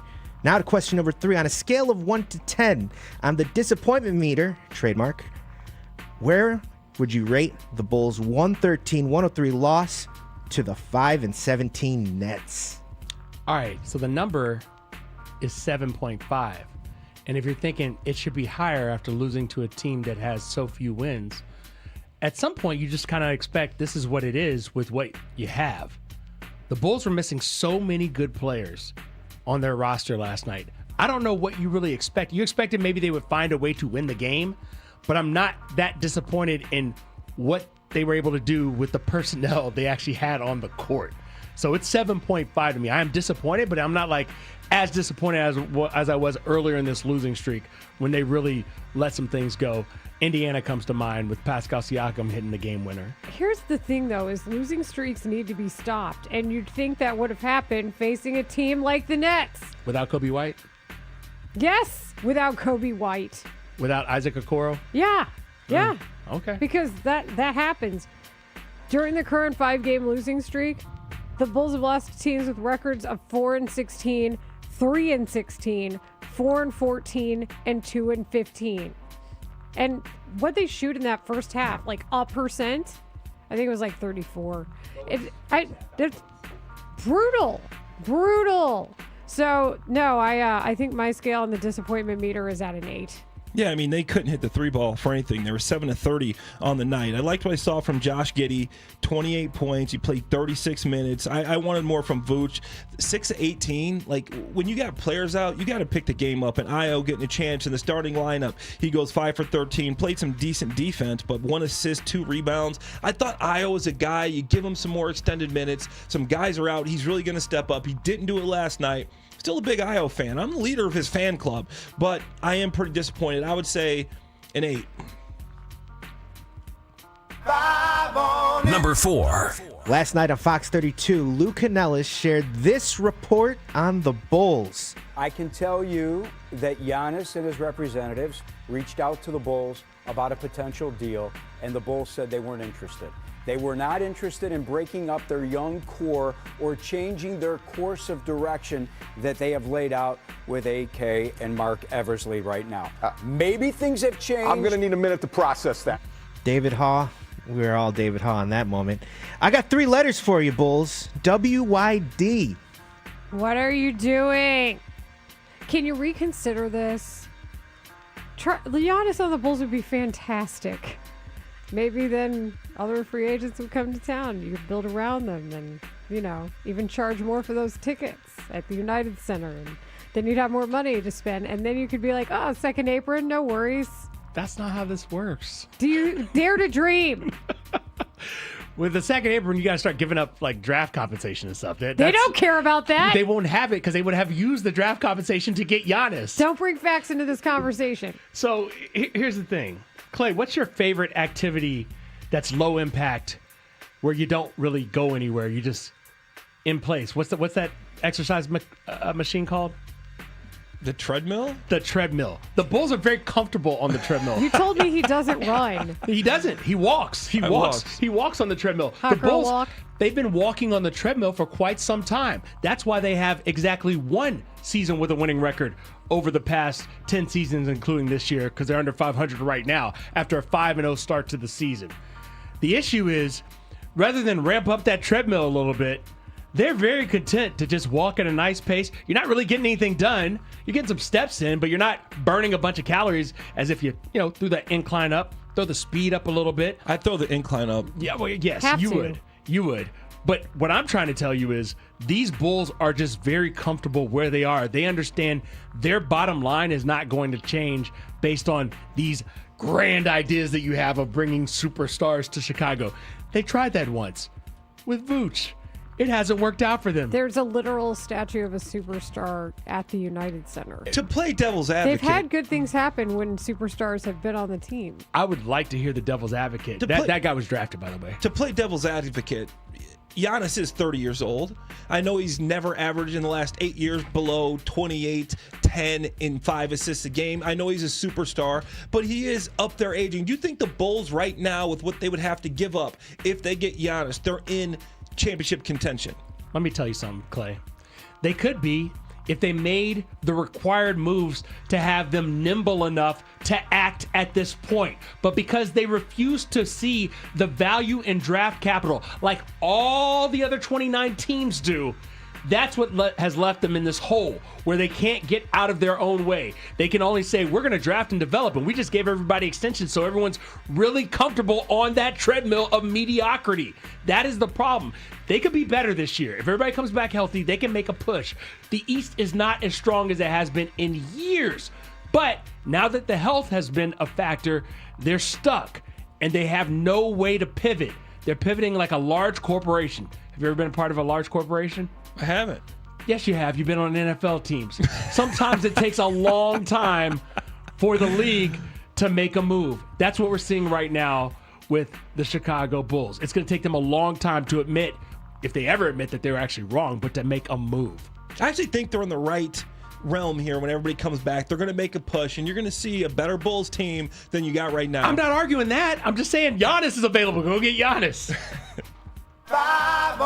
Number 5. On a recent episode of the This Is Football podcast, ESPN's Kevin Clark and Adam Schefter discussed the amount of unread texts in their phones. I work with a trainer once a week, and on his phone, great guy, Alec, and on his phone, he's got like 1,524 unanswered texts. There's nothing, that's the modern day equivalent of sleeping through your final in college, okay? 1,524 unanswered texts. Oh my God. I have 846. Unanswered? Unanswered. I have 0, and I always have 0. Kevin Clark and Adam Schefter on the This Is Football podcast. Here's the question. How many unread texts you need to see to put someone in the serial killer status category? Okay, here's my issue is I have like 40,000 unread emails, but I have 0 unread texts. And I'm not kidding. It is like 40,000. Because I'm like, okay, I don't need to know what dress you have this week, Banana Republic. So I'm with him on the text messages, though. What's the number? I at least read the texts. What's the number? My texters, that's what I just said. No, I'm saying what's the number for serial killer status in your mind? For texts? Yeah. I have a good friend who's not a serial killer, and she's got like 500 unread texts. Okay, so 500 is not the bar. So I'm going to say 4 digits, 1,000? Yeah. Okay, 1,000. Clay, you passed. Okay, You passed. I showed Marshall. I have 4 unread texts, and that's just because we've been doing radio. That's the only reason they have been unread. And like not replied to. I have not replied to all And, of them. and Marshall, what is your serial killer status number? I'm going to put it at 446. I showed Marshall my phone. I have 446 unread text messages. It's just like time you don't reply. I don't know how it happens. What does replying have to do with reading the text? You know, I haven't thought this one out a little bit. Maybe you read the text, but if it's an important text, then yes, I'm obviously They're gonna unread reply. texts. You don't know whether they're important or not until you read them. Yeah, it's true. That's the thing. Like an email, you kind of know what it's gonna be. Like, okay, H&M, I get that you have a new shirt today. I'm very disappointed in Clay Harbor right now. Clay, I got your back. If it's important enough, they're going to text you again. Yeah, text me Oh God, I hate I hate it. I don't do that. I'm like, I texted you. That's it. If you don't reply, I'm not replying. I'll be calling you from now on. I will not be texting you anymore now that I reply to your text. You're in like the top Phone top call? group. You call? Is that a problem? It's just dramatic. I've called you before. Yeah, but that's what we do. Okay, I'm just very disturbed by the. I didn't think someone I knew. 446. Are most of them like group threads or something? There's a lot of group threads in there. So if you clicked on it, a bunch of them would go away. Yeah. The group thread. Yeah, Okay, yeah. I can see that. No, I think I'm giving him an out here. Yeah, don't do that. Yeah, thank you, Layla. Appreciate that. So they're individuals. That's an eyebrow raise. Oh, somebody only has 300 unread emails on Twitch. You guys are responsible. The Twitch mob is so responsible. Emails are hard, man. Coming up next, we're going to continue. Clay Harbor is in here for an hour. Clay hosts the Big Pro Football Show on CHSN. We love to have him in. And Kevin Byard mentioned this on the Exhibit podcast, something that's a practice habit that I think a former NFL player would be very interested in. So we'll do that next. The Spiegel and Holmes Show. Afternoons 2 to 6 on The Score. You know how many times the Packers have turned the ball over this year? How many? 7. They have the fewest turnovers of any team in the NFL. Hard to turn over, although sometimes Jordan Love will just throw you the ball. He's playing the best football of his career. He's actually playing statistically. Well, remember, he did that. He went on a run He's done last it. year, too. And then he blows up and he shows you the old Jordan Love. The Spiegel and Holmes Show. Afternoons 2 to 6 on Chicago Sports Radio 670 The Score. and always live on the free Odyssey app. This segment is brought to you by NutsOnClark.com. Nuts on Clark, Chicago's original popcorn, serving Chicago for over 45 years. Order holiday gifts for your friends, families, events, and corporations from NutsOnClark.com, a 3-generation, woman-owned, family-run Chicago business. Kick off football season like a pro with the world's largest sports book at your fingertips. Circa Sports Illinois. It's sports betting the way it should be. With high app limits, low holds, exceptional customer service, and no bet fees ever. Other books may charge you just to get on the field. But with Circa Sports, every play is yours to call. Start betting like a pro from anywhere, anytime in Illinois. Download your new bookie today at circasports.com. Must be 21 or older. Gambling problem? Call 1-800-GAMBLER. Attention. Have you racked up $10,000 or more in credit card debt? Are you barely getting by making minimum payments? With credit card debt reaching all-time highs, National Debt Relief is notifying consumers about significant debt relief options currently being made available to help those with overwhelming credit card debt. These options may reduce a large portion of credit card debt for those who qualify. You don't need to declare bankruptcy or take out a consolidation loan, and you may only have to pay back a fraction of what you owe, even if you have bad credit. National Debt Relief has already reduced the credit card debt for more than 550,000 consumers, so don't wait. If you owe $10,000, $20,000, or even $100,000 in credit card debt, you can now take advantage of this financial debt relief as the cost of living continues to skyrocket. To check what debt reduction you may qualify for, call 800-894-7722. That's 800-894-7722. Again, 800-894-7722. Comcast Business is celebrating the holidays by giving your business the $1,000 holiday bonus when you switch to a gig speed internet package. Just imagine the thousands of possibilities of a $1,000 prepaid card. Like possibility number 12, the new laptop for the office holiday hero. Or possibility number 108, smart speakers to deck those hallways. Or possibility number 192, new equipment for the new year. Or possibility number 555, Bluetooth holiday lights for office decor. Switch to Comcast Business, designed for 100% reliability with business internet and wireless connect, plus advanced cybersecurity, and now get the $1,000 holiday bonus. Comcast Business, powering possibilities. Ends 12/14/25. New customers only with 2-year agreement. Requires qualifying gig package. Other restrictions apply. This is the story of the one. As the purchasing manager at a manufacturing plant, she knows the only thing more important than having the right safety gear is having it there when you need it. That's why she partners with Grainger for auto reordering, so her team members can count on her to have cut-resistant gloves on hand, and each shift can run safely and efficiently. Call 1-800-GRAINGER, click Grainger.com, or just stop by. Grainger, for the ones who get it done. You've got a big day, so you use Unstoppable scent boosters to give your laundry non-stop freshness. So no matter how long the day goes, you can't stop this power, this walk, this pose, this strut, this look, this talk. Your clothes will be so fresh you can confidently strut into that end of the day meeting like a boss, boss, boss, boss, boss, boss, bosses. Let's talk business in my office. Add new Unstoppable beads to your wash for 24-hour non-stop freshness so you can smell unstoppable.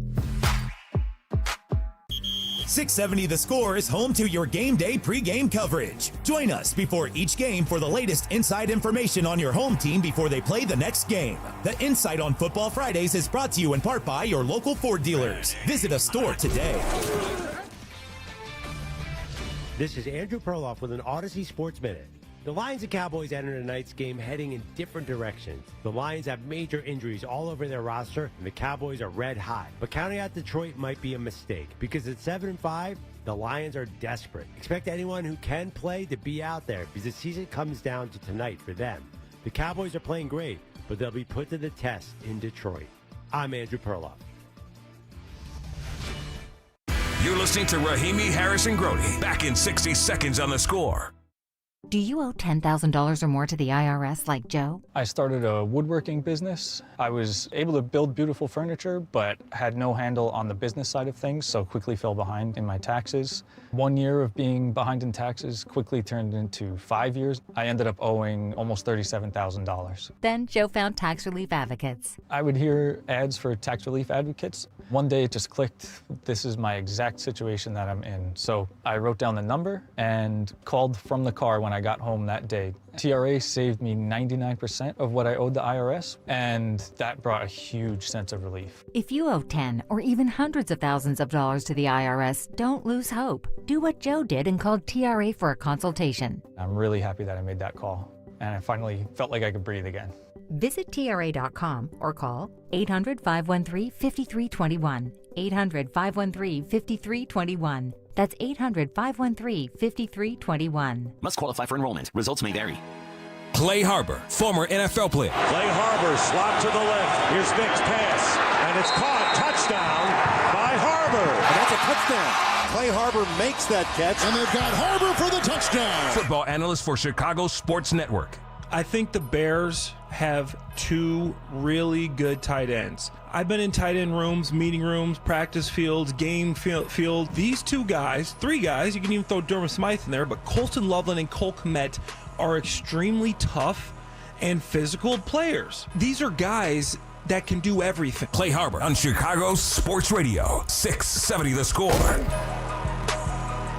We love having Clay Harbor in studio. He hosts the Big Pro Football Show alongside David Haugh and Ruthie Polinsky, and he's in studio with us, the 9-year NFL veteran. He is at Clay Harbs 82 on X, and he's here on Rahimi Harrison Grody on The Score. Clay, we always love talking to you about the nature of just the week-to-week, the day-to-day in professional football, because you do have that background. So I want you to listen to what Kevin Byard had to say on the Exhibit podcast, talking about his position coach, Al Harris, the secondary coach, who I think has been doing a fabulous job, on how they practice and hone these skills to be ball hawks. Al, he speaks my language. Al doesn't believe in pass breakups. He says everything has to be an interception. Like, you get a pass breakup in the game or practice, and he gonna look at you like, he'd be like, am I begging? Am I begging for too much? He want interceptions all day from everybody. And he just preaches it all the time. We talk about it every single day. So in practice, we have a quota that we got to hit every day. And the quota is usually four interceptions every day in practice. And if we don't hit the quota, we do push-ups. And we tend to hit the quota at least once or twice a week. Out of 3 practices, we'll hit it once or twice a week. But like you said, if we don't hit the quota, we're doing push-ups. And then it's like, we haven't hit the quota in 2 days. He just get to walking around the practice. I'm starving. My stomach touching my ribs right now. He just get to talk and just kind of be a jokey. But no, it's like you get what you preach, right? I think he just preaches it constantly, getting the ball, getting turnovers. But outside of just what he's preaching, I think just him in the meeting rooms, one thing I learned a lot from him is about just knowing how the pass game marries up with the quarterback's footwork. So like when you think about quick game, or if they're trying to throw the ball deeper down the field, like especially whether they're in the gunner or they're under centers, like he always say like gun 3 footwork, which is like quick game. Like the quarterback can catch the ball 1, 2, 3. Once he gets to the top of his hitch, the ball's ready to come out. So if like you're playing some type of off coverage, and I think that's why Trayvon Diggs and Deron Bland was so successful, because those guys are able to see the quarterback's footwork and trust that, and they're able to make a move. He will always say like, hey, if they're not throwing double moves on us, then we're not being aggressive enough. You know what I mean? And he just preaches takeaways, and he's been a phenomenal asset.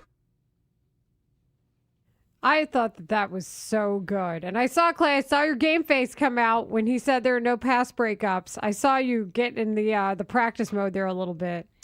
I love it because I've had tight end coaches that are, random guys that, just coach football. And then I've had the guys that played. And the guys that played are able to give you these cues. They've been on the field. They know what you're seeing. They see the game through your eyes. And that is something that you can't discount. Like Dan Campbell. I remember Dan Campbell. The guy played. People they forget that he played in the league for 10 years. Like, you learn more from that guy than you learn from 3 previous years altogether. Hey, man, here's what they're going to do. If you see that linebacker creeping up here on the outside, they're going to try to blitz, and you got to make sure you go. Like, he just knows. That's how Dan talks. But he just knew so much and you respect him so much more because he did it for such a long time. And the preaching the takeaways is huge, and I think it's going to be huge this week. I just told Marshall a stat while we're on break here. Jordan Love, the Packers are 7-0 when he doesn't turn the ball over. When he has one or more turnover, they're 1-3-1. The Packers, I know it was the Eagles last week, but now it's the Packers, have the fewest giveaways in the entire league, the entire NFL. You know who has the most takeaways? The Bears. This game is going to come down to turnovers. And I like the Bears' chances. They're good at turning the ball over. Oh, the Eagles don't turn the ball over. Jalen Hurts only has 1 interception. Guess what? He has 2 now. The tush push, you can't stop the tush push. It's unfair. It's cheating. Guess what? We got a fumble on the tush push. Change the game. So I love what Al Harris has done. And the one thing that I've really seen improve besides the takeaways is these DBs playing in the run game. When Nahshon Wright started the season, I go, this guy's this Charmin extra soft tissue paper. This guy didn't want to touch anybody. 2-ply. Now you're seeing this guy coming up, making tackles. He's preaching that to them. You can't be a cornerback in this league anymore and not be able to tackle because they're going to find a way to motion the receiver in, put you in the box, move the safety out, and you're going to have to make some plays. And you see a guy like Nahshon Wright. I know Tyreek Stevens is already physical. Jalen can play. We know Kyler Gordon loves that contact, but Nahshon Wright has become active in the run game. That has helped the Bears a lot. You know what? He talked about that when I talked to him on Tuesday night for our Football After Dark event. He said that the Bears and Dennis Allen specifically don't preach the tap a guy when he's down. They want you to always be in the mindset of tackling anytime there's possible contact. And that speaks to what you're talking about. Yeah, it's huge. It doesn't matter. Like back in the day, you could have Deion Sanders, just put him on the outside. He's just going to cover the guy. But now with how these offenses are becoming so intelligent with the motions, you see Ben Johnson can motion, move a guy out the box, and now the cornerback's the forced defender. Everything switches. You keep these guys with the motion. So you can scheme guys up. If you see a guy's like, where's Waldo? Okay, that guy doesn't want to tackle. We're going to get him in the box somehow. That's what the good offensive coordinators do. Ben Johnson does. And that's how you see these offensive linemen get into the second, third, fourth level. I don't even think there was a fourth level. If there was, they would get there too. But that's how they're able to block downfield and bust these long runs and be the only team in the NFL with 250-yard games on the ground on the road. Fourth level, generally considered the end zone. We're talking with Clay Harbor live in studio here on Rahimi Harris and Grody. And I love that you brought up the fact that the Packers have the fewest giveaways at 7 in the NFL because, as you mentioned, the Eagles, they had the fewest giveaways at 6. And now they've been sitting down the list a little bit. And for the second straight week, the Bears have an opportunity to do this. What I want to know is if you're Dennis Allen, and let's say Tyreek Stevenson, the hip doesn't bother him enough to keep him out, and now you're juggling what you would think would be growing reps for Kyler Gordon, Jalen Johnson, reinserted last week, re-injected, and you still have Chauncey Gardner, Johnson, CJ, CD, whatever you want to call him. How do you manage that rotation? How do you manage that balance? Do you get all those guys on the field together? How are you doing that if you're Dennis Allen? I think you're capable of getting all these guys on the field because they're also versatile. You can stay in nickel against base because Kyler Gordon is so good in the run game.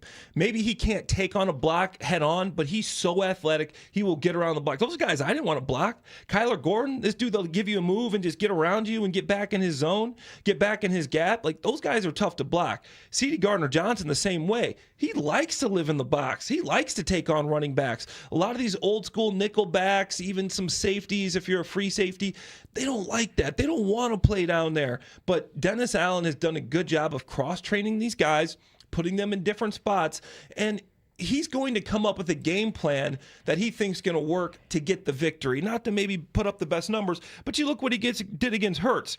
Hurts is one of the best quarterbacks in the NFL against the blitz. He saw something. The Bears were averaging a 25 to 27% blitz rate on the season.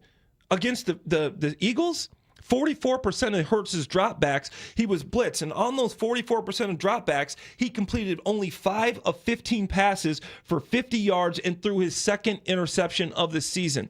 Dennis Allen schemed it up. He saw something. He sent some blitzes. And sometimes when you got these DBs on the field in these passing situations, you think maybe you want a linebacker to blitz. No, these DBs can get there quicker because they're faster and they're not afraid of that contact. 10 different Packers receivers caught passes in the game against the Lions. So that's why I like the Bears' chances to at least use that secondary in multiple, whether it's just play in dime, play in nickel at the whole time, like play with the extra DB, roll them up when you need to. That secondary loves to blitz. If that's the most healthy unit outside of the D-line, and it can't be because of Dyer Dangbo being out. So if the secondary is where it's going to be at, I think the Bears have a good chance based on how the Packers are using their offense efficiently to be able to see that matchup go well. Yeah, Tucker Kraft is out. Jaden Reed I think he's questionable at this point. But Dontavian Wicks last week, a guy that you don't hear a lot about. You hear more about Romeo Doubs. Christian Watson had 90 yards and 2 touchdowns. Christian Watson, the last 3 games since he's been back, 4 for 46 in a touchdown, 4 for 49, 4 for 80 in a touchdown. You got multiple guys that can catch these balls. And I know Tucker Kraft's out, like I said, but Luke Musgraves is a guy, a tight end, that can get the job done too. He's a second-round draft pick. He's fast, he's quick, so you got to have eyes on him down the middle of the field. So you're going to have multiple defenders that can guard. And I think that's something that the Bears have. They have a plethora now with some of these guys returning of defensive backs. So I think this matchup is actually pretty good. Yes, you got Jalen Johnson that can lock down a big receiver. And a lot of these these games, you need a guy that can lock down the big outside receiver, the Justin Jefferson. Packers can throw it to anybody, but the Bears have a lot of good cover guys right now, and I think that works in their favor. Just looking at the offense, we saw the running game be so dominant. We know there's a forecast of possible snow showers on Sunday at Green Bay. It's going to be cold regardless if there's snow falling or not. How much do you think that will affect the passing game, which is still kind of in flux for the Bears even heading into this weekend after hearing the comments from Ben Johnson about the passing game needing to be better?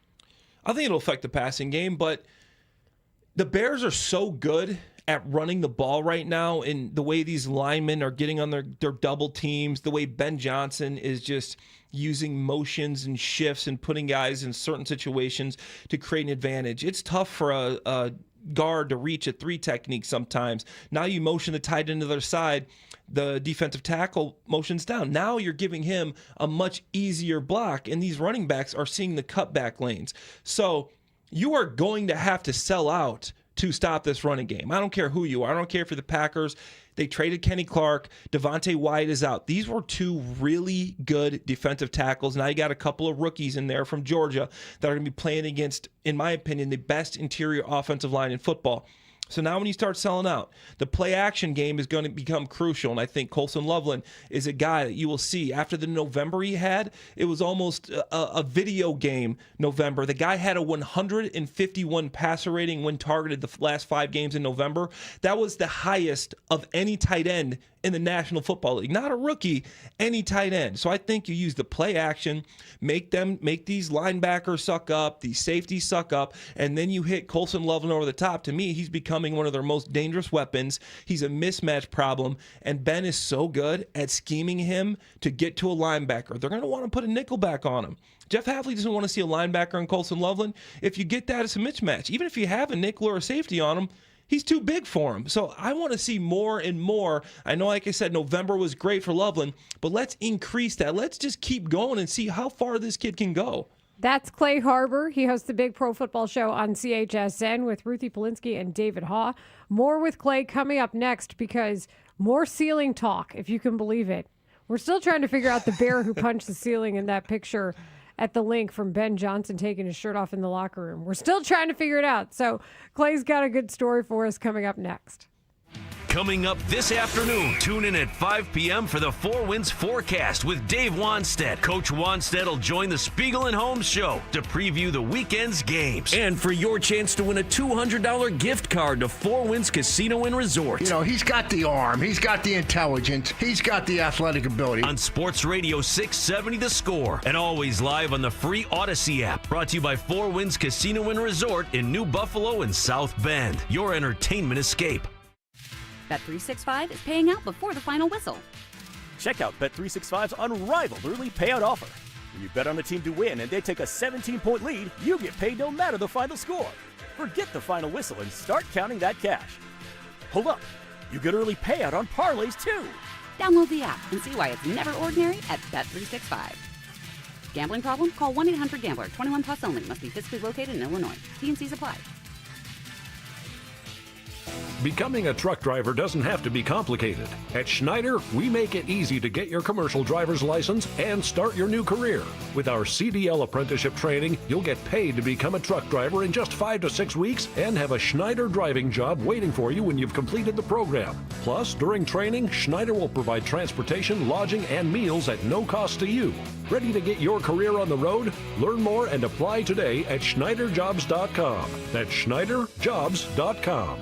Do you owe back taxes to the IRS? Whether it's due to job loss, a divorce, a new business venture, or you just didn't file your taxes, don't lose hope. Powerful relief programs are now available that can help you and may reduce or even eliminate what you owe the IRS. With the cost of living affecting millions across the country, Tax Relief Advocates is urgently notifying anyone with $5, $50, or even $500,000 in back taxes to the IRS to call to get relief options.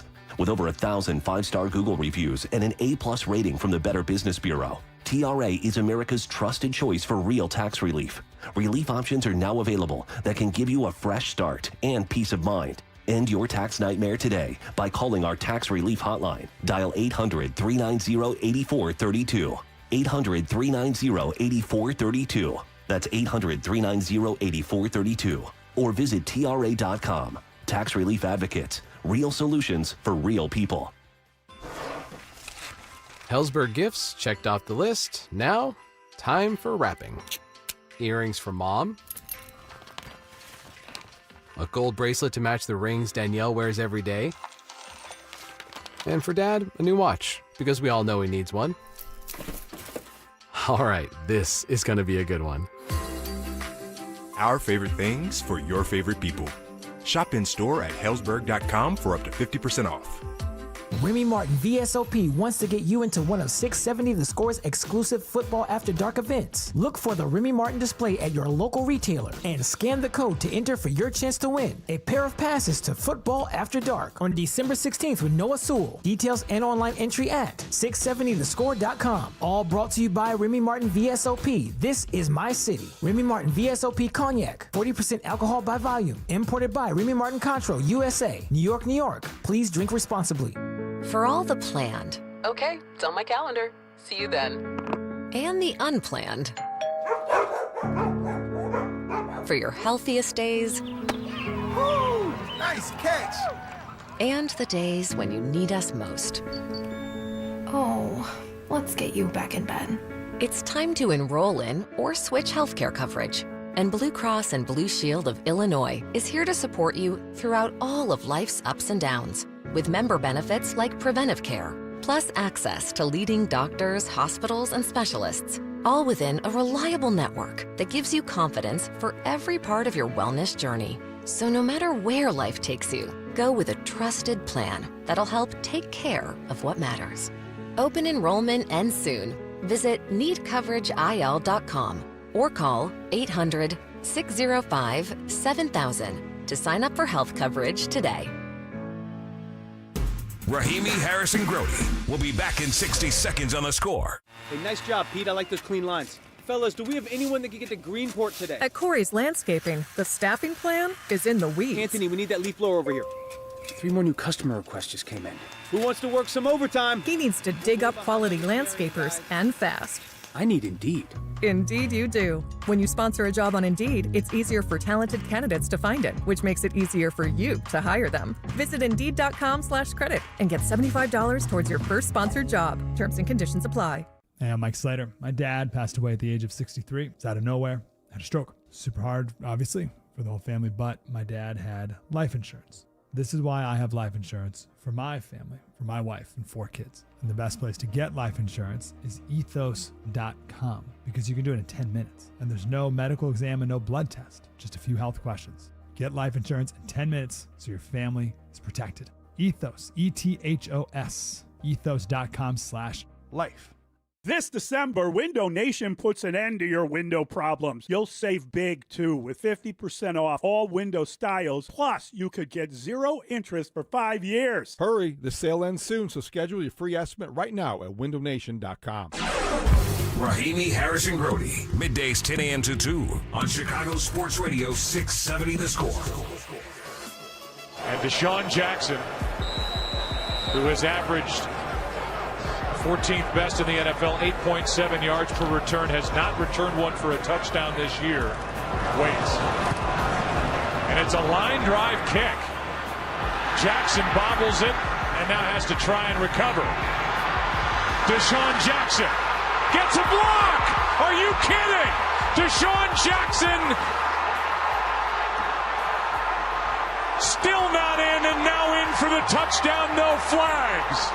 Unbelievable. No time left. Eagles win. I believe that is vintage Joe Buck on Fox, of all things. This is Rahimi, Harris, and Grody on 670 The Score. And we have Clay Harbor in studio. Love talking to Clay. We do so every other week. He hosts the Big Pro Football Show on CHSN. And we've been trying to get to the bottom of this. Who punched the ceiling in the locker room celebration at the Link? We don't know yet after the Bears win over the Eagles. But we also then, I guess, jogged Clay's memory. And Clay, how did this come up? So I'm sitting back with our producer, Ray, and he's talking about, they're talking about some ceiling stories. I'm like, man, I got a really good ceiling story. He's like, really? I'm like, yeah. It was like the Miracle in the Meadowlands Part 2. I was on that punt team, by the way, punt return team, Marshall. My favorite part is Deshaun Jackson just casually strolling down the goal line before going into the end zone. I'm like, get in the end zone, bro. Just let's finish this game. This was for the NFC East division title. Tom Coughlin was turning actually red. And I think it's purple at that point. Oh my gosh, he was so mad. But here's how the story goes. We're obviously completely hyped. We go back to the locker room. Everybody's going crazy. We got a Gatorade cooler. Somebody dumps it on Andy. Andy's going crazy. The cooler's empty. Andy grabs the cooler. We're in the locker room. We're jumping up and down. He throws it all the way over his head, and it goes through the ceiling in the Giants locker room. It goes through the ceiling and comes down with half the ceiling. The room goes quiet. You can't hear a pin drop for like 5 seconds. 5 seconds later, everybody goes completely nuts. People are throwing parts of the ceiling around, jumping around, going crazy. And that was the craziest ceiling story I've ever been a part of. Miracle in the Meadowlands Part 2. Eagles win the NFC East. Fly, Eagles, fly. The story doesn't end well. We end up getting beat in the first round by the Green Bay Packers. Aaron Rodgers ended up going on and winning the Super Bowl that year. They only beat us by 3, but that was incredible. The energy and the poor ceiling was just devastated. That is a great ceiling story. I'm not going to lie. That's a great story. Is that where you just don't know your own strength and then boom? He throws it through the ceiling. The ceiling comes like those ceilings where you used to stick like the pencils in the ceilings when you were in like middle school. They're like not the best ceilings, but it did come down with the ceiling. And I think people look at Andy Reid these days as kind of almost like a grandfatherly figure. But prime Andy Reid is a big, strong dude. Big, strong guy. We call him Big Red. I think they still call him Big Red, but he's Big Red for a reason. And this dude just chucked that thing through the ceiling, and we were all like, we didn't know how to react. I was like, is this in trouble? Is this bad? 5 seconds of just silence before just absolute pandemonium in that locker room. Great memory. That's fantastic. Yeah. Like, fantastic. Where do you begin with that? The mental picture. And you know what doesn't help is I always think of the Kool-Aid man busting through the wall and how many times people have used the Andy Reid face on that as a meme.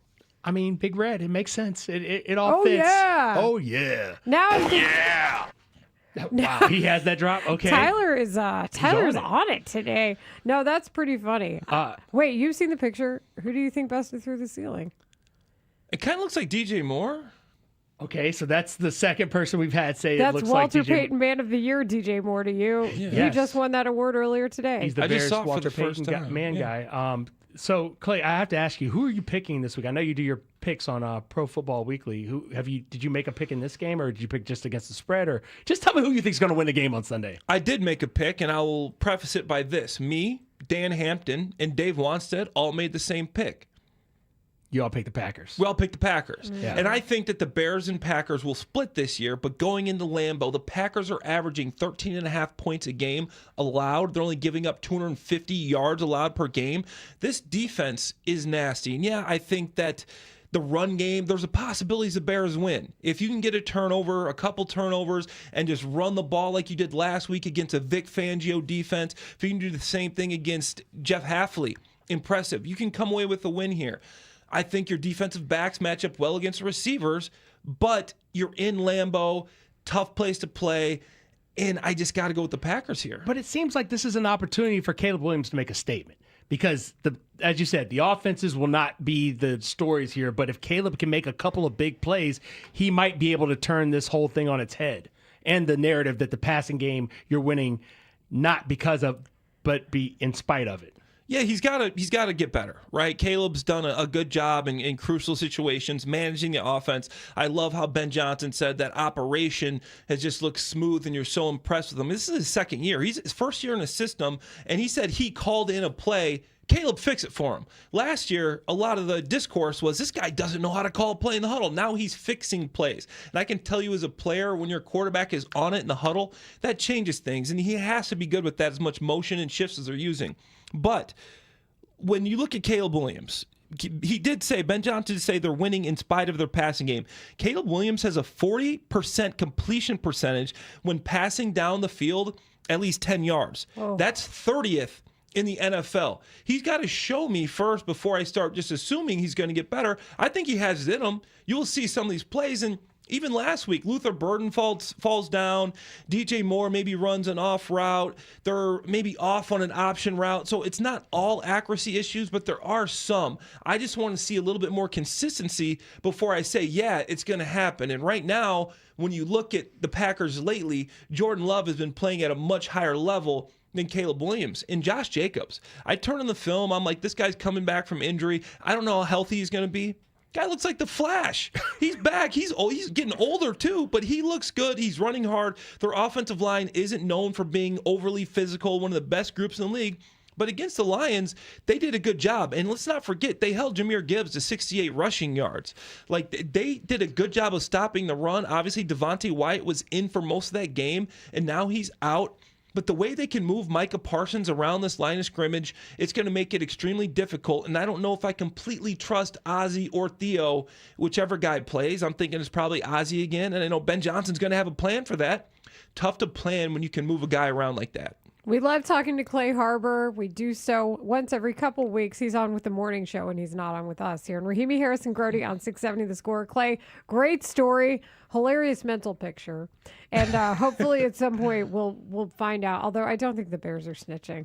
They don't do that kind of stuff. I got some inside sources. I'll see what I can do. The good news is next time there's a Packers week, Clay Harbor will be right back here with us. Oh, yeah, that's true, isn't it? Every other week. We'll just have to talk to him offline about Myles Garrett then. Or you can take it up with Mully and Haugh.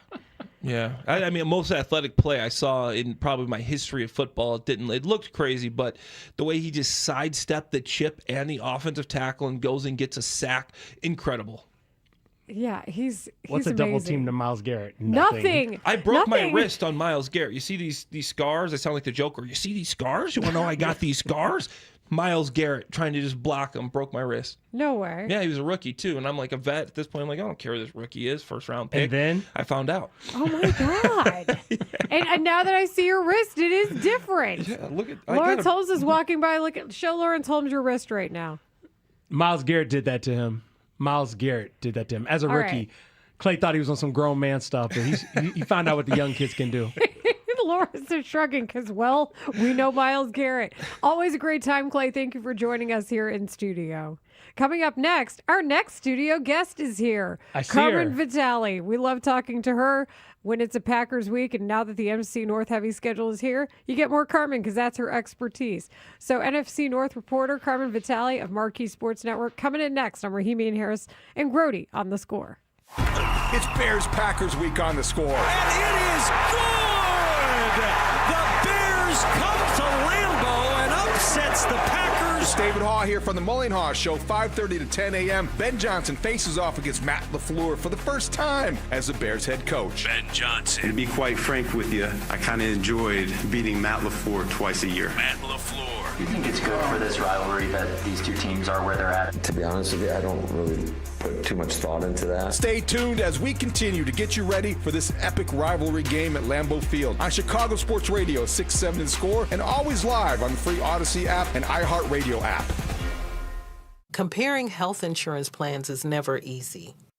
That's why I work for Get Covered Illinois.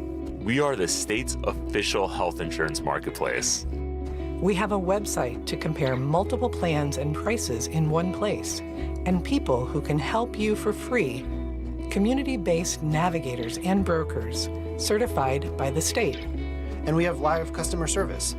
At getcoveredillinois.gov, we're here to help. 250 years ago, a promise was made to connect families and friends, near and far. And during the holidays, that promise is more important than ever. That's why USPS is building a better network to meet your needs, with timely deliveries, easy and affordable ways to ship, and everything you need to make your season full of holiday cheer. Our purpose is delivering your peace of mind, knowing your love will arrive, bringing joy to all. The United States Postal Service. Learn more at USPS.com/holidays. Hey, it's Layla Rahimi for FanDuel Sportsbook, the official sportsbook of 670 The Score. FanDuel is the #1 sportsbook for same-game parlays. From points and rebounds to threes and assists, FanDuel is the best place to combine your favorite picks into a same-game parlay or track every stat live, all in one very easy-to-use app. And right now is the perfect time to join because new customers get $150 in bonus bets if your first $5 bet wins. Now, that's what I call a return on investment. So bet on the players you love the way you want. Head to FanDuel.com/Layla, Leila, to sign up today. FanDuel, official sports betting partner of the NBA. 21 and up and present in Illinois. First online real money wager only. $5 first deposit is required. Bonus issued as non-withdrawable bonus bets which expire 7 days after receipt. Restrictions apply. See terms at sportsbook.fanduel.com. Gambling problem? Call 1-800-GAMBLER. Hey, this is Coach Wanstead here. With the holiday season coming, that means extra time on your feet. I was kind of like the Grinch at Christmas. If you're living in pain, you owe it to yourself to see if the Good Feet arch supports will help you. When I first tried on the arch supports, I could feel the difference right away in my balance, posture, and didn't have any discomfort. It's free to try. You'll work one-on-one with a Good Feet arch specialist and then pairs you with your own personalized arch support solution. If you're someone who's in pain, learning if Good Feet arch supports will work for you is as easy as going in for a free fitting and test walk. You can even use HSA or FSA account to purchase your arch supports. Get back to doing things that you love. Try for yourself and feel the difference. It all starts with one visit to your Good Feet store. Schedule your free fitting and test walk at goodfeet.com or just stop by the store nearest you with locations in Skokie, Schaumburg, Algonquin, Geneva, Naperville, Orland Park, and Highland, Indiana. Do you owe $10,000 or more in credit card debt or personal loans? With credit card debt at all-time highs, Debt Relief Advocates is urgently notifying consumers of debt relief now being made available designed to aid consumers with out-of-control credit card debt. Those who qualify and enroll for this relief program will only have to pay back a fraction of what they owe. This is not bankruptcy or a debt consolidation loan. This is a relief program that credit card companies would rather you not know about, as it ends your debt nightmare and saves you lots of money. Consumers owing at least $10,000 in credit card debt or personal loans can now take advantage of this debt relief as the cost of living skyrockets. Debt Relief Advocates has established a relief hotline for you to call to learn what debt reduction you may qualify for, so don't wait. For this free information, call the Relief Hotline at 800-390-1164. 800-390-1164. 800-390-1164. Rahimi, Harris, and Grody will be back in 60 seconds on 6-7-D The Score. Another app for inventory, one for CRM. Oh, don't forget accounting. Wait, which login was that? Or you could use Odoo, one fully integrated system that does it all without the hassle. Ditch the app overload. Get everything your business needs on one platform. Try Odoo free today at odoo.com. That's ODOO.com. At Straight Talk, we know the holidays are your time to say yes. So why put up with a wireless company that makes you say out of data? Or no service here? Switch to Straight Talk and say yes to real unlimited data on a reliable 5G network covered by Verizon. And with a free 5G phone when you activate select plans, someone else in your family can say yes! Available at straighttalk.com and Walmart. Based on RootMetrics State of 5G Report, United States 1H 2025. Experiences may vary. Not an endorsement of Verizon. For network management practices, visit straighttalk.com. This is where Chicago comes to talk first place Bears football. We are Sports Radio 670 The Score. Broadcasting live from the Hyundai Studios. Presented to you in part by your local Hyundai dealers. WSCR Chicago. WBMX HD2 Chicago. And Odyssey Sports Station. The Score! Menards with special guest Carmen Vitale. Let's sing it. 1, 2, 3. Save big money at Menards. Here with Carmen Vitale from Fox Sports. I am joined now by Carmen Vitale, Fox Sports NFL reporter. Carmen Vitale of Fox Sports. Joining us, it is the NFC North writer at foxsports.com.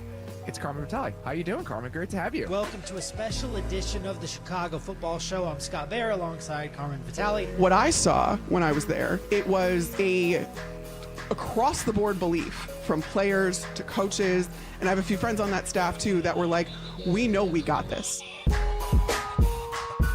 We love talking to Carmen Vitale. It's a fun day here on the Hangout Show. We just talked to Clay Harbor. This is Rahimi, Harris, and Grody. And now Carmen Vitale has come in to hang with us. And I always thought that Carmen was multifaceted. You were a cheerleader in high school. You're a very talented writer. You're a talented sports speaker. And then you bring in the cookie game. What are you trying to do to us over here? Almond chocolate chip cookies. Yeah, and they were professional level. You're not even doing her justice. Let me tell you something. Clay Harbor abhors sugar, hates sugar. This man had not one but 2 of those cookies. And I said, this is what, yeah, it's funny. Did Lawrence get one yet? Because I don't think so. Because Lawrence's sweet tooth is unstoppable. That's what luxury tastes like. Yeah. That is what luxury tastes like. Lawrence, if you missed it yesterday on Transition with Spiegel and Holmes, Lawrence yesterday said that Jenny's milkiest chocolate flavor of ice cream tastes like luxury. I'm on board with that. Then we read the description, but your cookies, like the oven, how are they chewy and soft, but not too soft, but chewy and slightly crispy at the same time? The secret is to pull them out right before they're actually done. And then you let them cool on a baking rack to kind of firm up a little bit, but they're still really chewy in the middle. And then I have the coarse Malden salt. I have the Malden salt, like, because that's always in my kitchen, and then you just kind of sprinkle it over there. It sets off the taste. That salt sets it off. The salt does set it off. I was a little nervous about this batch because usually I make it with vanilla extract, but I didn't have any today, so I improvised and used almond. And so I was hoping it would be okay. Those cookies are going to be gone by the time you walk out of the studio. I had to guess. Yeah, I think so. And that is the talent, who apparently is good at everything, of Carmen Vitale. Your specialty, as we mentioned in our open, is the NFC North. Mm-hmm. It being Packers week. Yeah. This is now the meeting of the greatness of what can happen. For the Bears. I mean, winning at Lambeau for a second consecutive season, and then being able to do so, the opportunity here is just absolutely massive for this team. I asked the question earlier to not just Marshall, but our listeners too. Like, you also have to account for this. You just do. What happens if the Bears lose? And it's nice to be able to say it's not mission critical if they do at Lambeau. Right.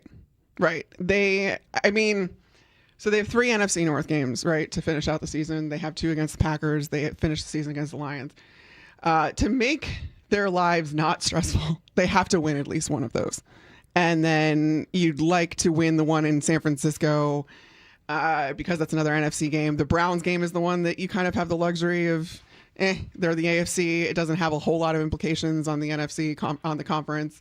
But I also think that you need to split the series with the Packers, if not for your playoff hopes, but for keeping this an actual rivalry. I mean, that's what's so exciting about this time around is this game has implications outside of just the rivalry. It has implications on both teams' postseasons. And that adds another layer that we haven't had in a long time in Chicago, because this has been a very lopsided rivalry over the past decade or so. It's hard to imagine that this team won't win 2 of its last 5 games, and we've circled 11 as like that number. Yeah. You win 11 games, you're going to the playoffs. How you get to the playoffs and where you got to go once you get to the playoffs, right. that is still up for grabs. But if they can find a way to win 3 of these games, they have a legitimate chance to win the NFC North. Mm-hmm. I'm curious as to what you think this team's ceiling is, as stated right now, just at 9-3, and currently holding on to that number 1 seed, which of course would come with a bye if they found a way to get out of the muck with that number 1 seed. Yeah, I mean, when you're talking about the number 1 seed, you're not just talking about the North. Obviously, you're talking about the Rams and the Eagles, and having to have some other things go right that maybe isn't quite in your control. But I did this for our Chicago football show on Marquee, where I kind of picked the rest of the season for the Bears, and I did have them going 2-3 down the stretch. So yeah, winning 2 of their last 5, and it gave them an 80% chance at the playoffs, and it was great. That 11 wins is like, again, what an outperformance of expectation if you're talking about from the beginning of the year.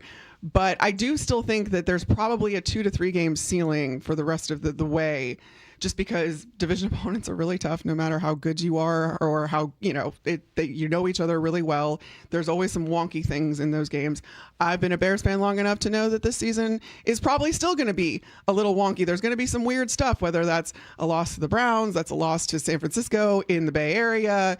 I refuse to believe there's not going to be some weird stuff down the line with this team, because of the fact that they haven't reached their ceiling at all. And you heard Ben Johnson talk about that when it comes to the passing game this week, which I didn't think he needed to clarify his comments at all. When he the initial comment he made that they're winning in spite of the passing game and not because of it was dead on, and that the passing game is more than just the quarterback, and you should know that. And he talked a lot about the receivers and how their routes aren't, exactly where they need to be. They're not in that rhythm quite yet. And that falls on everybody. So as long as you still have struggles, I think, in the passing game, and you're still improving there, still developing there, I think this team has a ceiling. I think that Ben Johnson, and you know this from having covered him at Detroit, is so direct that if he wanted to say quarterback, he would have. He would have. And because of how people want to take stuff, and because there's this still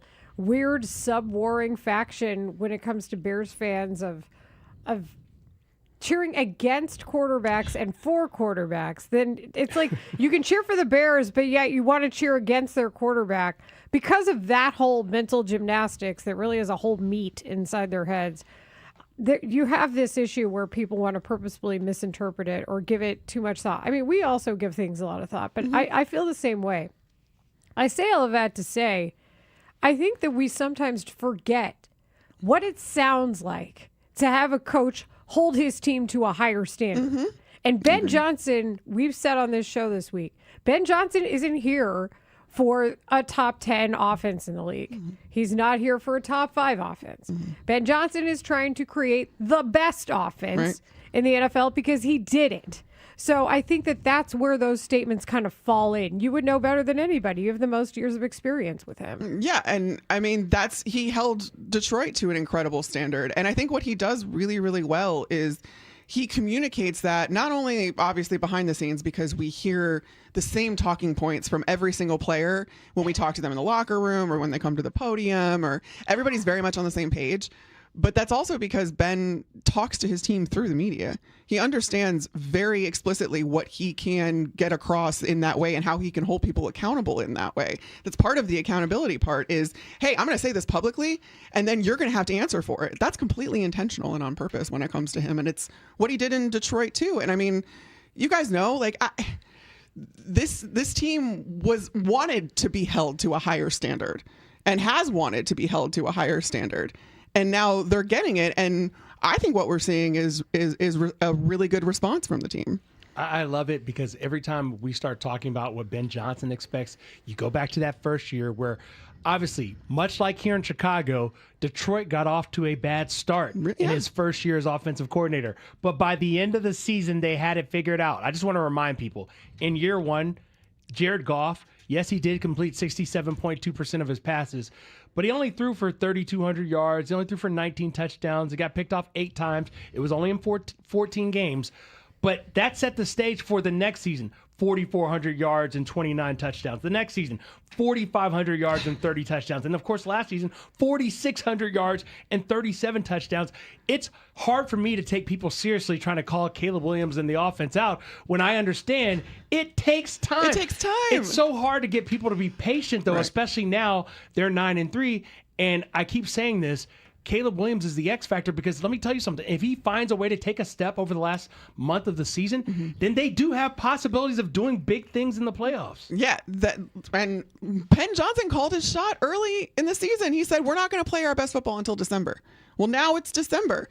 And they have shown that they have improved every single week. And it's been... I mean, I don't know how many times I've said this over the course of the season that progress isn't linear. But it's been pretty linear for the Bears this season. The best illustration of that is how Caleb and the team talk about quarters. Yeah. And in the first quarter, they go 2-2. The second quarter, they go 3-1. The third quarter, they go 4-0. So you tell me what the fifth quarter or the fourth quarter is looking like. That's a good point because I thought about that too. I'm like, wait a second. I'm not saying to myself that 2022 Lions started 1-6. I'm not saying that as much as I thought I would. And I was like, oh, dang. I preached a lot of patience, and now I'm like, I guess I didn't really need to because they're winning anyway, and they're ugly wins. And, you know, all the criticism of the Bears' wins so far this season, the record, is absolutely valid. Like, they did not play teams that had winning records. They have won very, very ugly. They've had things that have had to go their way. There's been catastrophic failures at multiple, phases, but what's really cool is that this team is complementary enough that when one phase falters, the other can pick it up.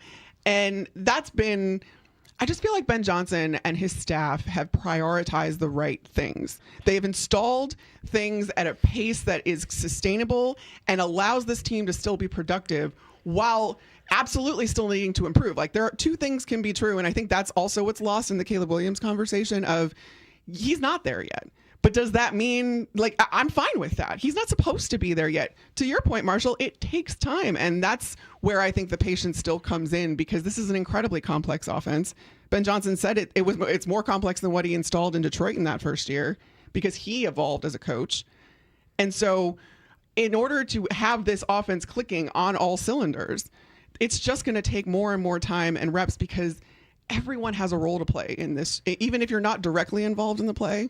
Like, you talk about how the offensive line is so crucial, but I mean, receivers are running interference for the run game, and they're blocking in the run game. And everybody, even if they're not directly involved in the play, has a role in each play, which is, it's incredibly efficient, but it's also really, you can tell when it breaks down, and you just need more and more reps in order to really fully grasp it.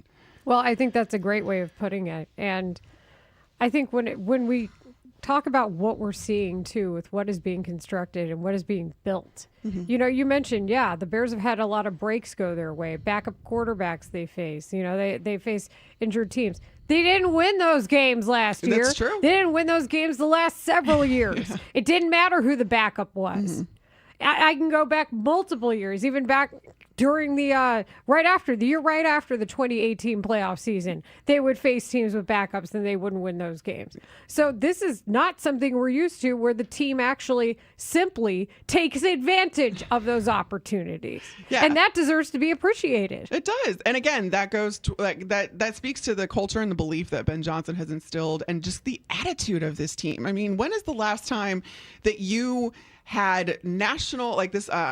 I just saw this. My friend AQ Shipley, who runs a segment in the trenches on the McAfee show, he was talking this week about how Ben Johnson's playing bully ball up front and with the run game and offensively. And it's like, when was the last time we could say that this Bears team was this physical at the line of scrimmage and completely dominated teams? Good teams. You saw it on Black Friday against the Philadelphia Eagles, which I think was such a validating win that, I mean, I think a lot of people in Chicago had felt that coming, obviously, but to do it on the national stage on a national game against the defending champs, that launched the Bears into the legitimate stratosphere of good teams, or teams that are getting good in this league. I'm not ready to give flowers per se, but I will tip my cap to Ryan Poles, because what you just said about the physicality, the rebuilding of the offensive line, he swung and missed in his initial rebuild, but his ability to pivot when it mattered most with a new head coach and get both a defensive coordinator and an offensive play caller what they needed to get this job done, and with depth. Proven depth. That's what's been proven after all these injuries over the course of the year. How much credit do you think Ryan Poles deserves with what's going on right now? I think he deserves a lot of it, but I think a lot of it was driven by Ben, because that has been Ben Johnson's calling card. The offensive line has been Ben Johnson's calling card. You look back at these Detroit offenses, and the number one thing is that they have a really solid offensive front. And they have depth, to your point of, hey, injuries are almost a certainty when it comes to the offensive line every year. Who do you have that is going to minimize the drop off? And we've seen that with Ozzie Trapillo and, the Theo Benedict, and you have like this kind of the left tackle spot. While I do think that there are ways to make up for the left tackle spot, and the defensive fronts kind of spread out their pressure and do different things so that the left tackle spot, not to say that the left tackle spot isn't as crucial as it used to be, but there are ways to kind of scheme around that now because of what defenses are doing. But you have Joe Thuney that you knew was going to be at that left guard spot that could help that. So it's not only just the depth of like the individual player, but it's, hey, who is he playing next to? Can he help him? And that's what you see. You see the interior of veterans, and that's what they, went out and got. And they got smart guys on top of physical guys and guys with experience, so that the guys on the outside, which are the younger ones, Darnell Wright, as talented as he is, still young. And then you had whoever you were going to have at left tackle that you didn't know who that was going to be coming into the year. But you have them playing next to guys that can make up for any of their lack of experience. Well, and that's the mark of a good coach. Yes. And a good GM is when the sum of the parts don't outvalue the whole. And now what we're seeing right now is the whole coming together. These individuals are making sense together. And Nahshon Wright, when I talked to him, Carmen, on Tuesday, he mentioned clearly his history with Al Harris is what got him to the Bears. Right. Ryan Poles still has to sign off on that. For sure. And he did, and he gave him credit for it. And that's the other part, is Ryan Poles isn't getting in the way of some of these decisions either. That is a mark of a better GM. That is the biggest thing that I think that Ryan Poles deserves credit for. And it's not it's not a backward compliment to me, because there are so many GMs that just think they know better.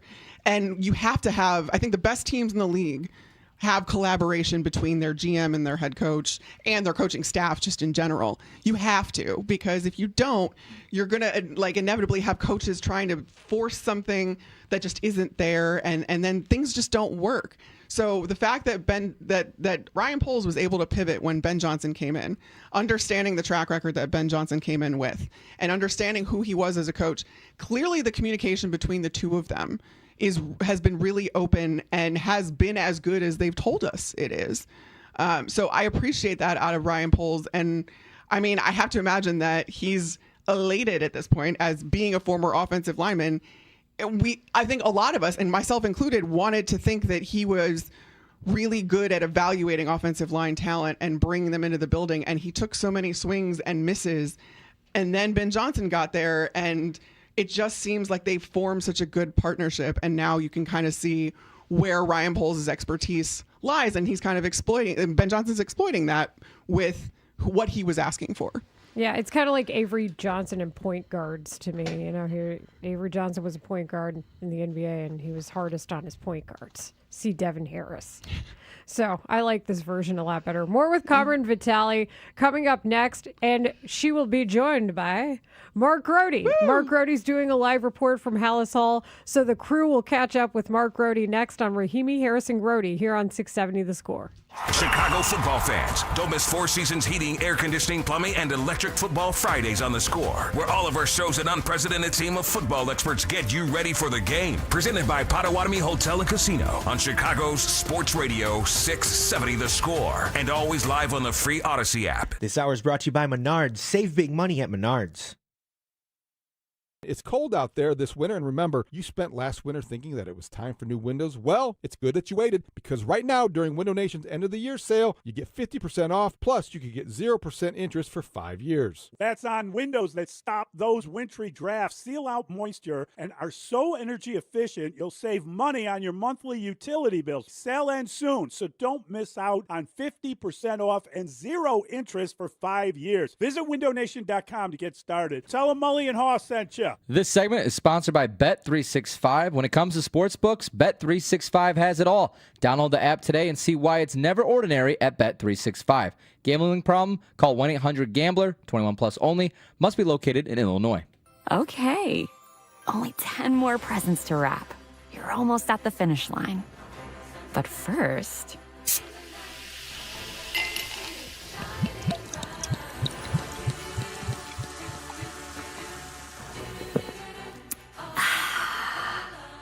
There, the last one. Enjoy a Coca-Cola for a pause that refreshes. What if you could have reliable and intelligent Wi-Fi? And get this, what if you could keep it at the same price for 5 years? That's the Xfinity 5-year price guarantee.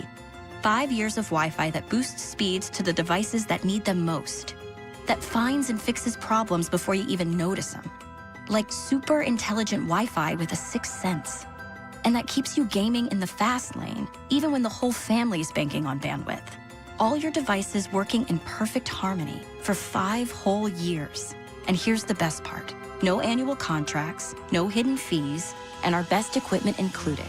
Hey, let's face it, a lot can change in 5 years. Kids grow taller, dreams grow bigger. But your Wi-Fi? It would stay reliable and the price would stay put. The Xfinity 5-year price guarantee. Lock in your price and unlock the possibilities. Xfinity. Imagine that. Select plans only. Restrictions apply. Is your financial advisor offering you up to a 30% upfront bonus? Or are they promising you up to 10% growth per year, all for your retirement income? If not, then you need to come to Trajan Wealth. I'm Jeff Jr., founder of Trajan Wealth. If you have a plan to retire within the next 10 years, don't wait only to find out it's too late. I've seen hardworking folks like you retire only to be required to go back to work, all because their advisor told them guarantees like these were too good to be true. They're not. That's up to $30,000 upfront or up to $10,000 per year on $100,000, all guaranteed for retirement income. Don't keep working when you're supposed to be retired, and don't let any financial advisor tell you it's too good to be true. Call Trajan today, 630-320-2100. That's 630-320-2100. Annuities, not advisory products. DBA Trajan Wealth Insurance Solutions. Additional disclosures at trajanwealth.com.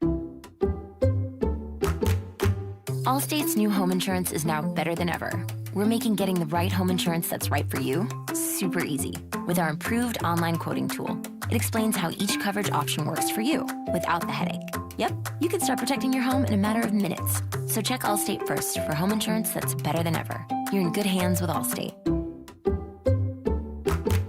Savings vary. Coverage subject to terms, qualifications, and availability. Allstate North American Insurance Company and affiliates, Northbrook, Illinois. Wildfire Restaurants is celebrating 30 years. An iconic supper club serving a variety of food with something for everyone. Open for lunch, dinner, carry-out, private parties, and catering. 5 Chicago area locations. For reservations and to order online, visit wildfirerestaurant.com.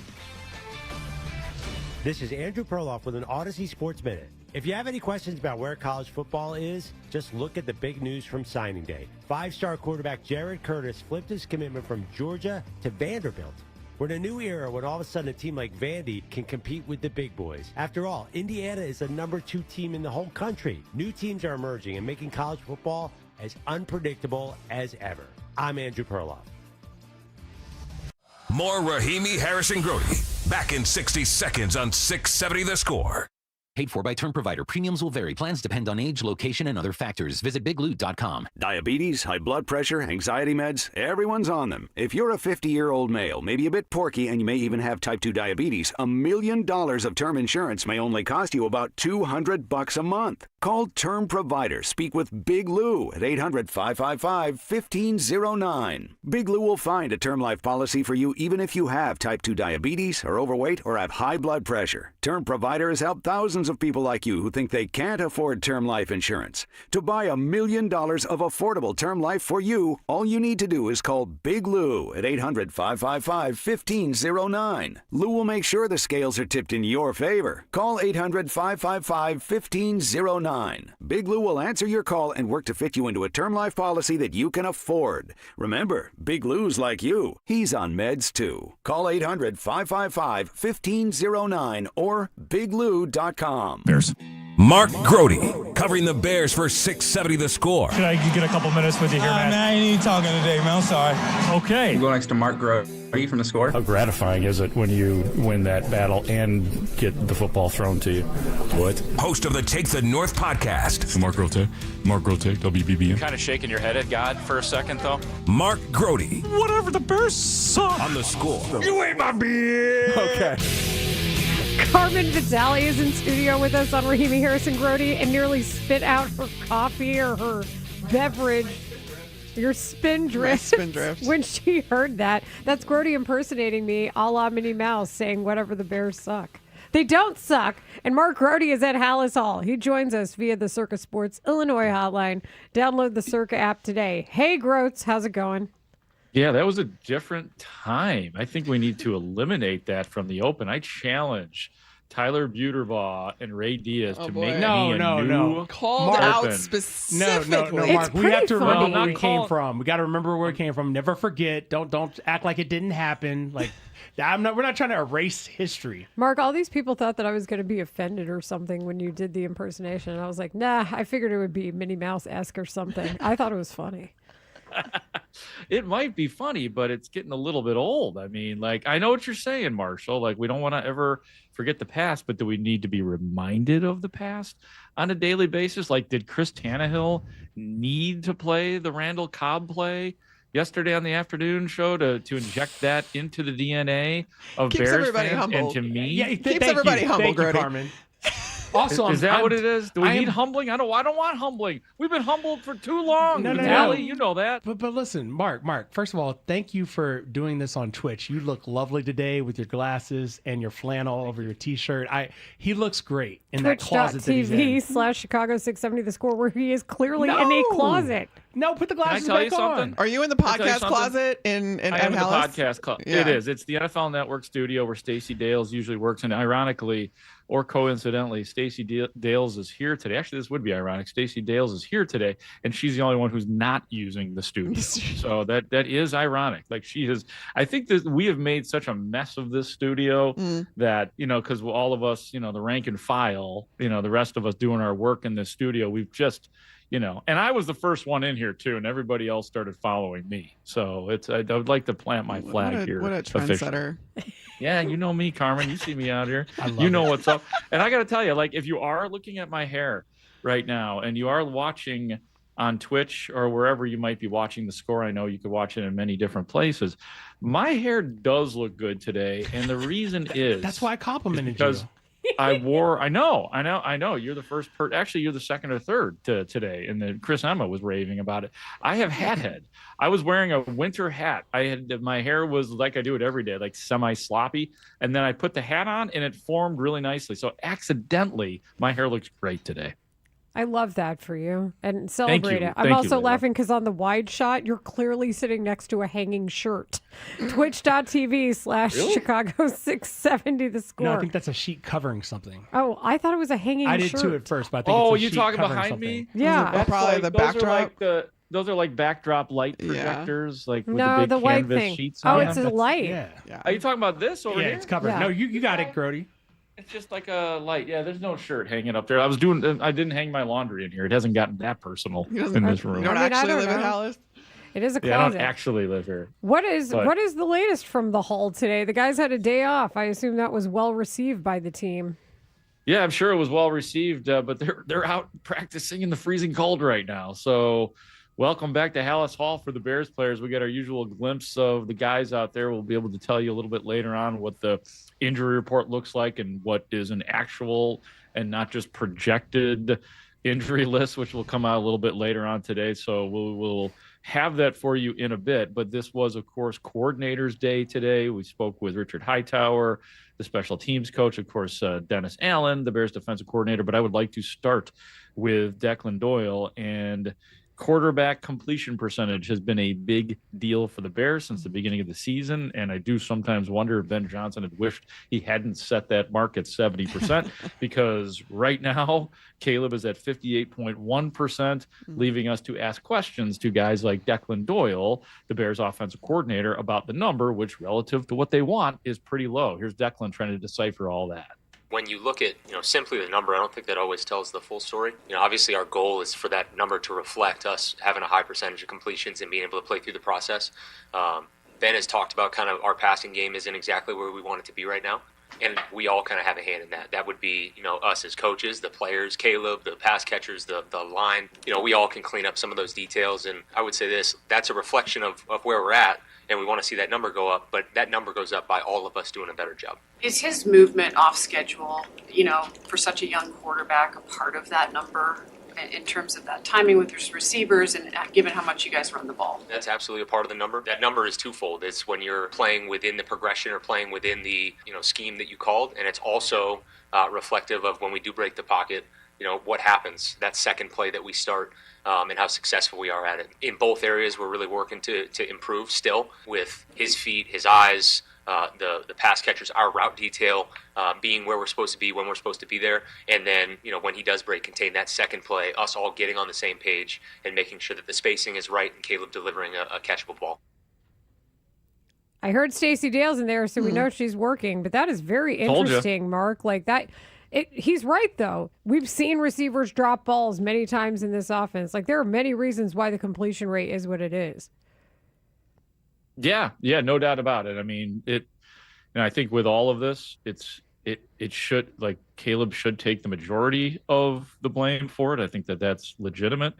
But, I mean, Ben Johnson had called out the receivers. You heard Declan Doyle doing that as well. I mean, and everything has to be exact. And when it's not right, when you're not doing your quarterback favors, you're putting him in a bad position, a guy that is still trying to learn the system, or maybe that's not a fair way to put it. He's trying to advance on in Ben Johnson's system. And when things are not right, as with any offense, whether the offensive line, blocking schemes, wide receivers, that all has to be taken into account. But I still think at the end of the day, the majority of this lays on number 18, Caleb Williams. Yeah, I think the idea that they put out there with the 1/11th, he's only 1/11th of the offense because he's only one of 11 players. That's great in theory and in like just simple math. But when you understand that he's the guy that touches the ball every play, single snap, I think you got to throw the 1/11th out the You can't talk window. out of both sides of your mouth and say the quarterback's the most important position on the field, or perhaps the most important position in all four of the major North American sports, and then say, well, he's just one of 11.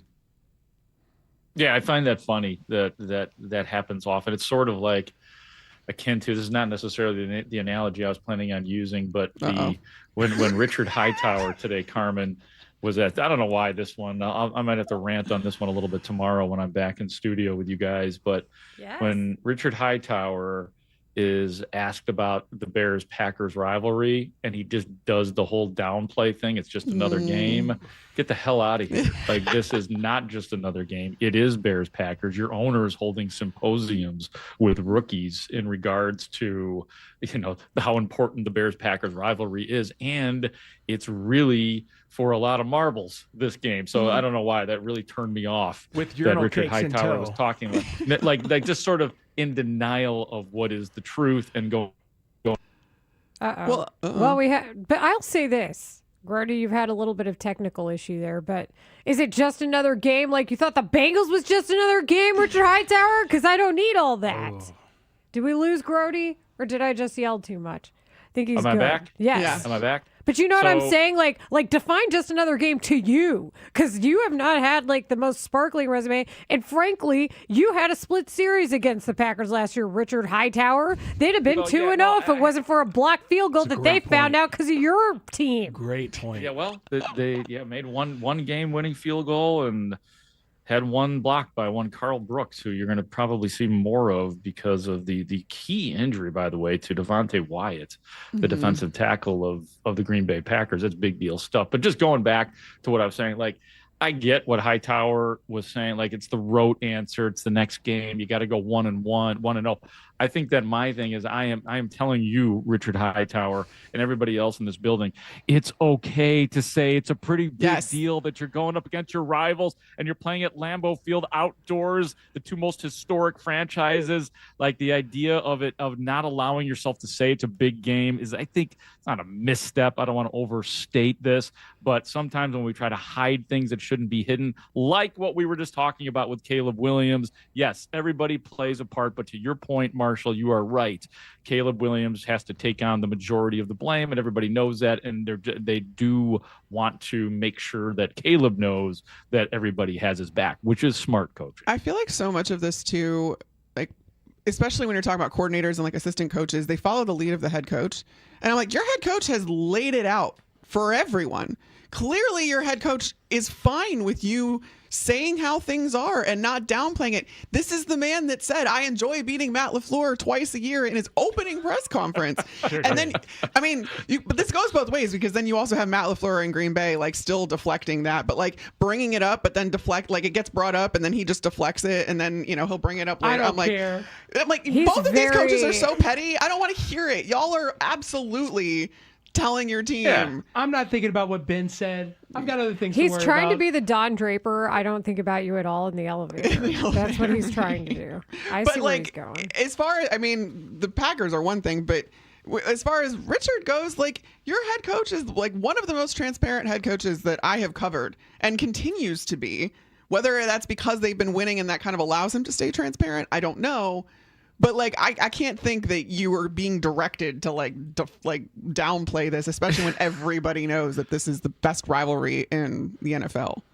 Yeah, I mean, I think he thinks that he's doing the right thing by saying it's just another game, but He's wrong.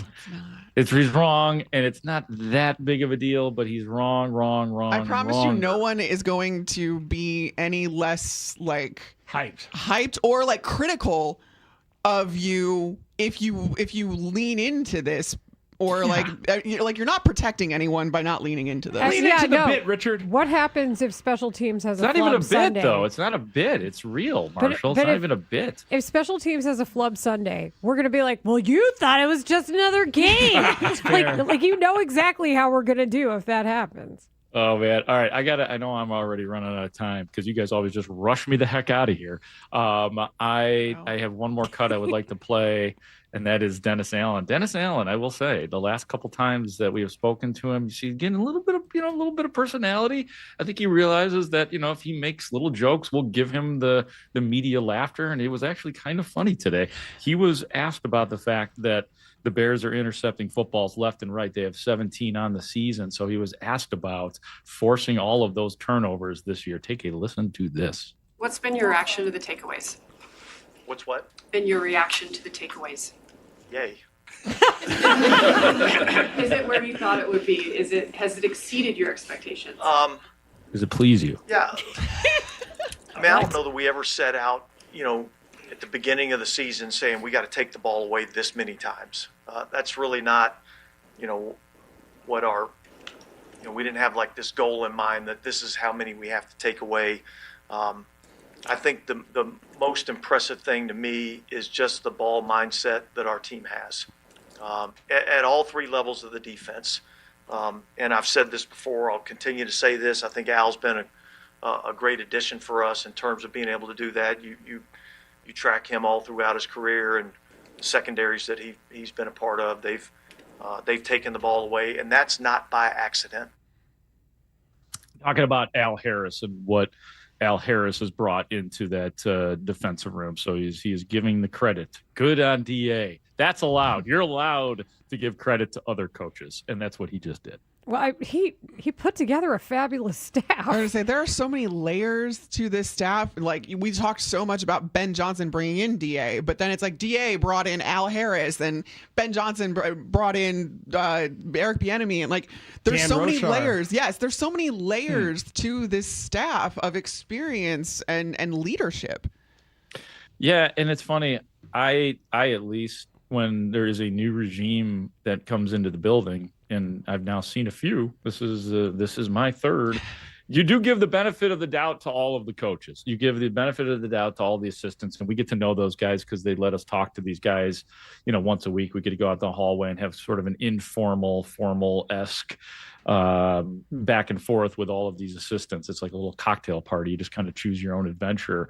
And I've always given the benefit of the doubt, but this is definitely the most sturdy group of assistants that I have seen in terms of the actual impact they've had on the team and what they are saying actually correlating to what we're seeing on the field. A lot of times you don't see that. The predecessor to Dan Rochar, the former offensive line coach for the Bears, said absolutely nothing to us ever. I mean, it couldn't be more different. Like, it really is. Like, sometimes you think like, it's all coaches should say stuff. They haven't. They don't. And in this case, it is very refreshing from every single player. I will tell you guys too, just one nugget. I'm sure you guys have talked about this, but Nahshon Wright, the defensive player of the month, we are being told that he will be getting his spot at the lectern in the media room in just a little while, I'm finding out. So he will, right around when we get in the locker room, Nahshon will get his shine. So I will have plenty of Nahshon when I return to these airwaves at 4:00 for the Spiegel and Holmes show. Nahshon right before dark. I love it. Yeah, before dark, not after dark. After dark, it was pretty good. Just barely. You're right about that. Just barely. Yeah, that's December. After dark is a little dirty. There's a lot of secrets. There's things that go down, man, after dark, and only Layla knows. There was like 100 people there who were with us. There was 100 people. So you and 100 people are all that really knows what went down at After Dark when Nahshon Wright the other night. So it's true. You know what? I'm going right to his locker. I know he's going to speak to us at large. I'm going to have a little talk with Nahshon today and see exactly what happened, Layla. Also, please do. Tell him to day, come on our show. Grody, I will. I know he wants to come on our show. Ask DeAndre Swift and Common Unguy if they're cool with their new nickname, S&M. Wow. Related. Marshall just let that loose and then walks away from the segment because we're already late to break. Just stink You're bomb. Awesome. Walk away. You are doing a great job. But what do you guys need me for if Marshall's going to say stuff like that? That's awesome. Go team. Go dysfunctional team. Bye, guys. Bye, Mark. Bye, Mark. You'll hear Mark again at Hallis Hall coming up on Spiegel and Holmes. It's hilarious because it's just their initials of their last names, but terrible for all the reasons. In the context of that conversation, too. This is the Midday Show, Marshall. Come on. Torturing defenses all game long. What are you talking about? I'm pretty sure we get the most weird on the Midday Show. Yeah, that's probably true. That's Carmen Vitale. She joins us, the reporter of the NFC North. You see her work on Marquee Sports Network. She's in for another segment with us, and she gets to sound off on noted sports personality and comedian Kevin Hart making a choice that he shouldn't have made. And our friend Poochie from the Wiener Circle chimed in as well. So we'll take a listen next. Coming up on Spiegel and Holmes, it's going to be a great day inside the Blue Cross Blue Shield Performance Studio with Matt Forte. We'll talk to him and he'll sign books as well. Guess what? Dave Wanstead live in Studio 2. Mark Grody from Haugh, Jarrett Payton, plus a live categories with the listeners. Let's go. Spiegel and Holmes, 2 to 6 on 670 The Score. And always live on the free Odyssey app. Listen up, football fans. You won't want to miss this. Right now, new Bet365 customers bet $5 and get $150 in bonus bets, win or lose. So you could turn that $150 into something bigger when you bet on money line, spread, totals, player props. $150 in bonus bets when new customers bet $5. I know where I'm going to bet from now on. Download the app today and see why it's never ordinary at Bet365. Gambling problem? Call 1-800-GAMBLER. 21 plus only. Must be physically located in Illinois. T&Cs apply. In-app only. More and more Toyota customers are finding out the best way is right off the Edens Expressway at the all-new Toyota on Edens. During Toyotathon, get year-end savings on hundreds of new Toyotas. Plus, Toyota on Edens offers extended service hours, including Saturdays and Uber pickup and drop-off. And every Saturday, all Toyota oil changes are just $29.95. See why the best way is right off the Edens Expressway at Toyota on Edens or ToyotaOnEdens.com. I know that hiring can be challenging. You sort through tons of resumes and you get too many so-so applicants. You're just waiting for someone to match your role perfectly. Well, now, there's a place where you can meet them fast. ZipRecruiter. Need to hire right away. Start your search for strong candidates. The right fit awaits. Build your team. Build it sooner. Meet your match on ZipRecruiter. Just head to ZipRecruiter.com/free right now to try it for free. And you're on your way to meeting your match. 4 out of 5 employers who post on ZipRecruiter get a quality candidate within the first day. So try it now. Go to ZipRecruiter.com/free. Once again, that's ZipRecruiter.com/free. Meet your match on ZipRecruiter. Try it free. Introducing Remy Martin's This Is My City VSOP Limited Edition Collection, paying homage to the iconic sounds, style, and teams of our very own Chicago. The collection celebrates the city's influence on culture and features Remy Martin's renowned VSOP liquid. This limited edition bottle is available now, and you can learn more at RemyMartin.com. Remy Martin VSOP Cognac, 40% alcohol by volume, imported by Remy Cointreau, USA, New York, New York. Please drink responsibly. Bank of America is the nation's leading business lender, and we're ready to help with your next goal here in Chicago. That's why we have over 3,700 local business specialists across the country. Because with the right team, your business and community prosper. What would you like the power to do? Learn more at bankofamerica.com/local business. Bank of America, official bank of FIFA World Cup 2026.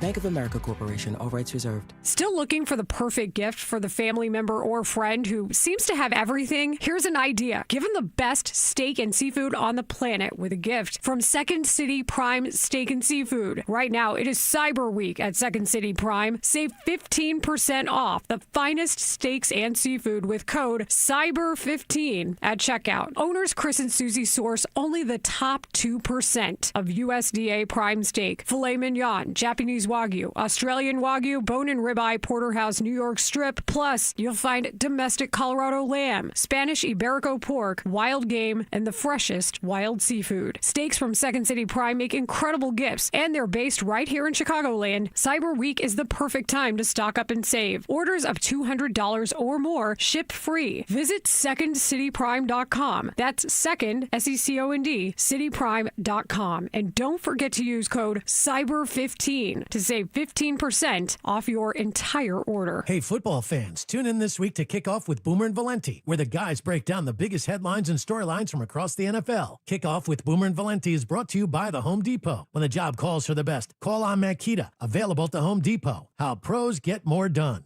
We'll be right back with Rahimi, Harris, and Grody on 670 The Score. It all comes down to this, folks. Yep, the entire season is on the line. But my throat has officially thrown in the towel. Sounds like you need Vicks VapoCool drops. They're max strength and vaporize sore throat pain. Whoa! These Vapo-Cool drops hit fast. Speaking of fast, did you just see that play? Yeah, he vaporized that ball. That pun should have come with a penalty. Vaporize sore throat pain with Vicks Vapo-Cool drops. Use as directed.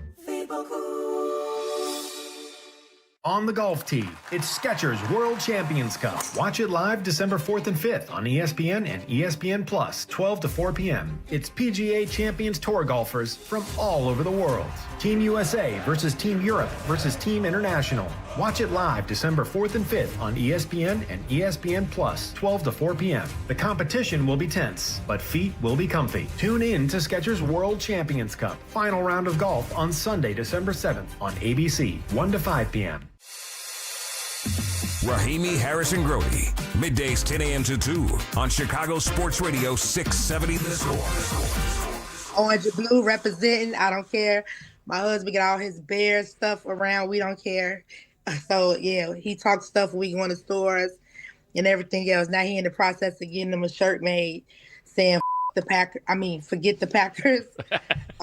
Forget you. Yeah. Oh, Poochie, we love you. She is Poochie from the Wiener Circle. We had her on Tuesday for the free hot dog day. And, of course, the Rihanna classic. What song is this again?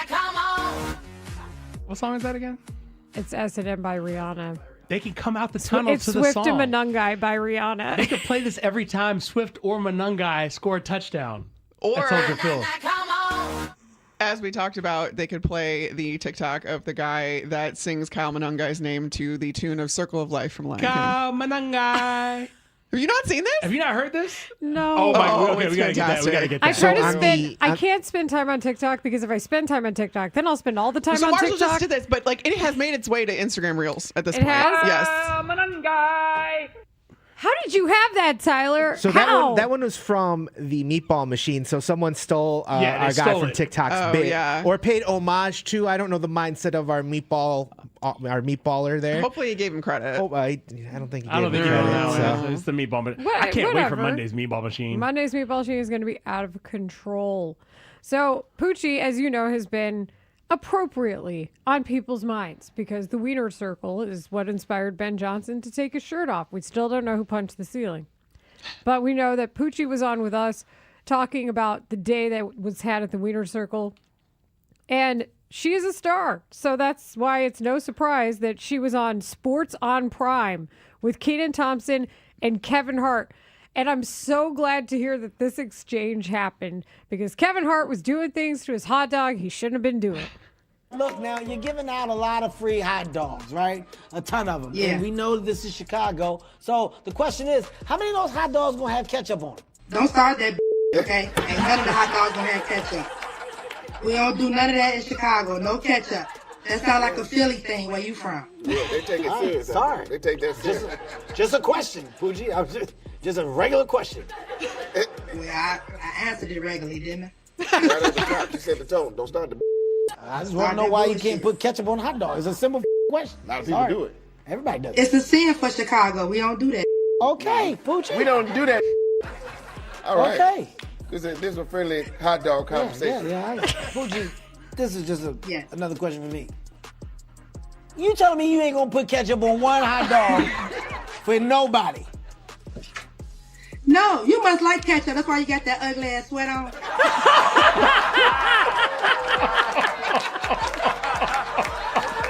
Your ass up there looking like a bottle of ketchup. Don't ask me else about ketchup. We don't put ketchup on hot dogs in Chicago.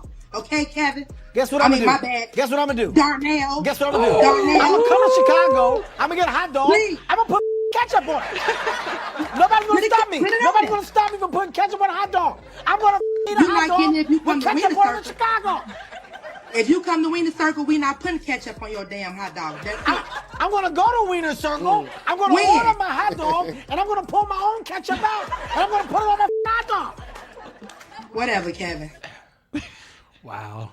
That was the comedy combination I did not know I needed. Well, as soon as I heard who was going to be involved, I was like, I need that. I was going to say, this is going to break down very quickly. Man, she deserves all the flowers. That's does. tremendous. Poochie, bless her, tries to follow the rules when she's on with us, but that means that she can't.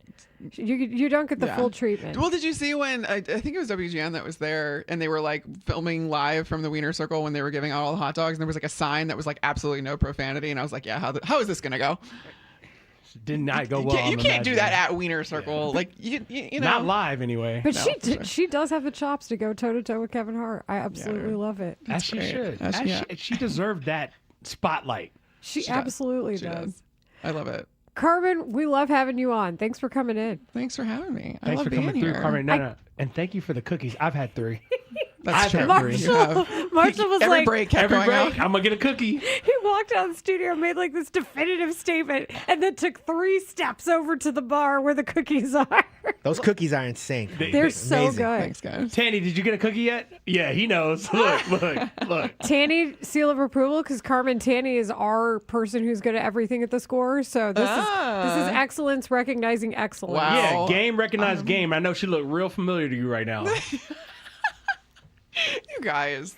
Carmen, thanks again. When is the next episode of the Marquee Football Podcast? So that will air tonight. Great. The Chicago Football Show on Marquee, and then I have my Fox Sports Radio show on Saturdays from 3 to 5 Central. Yeah, if you don't get to listen, it is great. You guys go all around the NFL. It's a fun show. And in the meantime, we'll check it out on Marquee Sports Network. Always thankful for the time, Carmen. Thanks for coming in. Always thankful to be here, guys. Thanks. And coming up next, we will go live to the Blue Cross Blue Shield performance stage for the live edition of Spiegel and Holmes, coming up next here on Rahimi Harrison Grody. Bears fans, the 9-3 NFC North leading Bears are underdogs as they cross state lines to reignite the oldest rivalry in football. Taking on the Packers at the frozen tundra of Lambeau Field. Can the Bears deliver a 6th straight victory to hold on to the division lead and #1 seed in the NFC? Stay tuned to The Score as we continue to get you ready for Bears-Packers right up to kickoff. And don't forget to listen for a full day of reaction on Monday on Chicago's Sports Radio 670 The Score. And always live on the free Odyssey and iHeartRadio apps. Losing my papa, a Chicago police officer, was the hardest thing my family ever faced, especially around the holidays. But then in walks Santa and Mrs. Claus alongside the Chicago Police Memorial Foundation. They brought gifts, cheer, and the promise that my dad's sacrifice would never be forgotten. This December 6th and 7th, they'll visit 24 children. Help us keep that promise. Your generosity brings them a much-needed smile. Learn more at cpdmemorial.org. Hey, Dad, I gotta come clean about something. Okay. I only paid for a brand new Hyundai Tucson. Oh, you might be on the naughty list. Deal's so right, it almost feels wrong. The Hyundai Getaway Sales Event. Get 0% APR for 60 months, plus 0 payments for 90 days on all Hyundai Tucson, Tucson Hybrid, Santa Fe, or Santa Fe Hybrid models. Visit your local Hyundai dealer today. Offer ends January 2nd. Call 562-314-4603 for details. FanDuel Sportsbook is the official sportsbook of 670 The Score. Hey, it's Spiegs. FanDuel's the #1 sportsbook for same-game parlays. From points and rebounds to threes and assists, FanDuel is the best place to combine your favorite picks into a same-game parlay, where you can track every stat live, all in one easy-to-use app. And right now is the perfect time to join because new customers, you get $150 in bonus bets if your first $5 bet wins. That's $150 in bonus bets if your first $5 bet wins. So bet on the players you love. Bet on them the way you want. Head to FanDuel.com/Matt to sign up today. That's FanDuel.com/Matt. FanDuel, official sports betting partner of the NBA.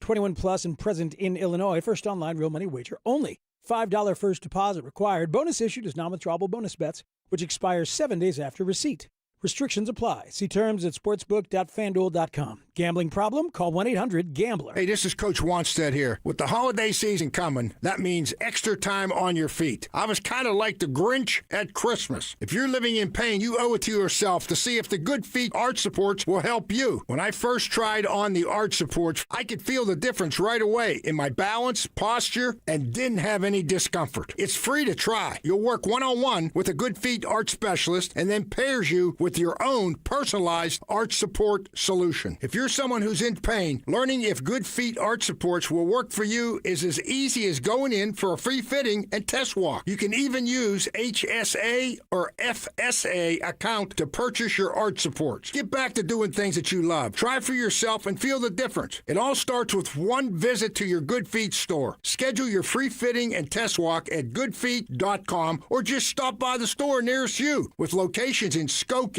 Schaumburg, Algonquin, Geneva, Naperville, Orland Park, and Highland, Indiana.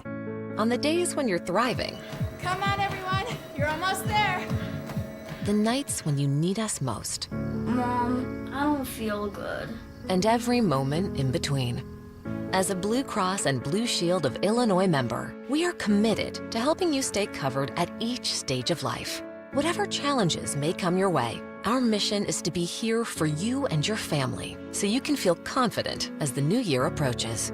Visit standbyouillinois.com to see the steps you'll need to take to renew your coverage. And with nearly 90 years of experience, you can expect personalized guidance throughout the process, helping you stay covered into 2026 and beyond. We thank you for trusting us on your health and wellness journey through it all. Visit standbyouillinois.com or call 866-575-2583 to renew your coverage today. You're listening to Rahimi Harris and Grody. Back in 60 seconds on The Score. This is the story of the one. As an HVAC technician, he and his digital multimeter are in high demand. So when a noisy office HVAC turns out to be a failing blower motor, he doesn't break a sweat. With Grainger's easy-to-use website and product information, he selects the product he needs to keep everything humming right along. Call 1-800-GRAINGER, click Grainger.com, or just stop by. Grainger, for the ones who get it done. Wesley Financial Group is not a law firm, and Chuck McDowell, definitely not an attorney. This is Chuck. Do you feel stupid for buying a timeshare? Don't. It's not your fault. You were most likely told you could rent it, and it was a great financial investment. And the deal was available today only. If this happened to you, contact your resort or Wesley Financial Group for help today. Call Wesley now for your free exit information kit. 800-242-3131. 800-242-3131. This is where Chicago comes to talk first place Bears football. We are Sports Radio 670 The Score. Broadcasting live from the Hyundai Studios. Presented to you in part by your local Hyundai dealers. WSCR Chicago. WBMX HD2 Chicago. And Odyssey Sports Station. The Score! If you are looking at my hair right now and you are watching on Twitch or wherever you might be watching The Score, I know you could watch it in many different places. My hair does look good today, and the reason is that's why I complimented because you. I know. You're the first actually, you're the second or third today, and then Chris Emma was raving about it. That was Mark Grody. Thanks to him. Thanks to Carmen Vitale, not just for the awesome football commentary, but the professionally baked cookies. Man, let me tell you something. I might get a fourth on the way out. The way you Also, with it so directly walked over to the cookies. Some people like Mark Grody. Everybody loves Carmen's cookies. Let me just tell you that. It's so true. Clay Harbor was here. He enjoyed the cookies that Carmen baked. Thanks to Clay. Thanks to Paul Charchian as well. We've had quite the show today. And thanks again to Poochie in the Wiener Circle, just because it's always nice to have them on. Thanks to everybody who listened. Our Twitch mob had a lot of fun today. Twitch.tv/Chicago 670 The Score. Thanks to everybody on YouTube. Thanks to everybody who texted. We had a bunch of fun texts too. People in a good mood today, despite the freezing. At least it's sunny. Thanks to Ray Diaz. Thanks to Tyler Buterbaugh, Brandon Fryer, Connor O'Donnell, Jacob Stutz, and Max Curtis, always working for us. And now we go live to the Blue Cross Blue Shield Performance Studio, and that is where we find our afternoon show with a very special episode today. Spiegel and Holmes. Hello, men. Hey, Layla. Hey, Marshall. What up? Hello, Carmen. And your cookies? Is she gone? Carmen's gone. The cookies are still here. Did you have one? Yeah, I had two. My goodness. What kind of cookies were they? No, did you have one, Lawrence? That's the more important question. It's a chocolate chip, and it says chocolate chip almond. I didn't notice actual almonds, but the salt level was elite. So the almond is in the extract that she That's used. what it is. Like Carmi V with like maybe some of the best baked goods that have ever been on that bar. Lawrence, did you have one? I haven't had one. Oh my goodness! See, that's what I was waiting for because we were talking about luxury yesterday and things tasting luxurious. It's like, oh, Lawrence has got to taste this because this tastes like luxury. And Lawrence is a luxury sweets kind of person. Yeah, but yesterday he didn't like that. I'll bring you a like cookie. Basic sweets. Yeah. All right, you like sweets. I won't turn down a Little Debbie. Mm-hmm. As a matter of fact, we Little got Ho-Ho? some Little Debbies. Unbelievable. Yeah. What? Little Debbie what? Leslie/Ashley, our favorite listener, let's be honest. No offense to all the other listeners. But you guys, all don't bring us apple donuts. I mean, people, you other listeners, you're lovely people, but you haven't brought us treats as often as Leslie has. She brought us some stuff. But before that, though, how about this crowd, Lawrence? Look at these people. Make some noise, people. Would you say hello? That's the size of the crowd, which is incredibly solid. But I'm seeing a total of maybe 6 people who are not in some kind of Bears regalia. Yeah, the people have gone to the back of their closets. Dude! And they have found their bear stuff, and they are wearing it. They are wearing everything. I see some people with like 4 to 5 different Bears items all in concert on the body. Well, you know, like when we were in Vegas, I did the whole thing of looking at how many different Bears jerseys that we saw at Circa. Mm-hmm. And I think the number ended up getting to 34 different jerseys, and then like 200 Bears fans that were wearing jerseys. A lot of people wearing 22 here today. Yeah, as they should, because Matt Forte is going to be here in the house at the top of the 3 o'clock hour. His books have preceded him. There are copies of the book already here. I saw someone with 3 copies of the book. And I was like, what just happened? So yeah, we're looking forward to a good time here. You guys are more than welcome to come and hang out too. Please. I'm coming just to bring you a cookie. That's something I'm going to do. Yeah, because there's no nuts but the almond extract. Oh, great. Then I can have it. Then your game, yeah. Would you guys like to know the Bears injury report? It's out. Yeah, so this is an actual injury report. Yesterday was an estimation. There wasn't even a practice, but today, I mean, I'd love to know where the linebackers are. I'd love to know if TJ Edwards was limited or full and what Tyreek Stevenson was doing. All right, here it is. Ruben Hippolyte, DNP. Shoulder. Roma Dunze, foot, DNP. Oh. Tyreek Stevenson, hip, DNP. Here you go. Joe Tooney, old, rest. And IR, but you know what it is. TJ Edwards was limited. Kyle Monangai, limited. That's up from not practicing as an estimation on Wednesday. Andrew Billings, concussion, full. Jalen Johnson, groin, full. Dominique Robinson, concussion, full. Noah Sewell, elbow, full. That is the end of the Bears injury report. So you're getting at least one of your regular linebackers back. Is it the one you want, Noah Sewell? I mean, I don't mean to disparage Noah Sewell, Sure but you obviously you'd rather have the other 2 guys. Mully this morning, in his inimitable way, was hilarious on Noah Sewell. I heard him during the pick six. He's like, I don't want to disparage the guy and just say that his big brother is the actual better football player and that Ben actually likes the big brother and that's why he's showing some partiality to the younger brother. I don't want to say that. But he had just, of course, said that. I think that Noah Sewell is gotten better. I think I know what he is. Do you think that you'd rather have DeMarco Jackson or Noah Sewell? That's at least a toss-up, if not leaning Jackson. I think that Noah Sewell is a thumper. He is someone that you bring in a heavy package, and he can go and make plays. And I think he's getting better. But I understand why someone would go, you can probably do better. Yeah, I guess, the way the linebackers have been going, I jump to put TJ Edwards back in there if he can play. And when Tremaine Edmonds can play, I jump to put him back in there. But otherwise, I don't know, man. Like these guys, it's DeMarco over Noah Sewell, I could see that. You got some choices to make, too, with the way that Green Bay operates offensively. Does your heavy dime package work this week considering? See, we're off and running. Layla, Marshall, we're so damn excited about this football game and about having a 9-3 team. It's like We are kind of emotionally and conversationally wearing as much Bears gear as the crowd is here in the Blue Cross Blue Shield Performance Studio. I think you guys need to have a contest to see who has the most Bears flair on. How many pieces of Bears flair? It would be rough to pick a winner in here, Layla. To But tell volume, you the but truth. pure volume of flair. That's a great call. Is that a Bears? Is that button? waiting or Office Space? I'm getting so confused. Yeah, there's, Okay. there's a Bears button, a shirt, a jacket.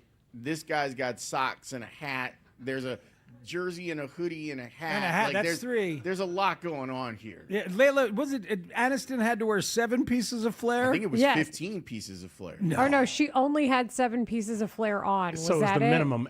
She was at the minimum there. Why don't you have more flair on? God, that movie's aged so well. It has. I still don't know how a fax machine works.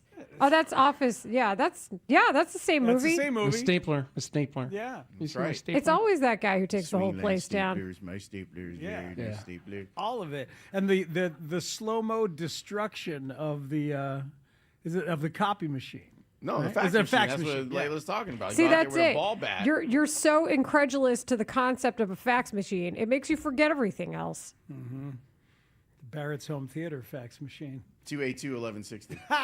Do you remember the description of the fax machine in Almost Famous when they described him trying to get a story in? Yeah, it wasn't a fax machine. We just watched that the other morning, actually. It was 18 minutes a page. It Hell could yeah. Transmit 18 minutes a page. They were very sad. Mimeograph. Looks like you've been missing a lot of work lately. I wouldn't say I've been missing it, Bob. Good one. Oh, that's terrific, Pierce. But anyway, back to Carmi's cookies. Oh. So, I mean, they were just ridiculous. No, I'm going to bring it so I can see Lawrence's face when he bites into it. Because I'm telling you, Lawrence, this is the stuff, the homemade, just chef's kiss, all of it. I'm certain. She's elite at everything she does. She very much is, including listening.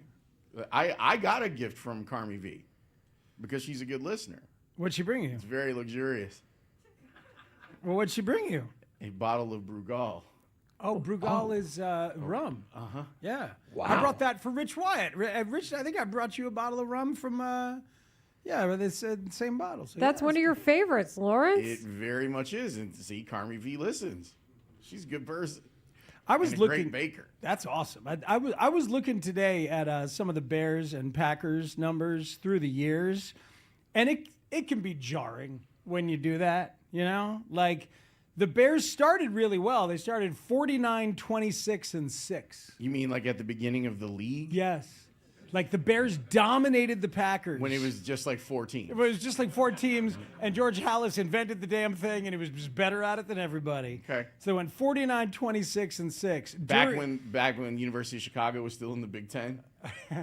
Yeah, I think that's true. Yeah, okay. And that everybody was wearing those Red Grange colors, you know? Good old number 77. Like Oak Park and Illinois, and everybody's wearing the same colors. And then during Lombardi's years, the Packers turned it around and went 12-3 against the Bears. So that must have been a something. Like you're in the 60s, you're a Bears fan, you've dominated them since the beginning of the league, and then you're like, oh no, they got a guy. They got a coach. They got a thing. Have you guys ever seen those videos of like the parties that Lombardi would throw at his house?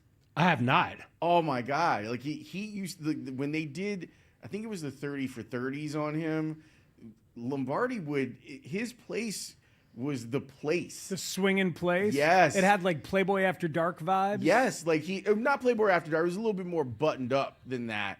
But like people would come over and drink and hang out and tell stories. I'm like, that's how you do football. I don't mean like modern Playboy After Dark softcore. I mean like Hugh Hefner. Not the softcore. Was that necessary? Like, yeah, well, I think so. To clarify, just, talking about genres. That's all I'm doing, Marshall. Oh, it's man. like, I'm talking about young Hugh Hefner. Like, they would have bands on what they called Playboy After Dark. In and it would be Hyde like- Park back in the day. Yeah, in Hyde Park and at like 680 North Lakeshore, too. Right there, he would do it. Like a young Grateful Dead was on Playboy After Dark one time. So we're talking like early 70s. More with Lombardi was more like the coaches and the coaches' families, but like he would get So still behind less the bar Playboy After and like Dark, to your serve point. drinks. Yeah, he would, huh? Yeah, Like, that's it's wild awesome. stuff. That is wild. So, and then, the Bears kind of took back over during the Ditka years. He beat the pants off Forrest Gregg every chance he got, But then I saw this. This is what got me. Is after Brett Favre, beginning on November 22nd of 1992. So this was before texting. Yes. So November 92, when your group chats were not popping. Since then, 66 games. Would you like to guess how many the Packers have won of 66 games since 1992? I'm going to go 43. Well, given that is the Favre into Aaron Rodgers into current era, I'm going to say 60%. Lovey had some good years against the Packers, so I'm with Marshall. I'm going to say 44 or 45. Okay, out of the 66 games since November of 92, the Packers won 51 of them. Oh, God. 51 and 15. They are 51 and 15 since 1992. Doesn't sound great. That sounds very one-sided. What that is the rivalry between a hammer and a nail. That's what this is. That's what this is. This is like Red Sox Yankees in the 40s, 50s, and 60s and 70s. Oh, and I guess 80s and 90s and early aughts before that flip around. But this is a hammer and a nail rivalry for the last 33 years. Jordan Love is 3-1, and his only loss was a game he didn't finish last year that the Bears won in a last-second field goal. That's right, but that's before Caleb got directions to Lambeau Field, my friend. I'll tell you this, it's got very much brotherly vibes, and let me tell you something. There was one big brother and one little brother getting kicked up and down the freaking carpet in the living room. Body slammed into the couch. Dude, 51 and 15. It's outrageous. So it's like this is an opportunity. Is this the moment that we've been waiting for this long, of like where we've been thinking it was going to be a quarterback that had to lead them, and no offense to Caleb, but it might be a coach. I think it's a coach that has a chance to lead them. And this would be quite a moment if this is when Ben steps up and says, you know what, I'm ready. I don't believe they can beat the Packers without Caleb Williams having a good game on Sunday. I don't believe they can go on the road and beat the Packers without Caleb Williams having a good game. I think that's probably true. Not a great game, just a good game. A net positive game for Caleb Williams is required to go on the road and win at Lambeau. Does it need to be better or worse than Friday against the Eagles? I would say about there, a little bit better than there. I like he makes the big throw. He doesn't. Well, he did turn the ball over. My matchup. Better. I mean, we'll talk about tomorrow, guys. But my big matchup is it's going to be Micah Parsons' closing speed on a rush versus Caleb Williams' illusion speed. I think that you're on to something, Layla, because when you watch video of him, it is like a horror movie. It's like, oh, the monster's behind. Oh my God, the monster just got you. And if you look at any of the games that Micah Parsons has played against Jared Goff, and Goff is obviously a little bit more landlocked than Caleb, but it just feels like he was stalking him. Yep. That it's like, oh, you're gonna try and move to the right side. I'm gonna loop all the way around the entire offensive line and come and find you. He's terrifying. I hope he doesn't. Caleb doesn't get that thought that he had against T.J. Watt there in the end zone. You know, like, well, I think I can still get away with you. And T.J. Watt just kind of slowed down a little and just waited for him. Yep. Right. But maybe Caleb learned from that. It's a good point, Marshall, like what kind of game, and what you guys were just saying, what kind of games it needs to be. I'll take that Eagles game. I think that's absolutely the template. Manage the game well. And come up with a big play. Yep. Come up with at least one big play down the field when it has been given to you. And I was going back to what you were talking about with the 51 and 15 stretch coming into this game. So I was like, when was the last time they won? It's been since 2007 since the Bears beat the Packers twice in a row. Like, that's what we're talking about if that happens on Sunday. That's 18 years. 2007, huh? Well, I still bet it. I still bet it over with our friends at Circa. Wait. So did you do the whole sweep bet? There, if you go on the Circa Sports Illinois app and you go to special props and scroll down, you will find Bears to sweep the Packers. It started at plus 700. It's down to plus 675. Yeah, I'm going to need Circa to make that plus 670. I mean, seriously. It's right there for me. You are a special prop, Matt Spiegel. Don't let anybody tell you otherwise. Thank you, Layla. It works for us and for the kids. See, I'm gonna jump on board. I'm not gonna do the special bet. I'd rather just roll my money over. So. That's what rich people do. That's I'm not surprised, Marshall. That's what TV money do. Come join us with the special bet. Okay, Marshall. I'll do both. How about this? I'll do both. I'll place 2 bets. I'll place a bet to win on Sunday and a bet to take the sweep. A couple weeks ago in transition, I gave you a fist bump and joined you on the Bulls getting 45 wins. That's before everybody got hurt. Hey, man, Giannis wants to come here. Okay. Bulls not interested. Not interested. Their team is on the floor. That's crazy. That's what there is. They've lost the Derek Queen draft 3 different times. That's very accurate and very appalling and very scary. But also, you know what it is? Unsurprising. They've lost it in terms of what? They didn't get Derek Queen. Right. They didn't get the unprotected draft pick. And they drafted Noah Essengay. And where's he? He's out for the year.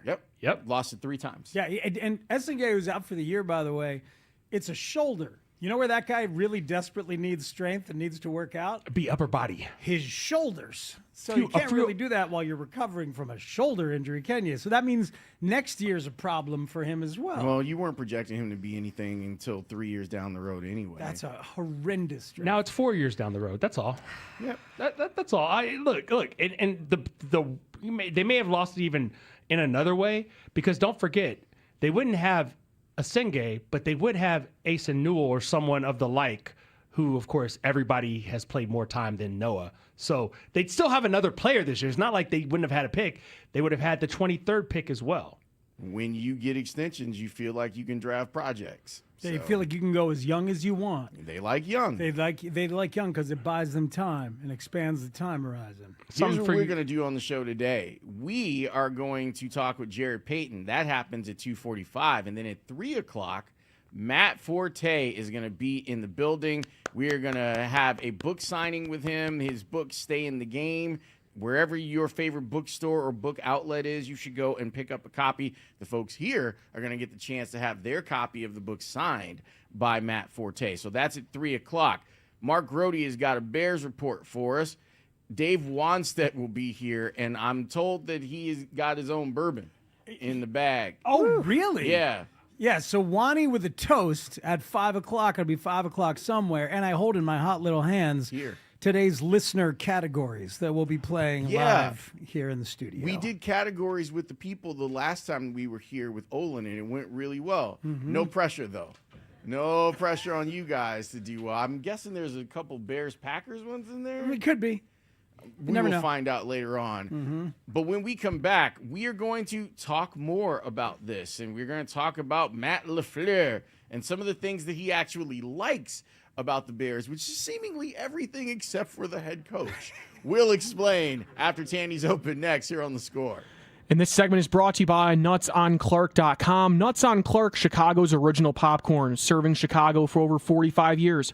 Order holiday gifts for your friends, families, events, and corporations from NutsOnClark.com, a 3-generation, woman-owned, family-run Chicago business. It's cold out there this winter, and remember, you spent last winter thinking that it was time for new windows. Well, it's good that you waited, because right now, during Window Nation's end of the year sale, you get 50% off, plus you could get 0% interest for 5 years. That's on windows that stop those wintry drafts, seal out moisture, and are so energy efficient, you'll save money on your monthly utility bills. Sale ends soon, so don't miss out on 50% off and 0 interest for 5 years. Visit windownation.com to get started. Tell them Mully and Haugh sent you. Kohl's Customer Appreciation Event is here, right in time for the gift exchange. Even though everyone pretends gifting isn't a competition, it kinda is. At Kohl's, save on gifts everyone will fight over. From sweaters and flannels to air fryers, toaster ovens, and more. Because deep down, the gift exchange isn't just about giving. It's also about winning. Shop Kohl's and save on top gifts now. Select styles, some exclusions apply. Offers end December 14th. See store or Kohls.com for details. There are only about 43 in bonds. If you're an accredited investor and want more from your bonds, if you're an accredited investor and want more from your investments, it's time to think beyond just stocks and bonds. Call Trajan today. 630-320-2100. That's 630-320-2100. Advisory services offered through Trajan Wealth, LLC, an SEC-registered investment advisor. See website for details. Imagine being the wizard of your own home. With Xfinity, intelligent self-healing Wi-Fi fixes problems like magic. It boostifies speeds to your devices when you need it most, and makes your favorite Wicked content sparklify on every screen. All while a spell of protection helps keep your family safe online. When you're out in Oz, Xfinity Mobile joins Wi-Fi and 5G to keep your phone connected from here to the Emerald City. If you had the most intelligent Wi-Fi from Xfinity, everything would work together for good. And now you can cast a spell to stop time and keep your internet bill steady for 5 whole years. With the Xfinity 5-year price guarantee. No contracts or commitments with amazifying equipment included. Xfinity, imagine that. And see Wicked for good, only in theaters November 21st. Restrictions apply, select plans only. Xfinity Mobile requires Xfinity Internet. Febreze. It's a classic odor tale. You fried fish for dinner, cleaned up, but the smell is still in the house. And the neighbors are coming over for game night. They're on their way.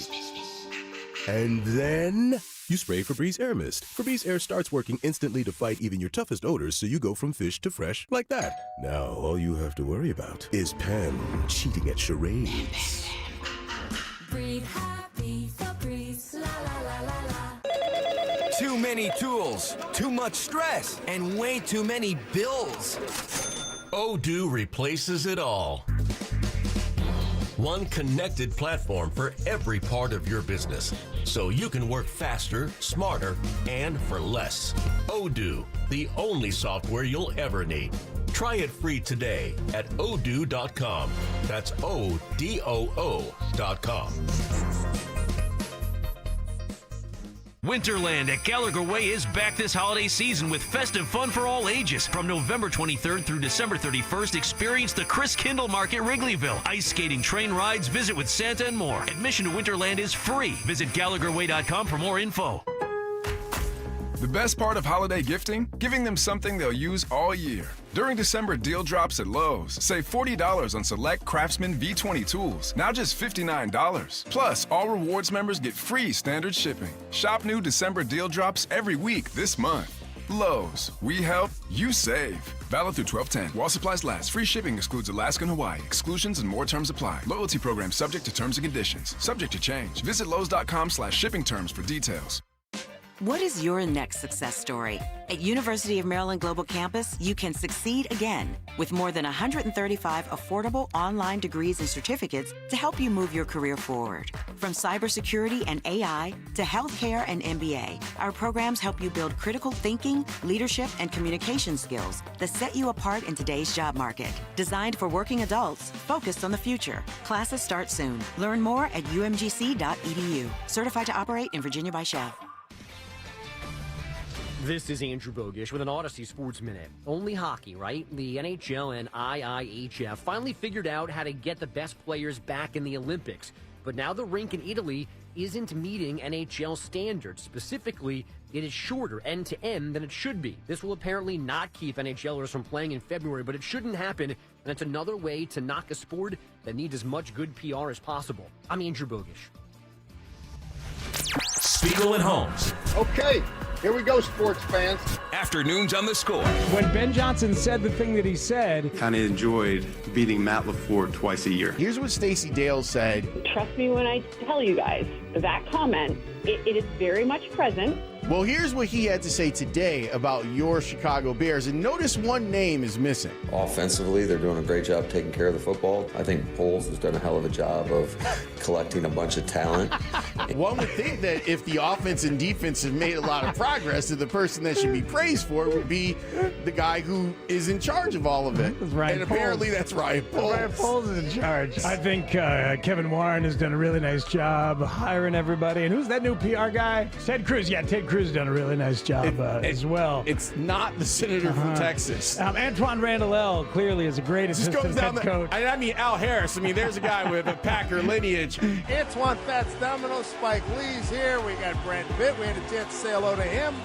Marcus? He's clearly doing a great job. Does every coach. The guy that they've got on offensive quality control. Right. Let me tell you something. Ken Norton III is doing a real good job. He's really done a great job with this team. You know, Staley's doing a great job getting the fans going every week. Tony Medlin's doing a great job as the equipment Have you guys manager. donated a coat? Because that would be great if you could. And let me tell you, the lawns up there are great. Kitty Maroc does an incredible job. Oh, and Paul Zarang, getting the audio going at practices, does a great job. That's right. Gets the parabola mic going during games. All that stuff is great. Back in the radio days, the Zarangs were awesome. Yeah, man. What about the head coach? Who? No, I don't know. I've never heard of him. I don't know him. I don't know OB. I do not know the man you're talking about. Ed Obradovich, do not know him. Do not know him. What's the problem? I do not know the man. I don't know who he is. I never heard of him. I love Matt LaFleur doing a Mariah Carey. I don't know her. I don't know her. I love Beyonce. Beyonce is very sweet.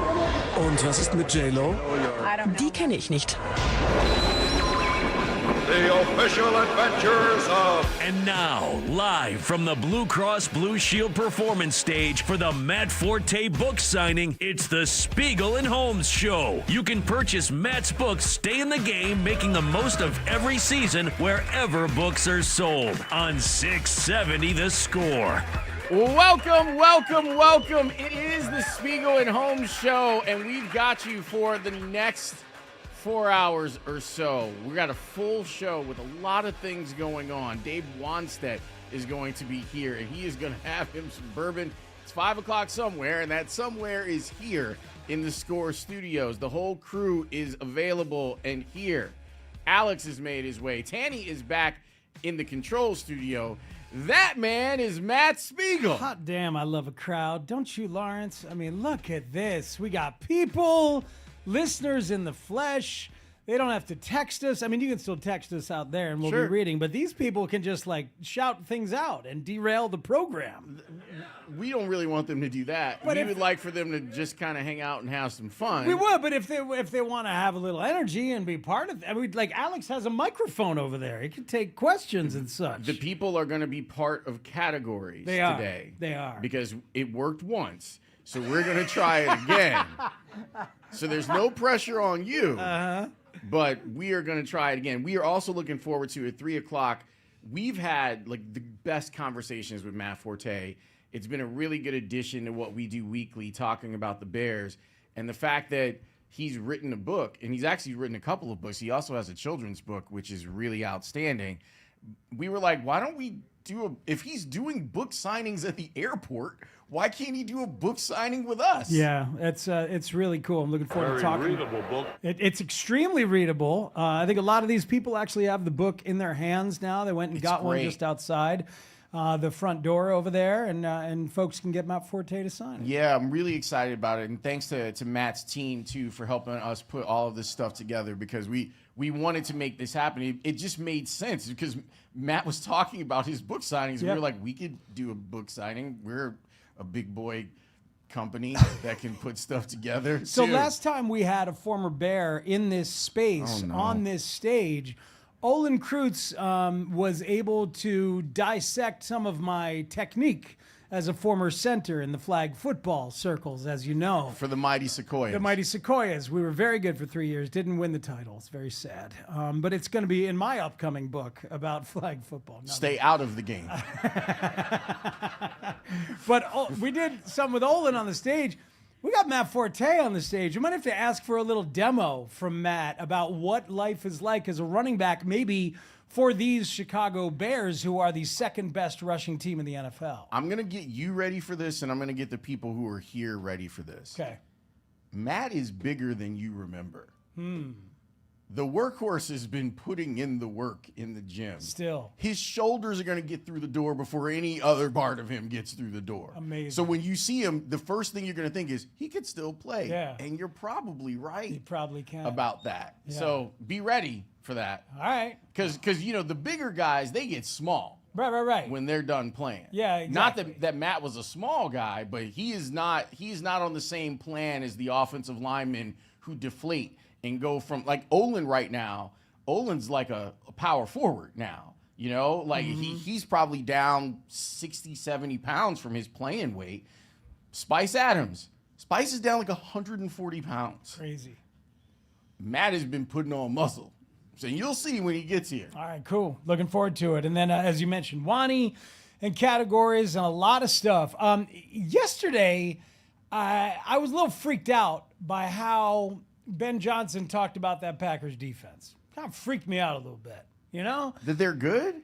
But you knew that, though. But the way that he knows they're good, like it just kind of was a little, and there were a couple listeners who, after listening to him during Turn the Page, were like, oh yeah, I hear it now. Because like there was a respect level for the way he talked about every level of that defense. And maybe just because it's me or because we've been listening to Ben so carefully, what I heard in there was a slight fear that his quarterback may not be quite ready to take advantage of that defense if he has to. You know, like it's a big part of the subplot for me of this game is like, all right, if they do stop the run up there in Green Bay, can Caleb take advantage down the field? Because at some point that's going to be the case, that he's going to need to do that enough. So anyway. What if I told you? Yes. That the Packers coach has similar feelings about the Bears defense? I think I could use those. Okay. I think a lot of people could use hearing a little bit of fear or at least respect from Le Fier. And you'll really appreciate it because he points out one particular guy that we have spent a lot of time talking about.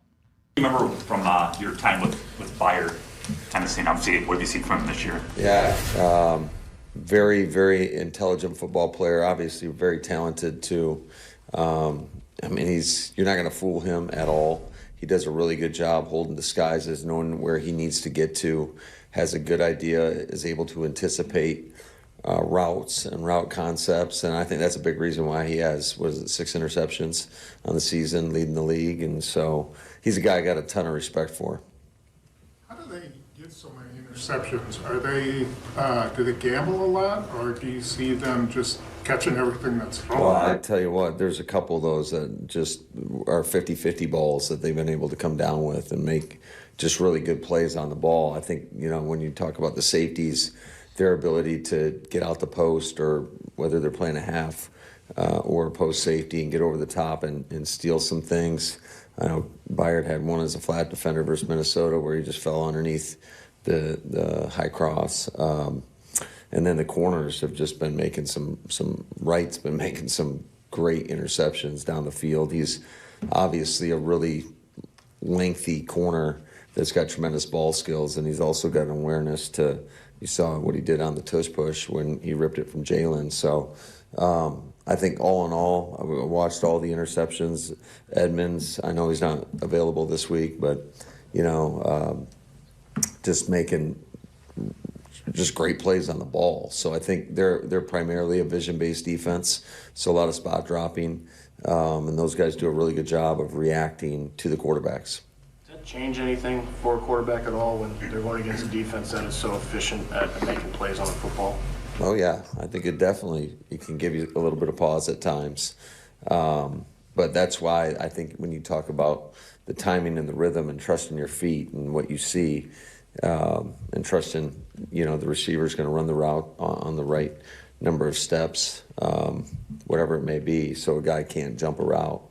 I think it's critical. So look, feel better?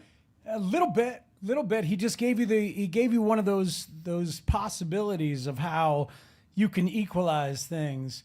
They got to turn Jordan Love over. They need to take advantage of some of those 50-50 balls that Love is happy to throw, some of those risky throws. Alex Kuhn was sharing some stuff in the thread that his guy JT O'Sullivan was breaking down on Jordan Love, that he always puts a couple of balls in harm's way, right, Alex? He always puts a couple out there. Yeah, JT pointed to the touchdown throw that he made to Dontavian Wicks in the corner of the end zone last week and pointed out that he kind of worked backwards on that progression and threw it into a very dangerous spot where the safety almost came over the top and made the play. So it kind of makes you think, can Nashawn Wright in one-on-one make that play, or Kevin Byard come over the top and make that play? The Nashawn Wright question is a good one. By the way, named Defensive Player of the Month.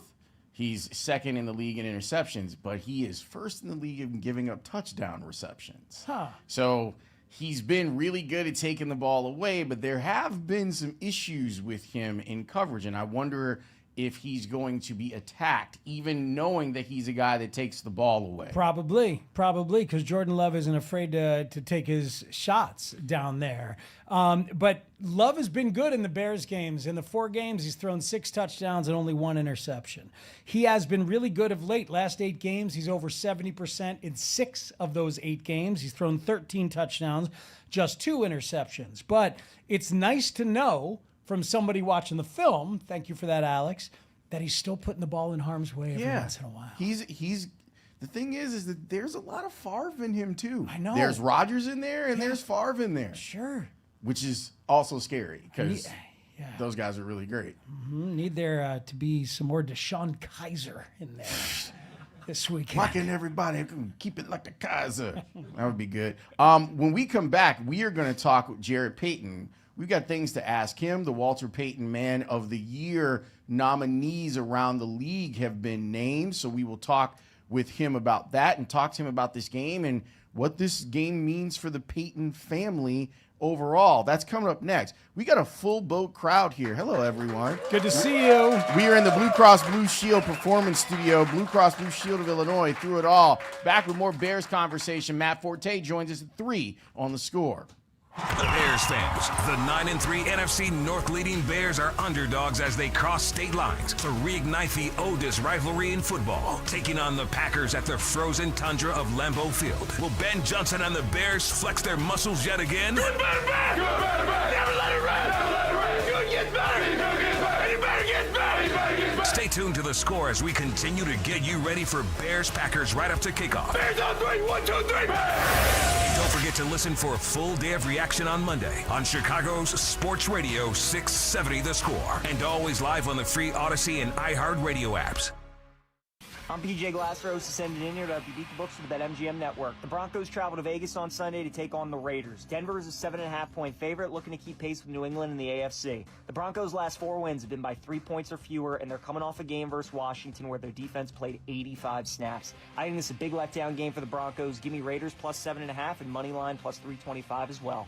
I'm PJ Glasser, host of Send It In on BetMGM Network. Bet smarter and beat the books. Download the BetMGM app today, and please gamble responsibly. Hey, I'm Mike Slater. My dad passed away at the age of 63. It's out of nowhere. Had a stroke. Super hard, obviously, for the whole family, but my dad had life insurance. This is why I have life insurance for my family, for my wife and 4 kids. And the best place to get life insurance is ethos.com, because you can do it in 10 minutes. And there's no medical exam and no blood test, just a few health questions. Get life insurance in 10 minutes so your family is protected. Ethos, E-T-H-O-S, ethos.com/play.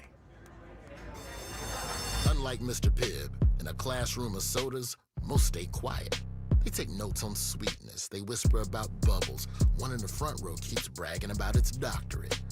Then there's Mr. Pibb, in the back, feet on the desk, sweet cherry for a second, then a bold outburst. The kind of flavor that gets attention. Some sodas raise their hand. Mr. Pibb runs the room. Bull kick up cherry. Hey, yo, Mr. Pibb. It's Blackhawks and Bulls season on Chicago Sports Network. Visit chsn.com/radio to sign up for your 7-day free trial of our all-access plan. Over 300 live games per year. Chicago Sports Network, your home stream advantage.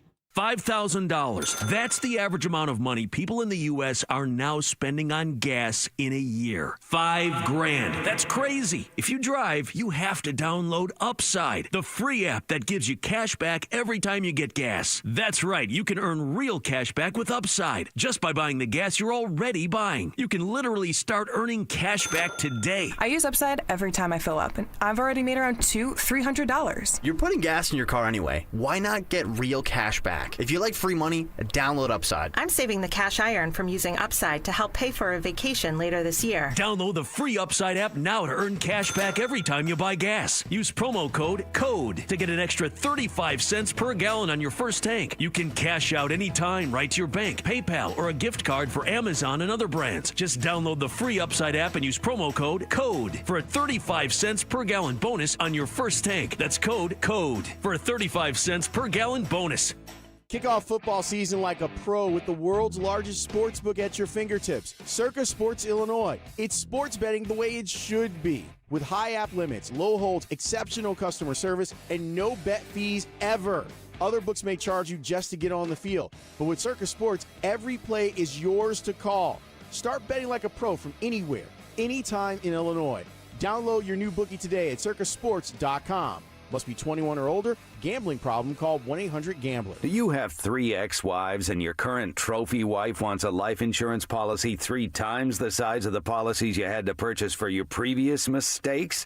If so, you need to call Big Lou at Term Provider, 800-700-6898. Big Lou is intimately familiar with your problems, and if you're 50 or 60 years old and in reasonably good health, a $1 million policy should only cost about $100 to $200 per month. Big Lou may have a solution for your previous policies as well. You may even save enough money to lighten the load on your new $1 million policy. Remember, call Big Lou. He's like you, except he's only on number 2. Call Term Provider at 800-700-6898. That's 800-700-6898. For $1 million in term life insurance that you can live with. Call Big Lou at 800-700-6898. 800-700-6898. Guys, thanks for helping me carry my Christmas tree. Zoe, this thing weighs a ton. Drewski, lift with your legs, man. Santa!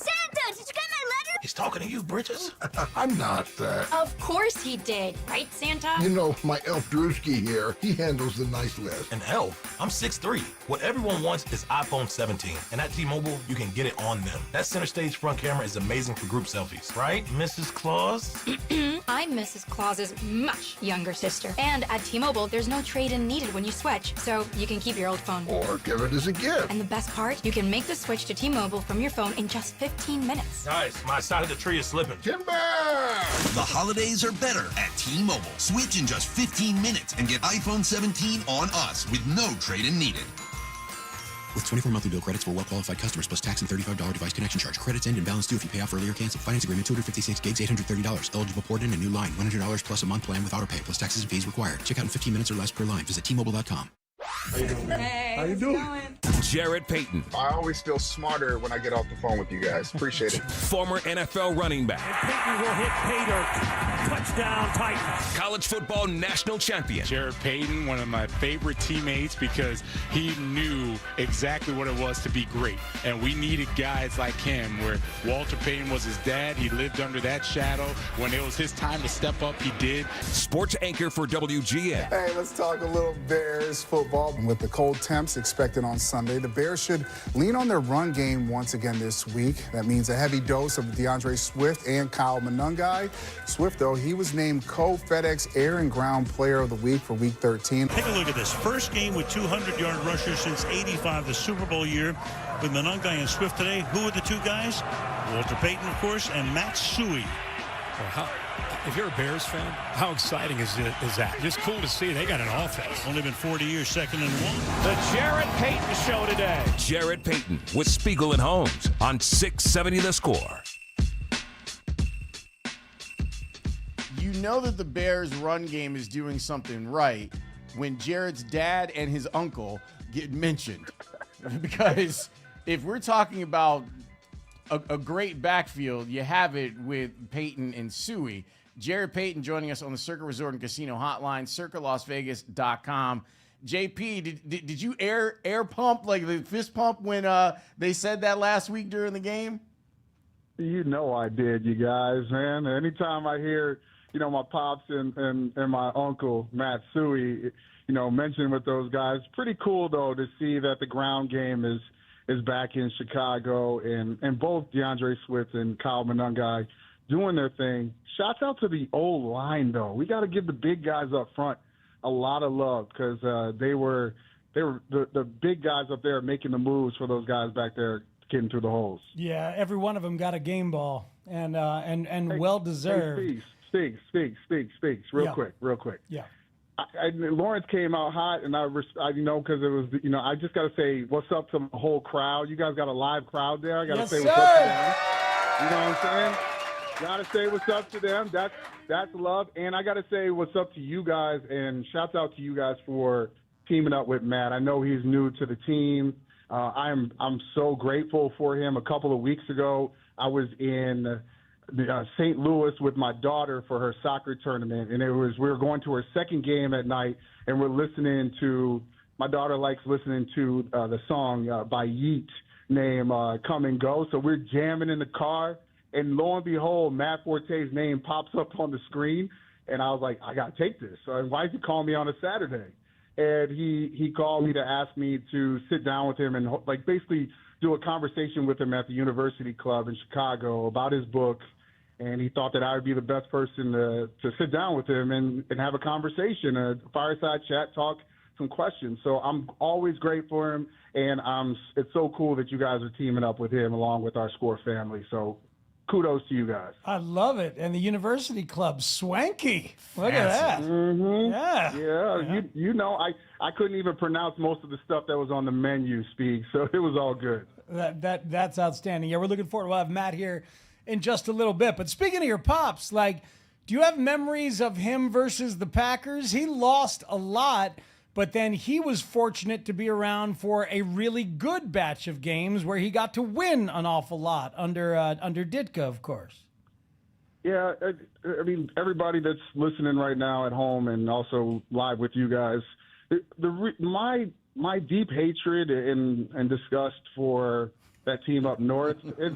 I know we always talk about what happens on the field and the scores and the wins and losses. Mine came because of how locked in and focused my dad was throughout the week at our house, that no one could really talk because he was so focused on winning the game and what he had to do. So I get so mad. I used to get mad because we used to sit at the dinner table and you couldn't say anything because I'd want like a piece of bread and some butter, but I couldn't ask for it because you could see how locked in his eyes were and his face were about going into this game. So that's where a lot of my disgust comes from, is as a child not being able to kind of like roam around my house freely, having fun, because everybody knew during this week against that team up north, Dad was going to be locked in. That is amazing. So you felt a difference in the tension and the focus in Packers week at home.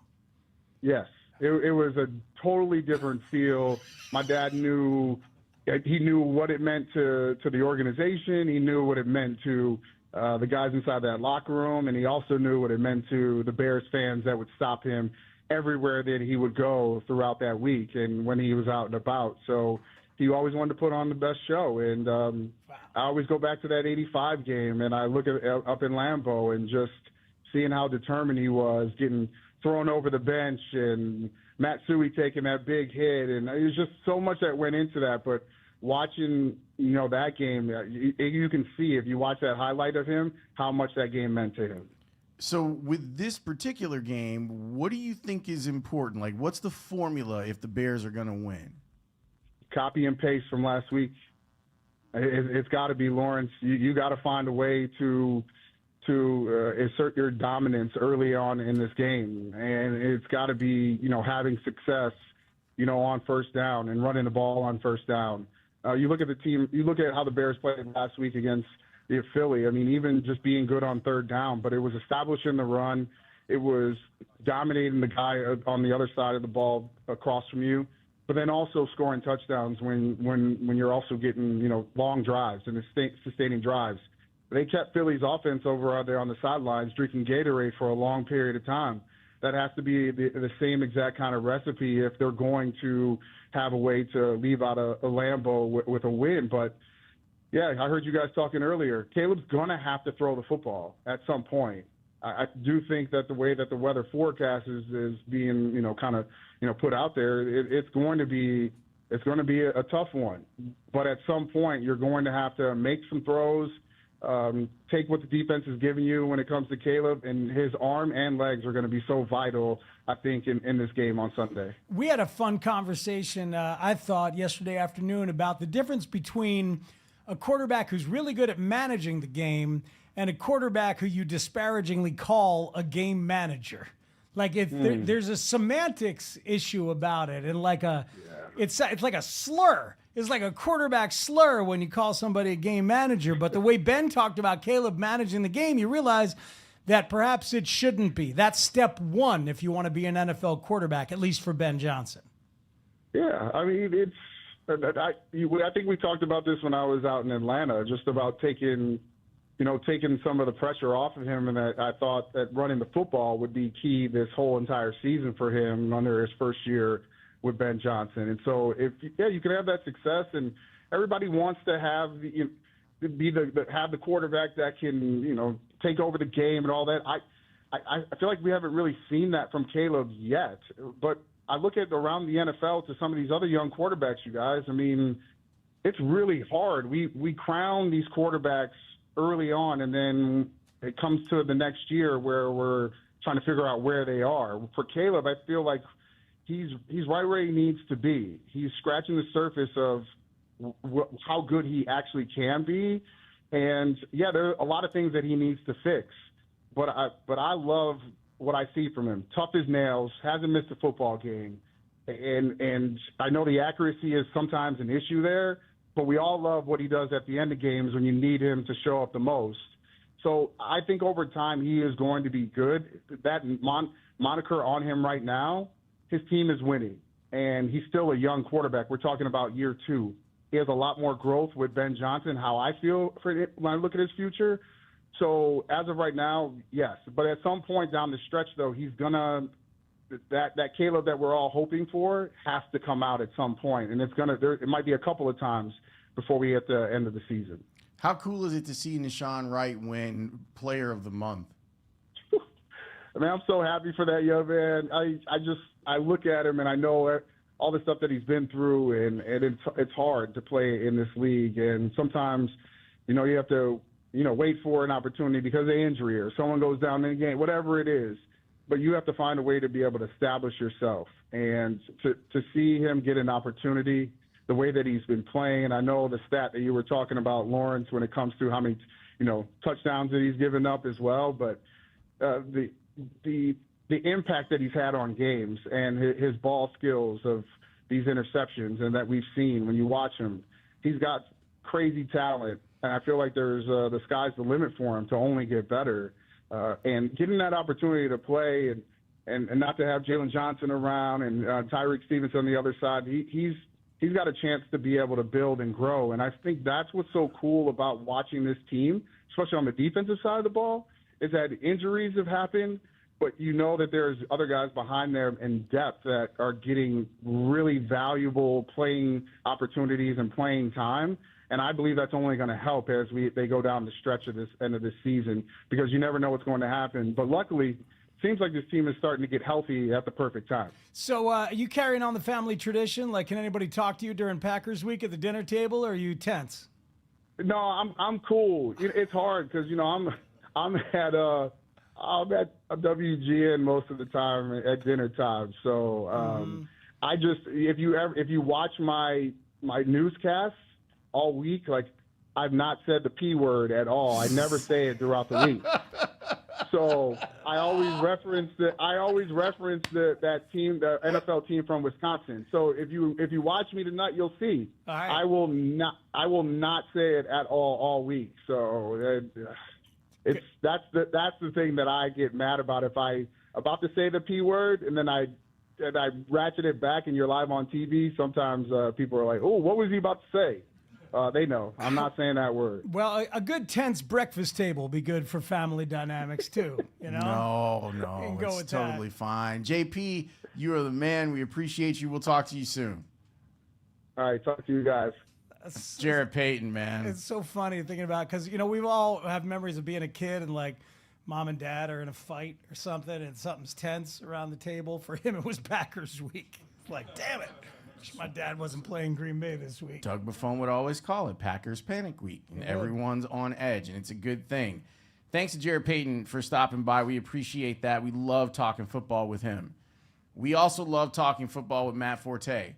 He is in the hallway. He is getting ready to come and join us. So if you're watching on YouTube or Twitch, make sure you keep watching. If you're listening, keep listening. If you're here in studio, man, y'all about to get a treat. Matt Forte is next here on The Score. before Chicago takes on Green Bay. Start on the score from noon to 3:25 for your local Ford dealers pregame show, featuring legendary center Olin Kreutz, Patrick Manley, and Mully from the Mully and Haugh Show. Listen in as the guys get you ready for this epic rivalry. Your local Ford dealers pregame show, starting at noon on Chicago's Sports Radio 670 The Score, and always live on the free Odyssey and iHeartRadio apps. FanDuel Sportsbook, the official sportsbook of 670 The Score. Hey, it's Spiegs. Every NFL Thursday is your chance to hit the jackpot on FanDuel. Because with FanDuel's Thursday touchdown jackpot, you can win a share of $2 million in bonus bets each week. To get in on this Thursday's action, all you got to do is place an anytime touchdown scorer bet before the game kicks off. And if your player scores the first or last touchdown of the game, you'll win your bet plus a share of bonus bets. Just visit FanDuel.com/Matt to take a shot at the jackpot.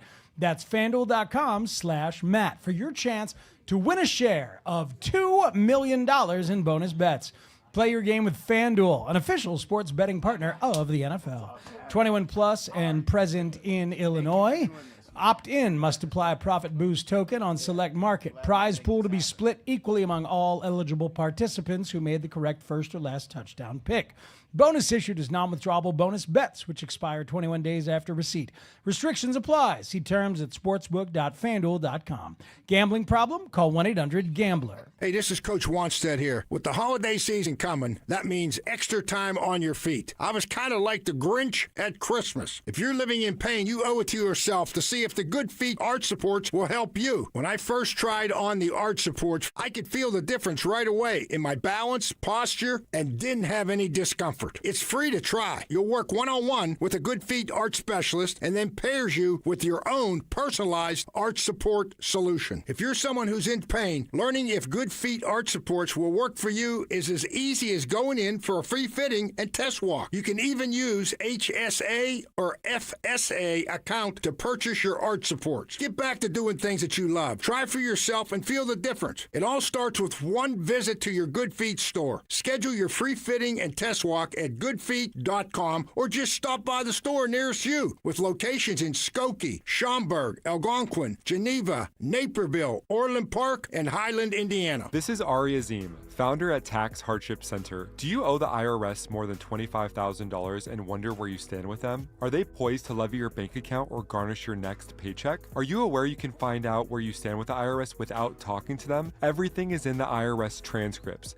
The transcripts can let you know if you're at risk of or safe from collection actions like a bank levy or paycheck garnishment. It even tells you the exact date when your tax debt expires. But don't call them, as it can trigger their collection process. At Tax Hardship Center, we provide the tax resolution report that shows all of this information. So for the listeners out there, call now, 800-313-5922.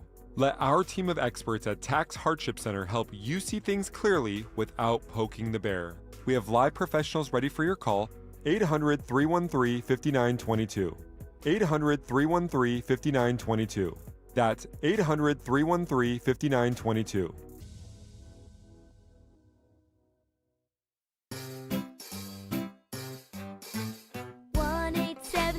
Cars for Kids. K-A-R-S, Cars for Kids. 1-877 Cars for Kids. Donate your car today. Call 1-877-CARS for Kids to reach a friendly live agent. Donation's super easy, and your car can be picked up as soon as tomorrow. Call us now. 1-877 Cars for Kids. Donate your car today. Hurry! It's our last chance to donate for 2025. If your appliances can't handle the holiday hosting heat, December deal drops at Lowe's makes upgrading easy. Get up to 35% off select major appliances, and rewards members save an additional $40 on the Whirlpool electric range and the over-the-range microwave. Plus, get up to 60% off select ladders, so you can deck all the halls. Lowe's, we help, you save. Valid through 12/10. While supplies last. Selection varies by location. Loyalty program subject to terms and conditions. See Lowe's.com/terms for details. On the days when you're thriving. Come on, everyone. You're almost there. The nights when you need us most. Mom, I don't feel good. And every moment in between. As a Blue Cross and Blue Shield of Illinois member, we are committed to helping you stay covered at each stage of life. Whatever challenges may come your way, Our mission is to be here for you and your family so you can feel confident as the new year approaches. Visit standbyouillinois.com to see the steps you'll need to take to renew your coverage. And with nearly 90 years of experience, you can expect personalized guidance throughout the process, helping you stay covered into 2026 and beyond. We thank you for trusting us on your health and wellness journey through it all. Visit standbyouillinois.com or call 866-575-2583 to renew your coverage today. Bulls fans, Chuck Swirsky here. Join Bill Weddington and me for all the high-flying action of every Bulls game on 670 The Score and the Fitzgerald Equipment Bulls Radio Network powered by Heli Forklifts. Bulls win! What a ball game! See red, Chicago. This is where Chicago comes to talk first place Bears football. We are Sports Radio 670 The Score. Broadcasting live from the Hyundai Studios. Presented to you in part by your local Hyundai dealers. WSCR Chicago. WBMX HD2 Chicago. And Odyssey Sports Station. The Score! With pick number 44, Chicago has selected from Tulane running back Matt Forte. I can run inside the tackles and run outside of the tackles also. And I have speed and power, so I think I'm very versatile as a runner. Matt Forte has been brought here to be a workhorse running back. Crowd comes to its feet here in Indianapolis. Handoff Forte up the middle, blasting to the 40, away at the 35, he's to the 20. Forte, 50-yard run for a touchdown. You know, just watching Matt Forte on film, watch him here. He can make those jump cuts. I mean, he can plant that left foot and then jump way over to the right and then plant the right foot and go upfield again. You get the same player each week, a steady player that can beat an opponent, whether he's catching the ball out of the backfield or running the ball. Touchdown Bears! Matt Forte, second of the day. One was a catch, this one a run. Matt Forte will be the key to this offense. Atlanta knows it. He's the key to this. Screening right to Forte, makes a falcon miss. He's got the sideline, and he is gone. 56-yard screen, Matt Forte! He's that guy, you know, whenever you need a play made, you can call on him. Forte, diamond catch, touchdown! Touchdown Bears! He's the hardest working guy in the locker room. That is the number one reason why everybody respects him. I can really say, he's a true professional. He's a workhorse every single day, consummate pro. Well, he is a pro. I get to witness it day in and day out. Forte, picking him up, laying him down on the 5 to the end zone. 68 yards, touchdown! Matt Forte, cut at the 30. Inside 25, makes another move at the 15 to the 10, 5, end zone, touchdown! Touchdown Bears! Matt Forte, 32 yards of excellence. Trap turns into a Kenyon on his feet, he's away at the 40. 53 yards for Matt Forte. Matt Forte, 1,000 yards from scrimmage. Chris Johnson, D'Angelo Williams, Adrian Peterson, Frank Gore. These are guys who aren't matching Matt Forte's numbers right now. Matt Forte has just set the NFL record for most catches in a single season by a running back. Forte now over 7,000 career rushing yards. Matt Forte, 64th all-time touchdown, third on the list. It's incredible, man. I'm going to tell my kids about this guy. I'm going to tell my grandkids about this guy. Unbelievable teammate, unbelievable friend. It would be weird not having him in there. Great Bear for 8 years. You say to yourself, why? Yeah. Why let this guy go? He's been so productive over the course of the season. He's a leader on and off the field. He's a legend. He's somebody that should be in the same conversation with the greats. He's the best player I've ever played with. We're back live with more of the Spiegel and Holmes Show, featuring Bears legend and author Matt Forte, who's here to sign his latest book, Stay in the Game, Making the Most of Every Season, on Chicago's Sports Radio 670 The Score.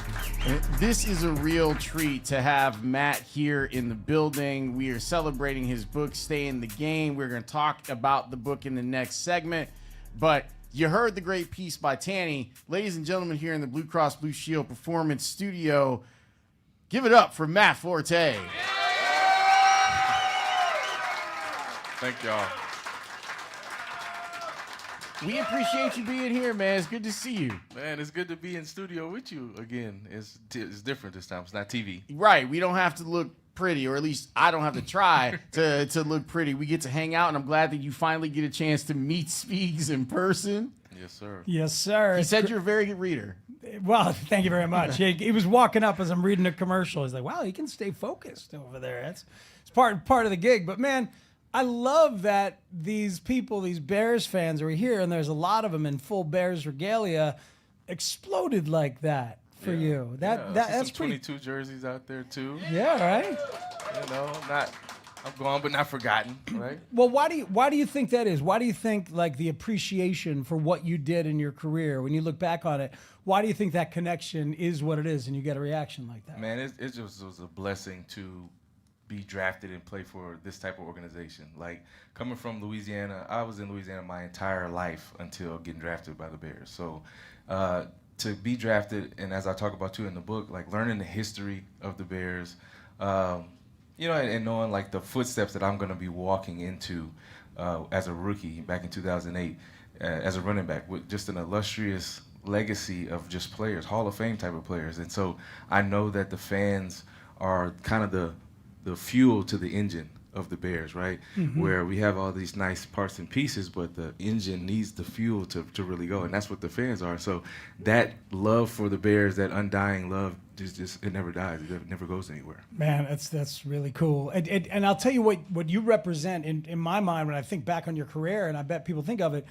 you just kept going and going and going and going. Like, you were available and you were a badass the entire time, and you did whatever was called for in terms of carries or catches or blocking, and you were part of some lean years and some good years, but he just kept giving it to you week after week, right? Like to be able to count on a running back to be as active and present as you. Did you take pride in being able to show up every week and take the workload? Yeah, absolutely. Since a kid and learning to love the game and falling in love with the game at practice as a 7-year-old, it just has been enthralled and instilled in me to always be available to impact the game, whether that be running the ball or catching the ball. And that's kind of where that came from too, was obviously as a runner, you're natural. It's kind of, you're naturally gifted with vision and the speed and power that you work to create that.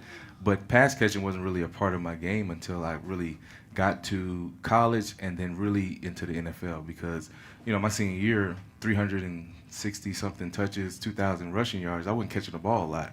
But, it's a different game when you come from high school to college and then from college to the NFL, where, those guys on defense, they get paid a lot of money to stop us. And sometimes they succeed at that. So I didn't want to be, a one-trick pony, if you want to say that. I wanted to be the workhorse who could catch the ball, block, and run, and be able to impact the game positively no matter what. So, man, it's just something that you really work hard at to be. And also, like, when you grow up playing the ball too, and when you notice either when someone else gets injured or when you've had an injury, and the setback from that you realize that the best ability really is availability. Like, it doesn't matter the potential that you have or the flashes of greatness that you show if you're not actually out there to go and do it. Mm-hmm. It really is just kind of like, oh, that dude could have been something. And I never wanted to be that. Like, oh, he could have done this or could have done that. What type of work did you have to put in to being a guy who was carrying the ball to then, in some games, being the primary receiver? What type of work has to go in to learn how to play the position that way? Yeah, you almost have to kind of be insane.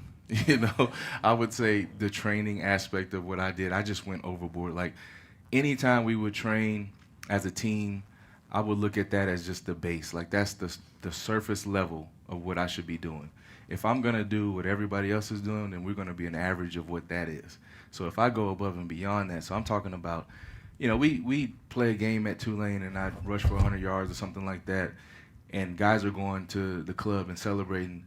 I go get an ice tub and rehab, and then the next day or the next afternoon after practice and stuff, I'm in the parking garage running stadiums. Like, I'm running the stairs. Mm-hmm. Like, just stuff like that, where on spring break dudes were going. It's just certain sacrifices that I would make for delayed gratification, right?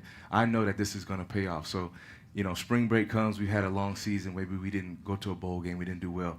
I'm going to blow off some steam and go on spring break. Y'all go on spring break. I'm going home. I'm at my parents' house. I'm going mailbox to mailbox, running sprints. I'm just getting ready for the next season, because it's always, especially when you get to NFL, it's always that much more weight or more important the next year, the next season, because really, unless you attain that goal that you reach, where it's the Super Bowl, it's always, what have you done for me lately? That's how the NFL is.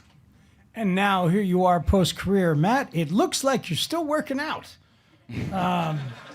So maybe that's. I tried to tell y'all. Yeah, you did. But it's like we don't have to ask you if you work out because clearly you do.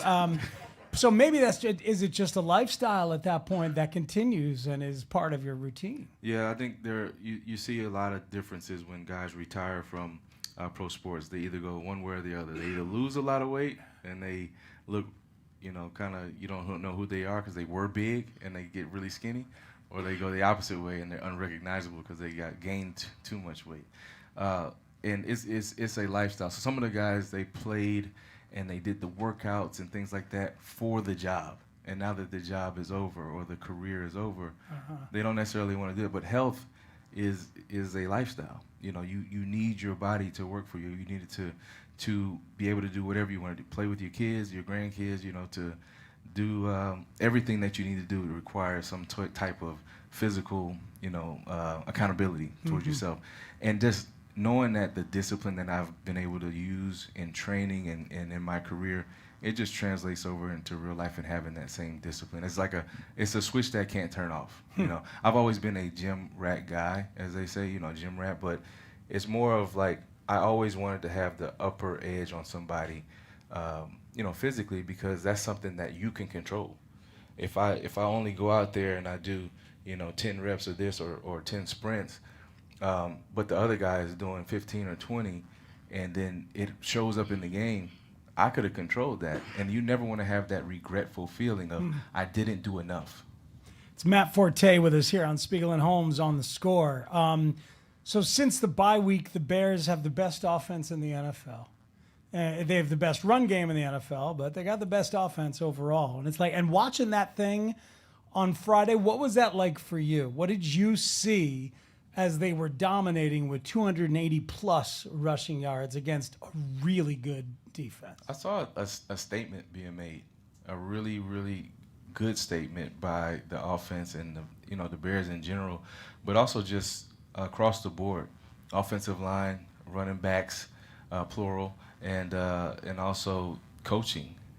When it comes to that, everybody was talking about, oh, we're surprised. I'm like, no, we should expect that the Bears would go in to Philly and actually perform that way because they've been doing it, and they've been doing it since early in the season. After dropping 2 games when they were like, when we were talking about it, hey, we need a successful run game to really help out the passing game and to really keep the other offense off the field, because our defense is taking the ball away. So, man, when you look at the runs that they had where everything looks like something else. You got tight ends coming across. You got receivers coming across the other way. You don't know if it's a jet sweep or a power play. Like, it was pretty amazing to see the confusion on the other side. And that shows you, the ability for the coaches to really set up plays where coaching you can tell there's a difference in the coaching that we have right now.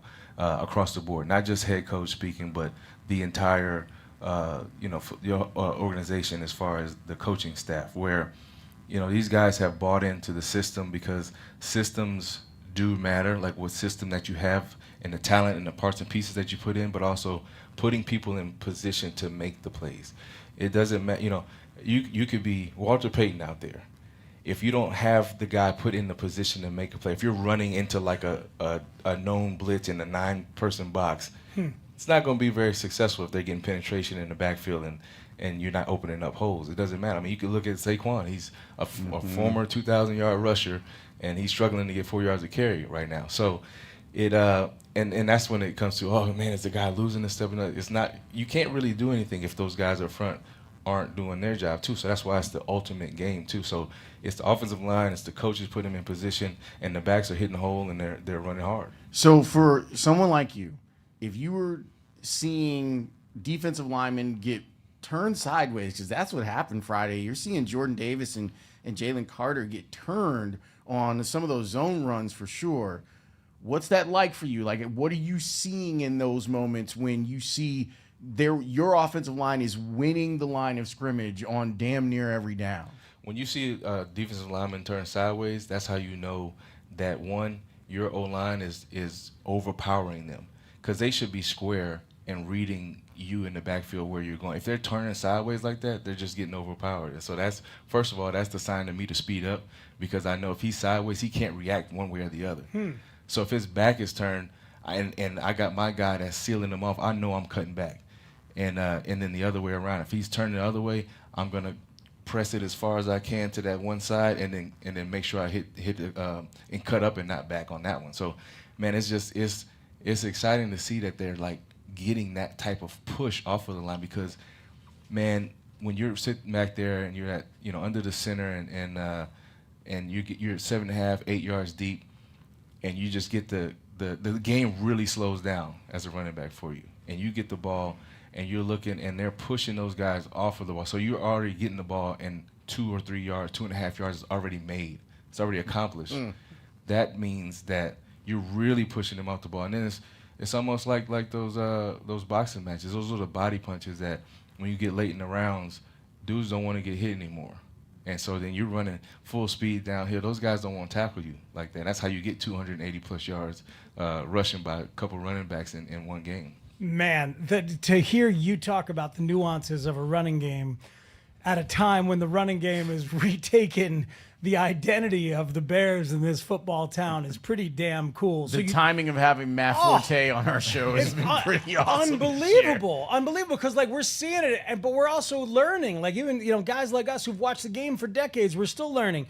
You just gave us a little taste of it. What are ways that the running backs, like you said, plural, because they're both doing a great job, work in concert with the offensive line? Because it's not just like, oh, the line blocked and then holes were open. That's not how it works. So what are you looking at and working together at with the offensive line when things go that well? Yeah, it depends on the play type, and really what they're doing right now, they can run any kind of play. They're running ISOs, they're running lead plays, they're running zones, inside zone, outside zone. They really kind of are doing whatever they want with the running game, which is it's crazy, because some teams, they stick to their bread and butter, like, hey, we're an outside zone team.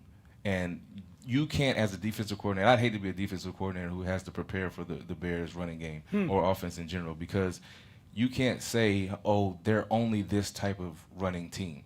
They're running misdirection, like all kinds of stuff. So when you're a running back, how you work with the offense in tandem with the offensive line is knowing what that play is designed to do. Like if we're running a play that I used to love is called duo, where it's all double teams, and you kind of just right downhill, and you're reading the middle linebacker, and if he goes backside, something's front side is going to open up. It's a real simple play. So you're reading the middle linebacker. You really don't have to look at anybody. You kind of feel. They say you feel the defensive line, but you look at the second level. So you read the mic, and if he goes front side, you got to look backside to try to see if there's going to be a hole there, which it should be. So you got to trust the offensive line to do their job while you're looking second level. Yeah, and the trust part is huge in that. And how you gain that trust is just the repetitions of it, because if there's penetration in the backfield, there's not a lot of trust. The game, you kind of just have to make something happen when that happens. And so you'll see in teams who get a lot of penetration, running backs kind of abort the mission pretty quickly because the trust isn't there. They're like, well, I'm supposed to go here. I see color. I see a guy there. I can't go there anymore, so I need to figure something out. But when you trust the O-line and they're pushing somebody a yard and a half, 2 yards off of the ball, you can really trust or press, as they say, press the line of scrimmage, and that makes them make a decision. When you press the line of scrimmage, somebody has gap control and contain. Somebody has to make a decision, and when they do, something else opens up. So when you are patient and you do that, as soon as it opens up, that's where like the instinct and vision just comes, where it's just like even a millisecond. It's like you just do it. They have more 10-plus rushing plays in the NFL than anybody. Bears have 56 of them. The next team has 47 of them. So, and that's how you get 10-plus is if the running backs are looking second level and the O-line's taking care of the first level. Yeah, and that's the O-line's job, and that's what's impressive about it is that they're allowed to look at the second level right now. There's a lot of times where if early in the game you are getting, hitting the backfield or having to break tackles in the backfield, you don't have the luxury to look second level. You got to look first level at that point, which sometimes it does still work out, but at the same time, you're not going to be trusting it, and sometimes you may miss a hole because, okay, it's blocked perfectly, but you didn't trust it and you kind of rushed it, or you kind of sped up and didn't set up your block. So, the second, looking at being able to have the luxury to look at the second level and having that many explosive runs is it's nothing that is short. It makes me I want to get the pads back on and like Let's go. go. I could be third string, something like. Let's go. I kind of want to. I'm like, in my mind, I'm like, I want to. It's like I'm almost jealous. I'm like, I want to get out there and run through one of them holes, man. Like this is too good. I'm missing out. I mean, all the stuff that Ben Johnson is doing, the way that he's dressing it all up, the amount of space that when Monangai is starting his run 4 yards ahead of the line of scrimmage and he's already at the third level, I can imagine this. So like you would be like, man, that would be fun. If I could do some of that. Those patches of grass he says he looks at. He's seen them on TV. Wide open. An opportunity to run. The workhorse is here. Matt Forte is here. We are going to talk about his book, Stay in the Game, in the next segment. And he's doing a book signing for the fine people that are here in the Blue Cross Blue Shield performance stage. Thanks to your team, by the way. Like they came in here. Like I got here. I had my backpack on. I'm like, okay, I'm going to go put down my stuff. They were like setting up. I came back 2 minutes later. The whole setup was ready to go. So shout out to your team for putting everything together. Tyndale, shout out Tyndale. Absolutely. We are going to take a break. When we come back, Matt is going to talk about what inspired him to write the book and what are the things that you can learn from it. Matt Forte is here with us on The Score. Immediately after the Chicago-Green Bay game, exclusively on YouTube and Twitch, check out The Score's post-game show featuring Chicago football legend Olin Kreutz, long-snapping Iron Man Patrick Manley, and Mully from the Mully and Haugh Show. Win or lose, the guys take your calls and react to the game. Presented by TimberTech Decking and Railing and Turo Tire. Open the door to savings with beautiful Mastercraft doors at Menards. Transform your home for the holidays with Mastercraft doors. Choose from our huge in-stock selection or design your door your way with our free step-by-step design program. Get your door in 7 days or less. Get a ready-to-paint 6-panel interior door for only $89.99 now at Menards. Plus, check out our weekly flyer on Menards.com for more great deals happening now. What if you could have reliable and intelligent Wi-Fi? And get this, what if you could keep it at the same price for 5 years? That's the Xfinity 5-year price guarantee. 5 years of Wi-Fi that boosts speeds to the devices that need them most. That finds and fixes problems before you even notice them. Like super intelligent Wi-Fi with a 6th sense. And that keeps you gaming in the fast lane, even when the whole family is banking on bandwidth. All your devices working in perfect harmony for 5 whole years. And here's the best part. No annual contracts, no hidden fees, and our best equipment included. Hey, let's face it, a lot can change in 5 years. Kids grow taller, dreams grow bigger. But your Wi-Fi? It would stay reliable and the price would stay put. The Xfinity 5-year price guarantee. Lock in your price and unlock the possibilities. Xfinity. Imagine that. Select plans only. Restrictions apply. Kick off football season like a pro with the world's largest sports book at your fingertips. Circa Sports Illinois. It's sports betting the way it should be with high app limits, low holds, exceptional customer service, and no bet fees ever. Other books may charge you just to get on the field, but with Circa Sports, every play is yours to call. Start betting like a pro from anywhere, anytime in Illinois. Download your new bookie today at circasports.com. You must be 21 or older. Gambling problem? Call 1-800-GAMBLER. Is your financial advisor offering you up to a 30% upfront bonus? Or are they promising you up to 10% growth per year, all for your retirement income? If not, then you need to come to Trajan Wealth. I'm Jeff Jr., founder of Trajan Wealth. If you have a plan to retire within the next 10 years, don't wait only to find out it's too late. I've seen hardworking folks like you retire only to be required to go back to work, all because their advisor told them guarantees like these were too good to be true. They're not. That's up to $30,000 upfront or up to $10,000 per year on $100,000, all guaranteed for retirement income. Don't keep working when you're supposed to be retired, and don't let any financial advisor tell you it's too good to be true. Call Trajan today, 630-320-2100. That's 630-320-2100. Annuities, non-advisory products. DBA Trajan Wealth Insurance Solutions. Additional disclosures at TrajanWealth.com.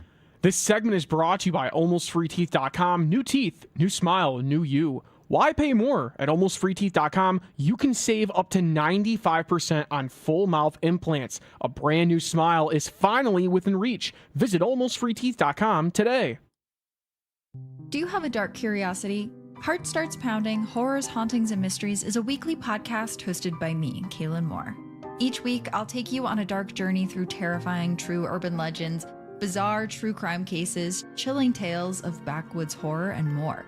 So if you're looking to join a passionate community of the darkly curious, check out Heart Starts Pounding on the free Odyssey app or wherever you get your podcasts. And remember, stay curious. Check the back seat. Check the back seat. Gets in your head, right? Good, because every year dozens of children are forgotten in the back seat. Cars get hot fast and can be deadly, so get it in your head. A message from NHTSA and the Ad Council. We asked parents to share their journey of adopting teens. They changed who I am because I can't see life without them in it. Visit adoptuskids.org to learn more. Brought to you by Adopt US Kids, the U.S. Department of Health and Human Services, and the Ad Council. 670 The Score is home to your game day pregame coverage. Join us before each game for the latest inside scoop on your home team before they take on their next opponent. Football Fridays is brought to you in part by your local Ford dealers. Visit a store today. Must qualify for enrollment. Results may vary. We all hear the radio ads about the IRS. They tell you to be afraid, to be scared, and they try to frighten you into calling. I'm not here to do that. Tax Relief Advocates is different. TRA is here to tell you that if you owe money to the IRS, whether it's $5,000, $50,000, or $500,000, we have a solution. It doesn't matter if you're sitting in your car, at work, or with your kids. No matter where you are, call now. 800-583-5795. Don't lose hope. TRA can eliminate or reduce what you owe to the IRS. Generous programs are now available that can give you a fresh start. Our passion is taxes and helping individuals fix their IRS problems. We have over 1,000 5-star reviews on Google and an A+ with the Better Business Bureau. You don't need to be afraid of the IRS any longer. End your tax nightmare today by visiting us online at TRA.com or call 800-583-5795. That's 800-583-5795. Tax Relief Advocates. Real solutions for real people. I'm Bill Ryder with an Odyssey Sports Minute, and as I reported a year ago, Giannis Antetokounmpo is eyeing the possibility of leaving the Milwaukee Bucks. It's been a year of failure, and so the fact that reportedly Giannis is finally close to pulling the trigger on deciding to play somewhere else is not an indictment on Giannis's loyalty or on Giannis's love for Milwaukee. It's an indictment on Doc Rivers and a Bucks organization that didn't support their superstar. I'm Bill Ryder. We're back live with more of the Spiegel and Holmes Show, featuring Bears legend and author Matt Forte, who's here to sign his latest book, Stay in the Game, Making the Most of Every Season, on Chicago's Sports Radio 670 The Score. It was really great, like, during the break, like, talking to people, just saying hello. Thanks to everyone who came out, by the way, the Blue Cross Blue Shield performance stage here in the Score Studios. Matt Forte is here with us for another segment, and then he's going to start signing your books. Stay in the game. He's having a conversation about one of the things that I love about you, and the reason that I wanted to get you to be a part of what we do here at the Score is because of, one, covering you for forever and being in the locker room and asking you dumb questions, and then being on TV with you and asking you even more dumb questions on TV. But one of the things that one of our listeners said about what he enjoyed, because he's finished the book, and he was saying that the work ethic part of what your message is and stay in the game is helpful. And I was saying it didn't just manifest as you as a player. And I was telling him, like, as a broadcaster, you were doing it. And that I never had to worry. Like, I knew you were walking in the door, you were prepared. If it was just the two of us that ended up be on stage, that we were going to get the job done. So for you writing this book, what made you say, I want to share some of this stuff with people in maybe a different venue than they're used to with me? Yeah, professional sports particularly is a funny microcosm of the world where you get, I played a decade in the NFL, so like you have a lot of life experiences within a short amount of time. But when you finish that, you feel like you do have a lot of wisdom to share. That it coincides with not just sports, but with real life as well as you step into that. So, I wanted to write the book to be able to relay a lot of the messages and like the life lessons that I learned, but also the things that worked and a lot of the mistakes I made that can prevent current or future athletes and or business people, whatever profession you may be in, from having to make those mistakes as well. So to be candid, to be honest, and everything within that, but then also to share the good stuff as far as kind of the secret sauce of what really works when you apply it at a level that you want to kind of live at. You want to live at a high level and be high capacity and output as far as these things, because a lot of it, as I was speaking about earlier, is things that you can personally control. And I've never been one of those guys who's like complaining about something that I really can go out and change myself. So yeah, there's like a lot of, I wanted to really relay those messages, because man, it's even though it's like, it's funny to say, man, you retired at 32. It's like, you don't retire from life though, and life sends things at you that sometimes you didn't ask for and that you don't know how to handle sometimes, just like the game. Like, we prepare for the game, but when I get out there in the field and they show me a look that I'm like, I don't even know what coverage that is or what blitz package that is, it throws different things, at you, but you do have to learn how to deal with those, and how can you go back to the drawing board and be successful. When you come and the playbook, you got to go out there and actually execute the playbook as well. So, that's part of the reason why. But then also just to know that it's not just sports. Like, life is more than just athletics, and also my identity as a man is not just Matt Forte, the running back. I feel like if I would have left this world, or if I were to leave this world, and if that's all people knew was Matt Forte, the running back, then I think that's kind of not reaching the pinnacle of what the potential of who I really am. Yeah, I mean, like, what would you have done with the last 50 years of your life, right? It's crazy. The way that you talked about it there, Matt, I think we think about it a lot, of like, sports is this microcosm. We talk about guys, they're in their prime. Like, ooh, that guy's washed. Oh, yep, he's done. And then we move on, and he's 32 or 33, and it's insane. But so you do have that experience, and you know when it's over. Like, the league tells you when it's over, or your body tells you when it's over. Most of us are out here not knowing when certain chapters we're in the middle of is going to be over. We don't know. So you've got experience already in reinvention. Tell us about that, reinventing yourself post-career, because a lot of us have to do that at different times in our life, and sometimes it's a surprise when we find ourselves having to do it. Yeah. Being able to reinvent yourself in different ways and be successful in different seasons of life, because that's part of the subtitle, is how to be successful in every season of life. Is every football season was different. There was not one where I had the same exact teammates or same coaches. In fact, they had a lot of turnovers, a lot of different GMs, a lot of head coaches. Oh, we remember, man. And there was a lot of change with throughout those 10 years. A lot of quarterbacks, and they just kept having Favre and Rodgers. But it does teach you how to be versatile and how to really recreate yourself in a way where you can be successful. Where, football speaking, I'm not impressed when somebody can have a good season, because a lot of guys are talented and they can come out there in the right system and the right opportunities and have a good season. Now, even though the Bears are doing really great right now, what's going to be really the test of time is, I don't know what happens at the end of this year, but next year. Because we had a guy named Mark Trestman who came in. We had one of the top offenses in the league. Mm-hmm. Nobody knew, his offense. They hadn't seen me, Brandon Marshall, Alshon Jeffrey, and Martellus Bennett in an offense before. But the next year, we really, really struggled, because defenses knew what we were doing, and they kind of got a bead on those things. And then play calling wise, there was no versatility. And then we were, even myself, I'm used to being in the eye, a lot of the time. For 70-80% of the time, we went to the shotgun. So I'm running sideways now and having to figure out how to do that. We're running RPOs and stuff. I never heard of an RPO. I thought that was a missile or something.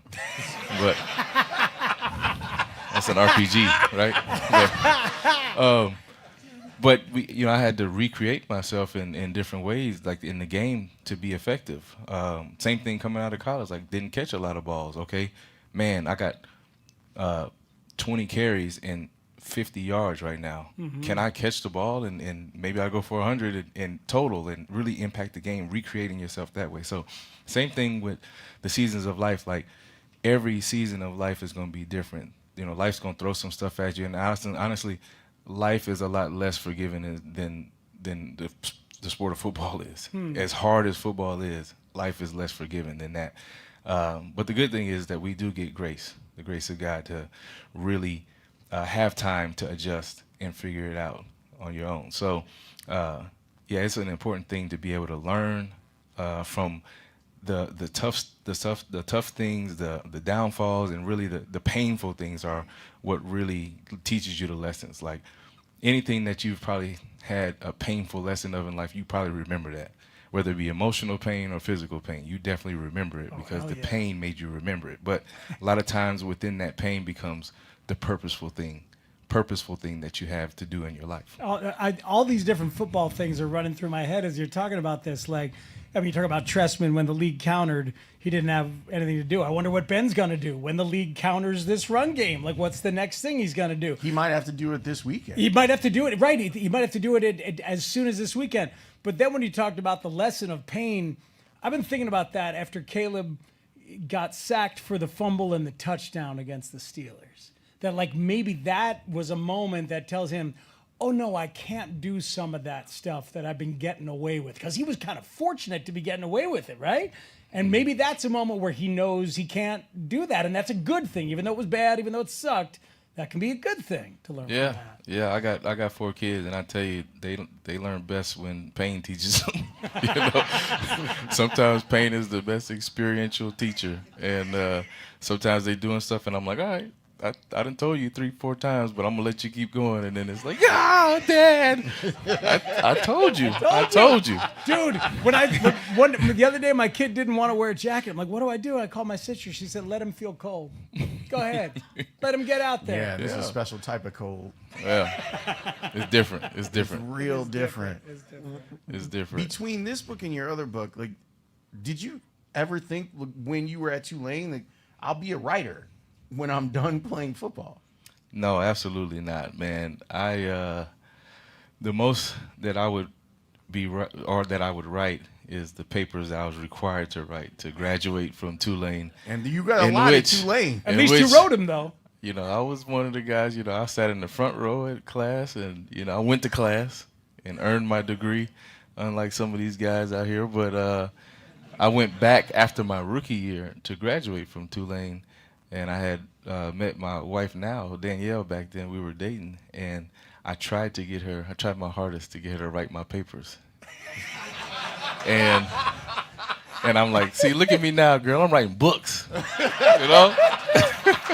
But kudos to her, because she did not, she didn't fall for it. She was like, nah, you write your own paper. I'll edit it. How about that? That's fair. That is a very fair trade-off. The name of the book is Stay in the Game. Wherever it is that you get your books, get the book. And if your bookstore doesn't have it, be like, hey, why don't you have Matt Forte's book, Stay in the Game? Get that book, and then I will purchase it from you.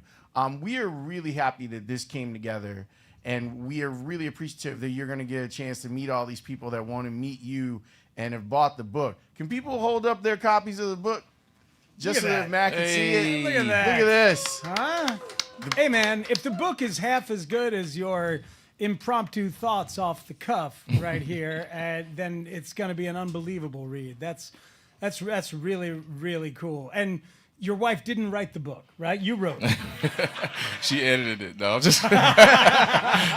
She edited it with the air quotes. No, she didn't write it. I had a guy, Dave Thomas, who's a New York Times bestseller, really helped me out to dig up all that old information. I'm about to turn 40 next week, so I don't remember everything, in detail from the past. But being able to even look up like old articles from at Tulane and from high school, and knowing the stats and things like that, like it's a lot of like stuff that was unearthed that I was like, man, I forgot about that. But a lot of great stories in there, like between me and my older brother and how we competed and stuff, how I became even a better athlete by watching him and what he did, and then my dad, like just spending time, and like I want to be the type of father he was. That's generational, right? And how that continues, where he just was my mom and dad both were very, very impactful on my upbringing, and I think they instilled in me a lot of like toughness and things that really like will take you far, where like I said, like, man, life is crazy. It will send you all kind of different places and send stuff at you, but if you know how to deal with these things and have a peace about you, it really allows you to like address them and be successful in any season of them. Yeah, you told us your dad played football against Earl Campbell. That's right. Did he try to tackle Earl Campbell? So he might be embarrassed, but I'm gonna tell you this story too.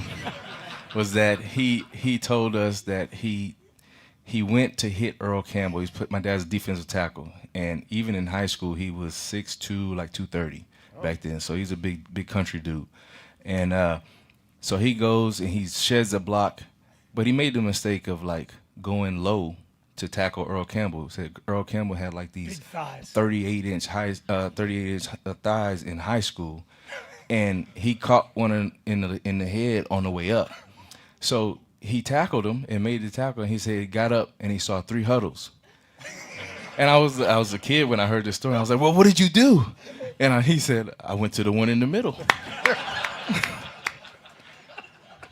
And apparently it was the right huddle. It's the right huddle for him, for sure. Matt, thanks again for being a part of the team. I really appreciate, like, when you said at the beginning, you were like, I'm happy to be a part of a team again. That meant a lot to us here on this show, because we consider you a part of the team, and to have you as a part of our Bears coverage is just amazing. The feedback that we get every week is incredible, and I'm glad that you were available and willing to be a part of this. You know what we do? Thank you, guys. You know what we do? We take care of the first line of defense so you can see second level. I'm looking second level. That's right. Yeah. And we get the second level stuff. Ladies and gentlemen, Matt Forte. We're going to take a break. We'll come back on the other side, talk a little bit more about the Bears and the Packers. Matt's going to sign some books. Go get his book wherever you have books. Stay in the Game is the name of the book. It's by Matt Forte. Back after this on The Score. It's Bears-Packers week on The Score. The Bears come to Lambeau and upsets the Packers. Sunday's winner will hold the top seed in the North. Can the Bears continue their win streak and throw the first punch in the season series? I think that faith in yourself, knowing that you can beat the Packers at Lambeau, does somehow carry over to this season. Sometimes Jordan Love will just throw you the ball. He's playing the best football of his career. Stay tuned as we continue to get you ready for this epic rivalry game at Lambeau Field on Chicago's Sports Radio 670 The Score, and always live on the free Odyssey and iHeartRadio apps. Bet365 is paying out before the final whistle. Check out Bet365's unrivaled early payout offer. When you bet on a team to win and they take a 17-point lead, you get paid no matter the final score. Forget the final whistle and start counting that cash. Hold up, you get early payout on parlays too. Download the app and see why it's never ordinary at Bet365. Gambling problem? Call 1-800-GAMBLER. 21 plus only. Must be physically located in Illinois. T&Cs apply. Okay. Only 10 more presents to wrap. You're almost at the finish line. But first...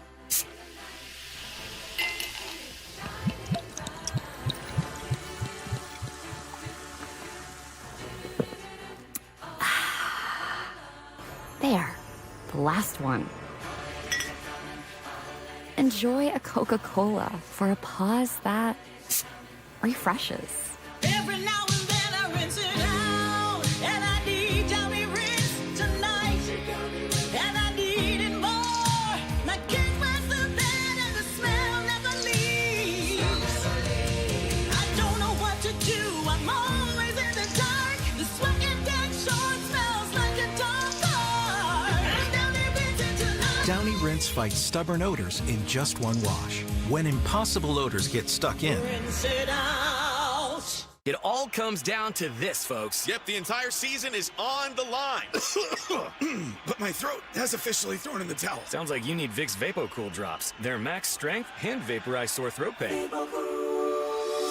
Whoa! Whoa! These VapoCool drops hit fast! Speaking of fast, did you just see that play? Yeah, he vaporized that ball. That pun should have come with a penalty. Vaporize sore throat pain with Vicks VapoCool drops. Use as directed. For so many, it's happening. Your hair is thinning. Your crown's disappearing. Hair loss can feel like identity theft. Well, there's good news. It's an incredible yet simple one-day treatment that starts regrowing your own natural hair the very next day. And it's guaranteed to grow for life. It is the Advanced FUE from Advanced Hair. We've all seen the pills and lotions that come with monthly subscriptions. They may sometimes help retain what you have, but they will never regrow hair that's completely missing. From Advanced Hair's state-of-the-art facilities to their world-class physicians, it's not maybe your hair will regrow. It's guaranteed that your new hair will grow. You decide how much, how thick, and where. For your free consultation, $250 off, and 250 free hair grafts, call 872-217-HAIR. That's 872-217-HAIR. Or go to advancedhair.com. Once again, that's advancedhair.com. Bank of America is the nation's leading business lender. And we're ready to help with your next goal here in Chicago. That's why we have over 3,700 local business specialists across the country. Because with the right team, your business and community prosper. What would you like the power to do? Learn more at bankofamerica.com/local business. Bank of America, official bank of FIFA World Cup 2026. Bank of America Corporation, all rights reserved. Officer? Could I get your perspective as a man of the law? You know I'm a mall cop, right? You see this Hyundai Santa Fe? I only paid for it. Whoa. Right? I'm not in trouble, am I? Deal's so right, it almost feels wrong. The Hyundai Getaway Sales Event. Get 0% APR for 60 months, plus 0 payments for 90 days on all Hyundai Tucson, Tucson Hybrid, Santa Fe, or Santa Fe Hybrid models. Visit your local Hyundai dealer today. Offer ends January 2nd. Call 562-314-4603 for details. This is the story of the one. As the purchasing manager at a manufacturing plant, she knows the only thing more important than having the right safety gear is having it there when you need it. That's why she partners with Grainger for auto reordering, so her team members can count on her to have cut-resistant gloves on hand, and each shift can run safely and efficiently. Call 1-800-GRAINGER, click Grainger.com, or just stop by. Grainger, for the ones who get it done. Straight Talk knows the best holiday gift is simply saying yes. Yes, you can stay up late. Sure, more cookies. Of course we can watch that movie again. That's why we give you real unlimited data, so you can say yes to all of your family's streaming, scrolling, and sharing. And now at Straight Talk, get another gift worth giving, a free 5G phone with select plans. Because yes is the best gift to give. Yes! And receive. Available at straighttalk.com and Walmart. For network management practices, visit straighttalk.com. New at Lowe's, Pro Block Quick Dry Primer. Expertly manufactured by Sherman-Williams. Engineered for pros to dry fast, block stains, and go on smoothly for virtually flawless results. Available now in oil and water-based. Grab yours today at Lowe's. Spiegel and Holmes. Matt Forte. You know what, guys? It's a pleasure and an honor to be a part of this team. I'm excited about this. I haven't been on a team in a long time. It's good to be back, Holmes, with you and Spiegel. You know, it's good to be back with you guys. Afternoons on the Score.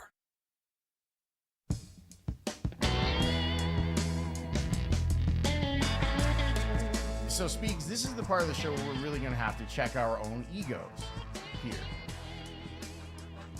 How do you figure? Well, have this you ever seen crowd, what's happening in the room? So this crowd that they all came for us, Lawrence. I don't know what you're talking about.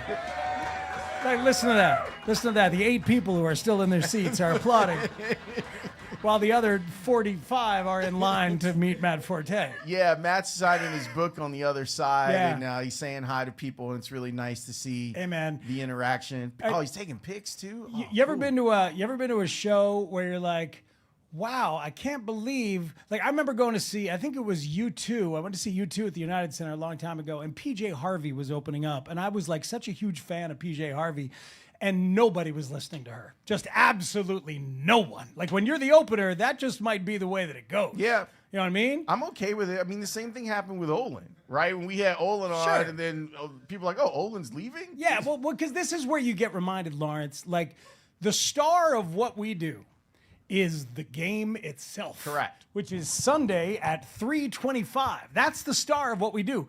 We are like the moons orbiting that star. I don't even know if we go moon. I might go. I might go satellite of moon, if that makes any sense. Well, yeah, because once Forte is here, he's at least the moon. Correct. Right. So then we're you have someone like Patrick or Olin Yeah.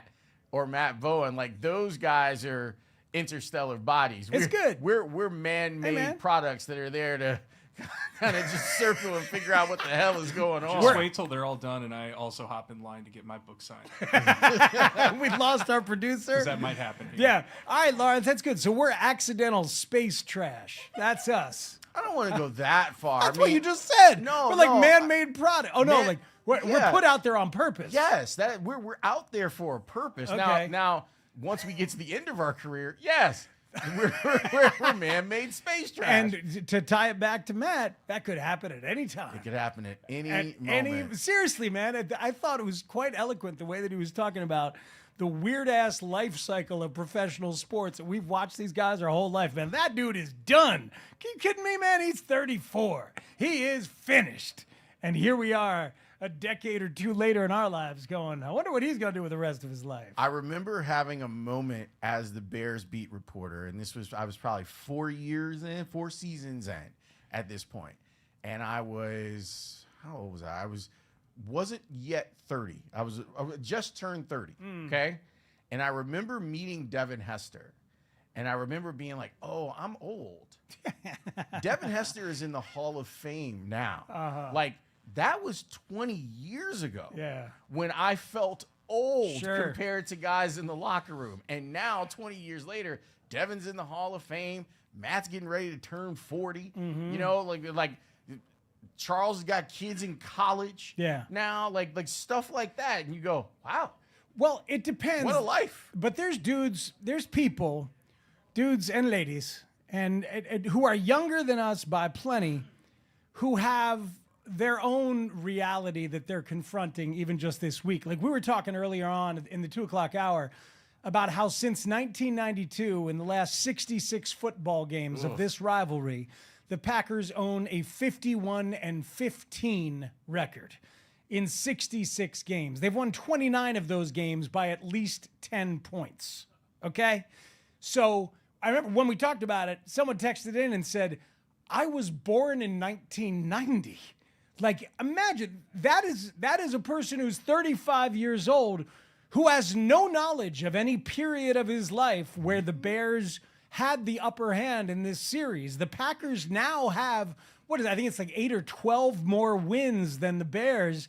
This wasn't true until like 6 years ago that they had more. The Bears had a big old head start, but since 92, this has been a hammer and a nail. And maybe it got me angry today when I read it because I connected it with my... It definitely got you angry. It really did. It connected me with my youth as a, born and bred a Red Sox fan, as you know. And my dad, who just passed this year, born and bred a Red Sox fan himself, or at least born a Red Sox fan.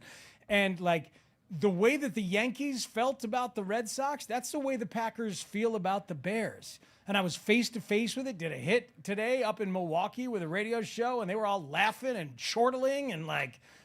being all condescending, and I just read those numbers. I got all chippy. I think it started, honestly, in the conversation with John Kuhn, and then you followed it up by going on John Kuhn's show. Yeah. So I think maybe so. I think that like you had kind of had some like, I'll show him, and then you got on the air and you're like, you know what? I'm even angrier now than I was before I picked up the phone. Because he said the thing he said yesterday again. He said, I don't think the Bears are quite ready. They're a year or two away. And I was like, that stuck with you from yesterday. Yeah, and he brought it up again today, and I went back at him like, well, why do you say that, John Kuhn? John.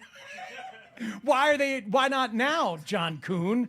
I mean, he might be right. There's that, but either way, it feels. Or he could be super wrong, and this is the year where the Bears. It's a weird season in the NFL. Oh, it is. It is, and this league comes at you fast, and bad teams become real good teams, and it could be as soon as this weekend. But it felt good to be angry again. Good. You know what I mean? It felt good to have that flame relit for this rivalry. Good. We're gonna get a Bears hit, 2 words from Mark Grody. He's at Haugh Hall. How are the Bears getting ready for this game? Who's healthy and who's not? We'll let you know next here on The Score. Chicago football fans, don't miss Four Seasons Heating, Air Conditioning, Plumbing, and Electric Football Fridays on The Score, where all of our shows and unprecedented team of football experts get you ready for the game. Presented by Potawatomi Hotel and Casino on Chicago's Sports Radio 670 The Score, and always live on the free Odyssey app. FanDuel Sportsbook, the official sportsbook of 670 The Score. Hey, it's Spiegs. Every NFL Thursday is your chance to hit the jackpot on FanDuel. Because with FanDuel's Thursday touchdown jackpot, you can win a share of $2 million in bonus bets each week. To get in on this Thursday's action, all you got to do is place an anytime touchdown scorer bet before the game kicks off. And if your player scores the first or last touchdown of the game, you'll win your bet, plus a share of bonus bets. Just visit FanDuel.com/Matt to take a shot at the jackpot. That's FanDuel.com/Matt for your chance to win a share of $2 million in bonus bets. Play your game with FanDuel, an official sports betting partner of the NFL. 21 plus and present in Illinois. Opt in. Must apply a profit boost token on select market. Prize pool to be split equally among all eligible participants who made the correct first or last touchdown pick. Bonus issued is non-withdrawable bonus bets, which expire 21 days after receipt. Restrictions apply. See terms at sportsbook.fanduel.com. Gambling problem? Call 1-800-GAMBLER. Helzberg gifts checked off the list. Now, time for wrapping. Earrings for mom. A gold bracelet to match the rings Danielle wears every day. And for Dad, a new watch, because we all know he needs one. All right, this is going to be a good one. Our favorite things for your favorite people. Shop in store at Helzberg.com for up to 50% off. Jingle bells, jingle all the way. Nick, what are you doing? Well, Adam, Thanksgiving is over, so it's officially time for the holidays. And it's time for our Legacy Box Cyber Monday sale. Legacy Box is the most meaningful gift you can give this holiday season. It's simple, safe, and has been trusted by millions. That's right. It's our best sale of the year. Right now, when you go to LegacyBox.com, you can save an unreal 65% on your Legacy Box. And for a limited time, you can preserve your tapes, film reels, and photos for as low as $27, saving you hundreds. Hurry, our best sale of the year won't last long. Visit LegacyBox.com for an unreal 65% off during our Cyber Week sale. With limited quantities ready to ship, this deal will go fast. Shop our Cyber Week sale now at LegacyBox.com/value to take 65% off. Buy your Legacy Box today and send in when you're ready. LegacyBox.com/value. Kohl's Customer Appreciation Event is here, right in time for the gift exchange. Even though everyone pretends gifting isn't a competition, it kinda is. At Kohl's, save on gifts everyone will fight over. From sweaters and flannels to air fryers, toaster ovens, and more.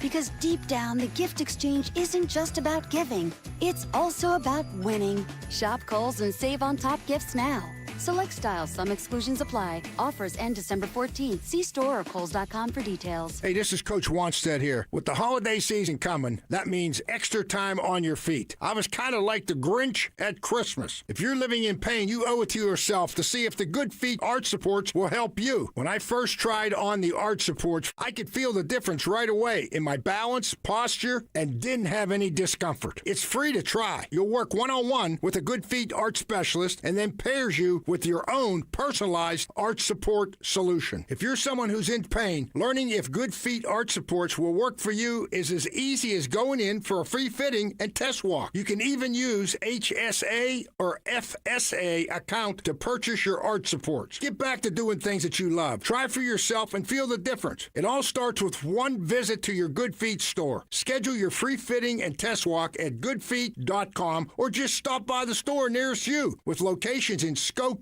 Schaumburg, Algonquin, Geneva, Naperville, Orland Park, and Highland, Indiana. Do you have 3 ex-wives and your current trophy wife wants a life insurance policy 3 times the size of the policies you had to purchase for your previous mistakes?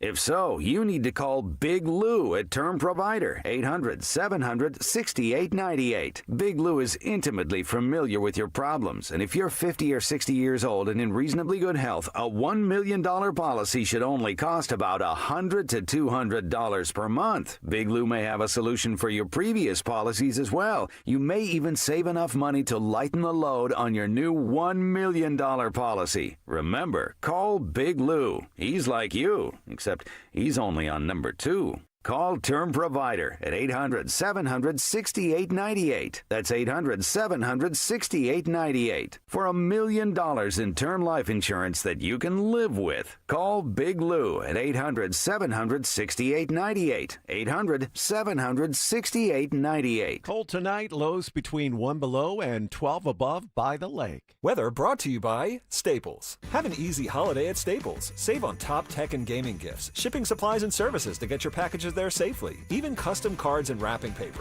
Staples. That was easy. This is where Chicago comes to talk first place Bears football. We are Sports Radio 670 The Score. Broadcasting live from the Hyundai Studios. Presented to you in part by your local Hyundai dealers. WSCR Chicago. WBMX HD2 Chicago. And Odyssey Sports Station. The Score! And this hour is being brought to you by Busey Bank. Building business, growing wealth since 1868.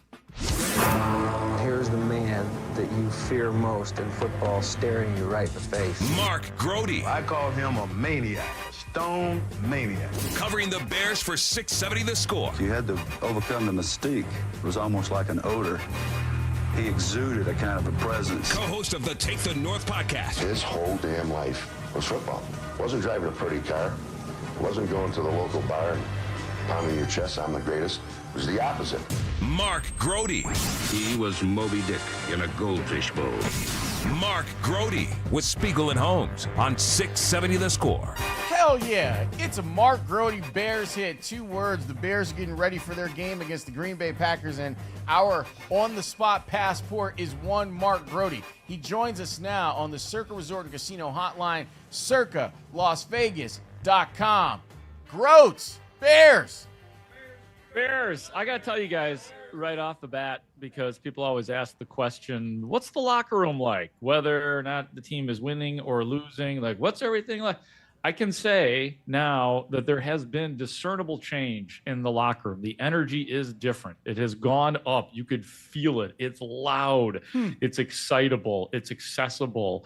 It's interesting, because I'm usually pretty guarded about just saying a locker room is better, and because that's what everybody wants to hear. You know, it'd be easy to say, but this is the first time, this is the first open locker room where I've really noticed it. So I think everybody has followed accordingly after a real win over a real team at a real stadium and beating the Eagles. So I wanted to start with that, but it's interesting, also, Groats, but I mean, that's really interesting to think about, because I'm sure they're more confident. They're feeling it. They believe in themselves. It does present a different challenge in terms of maintaining the focus. It's like it's a little bit of a shift for the coach in that way.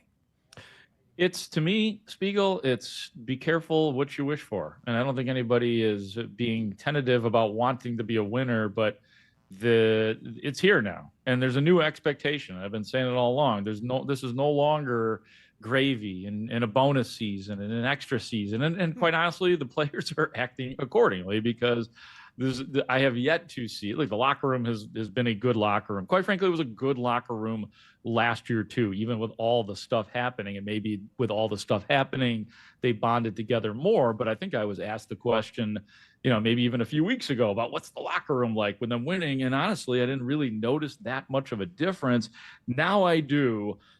It's real. And so we'll act accordingly as well. All of that said, it was a cold outdoor practice for the Bears in preparing for the Green Bay Packers, which is Sunday at Lambeau. Got a little glimpse of the practice, and I can tell you that the following players did not practice today. Tyreek Stevenson still nursing a hip injury. Roma Dunze did not practice today. He has a foot injury. Ruben Hippolyte, the backup linebacker, still has the shoulder injury. And old Joe Tooney just taking a little bit of rest today, so he gets a Veterans Day off. Limited. TJ Edwards was out there, still with the hand and the hammy injury. Kyle Monungai couldn't go 100% today because of his ankle. Those practicing in full today: Jalen Johnson, Noah Sewell, Andrew Billings, and Dominique Robinson. Those last two guys, Big Bill Billings and Dominique Robinson, had concussions. Looks like they are good to go, but we will wait for the injury report to come out tomorrow, and we get the official designations. I had a great time along with other reporters today talking to Bears wide receiver DJ Moore, who had a very honest assessment on the passing game not being where it should be. Ben starts this week talking about the need to get the passing game enlivened, and then he details it down to each position group. What do you hear, and what's the message coming off a signature win when the coach brings it up right away? Get that done, or we won't have no passing game. So we need to be on the details on that. So, I mean, I like running the ball and blocking for the backs and get all the accolades, but no, we need some love on the outside too. So we need to get that going. So that's it. Did you like hearing that from the coach? You never want to hear nothing. I mean, it wasn't negative, but it wasn't the best feeling. So you just want to not have him say that anymore. So we just on the details. When he brings it to light, you better go out there and execute. Specific example of some of the route precision that you can. I could tell you from my perspective. I slipped twice this year, and I usually don't never do that. And the one in Philly was bad, and can't have that no more. I mean, that's out of your control, right? Like, no, that's not out of my control. They my feet. What you mean? Like, what you mean? Like, yeah. So when I slipped, I already knew. I was like, man. And they threw the ball. I was like, please just don't pick it, and let's try to move on from that. Right cleats? You had the right. Did the feet have the right cleats? All my cleats is the right cleats. Nike is the right way. But yeah, it didn't have nothing to do with the cleats. It was just me and how I was coming out the route. My feet is an all-timer right there. It's an all-timer. And him taking ownership of a slip, though, I like that. What I like about the cut is, and I hope this doesn't get aggregated, there's good jealousy going on in that locker room now. The pass catchers are like, hold on, wait a minute. They're running the ball up and down the field. We can make plays too. But to make those plays, we have to be in the right spot. We can't miss assignments. We can't fall down. So I like that the offense is moving at such a rate that someone like DJ Moore is like, we want to get some of this stuff too. Mm-hmm. We want to be out here making the plays and being player of the week and all this good stuff. They want that, and I think that they also understand. DJ Moore knows this. Ben Johnson knows this. Everybody on the team knows this, that you are going to need more from the passing game. It all looked very easy last week, and it was dominant, and it was historic in a lot of ways what the Bears did with the two, 100-yard rushers from last week. But that's the thing. Like, that's the beautiful part about this whole year, what's been going on. It's like, okay, all of that was good. The running was fantastic, but we still need DJ Moore making plays. We still need Luther Burden making plays. We still need Roma Dunze making plays. We still need Caleb Williams making plays. So I just thought that was a really healthy exchange, especially with DJ Moore saying that, hey, love blocking for all these guys, love getting them their accolades, Spiegs, but they know, and this is not DJ Moore needing accolades. This is DJ Moore understanding the NFL, and that if this thing is to go anywhere, you do need both sides of the passing game and the running game to work. Yeah, man, he wants the offense to do their part. He wants the wide receivers to do their part, but they are doing their part. Sounds like he doesn't mind blocking. As they're a winning team, man. They're 9-3. That's got to feel great to him.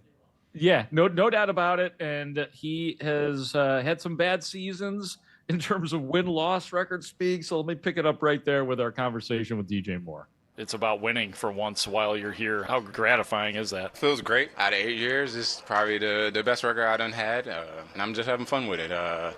Winning makes football all fun. How different is December when you're in a situation like this where now all of a sudden all these games have a lot more meaning? December is important, and it's way better when you got a winning record and not a losing record, because you go out there and it's freezing when you're losing, and then when you're winning, you don't really feel the cold. Got to keep this up. Man, it's all of us. Herb Howard was in with the Midday show yesterday. When I went in and we said hello and we're talking, I'm like, hey, this is better, isn't it? Isn't this more fun? He's like, yeah, it is. Like, just psychologically, emotionally, and you can hear it in DJ. It's great to hear it from him because of what Groats pointed out. This is a guy that hasn't played on winners. And when you have a career like that and you don't get the opportunity to play for stuff at the end, I imagine he's got all sorts of emotions that he is feeling right now, where he can be like, and same thing with Jalen, where Jalen is like, you know what? I'm going to do everything I can to get back to this team because I can lend something to this team that has an opportunity to win. That's a space that these guys as Bears have not been able to occupy, and now is getting real out here. And guys are playing well, including Nahshon Wright. And I know that Layla had a really great conversation with Nahshon Wright, and she was beaming about it, about how great it was for him and for her. I really love that. And now he's Defensive Player of the Month. Groats, how did that conversation with Nahshon Wright go? I mean, just really an incredible story. So many parts, so many facets to the Nahshon Wright story that he was indeed named the Defensive Player of the Month. A guy, gentlemen, that was just hoping to make the 53-man roster in training camp now has 5 interceptions. Here's Nahshon. It's crazy. I haven't too much thought about it, just because this league is so week to week, and you can't too much get caught in the moment. So, but now that you asked the question, I mean, it definitely is cool, super cool to just come from where I came from and be where I'm at now. Yeah, man, he's playing his ass off, and you see that. And it goes along with the news today that Tyreek Stevenson did not practice again. And you know that Nahshon has that job for another week, but we all know I think he's got a little bit longer than that, too. I mean, Tyreek is a good player who was taking good steps forward, and it'll be interesting to see what DA does, but you can't take Nahshon right off the field. And the beautiful thing about it for Nahshon, too, is here's a real opportunity for him to get some money, some family wealth. 100%. Yep. Like, and it might come at the expense of Tyreek Stevenson. Who knows? But whether it's he's going to get paid somewhere, whether it's here or not, I don't know. But the fact that in a season where he's had to deal with loss, and the fact that he goes out there, you don't know how all of this is going to play out, and he's made big plays. He's given up big plays too, but he's made big plays. And now to have that on your resume, it's been a while since a Bears defender has been named Defensive Player of the Month. And to have that on your resume is outstanding. Do you remember who the last Defensive Player of the Month was? Do you guys happen to remember? It's really hard because it's like you don't remember the good much in the last 5 years. It was Robert Quinn. Wow. Bob Quinn in 2020. So it's been a little while. As a matter of fact, coming up the end of this Bears update, I'm going to do a mini categories segment with you guys. So just no way! I actually have a bonus category that I was going to do with you guys. So maybe we have 2 categories that we can play with each other. Oh, right, wow! Keep going. Keep going. Yeah, let me get through this update then here. The Bears, as I alluded to, had 2 100-yard rushers last week, which will likely be a more difficult task this week, in part because of the Packers starting safeties. You may have heard Ben Johnson name check those 2 safeties at his, without being asked, earlier this week, Xavier McKinney and Javon Bullard. And here's Declan Doyle to fill in the blanks as to why you should be on the lookout for those 2 guys. They do an exceptional job in the run fits. That would be the biggest area that I see. They're very willing to be physical. They show up fast in the run game. They make it challenging for your perimeter players to go block them. They're certainly very good in the pass game as well. But that's the area that flashes off the tape right away. You spend the day game plan at base, and as you're watching the defense, you're like, wow, these guys are hitting it downhill quickly. And that becomes it's a challenge for us on the perimeter to be able to go in and handle those things. As well as our communication inside to be able to make sure we're accounting for those guys all the time. Yeah, I saw a video today that someone had shared, Lawrence, of Evan Williams, the safety, just attacking a lead blocker. Just running as fast as he could down towards the line of scrimmage and attacking the lead blocker and obliterating the lead blocker so somebody else could then make the play. You know, it's there's skill and there's toughness and there's will with those guys. It's funny because these two teams, if they weren't blood rivals, we would talk about the similarities a little bit more between them, and the hunger now that you have, like that's what's got me excited about it. Bears Packers on its own is an exciting thing, but the fact that there's so much, it's a weekend of games starting tonight where you go, stuff is on the line.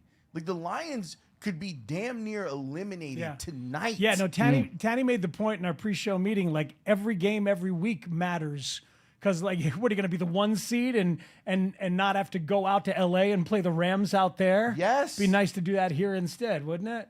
So, yeah, everything matters. Everything matters, All right, Mark so Brody. we got Declan Doyle on the Packer safeties. What are people saying about Jordan Love?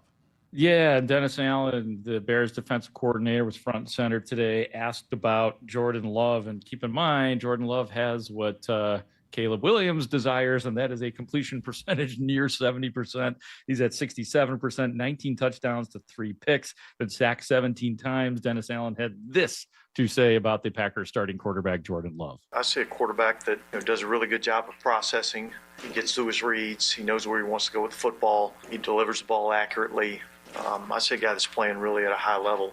He's got a lot of good skilled players to get the ball to, so I think it's certainly a challenge for us, that's for sure. Dennis, the numbers show that Jordan's been pretty good at basically every depth of the field. Where do you see his best efficiency? What do you have to prioritize? Well, look, there's a lot of things that he does, really well. I think they're pretty aggressive in terms of how they want to attack you. They've got a lot of things where they're trying to attack you down the field, whether it be in the intermediate range or the deep ball down the field.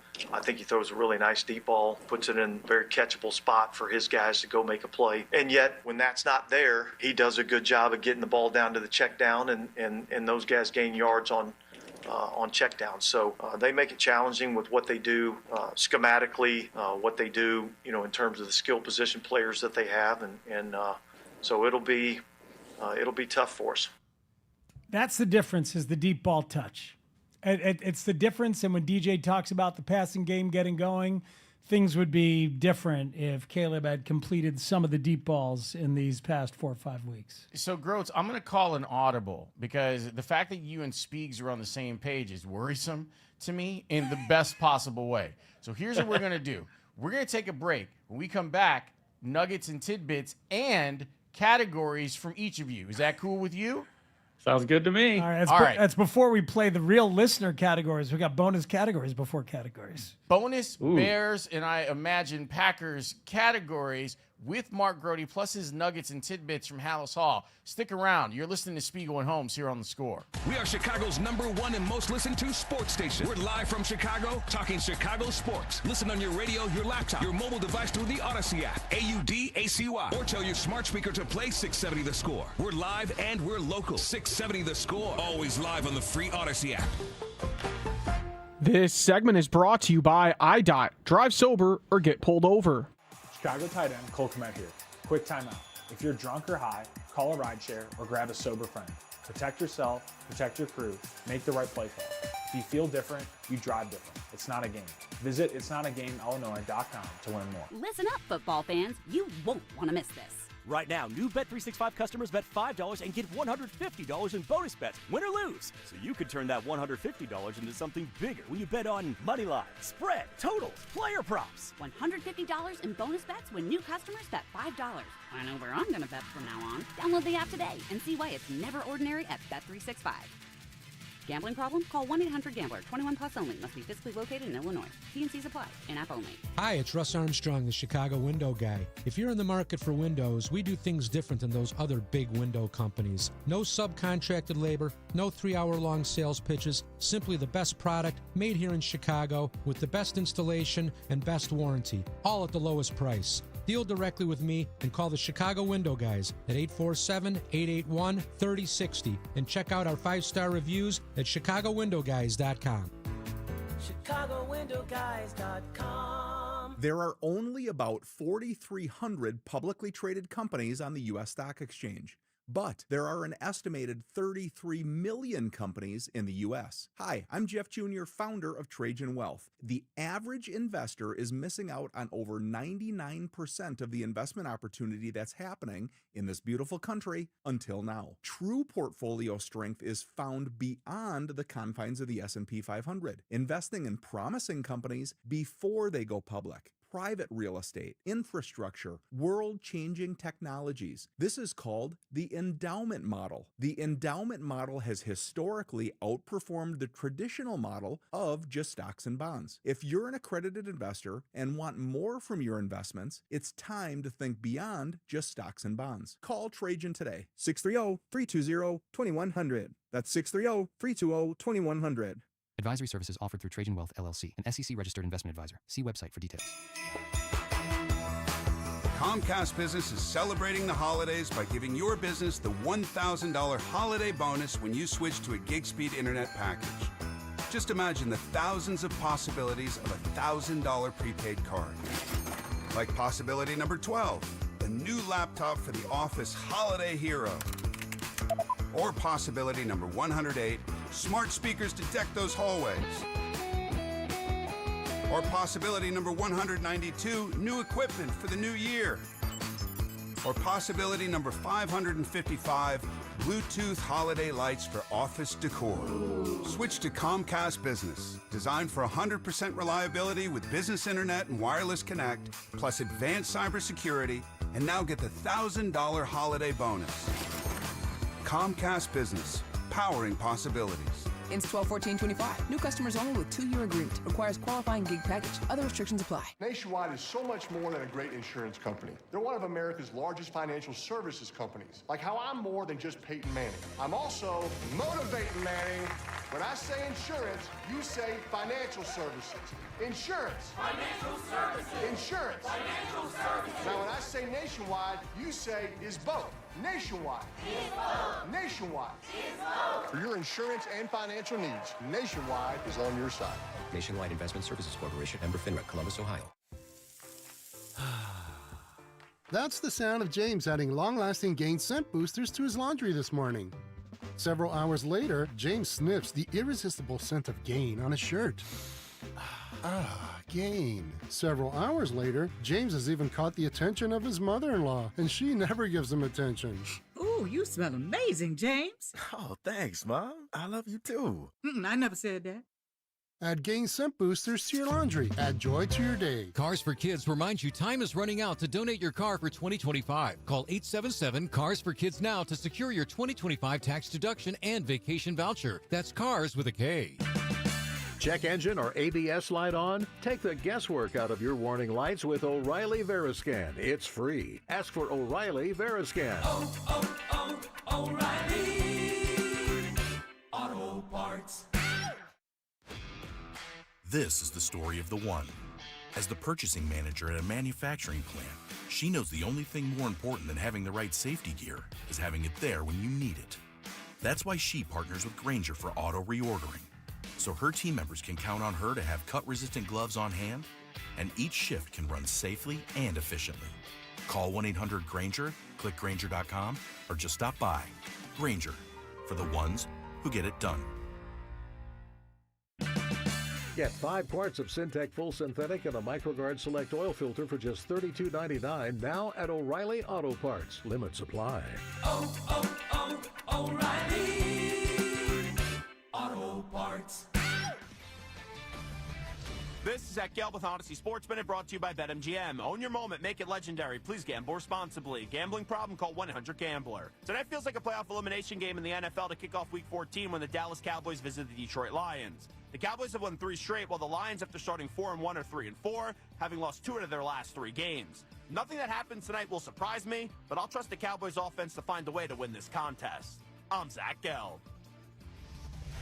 We may even take some comments from the crowd. Miles is back with the handheld mic. Miles, what have ye to say? Bear the down. We prefer heck.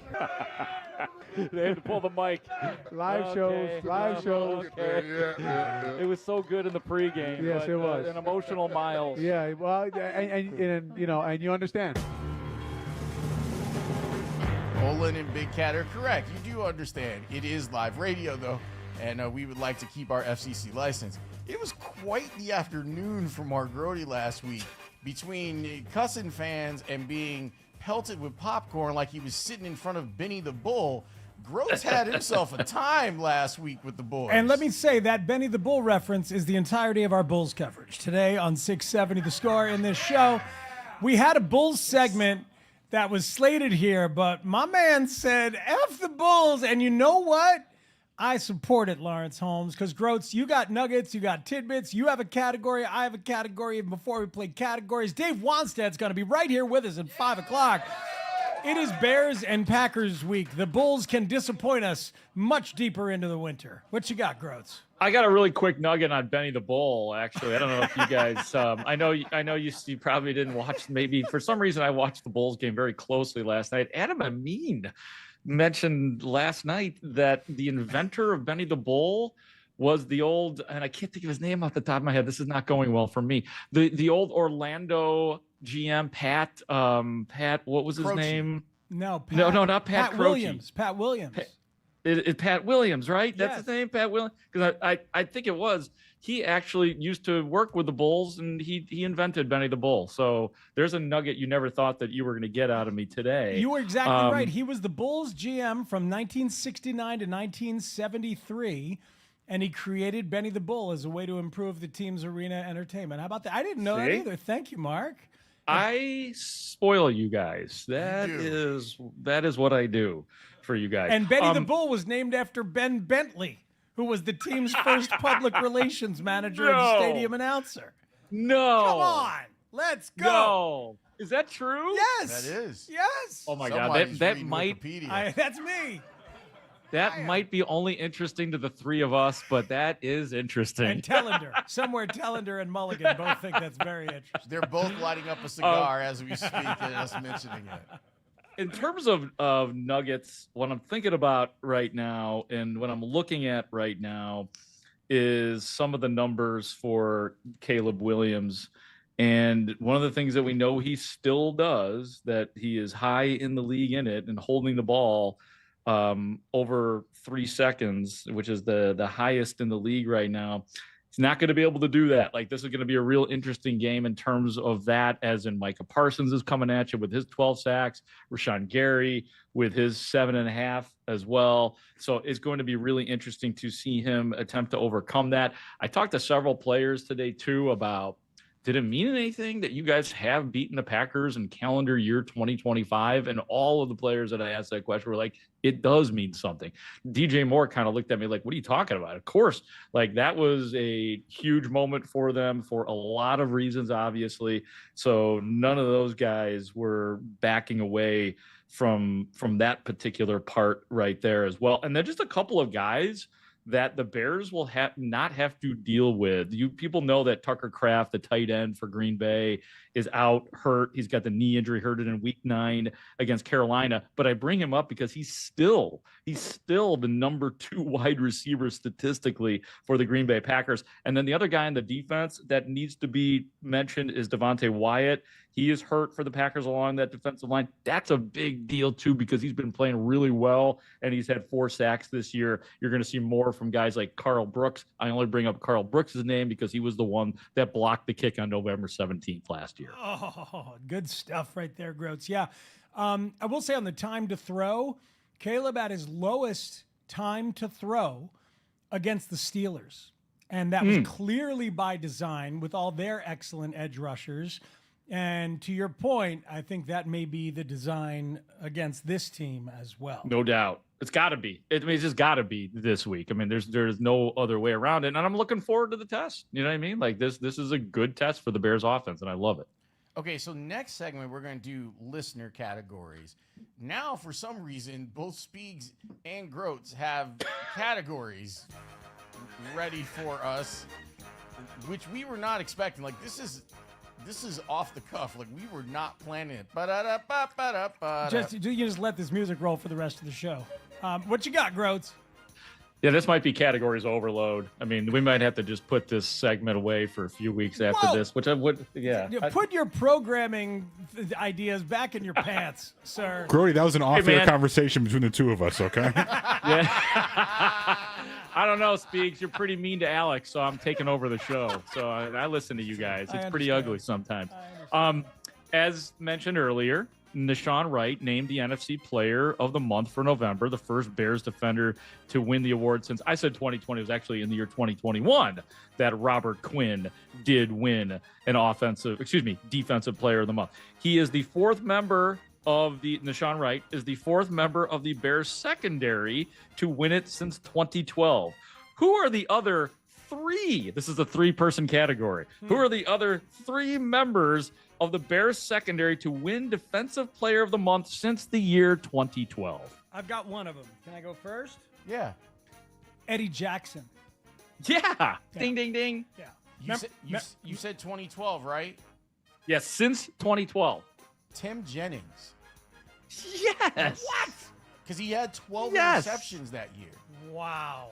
I was still That covering is the team. I good. never would have gotten to Tim Jennings. That's amazing.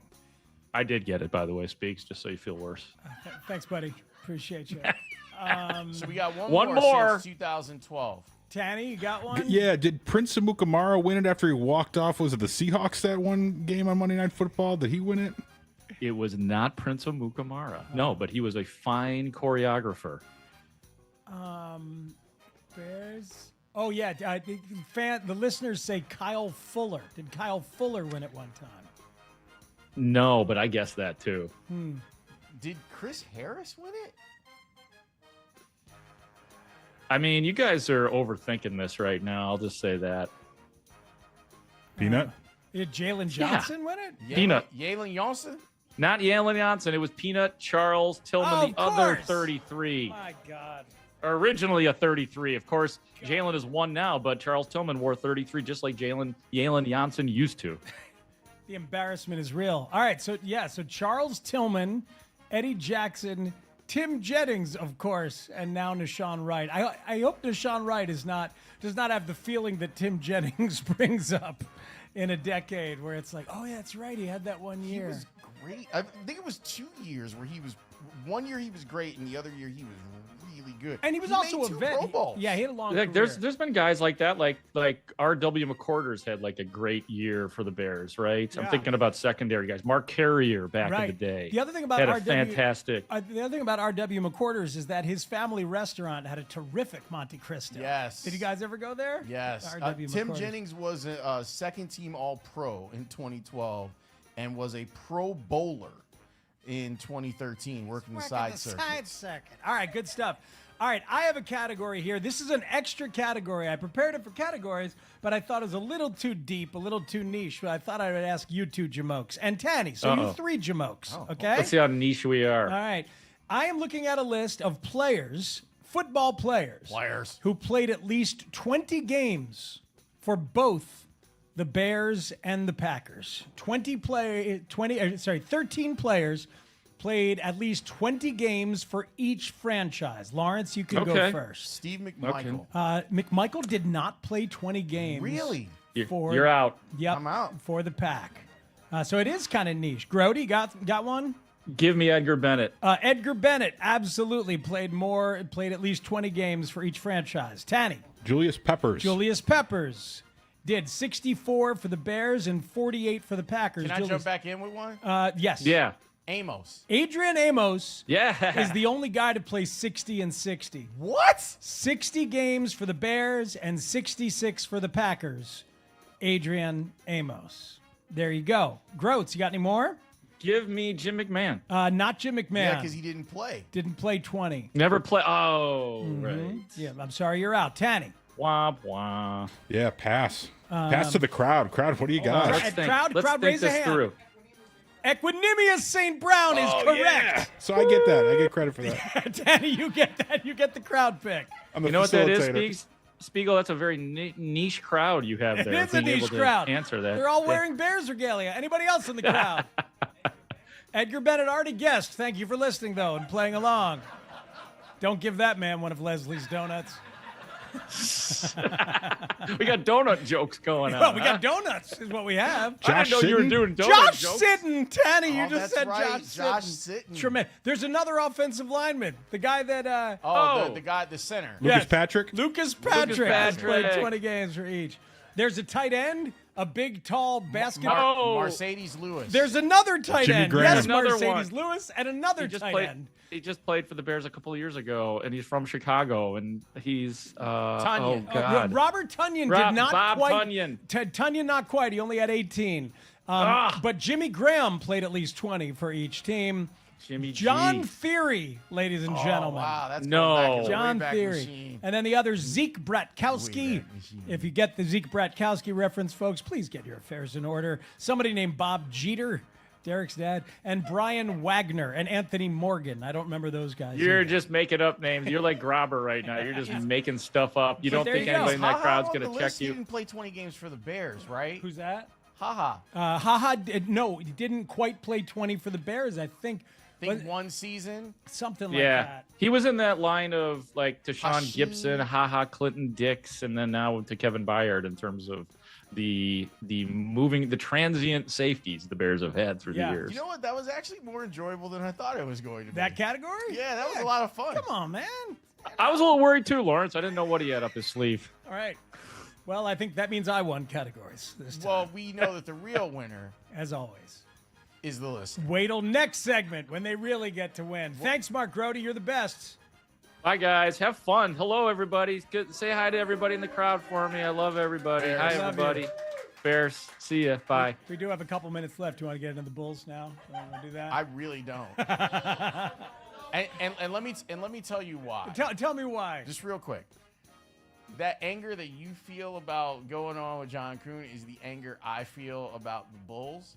Now, I'm happy in one regard, Speaks. Yeah. I don't have to worry about them giving me heart attacks at the end of games because now they're just getting blown out by terrible teams. So I don't have to worry about what was going on when they were on their West Coast swing. But I'm just too angry, honestly. I'd rather just stay focused in on the thing that's the most important. Well, yeah.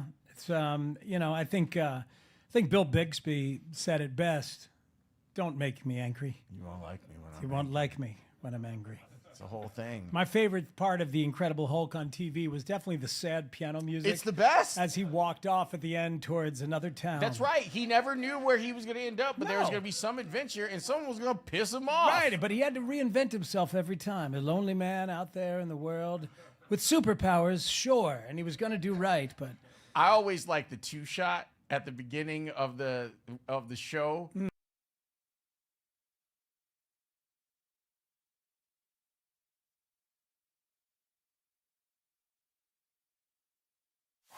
It's Bears-Packers week on the score. And it is good!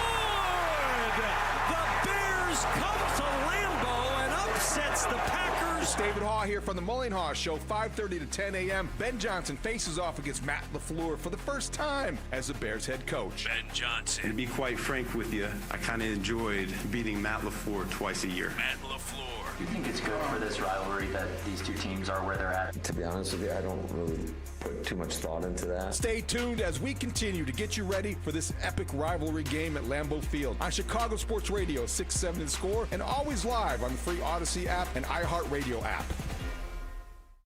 Hello, Chicago. This is Chris Hodge from TakingVegas.com and the Bet Big Talk Loud podcast. I got my main man, JR, with me. We have a massive Thursday planned absolutely free. A two-team parlay, side total for free on a recorded line at 888-9-WIN-NOW. That's 888-994-6669. Lots of interest in the Windy City about this game tonight because your Chicago football team there is playing very well. You have a divisional opponent going today. Dallas, Detroit, JR, side and total for free. Couldn't be more excited, guys. Call right now, 888-994-6669. That's 9-win now. You get the winner of this big matchup between Dallas and Detroit. The line is Detroit minus a solid 3. No half a point there. And the total's at 54.5. They're expecting a ton of scoring. We'll let you know what's going to happen. You get it absolutely free on the recorded line, guys. 888-9-WIN now. 888-994-6669. And you said it, Chris, they should be pumped, man. The way Ben has this offense playing and the defense is stepping up along with them, they are playing solid football, get another big W last week, and it just feels like this team is coasting right now. Yeah, and obviously, if Detroit loses tonight, that's good for Chicago, so I know you guys have high interest in the game. 888-9-WIN now is the number to call, 888-994-6669. Now, two teams that played last week on Thanksgiving, JR, on the Bet Big Talk Loud podcast, your top play of the week was not only Dallas plus the points against Kansas City, you also gave a 20% wager on Dallas money line. So these are two teams right now that you are doing very well with. Yeah, I unfortunately didn't have it in me to do what you always do and tell them to go all in on the outright win. But I had Indianapolis the week before against Kansas City, and they covered by a half a point. So, listen, 10-4 for free picks on air this year, okay? Take advantage. I'm telling you now, I love this matchup going down, and it is absolutely free on the recorded line. I want to get you guys a nice head start to the week by putting money in your bankroll on a Thursday. 888-994-6669. It's on a recorded line. It is absolutely free. You don't need a credit card to get it. It's just sitting right there. Call now. 888-994-6669. That's 888-9-WIN now. And guys, we're doing the same game parlay today. Absolutely free. 2-0 on a recorded line at 888-994-6669. The last time we did a same game parlay was this past Sunday. We gave you Los Angeles, winner over Las Vegas, $100, paid back $475. We're doing another same game parlay tonight, JR. Absolutely free on the recorded line. And as always, guys, no credit card needed. You call, you get it on the recorded line, and it really is absolutely free. 888-994-6669. 888-9-WIN now, and you get that 2-0 for free. Now, look, if you really want to do this right, get involved with us. Let us give you not just tonight's 2-0, but I want to take care of you all weekend. We have a false favorite in college basketball, huge game in pro football on Sunday. We're going to be making our clients money hand over fist. 888-994-6669. Guys, get involved right now. It's a same game parlay. You can make a lot of money with this. It's free on a recorded line. 888-9-WIN now. That's 888-994-6669. And don't forget to check out the Bet Big Talk Loud podcast for more free picks. The proceeding was paid for by Sports Marketing Services. If you're drowning in IRS debt and can't afford to pay, then you need to take advantage of special IRS tax programs that are available and free yourself from IRS collection efforts once and for all. Due to the financial hardship consumers are facing throughout the country, the Internal Revenue Service has made it easier to settle delinquent tax problems. An open phone line has been established by Community Tax for consumers to call and see if they qualify. Take down this number or store it in your cell phone, but call the Community Tax Helpline at 800-269-3454. If you owe back taxes to the IRS and cannot afford to pay them back, or even if you have years of unfiled tax returns, there's no need to fear anymore. But you have to call the Community Tax Helpline today at 800-269-3454 for the help that you need. Don't take on the IRS alone. They can attack your wages, savings, pension, home, and even your Social Security check. Call 800-269-3454 for your free consultation and to see if you qualify. That's 800-269-3454. For over 40 years, Northern Illinois Food Bank has been empowering neighbors with the food they need to thrive. This is our purpose. At Northern Illinois Food Bank, we're hungry for purpose. Are you? Visit solvehungertoday.org to donate now. Northern Illinois Food Bank. Neighbors empowered. So, I think it's time to play the game. We're playing the game? Yes, we're playing the game. Do we have to play the game? What's the game? The game is categories. We do it every week, and apparently we're doing it twice today. That's a very good thing. Ba-da-da-ba-ba-da-ba-da. Categories goes like this. I've got 3 categories. 2 of them are sports. One of them is sort of pop culture or whatever. And the contestants just name an item in the category until they're wrong. And the last person standing wins. This time, we have crowd contestants, listeners who are lucky enough to be here, and we are thrilled you're going to play. Please say hello, Dan from Chicago. Dan! Hey, everybody. What's up, Dan? Steve from Lockport, proud porter. Steve! Yeah. And Chris from Joliet. Say hi, Chris. Hey. Chris! All right, folks. You ready to go? Let's do it. All right. No looking on the internet, no looking over my shoulder at the categories. We must protect the integrity of categories. We must protect this house? I am looking at the top 25 Chicago Bears in terms of the number of touchdowns they have scored against the Green Bay Packers. So these are not passing touchdowns, but they are either rushing or receiving or return touchdowns.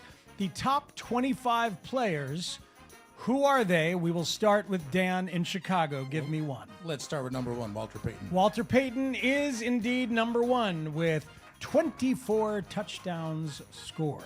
Walter Payton, actually it's 19. 19 touchdowns scored. 19 is number 1. Steve, who you got? Let's go with the gentleman we just met, Matt Forte. Matt Forte is tied for 6th with 6 touchdowns scored against the Green Bay Packers. Chris? Neil Anderson. Neil Anderson is number 2. Very well done with 11 touchdowns. Dan? Although he wasn't here very long, Brandon Marshall. Brandon Marshall has 5 touchdowns against the Packers as a Bear. He is number 10 on this list. Steve? Would Gale Sayers be on this list? Is number 8 on this list with 6 touchdowns scored against the Packers. Excellent showing so far. Chris from Joliet. Willie Galt. Willie Galt. Looking, and Willie Galt didn't score too many touchdowns against the Packers. I'm sorry. No Willie Galt on the list. Chris is out of this category. Back to Dan. Let's go tight ends, Martellus Bennett. Martellus Bennett, unfortunately, is also not on this list. One more for the win, Steve in Lockport. Let's go the coach, Mike Ditka. Mike Ditka, yes. 4 touchdowns for Mike Ditka. Rick Caceres, Bobby Douglas, Harlan Hill. He's a pro bowler. Brad Muster, Willie Gallimore. Is Devin on the list? No. Thomas Jones, Rashawn Salam, Matt Suey, had to be longtime Bears, you know. Johnny Lujak, David Montgomery and Jordan Howard and Alshon Jeffrey and Kellen Davis and Greg Olson. Those are your top 25. But good showing, everybody. Thank you so much. We now go to the Packers. The list of Packers who scored the most against the Bears was too tough. So I just went with this. The top 40 in receiving yards, not necessarily receivers. Green Bay Packers all-time receiving yards leaders. We go to Steve in Lockport. Donald Driver. Number 1 with 10,000 receiving yards. Very nice. Chris? Chris? 3. And 2. No Packers? Sorry. Yeah, I need a little Packers knowledge on this one, but it doesn't have to be wide receivers. There's other positions here. But Dan, what do you got? Awesome name, Sterling Sharp. Number 3 on the list with 8,000 yards. Steve? Jordy Nelson. Jordy Nelson, number 6 with 7,800 yards. Dan?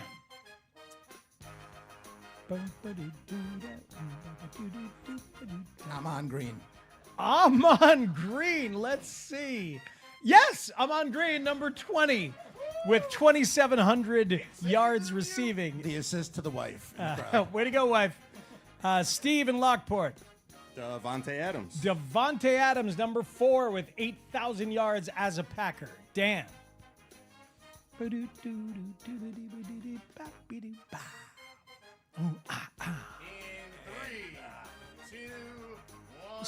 I hate the Packers. Yeah. I understand. I hate them too. But maybe through your hatred, some names seeped in. Steve, one Don more. Hudson. Don Hudson, the all-timer. Number 5 all-time. Many other names, obviously. Antonio Freeman. Wait, I didn't guess. Yeah, I thought you said Don Hudson. Lawrence I said said that. Don Hudson. Oh, yeah.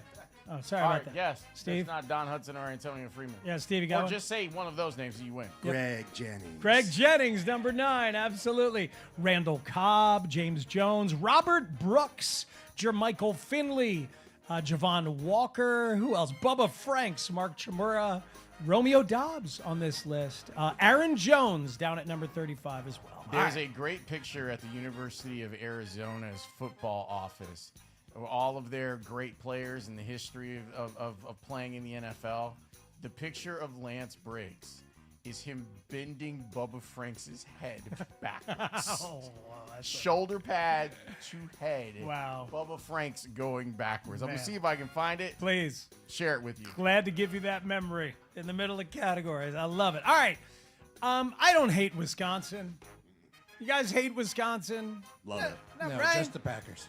There's a lot of nice places to go. I'm looking at the top 30 cities in Wisconsin by population. The top 30 cities or towns in Wisconsin by population. Chris in Joliet, you're first up. Madison is number 2 at 285,000 people.